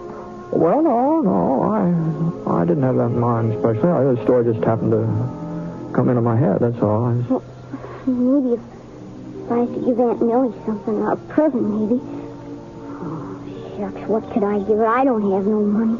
Well, of course, there are lots of things don't cost a penny, not a single red cent, you know. Well, now, let's see. Take that little spruce over there. I'd be real easy to cut that down and with a little fixing and maybe a few doodads from around the house. I'll bet you could make a Jim Dandy Christmas tree out of that. I suppose so, but what good's a tree without something to put under it? Oh, yeah, I see what you mean. Johnny, you don't happen to know Jim Bender, do you? In Thompson's Corner and his 3 daughters? He's only got 2, mister, Sarah and Emily. Oh, that's so. I was spending Christmas with them. It looks like I'm carrying an extra present. It's a real pretty little red bonnet with feathers on it.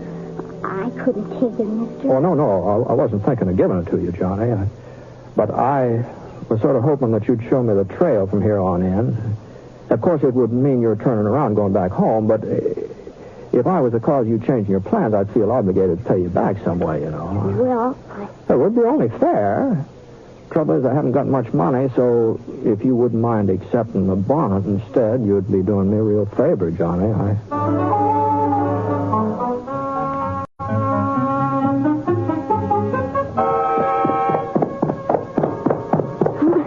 There's Aunt Millie out in the yard. Oh, she looks mad in a wet hand. Well, there is a resemblance, I'll have to admit that. Where in tarnation have you been, John Carville? I've been looking high and low for you since dawn. Well, I just went for a little ride, Aunt Millie, to get us a Christmas tree, see? Christmas tree? Fiddlesticks. This gentleman won't cut it down. I'll just take it inside. Be right back, mister. If we had any use for a Christmas tree. I suppose he's figuring there'll be a whole lot of presents under it. No, I don't think so. But just between you and me, I got a hunch there'll be at least one present waiting for somebody. What are you talking about? Oh, no. It wouldn't be fair for me to speak out before Christmas. You know that. You don't mean he's got something for me? No. You mustn't get too curious so early. But I thought he didn't like me. I thought he just hated having to live here with an old maid. I guess I just don't know nothing about kids. Nothing at all. I don't deserve to get... Well, I think I'd better get moving along. Say goodbye to Johnny for him, will you? And I wonder if you'd give this to him. Here, tell him the little blade on it's kind of dull, but... A pocket knife? Yeah. Now, how did you know? So long, man. Oh, God bless you, mister. And Merry Christmas. Merry Christmas.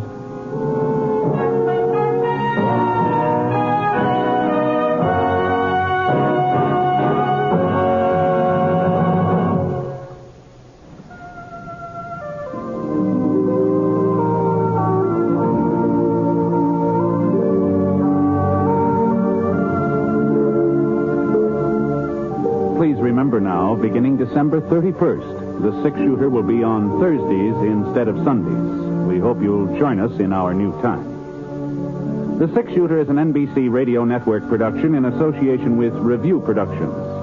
The transcribed story was written by Frank Burt in collaboration with Charles Dickens. Mr. Stewart may soon be seen in the Universal International picture The Glenn Miller Story. Howard McNear played Scrooge, and special music was by Basil Adlam. The entire production is under the direction of Jack Johnstone. All characters and incidents are fictitious, and any resemblance to actual characters or incidents is purely coincidental. And now, until Thursday the 31st, this is Hal Gibney speaking. Merry Christmas.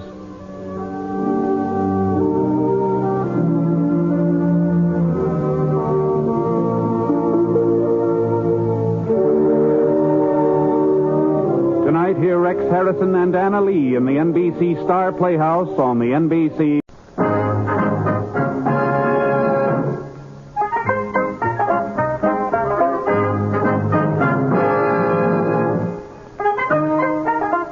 In a moment, you'll hear James Stewart as the Six-Shooter, just one of the many fine programs brought to you Sundays on NBC. Later this evening, listen to the NBC Star Playhouse with one of your favorite stars. Hear Stroke of Fate. Happened if fate had reversed historical facts. And be sure to keep tuned for the dramatic story of Last Man Out. It's a wonderful lineup of great programs, all of them heard only on NBC. James Stewart as the Six-Shooter.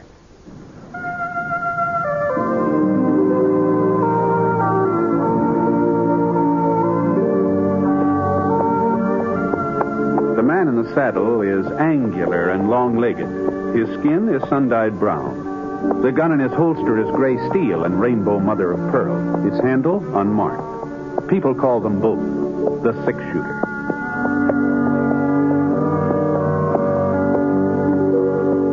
The NBC Radio Network presents James Stewart as the Six-Shooter, a transcribed series of radio dramas based on the life of Britt Ponsett, the Texas plainsman who wandered through the Western Territories, leaving behind a trail of still-remembered legends. The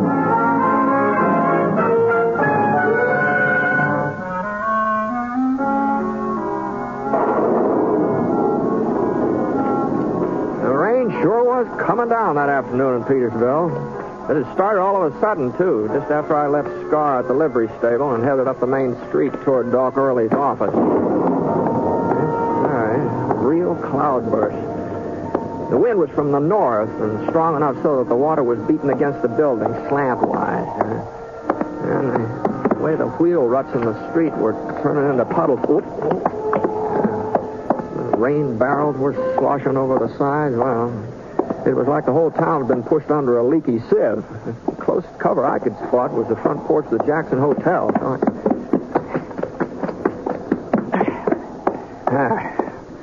That's better. Yeah, for a minute I sort of shook myself off like a half-drowned pup. Then I noticed the young fellow standing beside me. I didn't recognize him, though, not at first. Mr. Ponsett? Hmm? You are Britt Ponsett, ain't you? Yeah, that's right. I wasn't sure till I saw your gun. I guess you don't remember me, Mr. Ponsett. Calvin Plummer? Calvin Plummer? Oh, I sure remember you, Cal. Say, you really sprung up, haven't you? Why, by George, you're taller than I am. How'd you manage to do so much growing so fast? Oh, I wasn't so fast, Mr. Ponsett. It's been 6 years since you were in Petersville. 6 years? Is that long? Right after my 15th birthday, that's when you left. 6 years since I was here, huh? Let's see, that must make you right about 21 years old, huh? Yes, sir. Oh, 21. Yeah, that's a man's age. It's supposed to be. Too bad everybody doesn't realize it. Well, sometimes it takes a while for people to get used to the fact that you've grown up. I guess so. How are your folks? Your Ma and Pa, how are they? Didn't you know, Mr. Ponsett? Pa died last summer. Oh, well, no, I hadn't heard that. I'm sorry, Cal. I'm awful sorry about that. He was a fine man. Yeah. At least I thought so. Well, everybody thought so. You know that. Did they? Well, what do you mean, Cal? Nothing. Looks like it's letting up. You staying in town, Mr. Ponsett? No, just overnight. I kind of twisted my hand while I was branding a calf the other day, and swelling wouldn't go down, so I thought maybe Doc Early ought to have a look at it. If he's still practicing here, is he? Yeah, he's still here. I expect you've been moving around quite a bit, huh, Mr. Ponsett? Oh, more than my share, I guess. You ain't never been to a place called Elk Point, have you? Somewhere out in the New Mexico territory? Oh, yes. I was out there in Elk Point 2 winters ago, I think it was. What kind of setup is a Quincy ranch? Would you mind telling me? Quincy? Yeah, it's supposed to be one of the biggest outfits in those parts. You sure it's near Elk Point? Well, ain't it? I don't know. I never heard of a Quincy ranch around there. You certain, Mr. Ponsett? Yeah. Of course, that doesn't mean that there isn't a... Yeah, I know. Well, goodbye. Say hello to your Ma for me, Cal. She's all right, I trust. Sure. She's fine. I reckon your father was... Well, it must have hit her pretty hard, huh? He had a real fast recovery. What? 10 months ain't very long to mourn, is it? Not even a year. Just 10 months. Bye, Mr. Ponsett.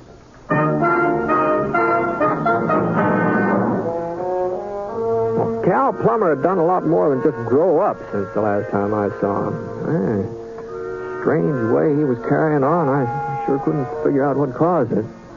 And I talk about his mother, like Cora and Ned Plummer, was just about as well suited as any two people I ever met up with. But you couldn't even think about one without thinking of the other. They must have been married on close to 35 years. Cal, he was their third child. He was the only one that lived. Ned sure thought the world of him. Petersville wouldn't be the same without Ned. Rain had stopped now. It even started to warm up a little. And the mud puddles out in the street were giving off little whiffs of steam. So I went over to Doc Early's office. It was just around the corner from the hotel.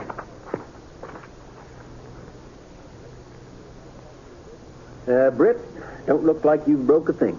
But it's a real bad sprain. It's one you was even able to ride into town today. Yeah, well, it wasn't any too comfortable, I'll tell you that much. What you been doing for it?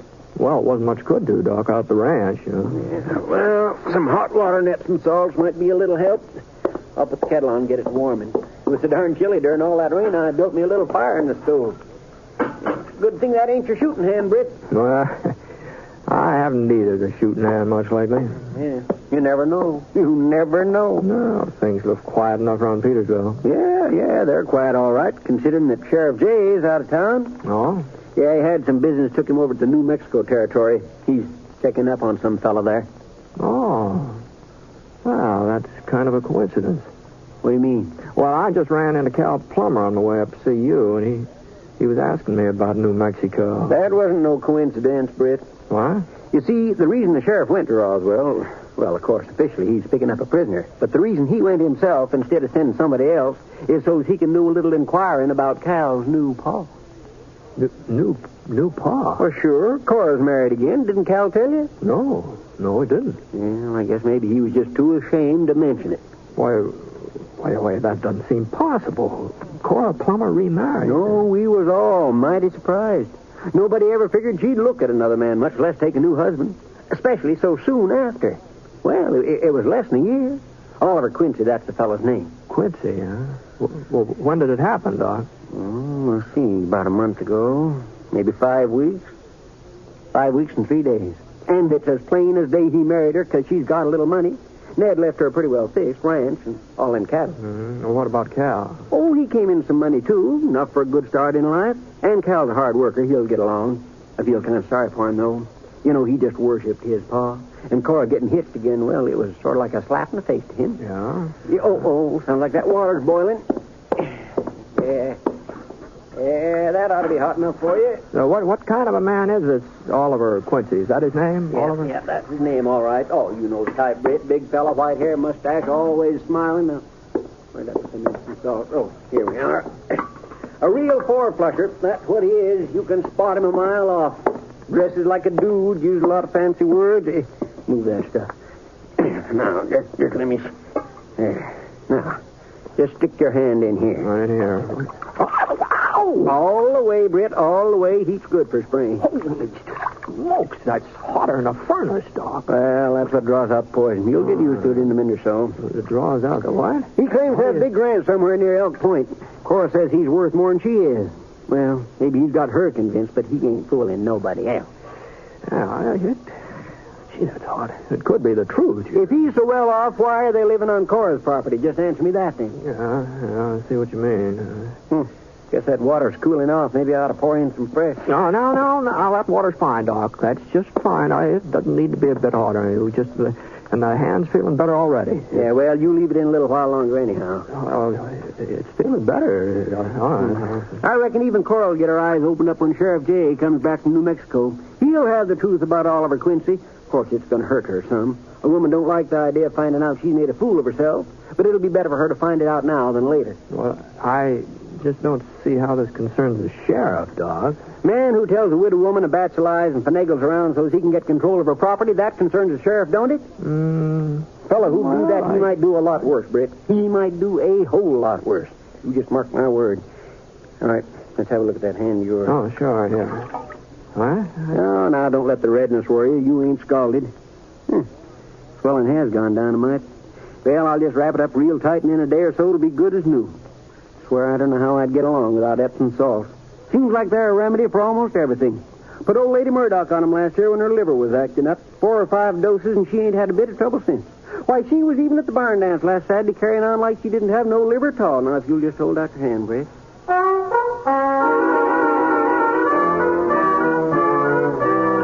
After Doc Early got through with his bandaging, my hand did feel a little better.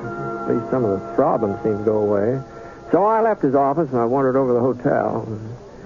By the time I got there, they were serving supper in the dining room. Not family style either. They had a real fancy layout. Separate tables with flowers on them. 2 waitresses wearing little checkered aprons sort of matched the tablecloths. Of course, when a place is all fixed up like that, they always make it up on you. You know, Well, you can figure on paying a little extra for your food when they have a place. Now, for instance, the steak I ordered, it was going to cost 35 cents. That's what it said on the menu, 35 cents. There you are, mister. Oh, thanks. Looks like you're going to have trouble cutting it. What's wrong with your hand? It's nothing serious. It's just a sprain. I guess maybe I should have ordered something I could spoon through. Want me to slice up the meat for you? No, I'll manage. I just get this thumb out of here. Yeah. I'll be all right. Well, if you want anything, just holler. Oh, thanks. Thanks, miss. I don't know why they give me the toughest steak in the whole kitchen. I for 35 cents. You think you could have been... Howdy, Britt. Oh, hello, Doc. Were you eating here, too, tonight? No, Britt, I was looking for you. For me? What? Cal Plummer just come riding into town, says his ma's been shot. Been shot? Cora? That's what Cal says. He don't think it's too serious, but I'm going out the ranch now and see what I can do for her. Oh, of course, sure. Cal told me to bring you along. Me? What for? I don't know. He just told me to find you if I could and bring you. He did, huh? That's funny. Well, Britt, you coming or not? Well, I sure don't see where I figure in this thing, but if Cal wants me, sorry to drag you away from your supper. Oh, that's all right. That's all right, Doc. I'm afraid I was fighting a losing battle with that steak anyhow.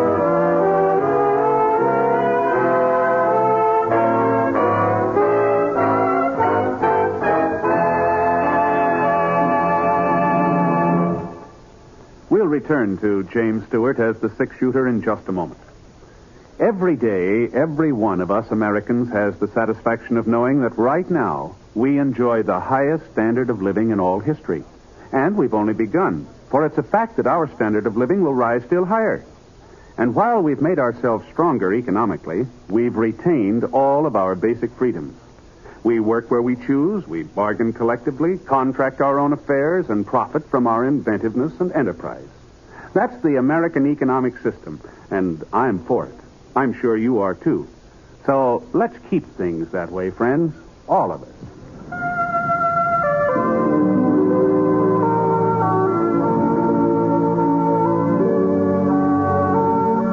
Now, Act 2 of The Six-Shooter, starring James Stewart as Britt Ponsett.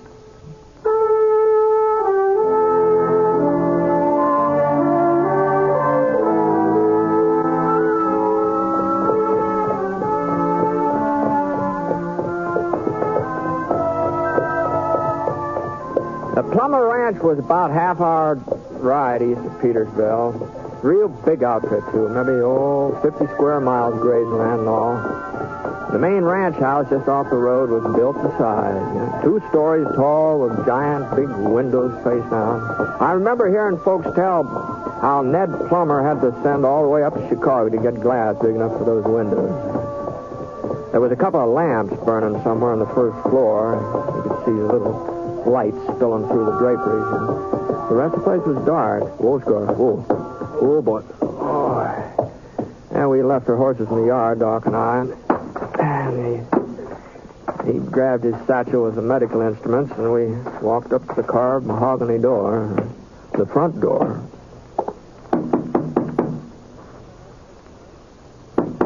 Just a minute. Yes? Oh, Doc Early. Evening. Just what can I do for you, Doctor? Well, Cal said that Miss Plummer, that Miss Quincy, your wife, that she was hurt somehow. Oh, I see. Well, it's nothing serious, just a scratch. My gun went off accidentally. A bullet grazed her shoulder. But Cora's perfectly all right now. Matter of fact, I think she's already gone to bed. Is it, Oliver? Sounds to me like she's still up. Oh, I guess I was mistaken. Yeah. Oliver? It's a doctor, dear, and, My name's Ponsett. Britt Ponsett. Britt Ponsett? That's right. That's right, Mr. Quincy. Well, I suppose you might as well come in, Doctor. Mr. Ponsett? Hiya. This way. I told him it was only a scratch, dear. But as long as Dr. Early rode way out here, I suppose he might as well have a look at you, just to be on the safe side. Hello, Cora. Britt. Why, what are you doing in Petersville? When did you get into town? This afternoon. Didn't Cal tell you? Well, no. It must have slipped his mind. Good evening, Cora. Let me see here. Now, Doc, you shouldn't be troubling over me. I'm all right, really. Well, of course you are, my dear. Of course you are. Bullet barely grazed your skin. I'm afraid the good doctor doesn't approve of my bandage. No. It's perfectly satisfactory. At least it appears to be. I'd like to take it off, though. Make certain there's no danger of infection. You mind stepping in the other room, Cora? Well, Go ahead, my dear. Go ahead. I'll see you before you leave, Britt. Oh, sure. I'll wait around till the doc finishes out. Nice of you to ride out to Dr. Early, Mr. Ponsett. I imagine he appreciates having the company. Well, it wasn't his idea, Mr. Quincy. Oh? No, Cal asked him to bring me along. I'm afraid I don't understand. Mm-hmm. Well, I reckon that makes us even. Whereabouts is he, anyway? Calvin? I don't know. He hasn't been here all evening. He wasn't around when the shooting took place. It was not a shooting, Mr. Ponsett. It was an accident. Well, whatever it was. And Calvin was not here. I met up with him while I was riding into town to get the doctor, and he offered to save me the trip. I guess I was under the impression you said Cora didn't need a doctor. No, she doesn't. But at first, I didn't know how serious the wound might be. Then, when I got back to the house, I saw it didn't amount to anything. And by the time you and Dr. Early showed up, I'd forgotten the whole thing. That's why I was surprised to see you. For a moment, I couldn't think what you wanted. Your gun just happened to go off, huh? I was going to clean it. I thought it was empty. I guess I don't know too much about firearms. What make do you carry? Why... He doesn't carry any make, but I do. I hadn't seen Cal come into the front hall, so I didn't know how long he'd been standing there. He was holding a .45, using it to cover his stepfather. The gun wasn't moving either. Cal's hand was as steady as his eyes. Steady and cold and determined. It wasn't the first time I'd seen a man with a look like that on his face. Now, not a killer's look exactly, at least not the look of somebody who wants to kill. More like somebody who hasn't got any choice. I was wondering how you'd lie out of it, Quincy. The kind of story you'd tell. You weren't very convincing either, considering all the practice you've had. Hey, Calvin, listen to me. I know how you feel. You haven't got the slightest notion how I feel. If you did, you'd have left town like I told you a couple of hours ago. Now, take it easy, Cal. I gave him warning, Britt. I gave him fair warning. I said I'd kill him if he didn't get out and stay out for good. I don't know what it is he's got against me, Mr. Ponsett. I suppose I don't measure up to his father. Measure up to him? I ought to kill you for even comparing yourself. Well, are you going or not, Quincy? Because if you're not, this time Ma ain't here to get in the way. What? Was that what happened before? Is that how she got shot up? It was his fault. He's got her so mixed up she doesn't see anything straight. She thinks he's fond of her the way she is of him. When she saw the gun, she ran forward, yelling and screaming. The way she grabbed my hand, that's what made it go off. I never meant to fire. Least of all, I never meant to hit Ma. But your Ma's all right, Calvin. The bullet hardly touched her. I don't believe... Is that true, Mr. Ponsett? That's right, Cal. Car's fine. Doc Early's in there now, just making certain. All right, Quincy. Start moving before she comes back. Now, hold on. Hold on a minute there now. This isn't any way to settle things. He's your mother's husband. She's got a right to know what's going on. You think I want her to know what a liar he is? That he never cared for? You think I want to break her heart? Well, what are you talking about, Calvin? I never lied to Cora. Never in my life. And where's that big ranch you're supposed to own and all the money you're supposed to have? What? Tell Mr. Ponsett about your holdings. He's been to Elk Point. And there ain't no Quincy Ranch. Oh, you're not making any sense, Calvin. I ain't going to stand around here arguing. Put that away, Cal. Not until he leaves. He gives me his word he won't be back. And if he don't keep his word... Cal? You don't figure in this, Mr. Ponsett. You got me out here. It was my idea. Well, nobody's keeping you. This bandage isn't on my gun hand, Cal. He's got you fooled into being on his side, too. I didn't say that. Look, ain't there nobody that sees him for what he really is? All he's trying to do is to get his hands on what my father left. Dad worked hard. All his life he worked hard. And when he was dying, he told me to look after Ma. Told me it was my job. Well, I'm going to do my job, Mr. Ponsett. And nobody's... Calvin, you made enough trouble for one night. I'm sorry, Ma. Didn't want you to be here. Didn't want you to find out. Found out what? My son turned into a lunatic? I'm only doing it for you, Ma. For me? You think you're helping me by carrying on like this? I've got my own life to live, Calvin. You've got to let me live it as I see best. Ma, he's no good. I was trying to get him to leave before Sheriff Jay comes back from Roswell, before the whole thing came out. Well, I guess it's too late now. I guess you'll have to know. Know what? He hasn't got a ranch. He ain't got any money. Oh. If you don't believe me, ask Britt Ponsett. He only married you because of what Pa left you. No. All I said that I didn't know of any Quincy Ranch near Elk Point. That's all I said. I haven't been around there for a couple of years. Maybe by now. Well, there ain't no such ranch now either.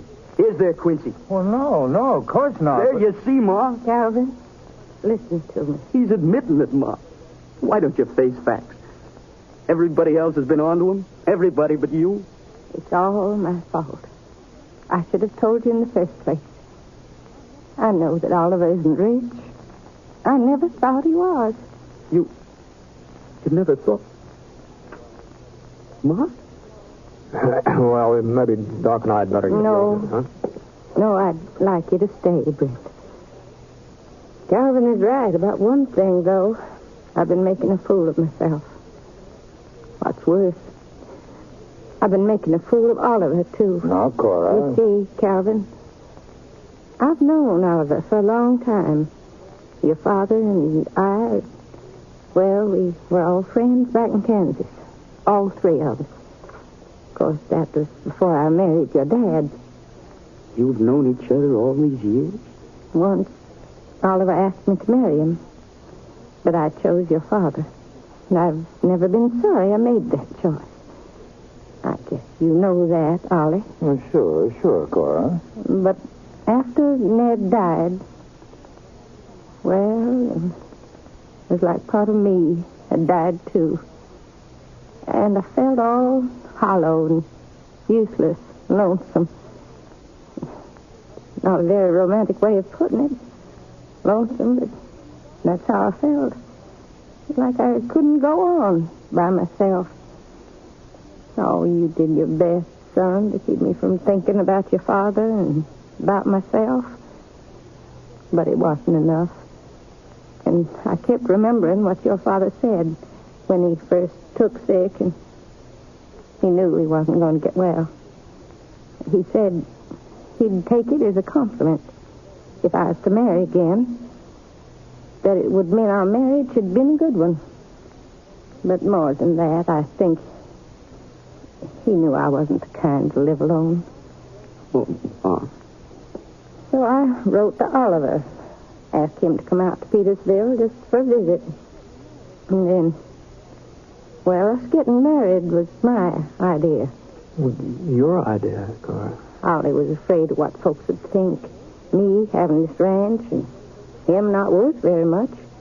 He's afraid they'd get the idea he was marrying me because of my money. So I told everybody that he had a ranch of his own, even bigger than mine. Boy, Cora. Oh, I was just trying to make it easier on him, Britt, so he wouldn't be embarrassed, uncomfortable.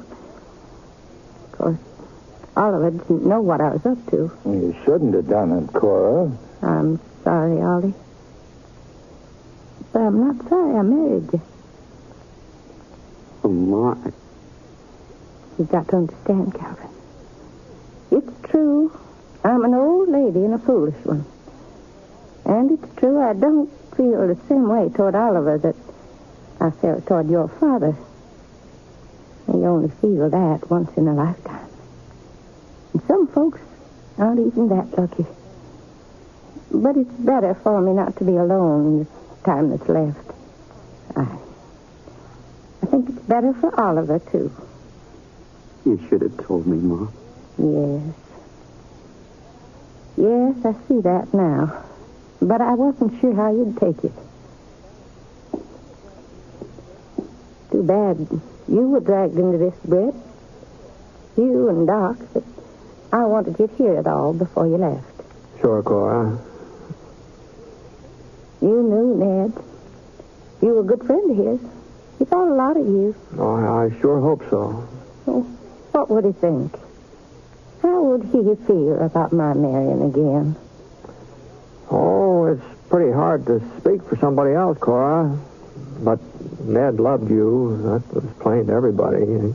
So I guess he'd want you to be happy and content. That's what Ned would want. Thanks, Britt. Well, Doc, it's about time we're getting back to town, isn't it?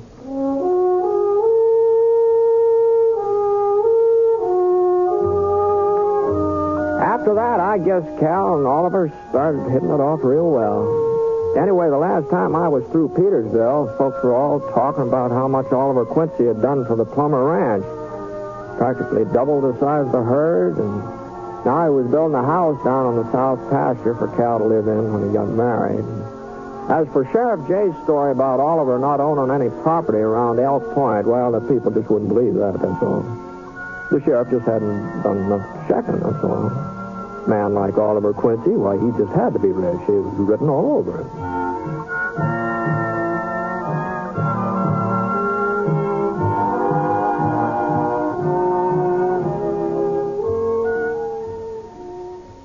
The Six-Shooter is a transcribed NBC Radio Network production in association with Review Productions. It is based on a character created by Frank Burt and is written by him. Mr. Stewart may soon be seen in the Universal International picture The Glenn Miller Story. Others in the cast were Virginia Gregg and Jean Tatum, Robert Griffin, Parley Bear, and Bert Holland. Special music for this program was by Basil Adlam, and the entire production is under the direction of Jack Johnstone. All characters and incidents were fictitious, and any resemblance to actual characters or incidents is purely coincidental. This is Hal Gidley speaking.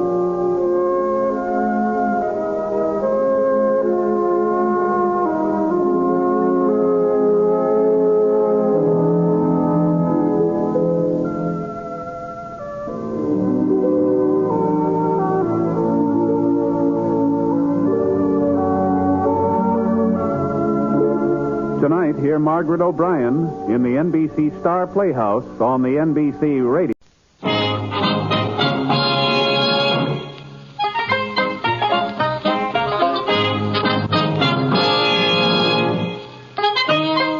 In a moment, you'll hear James Stewart as the Six-Shooter, just one of the many fine programs brought to you Sundays on NBC. Later this evening, listen to the NBC Star Playhouse with one of your favorite stars. Hear Stroke of Fate and the story of what might have happened if fate had reversed historical facts. And be sure to keep tuned for the dramatic story of Last Man Out. It's a wonderful lineup of great programs, all of them heard only on NBC. James Stewart as the Six-Shooter.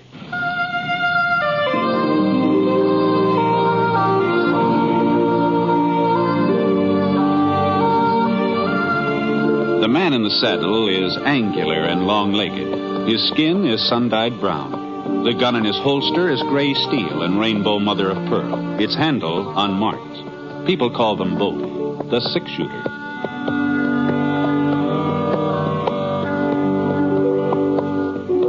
The NBC Radio Network presents James Stewart as the Six-Shooter, a transcribed series of radio dramas based on the life of Britt Ponsett, the Texas plainsman who wandered through the Western Territories, leaving behind a trail of still-remembered legends.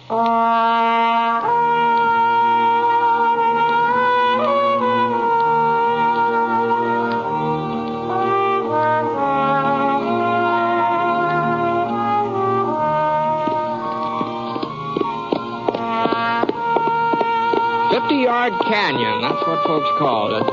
Probably there was another name, more official, written down on a map in the territorial capital, but the people around Smoke Falls, they just called it 50-Yard Canyon. You see, it was only 50 yards wide, someplace even narrower, but it was close to 35 miles long.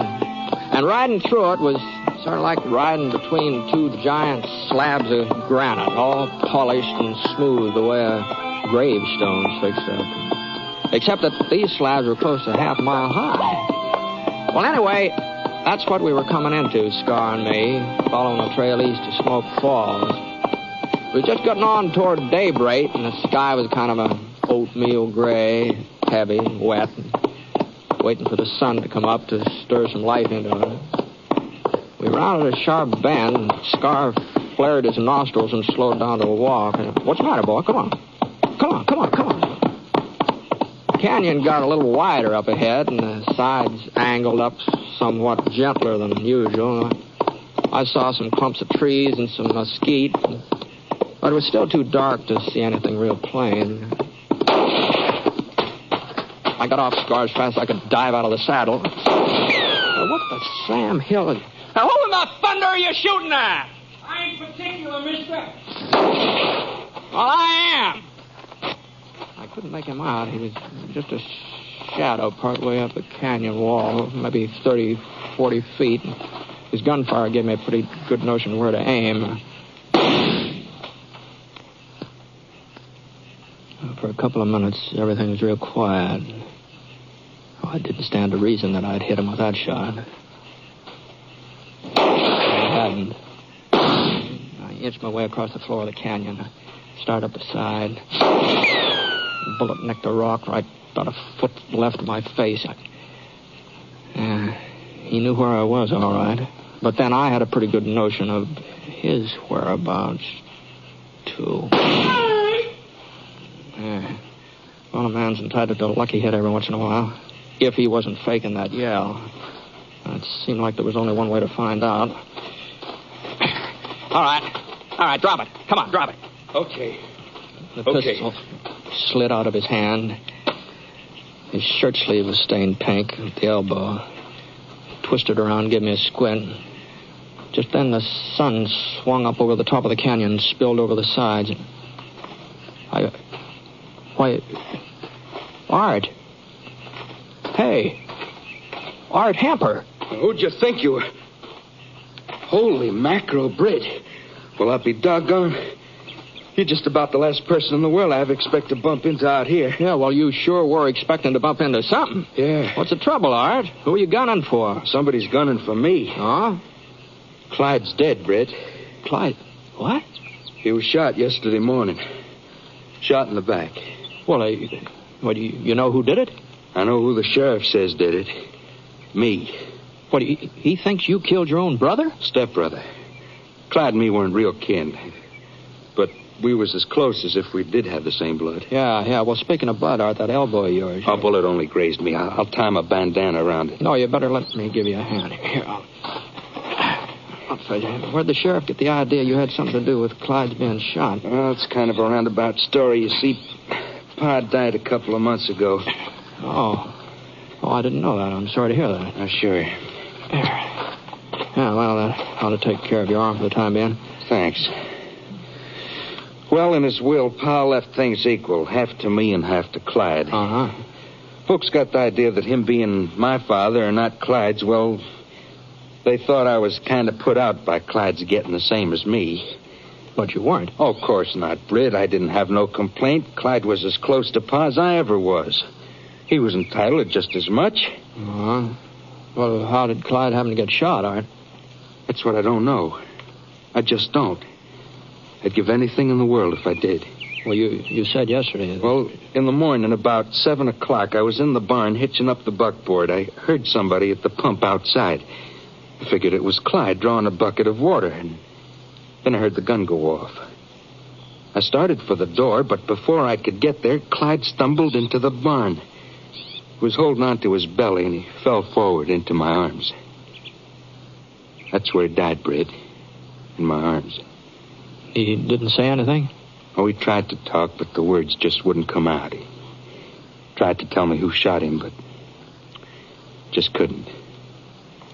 I'll find out, though, Britt. Someday I'll find out, and I'll get even. I'll take it easy, Art. Instead of blaming me, why ain't Sheriff Vale looking for the guilty man? Why ain't he going after the real killer? Well, you're sure the sheriff does blame you? Well, he arrested me yesterday afternoon. Oh, I see. Tried to take me into town, but I gave him the slip. Rode up into the canyon here. Oh, well, now, you shouldn't have done that, Art. If you're innocent, you'll get a chance to prove it. Running away, it just makes you look guilty. How could I prove anything dangling from the branch of a tree? What are you talking about? He was going to lynch me. George Crump and Sam Bitley and the other fellas were the sheriff, and he wasn't going to do nothing to stop him. He said hanging was better than I deserved. You don't know Sheriff Elbritt? No, he must be new to Smoke Fall. Well, he don't believe in wasting time with trials and juries. I wouldn't be the first man Vale's let the boys take care of. I see. That's why I had to get away. Oh, I knew I couldn't run too far before they'd catch up with me out here in this canyon. Well, you are kind of boxed in. Yeah, but I figured a day or so and the fellas had cooled down, listen to reason. Maybe they'd even pick up the real killer's trail by then. Uh-huh. I thought you was one of Vale's posse when I heard your horse. That's the reason I fired. I wasn't aiming to kill anybody, understand, Britt? I was just hoping to scare you off. Uh-huh. Well, even so, it sort of seems like to me you stand a good chance of making things worse for yourself the way you've been acting. I'm not saying that a man has to sit tight and let himself get lynched, but it just... What do you think I ought to do, Britt? Well, I don't know. I'm riding into Smoke Falls. We could ride along together. If you give yourself up, that ought to be something in your favor. Well, yeah, I guess you're right. horse is starting to go lame. I couldn't go much further anyhow, but tell you the truth, Britt, I'm scared. You scared? Well, they had a rope. George Crump was carrying it when the sheriff arrested me. And the way the fellas looked, their eyes half closed and their faces red, sort of like they had a fever. I ain't never been a coward, Britt, but I was scared. Well, like you said, they'd probably cool off by now. Well, if there was some way I could just be sure. Britt, maybe if you was to talk to him first. Talk to him? Well, before I give myself up. They must be following me. You're bound to run into them on your way into town. Well, I suppose so. Oh, they'd listen to you. They respect you, and they'd have to listen. Even Sheriff Vale must have heard about the six-shooter. You could tell him that I never had nothing against Clyde. You knew he was always friendly, even when we was kids. Sure. Well, if you'd make the sheriff understand and the boys with him, well, then I'd feel better about going back into town. Britt, you ride on ahead. They can't be more than an hour or so away. Tell them I'll give myself up. Tell them to wait for me at Squirrel Rock. You know where that is, don't you? Yeah, I guess so. Well, tell them I'll meet them there at noon. I don't know, Art. You don't think I'd run out on you, Britt? You don't think I'd do a thing like that? No, but I... Well, all right, then. Squirrel Rock at noon. That'll give my pony time to rest up. Well, afterwards, after I'm all straightened out with the sheriff, we'll find out who killed Clyde. You'll help me find out, won't you? I'll help if I can, all right? Thanks, Britt. There's just one thing, though. Yeah. Now, suppose I don't meet up with the posse. Well, you couldn't very well miss them here in the canyon. No, maybe they've turned around. Maybe they've gone back. Well, in any case, I'll be at Squirrel Rock at noon. If the posse ain't there, you wait for me just the same. I'll go into Smoke Falls with you. All right, Art. All right. I guess you know what you're doing. All right. I'll be seeing you.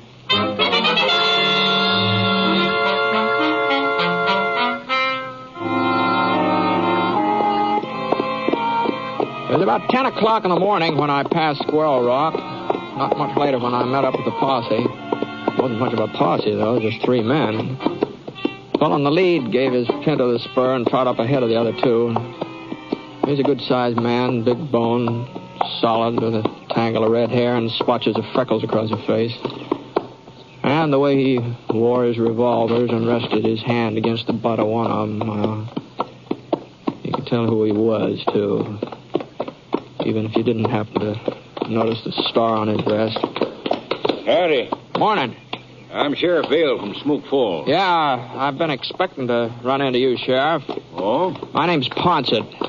Britt Ponsett? It sure is. Well, how are you, Britt? What are you doing around here? Oh, I'm just passing through, George. Hey, Sheriff, ain't you never met up with the six-shooter? No, can't say as I have. Heard about him, though. And this here is Sam Bitley, Britt. Oh, yeah. Howdy. You said something about expecting us, Ponsett. Yeah. Art Hemper thought you'd be heading up this canyon. Hemper? What were you... You mean you ran into Art, Britt? Early this morning. Oh, doggone it. That's who we're looking for. Yeah, he told me. Well, did he tell you why? Sure. Yeah, his brother was killed yesterday. You won him for murder. And you knew all that? You just let him go scot-free? Oh, what'd you expect me to do? You could have brought him in, saved us the trouble. Yeah. I'm not a part of your posse, Sheriff. Besides, Art willing to give himself up. Give himself up? He says he didn't have anything to do with Clyde's death.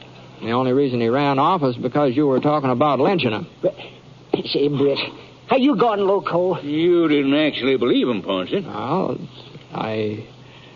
I've known Art for a good many years, Sheriff. Well, looks like we know him a little better than you do. Yeah, I saw it, Britt. The whole thing with my own eyes. I saw the murder. Now, hold on, George. Now, you didn't see it. I tell you, I saw it.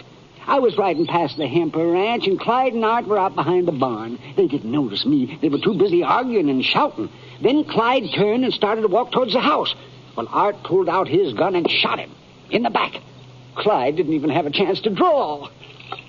What, is that the truth, George? As true as anything in this world. Well, I swung around, and I headed into town to get the sheriff. And that's when Art spotted me. He got off a couple of shots, but I was out of range. The story he told me is entirely different. Well, that shouldn't surprise you too much, Ponsett. No, I guess not. What happened when you arrested him, Sheriff? Well, we didn't arrest him. No, we didn't. Why do you think we're out here looking for him? I see. But he took off before I could bring the sheriff back. We picked up his trail and followed it into the canyon here. Yeah, and as for anybody trying to lynch him, well, there'll be no lynch law in Smoke Falls while I'm sheriff. Well, that's good, Sheriff. Yes, sir. And besides, ain't no need in his case. Any jury in the territory will convict him on the evidence. Why, of course. Yeah, well, it sure sounds that way, doesn't it? Well, doggone, I just don't know what to say, Sheriff. Well, you weren't to blame for believing Art. You were a friend of his. Before he changed. You went around to see how mean he's got the last few months. Always picking on Clyde and making life miserable for him. As if it was Clyde's fault the old man left him everything. Everything? Well, sure. Ranch, cattle, the whole shebang. The whole shebang. Yes, sir. I guess Jake Hemper knew Art wasn't any good underneath.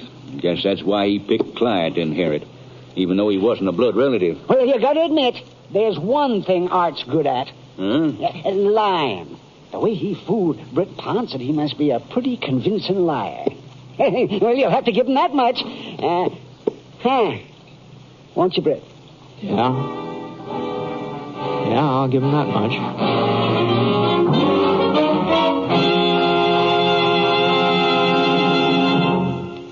We'll continue with James Stewart as the six-shooter in a moment, because I'd like to answer a question that so many of you have written in to ask. It's about our theme music on the show, and believe me, we like it too. It's called Highland Lament, but I'm sorry to say there's no way for you to obtain it to play in your own home. You see, all of our music has been recorded for broadcast only, and it simply isn't available in any form at your music store. But thanks for writing anyway. Your good letters are tremendously appreciated by all of us. Incidentally, while Jimmy Stewart is kept pretty busy with the six-shooter and his motion picture work, one of his happiest activities is keeping up with his twin daughters, Judy and Kelly, at home. There's a nice picture story of the Stewarts and their twins in the current issue of McCall's Magazine.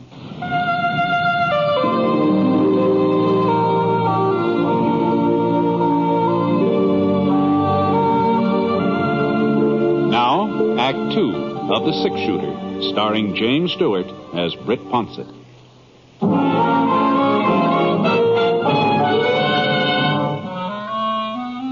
Well, there wasn't anything else I could do but just tell Sheriff Vale the whole cock and bull story just the way Art had given it to me. I felt like crawling in a prairie dog hole. Oh, not just because Art had made a fool of me. It was more than that.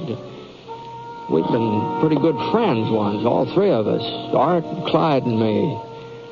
Now Clyde was dead, and sooner or later Art would be brought in for killing him. If I wasn't so doggone gullible, it might have been a lot sooner. Swell Rock, eh? It's only 3-4 miles. You must come by it. Yeah, that's where he said he'd give himself up. Oh, is that so? Well, if he told you to wait for him there, you can be darn sure it's the last place he'll be. He's probably still up at the end of the canyon, trying to find the pass you come through. Yeah, I guess so. Yeah, sure. Well, we better ride on ahead. You want to come with us, Ponsett? No, I think I'll head back for town. Well, suit yourself. I left a couple of the boys along the way in case Hemper gives us a slip and starts backtracking. You might tell him to keep the eyes open, that we haven't caught him yet. Yeah. All right, Sheriff. Okay, George. Sam, come on, let's go. Come on, boy.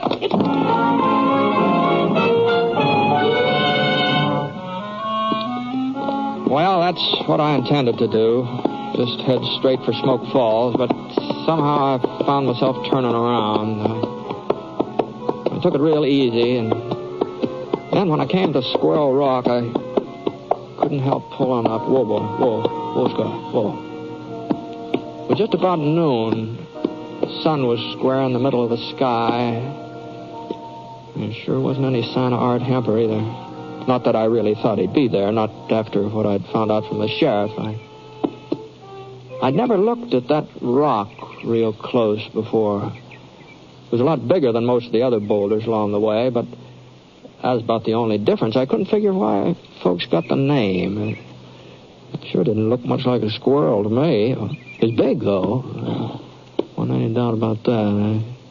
If it had been a couple of feet wider, it had blocked the whole canyon. And I remember thinking to myself, a man could hide almost anywhere around there real easy. The only trouble was I didn't think of it soon enough. Right on time, Britt. Yeah, so are you, Art. You don't mind getting off your horse, do you?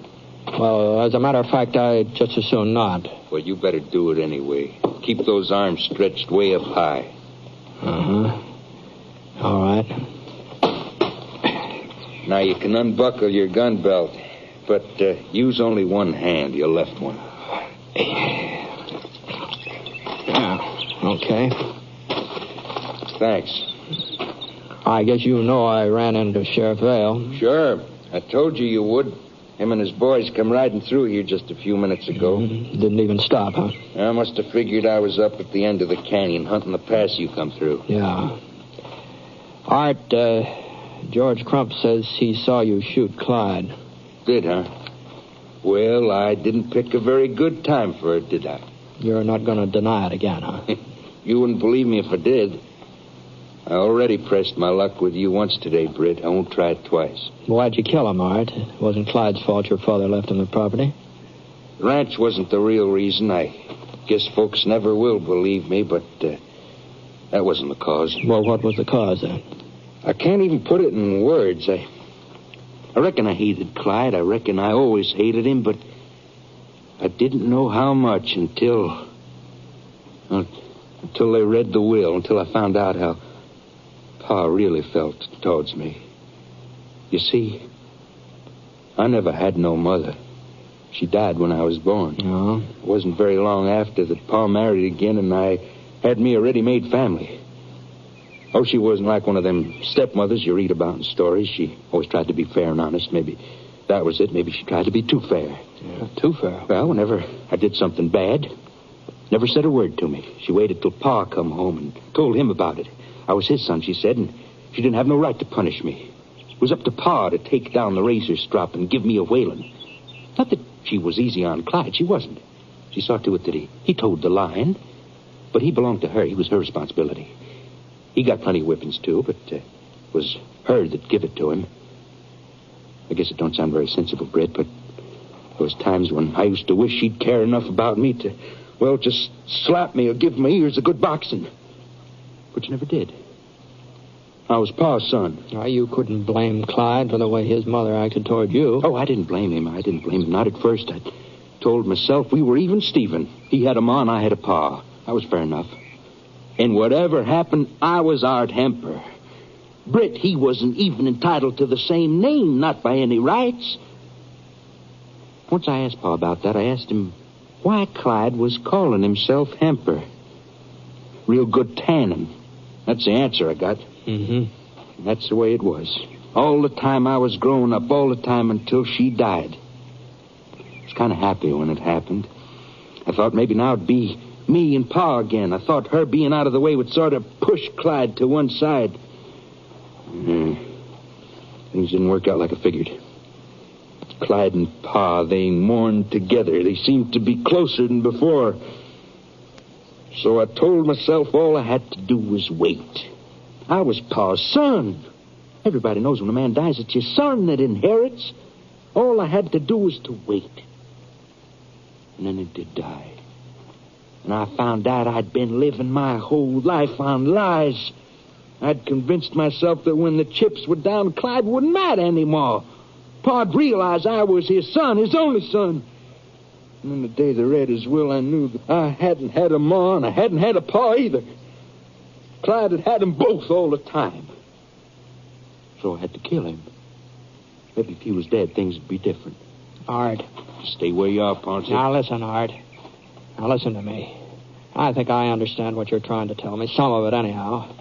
And maybe you weren't exactly responsible for what you did to Clyde, but you've got to give yourself up. Give myself up? For the first time in my life, I've got a reason for living. There's nobody standing in my way, not anymore. There's a posse standing in your way. They're past us now. They've gone up the canyon. I can ride out the Smoke Falls Gap without them even knowing it. Sheriff Vale's no fool, Art. He figured you might slip by him. That's why he left some men behind. Well, they won't stop us, Britt. Us? Sure. You're taking me in town. I'm your prisoner. Of course, this gun of yours won't be loaded, but nobody's going to know that. And nobody's going to know I'm holding my own gun just inside my shirt. That nick you give me on the elbow, it's going to come in real handy. All right, Britt. Here Here's a 6-shooter. Not that it'll be much use to you now.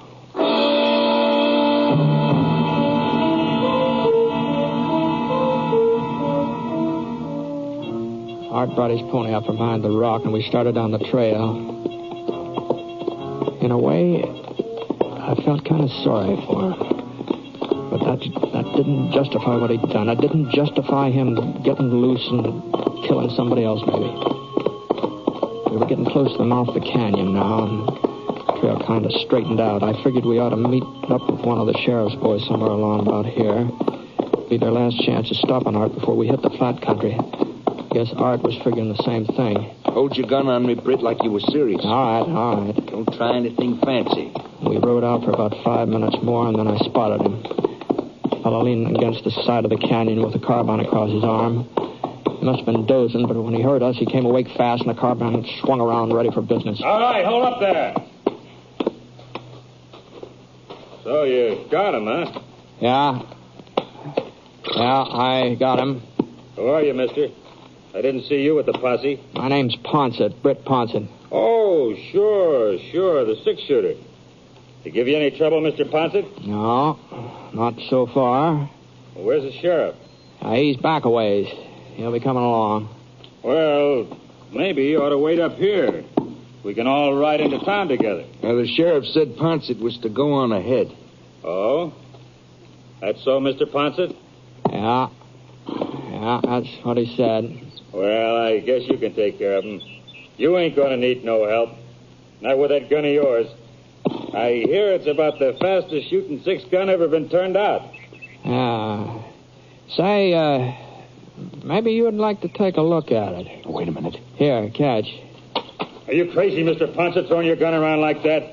Why, if I wasn't covering Art there... But you are covering him. Huh? Britt, I told you. Look out, I was Ponsett! already diving for the ground. Art fired through his shirt. The bullet slid across the back of Scar's neck. Art didn't get a second chance. The carbine slugs tore into his chest and knocked him off his horse. He just lay there. He was bleeding bad.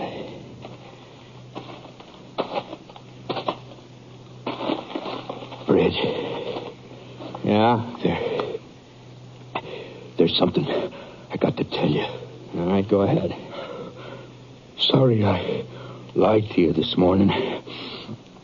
A man shouldn't lie. That's what my pa always said.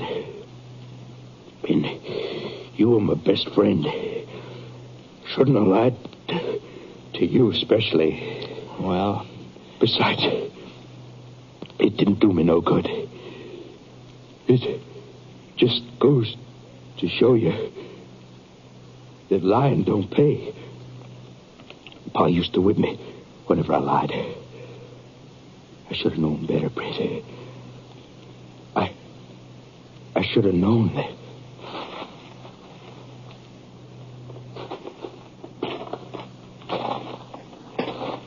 Well, if that don't take the cake. What? Not more than a minute ago, he tried to shoot you down. But now all he said was he was sorry he lied to you. What happens to a man like that, Mr. Ponsett? I don't know. I just don't know.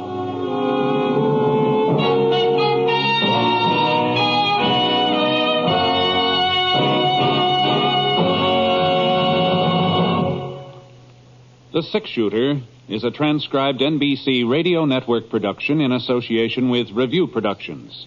It is based on a character created by Frank Burt, and it's written by him. Mr. Stewart may soon be seen in the Universal International picture, The Glenn Miller Story. Others in the cast were Shepard Menken, Bill Johnstone, Frank Gerstle, and Howard McNear. Special music for this program was by Basil Adlam, and the entire production is under the direction of Jack Johnstone. All characters and incidents were fictitious, and any resemblance to actual characters or incidents is purely coincidental. This is Hal Gibney speaking. This is the NBC Radio Network.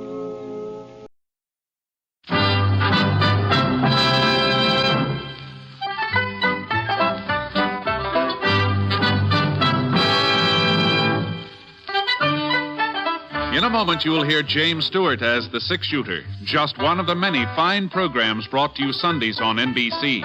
Later this evening, listen to the NBC Star Playhouse with one of your favorite stars. Hear Meet the Press, America's #1 newsmaking program, and be sure to keep tuned for the dramatic story of communism in America on Last Man Out. It's a wonderful lineup of great programs, all of them heard only on NBC. James Stewart as the six-shooter.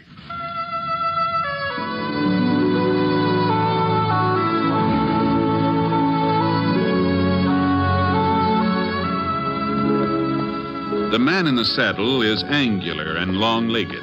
His skin is sun-dyed brown. The gun in his holster is gray steel and rainbow mother of pearl. Its handle unmarked. People call them both the six-shooter.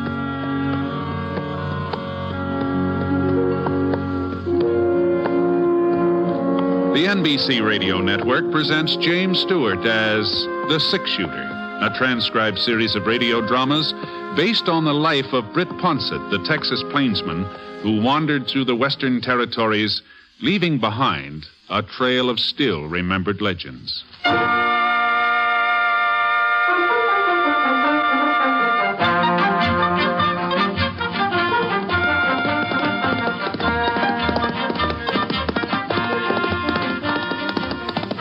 About 4 o'clock in the afternoon when I rode out of the Saucer Mountains and hit the flat, and Scar stretched his legs and went into a high lope.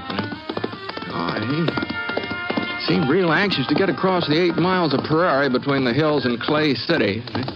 Oh, easy, boy. Easy now. Hey, what's your rush? I don't know. Maybe he was hungry, and maybe he was thirsty, or maybe... Oh, no. No, it couldn't be that. Why, it was over 6 months since our last visit at Clay City. Scar couldn't still be remembering the filly from the livery stable, not after all that time, no. Besides, horses don't have memories, at least not as good as... Now, you just slow down, boy. Now, quit. Well, wasn't anything I could do except just keep a tight rein on him, I guess. Something sure was spurring Scar along. Whatever it was important. At least it was to him.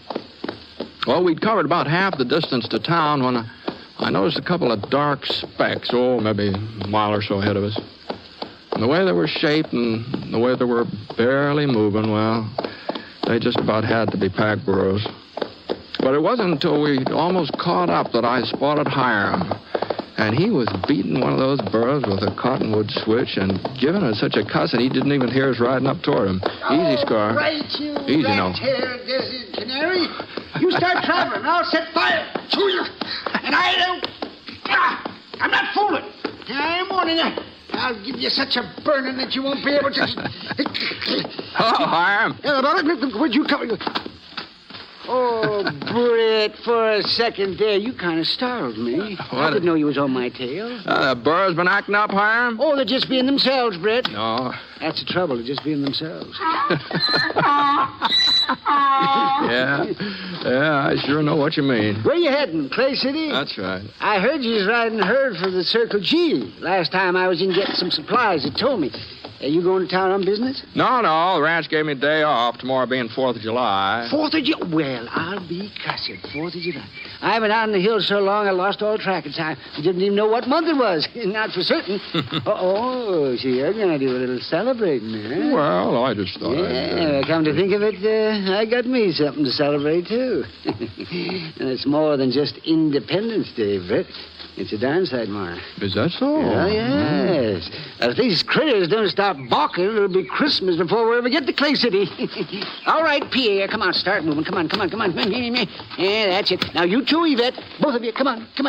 Hey, what was that you called him, Hiram? What's that? Well, it sounded like Pierre. Oh, sure. Yeah, that's your name, Pierre and Yvette. Oh, no. Well, what's the matter? They're perfectly respectable names. I seen a show once in Denver called the Paris Review. That was the title of it, from Paris, France. And there was a couple of dancers. Well, sir, if they didn't put on a jig. I'm telling you, Britt, it sure was something. The fella, he just picked up this girl and he threw her every which way. I thought she was going to land right in my lap. Oh, you did? Yes, that's the truth, every word. And this here girl dancing with him, she kept coming back for more, like she enjoyed being used for a lasso. Yes, Pierre and Yvette. That's what they was called. It was on a sign out in front of the Tabor Grand Opera House. Those names always kind of stuck with me.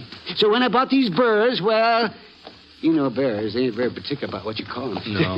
Now, you just keep moving, Pierre. Come on, keep moving. That's it. That's quite a load you're carrying there, Hiram. It sure is. Well, I guess I'll ride on. Maybe see you in town, huh? Hold up a minute, Britt. Ain't you going to ask me what's in them bags? Well, no, I just figured it wasn't any of my business. Well, I'm going to tell you anyhow. Yeah, if I don't tell somebody, I'll bust. Besides, I know I can trust you. Yeah, whoop here. Whatever. Britt, I've struck it. I've made a strike the like of which I never even dreamed of. Oh? Easy, Scar. Yes, now, you see this here sack right here? Yeah. This one right here? If it don't assay out to over $1,000... $1,000? That ain't the half of it. There's plenty more where this come from. Well, that sure sounds good. It is good. Well, I just bet the vein I find delivers more gold in a year than they ever took out of California. Is that so? Well, you sure are entitled to a strike, Hiram. You've been prospecting for quite a spell. I sure have. 45 years, but Yeah. 45 years, come winter. But I ain't got no regrets. Not now, I ain't. I told them in Clay City. I told them all there was gold in the Saucer Mountains. Oh, I could smell it. Just the way my birds sniff water. But they wouldn't listen, no. They said old Hiram was touched, that I'd never find nothing but yellow-colored rocks. Yeah. They'll start singing a different song now. Oh, you're sure it's gold you found? Oh, you think I don't know it when I see it? You mark my words. Old Hiram has turned up the real thing. Of course, you mustn't let the news out. Oh. Not until after I get my assay report and file my claim. Oh, sure. But I just wish there was some other assay office around here. What's that? Well, that Enoch Wilson. He wouldn't know a gold nugget from a tea kettle. And what's more, I don't trust him. I don't trust him a bit. Well, no, Hiram, you know... Some of the samples I brought him in before looked mighty good to me, but not to Enoch. I don't think he even tested them. Well, just let him try to say that this batch is worth it. Yeah, just let him try to say that. I don't know what's the matter with Scar. He sure is restless. Well, then you go on ahead, Britt. Just go on ahead. Well, I guess I might as well. Easy, boy, easy. I hope everything works out the way you expect, Hiram. Don't you worry yourself about that. Nice run into you. Mutual, Britt, mutual. All righty, Britt. Come on. You can't eat that cactus. Get your nose out of there. I'll give you a taste of something worse than that spicy.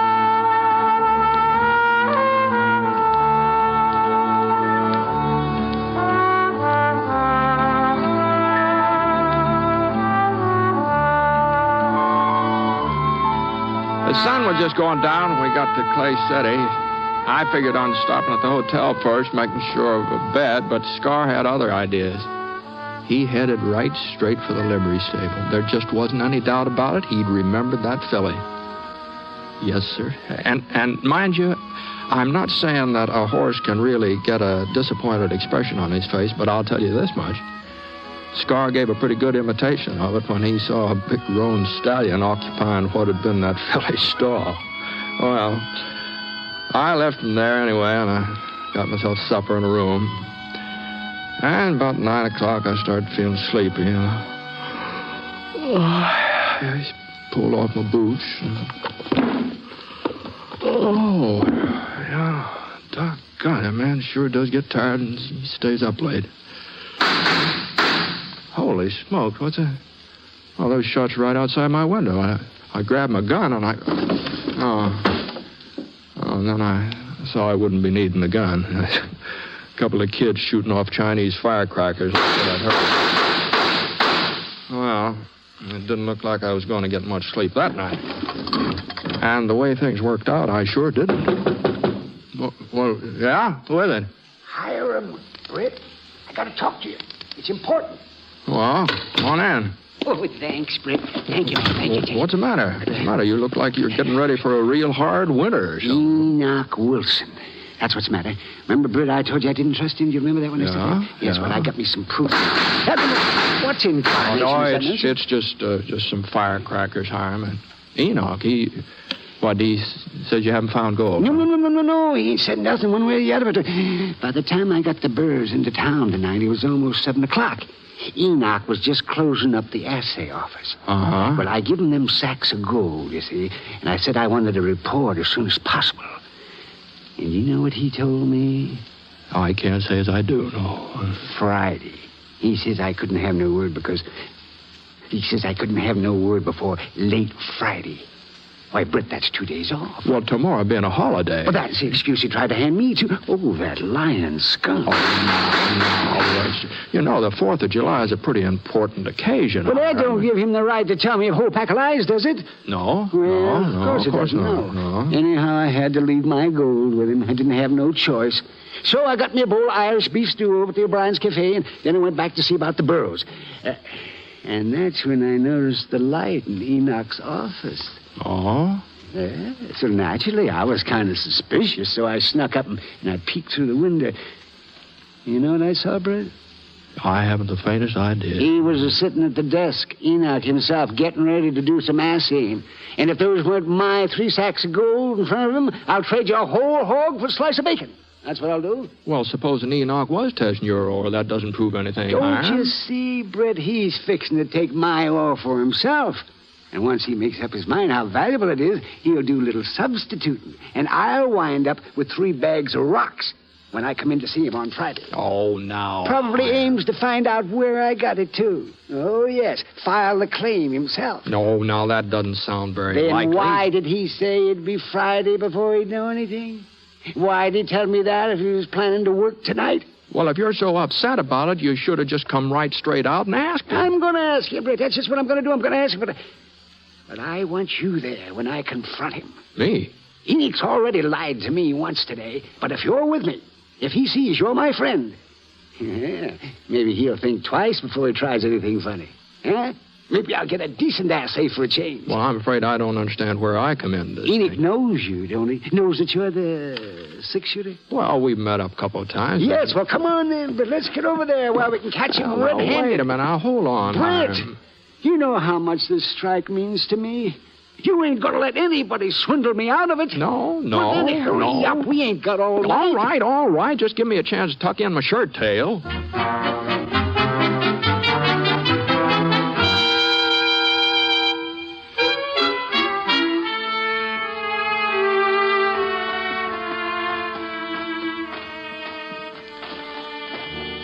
You see the light, Britt? He's still here. Now, you just remember one thing, Hiram. This wasn't my idea. Sure. Remember I remember that. Who is it? What do you want? Hiram Garver. That's who it is. And Britt Ponsett with me, too. So you better get this door open. Now, Hiram, you just remember. Howdy, Britt. What's the trouble? Well, There you are, over Britt. here with me. There you are. There. You see right there? See? Them are my sacks. Of course they're your sacks, Hiram. You see, he ain't denied it either. Hiram, are you going loco or something? I'll do the asking, Enoch. You'll do the answering from now on. And you better not lie in front of Britt Ponsett either. Huh? I thought you said you wasn't going to be able to assay this ore before Friday. What if I did? It appears like you changed your mind, don't it? Well, Britt wants to know the reason. Well, it was just that you were kind of anxious, that's all. And your stuff did look a little more promising than usual. What'd I tell you, Britt? Yeah, what'd I tell you? Yeah, he knew it was good. I said it looked promising, Hiram. Promising enough so you try to cheat me out of it, eh? Well, you're not getting away with it, Enoch. The 6-shooter here will see to that. Now, just hold on. Hiram Grover, I ought to throw you right out of my office. If I was trying to cheat you, would I have sent word for you to stop in tomorrow morning before the parade and get your assay report? You sent word? You just asked Mike O'Brien. I was over at his cafe looking for you. You'd already left, though. I told him if he saw you to give him the message. You told Mike? Well, Hiram? Well, doggone it, but how was I to know? You think he might have stumbled into something, Enoch? Real strike? Well, I ain't positive yet, Britt, but some of the samples are mighty encouraging. Couple more tests. Evening, gentlemen. Who are you? Don't turn around. Just grab for some air. All three of them. Well, now, you Come just on, wait a minute, damn do it. a little stretching before we... That's better. It was real considerate of you to stay open tonight, mister. Saved us the trouble of breaking in. All right, Thad. Let's start loading up.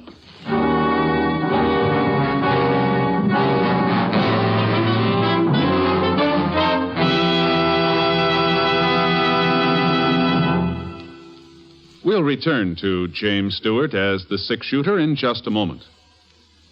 Our religious institutions are strongholds of the American way of life. Our country was founded by men who had faith in God and who were willing to endure hardship and sacrifice for the sake of that faith. Today, the religious institutions in your community need your interest and support, so take an active part in religious affairs. Your pastor, rabbi, or priest will give you invaluable family counsel and aid if you are a newcomer to the community. To face the problems of the future, America must be morally strong. And that moral strength comes through worship and faith. Go to church this week and take someone with you.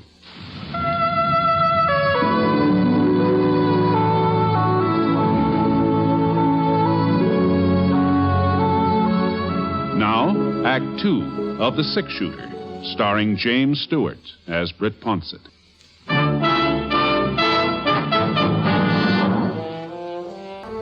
There were two of them, young fellas, both wearing Levi's and leather jackets, both carrying .45s. They're about the same build, same coloring, looked enough like to be brothers.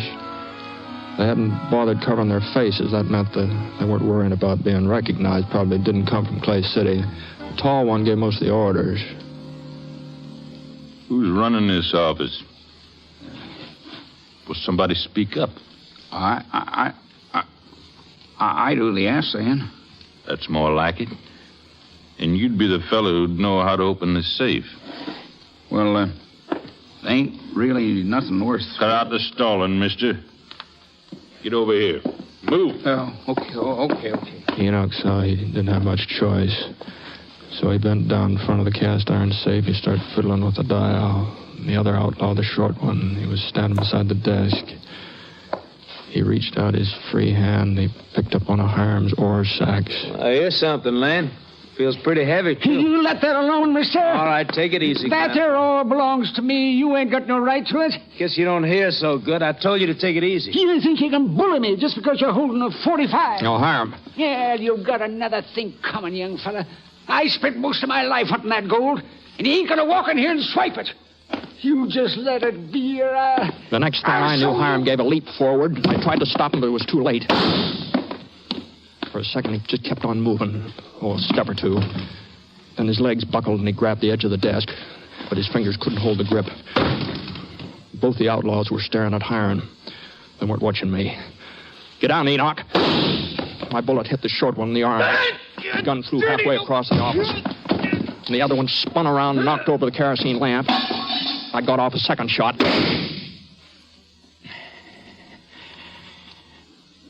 It was so dark, I wasn't sure I'd hit anything or not. For a couple of minutes, there wasn't a sound. Nothing but heavy breathing. I stretched out my hand, and I felt a chair. I waited a second, and then I gave it a good hard push.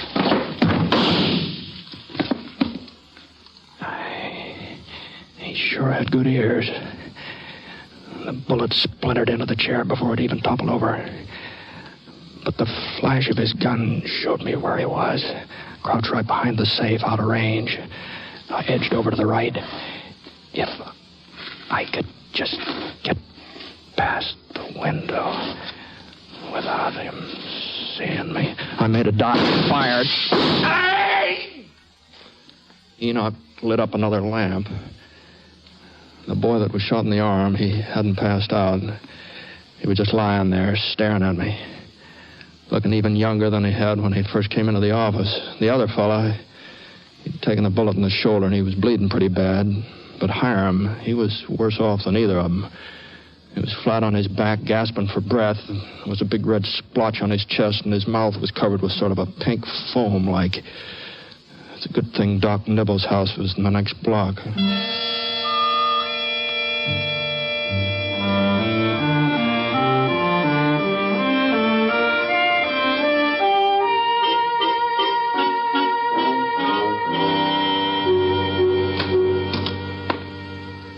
Well, Doc? Oh. It's too early to tell anything yet, Britt. I got the bullet out, and it's still hemorrhaging. I see. And them other two, they'll be as good as ever in a week or so. Good enough for a hanging if Hiram don't pull through. Oh, no, he's just got to pull through, Doc. He's an old man, Britt. I've seen fellas a lot younger. Yeah? Well, you better get yourself some rest. It's almost 4 a.m. Well, I thought maybe... Well, there's nothing you can do here. Ain't a chance of him coming to before morning. I was standing right beside him when it happened. I could have drawn, maybe, and then... Maybe then you'd both be shut up. But I'll see you in the morning, Britt. I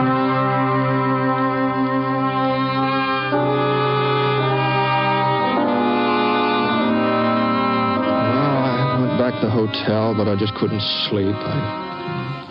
About 6:30, I gave up trying. I figured it was too soon to find out how Hiram was doing, so I went for a little walk around town. I wasn't very hungry, but as long as Mike's Cafe was open, I thought I just might as well stop in for a cup of coffee. And I was just going through the door when Enoch Wilson came up running. And... Britt! Yeah? Good morning, Enoch. I was hoping I'd run into you. Stopped by the hotel, but they said you was out. Yeah, I was sort of looking the town over. I just left Hiram. Oh, well, he's not... No. It sure don't look good. Oh? Doc Nibble says he's got a good, strong constitution for a man his age. He'd have a pretty fair chance. But Hiram just don't seem to have any fight left in him. He ain't even trying to live. Well, has he come to? Yeah, about an hour ago.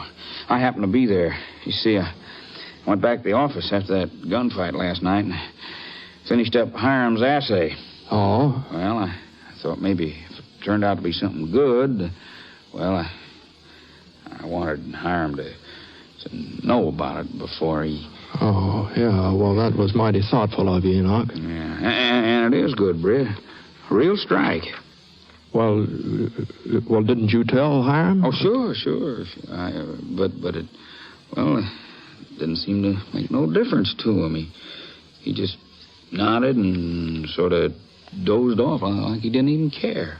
Is that so? And Doc don't understand it neither. You'd think, if anything, it'd make him want to live. Knowing he found gold sure turned the trick. Yeah, you sure would. Maybe he figures I'm lying to him because he's so bad off. Uh-huh. Well, I guess it could be that. Yeah. So we thought, Doc and me, we thought, maybe if he was to hear it from you, well... Oh, sure, Enoch. I'll go right over there, sure.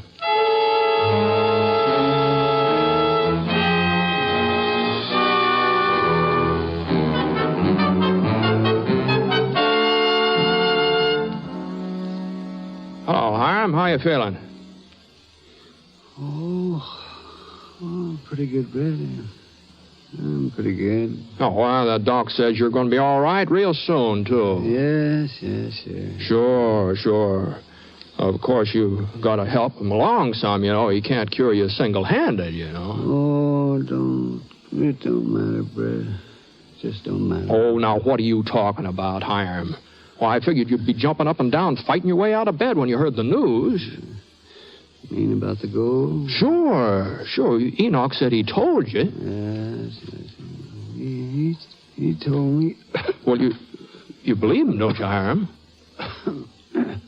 Oh, I shouldn't have believed him. I knew it was the real thing when I first found it. I knew it was real. Still, maybe that was the sign. The sign? What? That my life's over.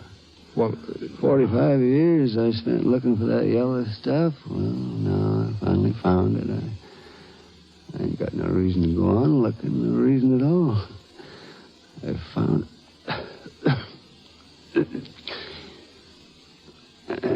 I'm awful tired, Britt. I'm awful tired. Well, you're going to be a rich man, Hiram. Well, I wasn't hunting gold because it's making me rich, Britt. Or maybe when I was younger that was the reason. But lately, these past few years, I just wanted to prove to folks that I knew what I was talking about. So that I wasn't touched like they thought. No, of course you aren't. Those ore samples prove it, Britt, so it ain't gonna be too hard to die. Ain't gonna be hard at all. I've done what I set out to do, so I reckon I'm luckier than most men. Well, that's one way of looking at it, I guess. Yeah, it just goes to show you things work out for the best, Britt. For the best. Yeah. Well, maybe Enoch did the right thing after all, so... What's that? Oh, nothing, Hiram, nothing. No, you better get some rest, too. You started to say something about Enoch. Did I? Yes, finish it up, Britt. What was that you were going to say? What I was going to say. Well, no, you're a pretty sick man, Hiram. I wouldn't want to get you all upset. Upset? What are you driving at, Britt? Well, you're weak and feeble, and it wasn't my idea, of course. Well, you don't mean that Enoch was lying to me, that ore wasn't full of gold? Now, I didn't say that. I know Enoch Wilson couldn't be trusted, so it ain't true about my strike. Now, so they figured I was going to die, and then they'd all have the laugh on me. Well, I ain't going to be that obliging. I'll get well if it kills me. And I'll find gold, too, right out there in those mountains where I always said I'd find it. Oh, they think they're going to soft-soap me into kicking the bucket, don't they? Oh, they do. Well, Britt, you just tell them different. I'd be glad to, Hiram. I sure would be glad to.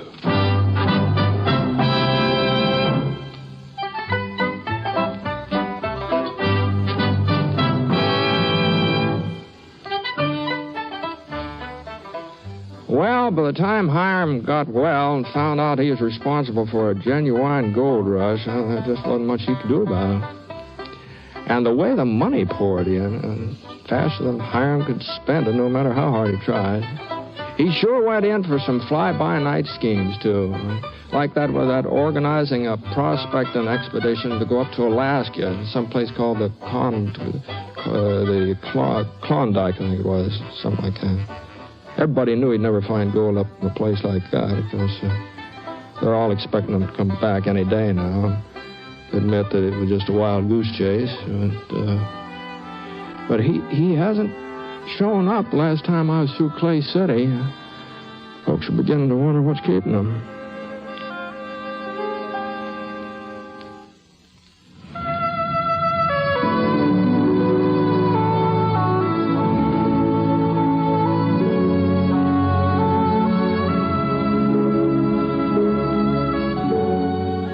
The Six Shooter is a transcribed NBC Radio Network production in association with Review Productions. It is based on a character created by Frank Burt and is written by him. Mr. Stewart may soon be seen in the Universal International picture, The Glenn Miller Story. Others in the cast were Herb Vigran, Bill Johnstone, Barney Phillips, Tony Barrett, and Howard McNear, who played Hiram. Special music for this program was by Basil Adlam, and the entire production is under the direction of Jack Johnstone. All characters and incidents were fictitious, and any resemblance to actual characters or incidents is purely coincidental. This is Hal Gibney speaking.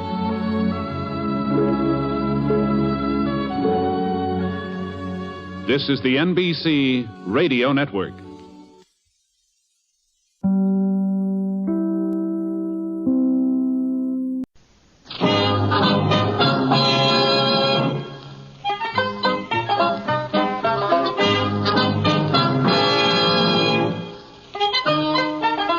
In a moment, you'll hear James Stewart as the Six Shooter here on NBC. Later this evening, listen to the NBC Star Playhouse with one of your favorite stars. Here, Meet the Press, America's #1 newsmaking program. Listen to the new Sunday at Home, and be sure to keep tuned for the dramatic story of communism in America on Last Man Out. It's a wonderful lineup of great programs, all of them heard only on NBC. James Stewart as the six-shooter.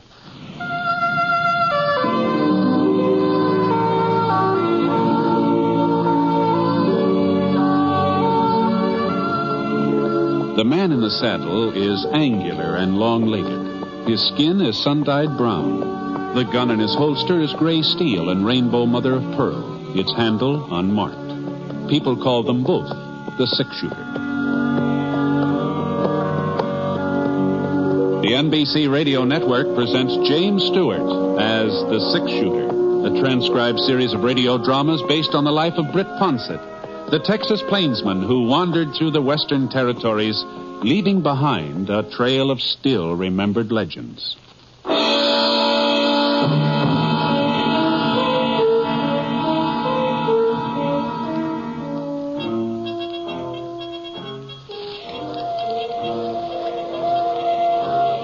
The twilight wind carried the sound of the train toward the two figures who waited, hidden in a clump of maple trees. The sandy-haired man knotted a blue bandana at the back of his neck and pulled it over his face. He mounted his horse and gestured to his companion. The other man fitted a soiled handkerchief across his mouth and climbed into the saddle. A touch of spurs sent the horses forward. The train was crawling up a steep grade now, and the riders guided their mounts alongside the slowly moving cars. And then they lifted their boots out of the stirrups and swung themselves up onto a small platform behind the tender. The flicker of lamplight glinted on their revolvers as they opened the door to a passenger coach and stepped inside. For several minutes, the riderless horses continued to pace the clattering wheels. And then the door opened again. The two men pitched off the platform and rolled down the slope of a barren ravine.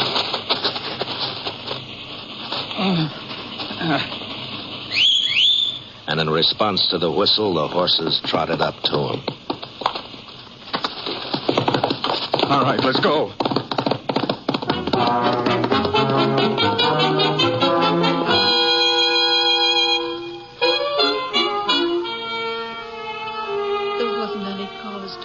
Sheriff. There just wasn't any cause. Carl was deaf. And all the noise the train was making, he couldn't understand what they wanted. Yeah, I know. He couldn't understand a word. He tried to make out what they were saying, but he couldn't. And when he didn't hand it over... Well, we'll get him, Mrs. Davis. Don't you worry about that. The posse's meeting here. We'll start out tonight, and we won't be back until we get him. That won't do Carl much good. Well, at least we'll make sure they don't kill nobody else in cold blood. If only I hadn't to give him that belt. If I just hadn't to give it to him. Belt? It was my anniversary present to Carl. We were married 25 years last week. That's why we was taking the train trip over to Cheyenne, and that's why I give him the belt. The buckle was sort of silver-like. What did that have to do with... It was the belt they wanted. But Carl didn't understand when they asked him. He'd already handed over his money and his watch, and then one of them noticed the belt, and he said, "That buckle's silver, ain't it? Give it to me." Carl couldn't make out what he was talking about. And the fella got real mad, and he jabbed a gun into Carl's side, and he pulled the trigger without even giving Carl a chance to... Easy now, Miss Davis. And even though Carl was dying, that outlaw took the belt off him anyway, and... It wasn't a silver buckle, Sheriff. It just looked like silver, but it wasn't the real thing.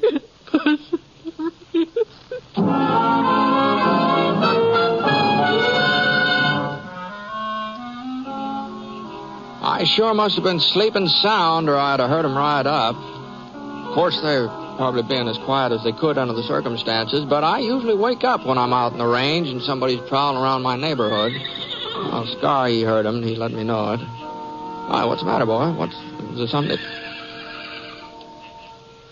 It still wasn't dawn, but there was enough light so that I could see the barrel of a .45 and a firm-mouthed fellow standing over me, pointing the gun at my head.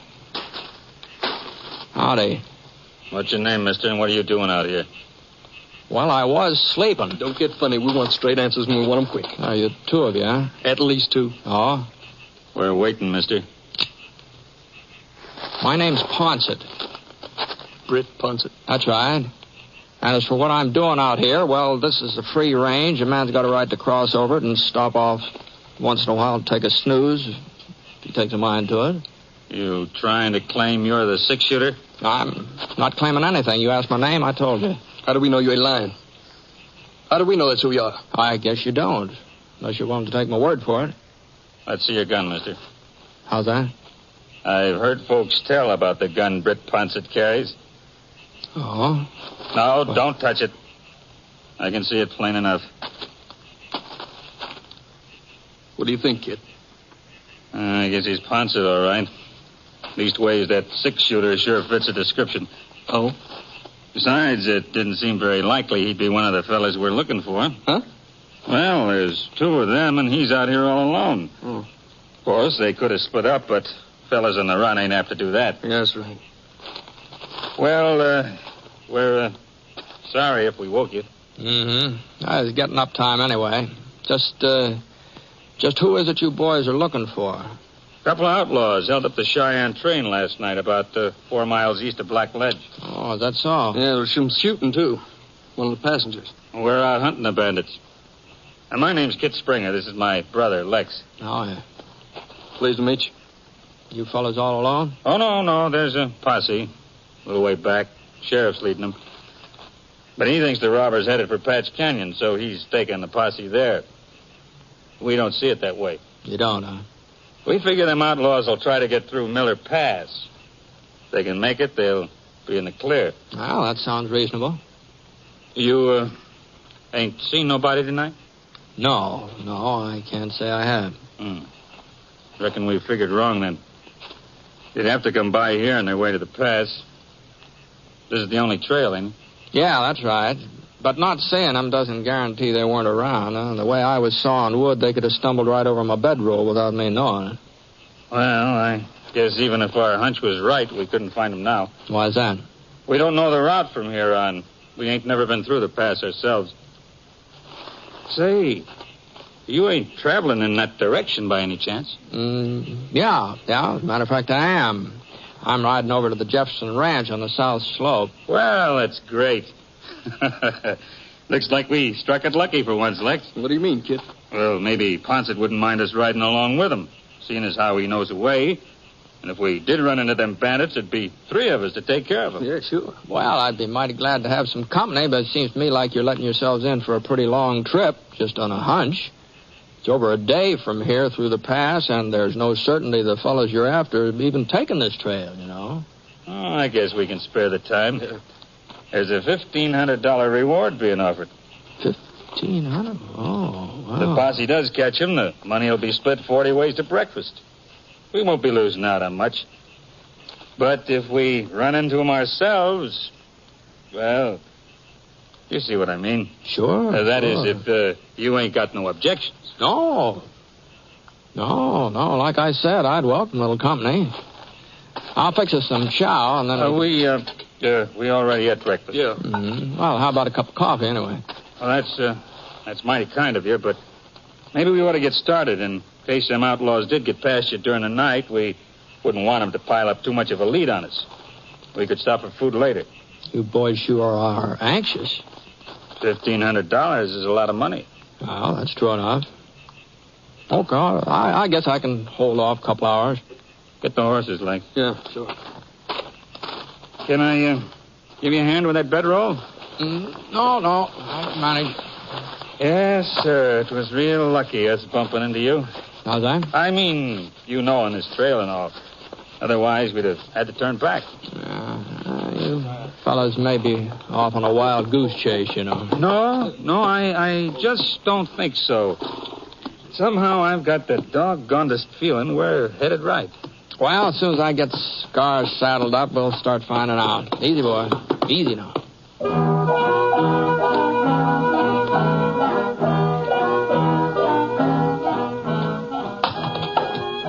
It wasn't much of a trail.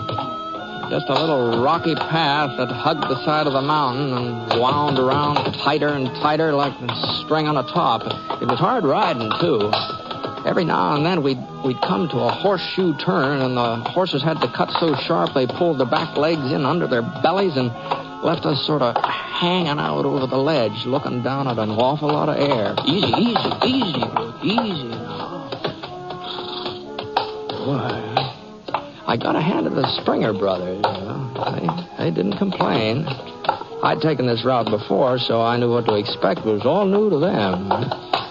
After 3 or 4 of these loops, though, they did start dabbing their foreheads with their handkerchiefs, but neither one of them said anything about turning back. And to tell you the truth, I was doing a little sweating myself.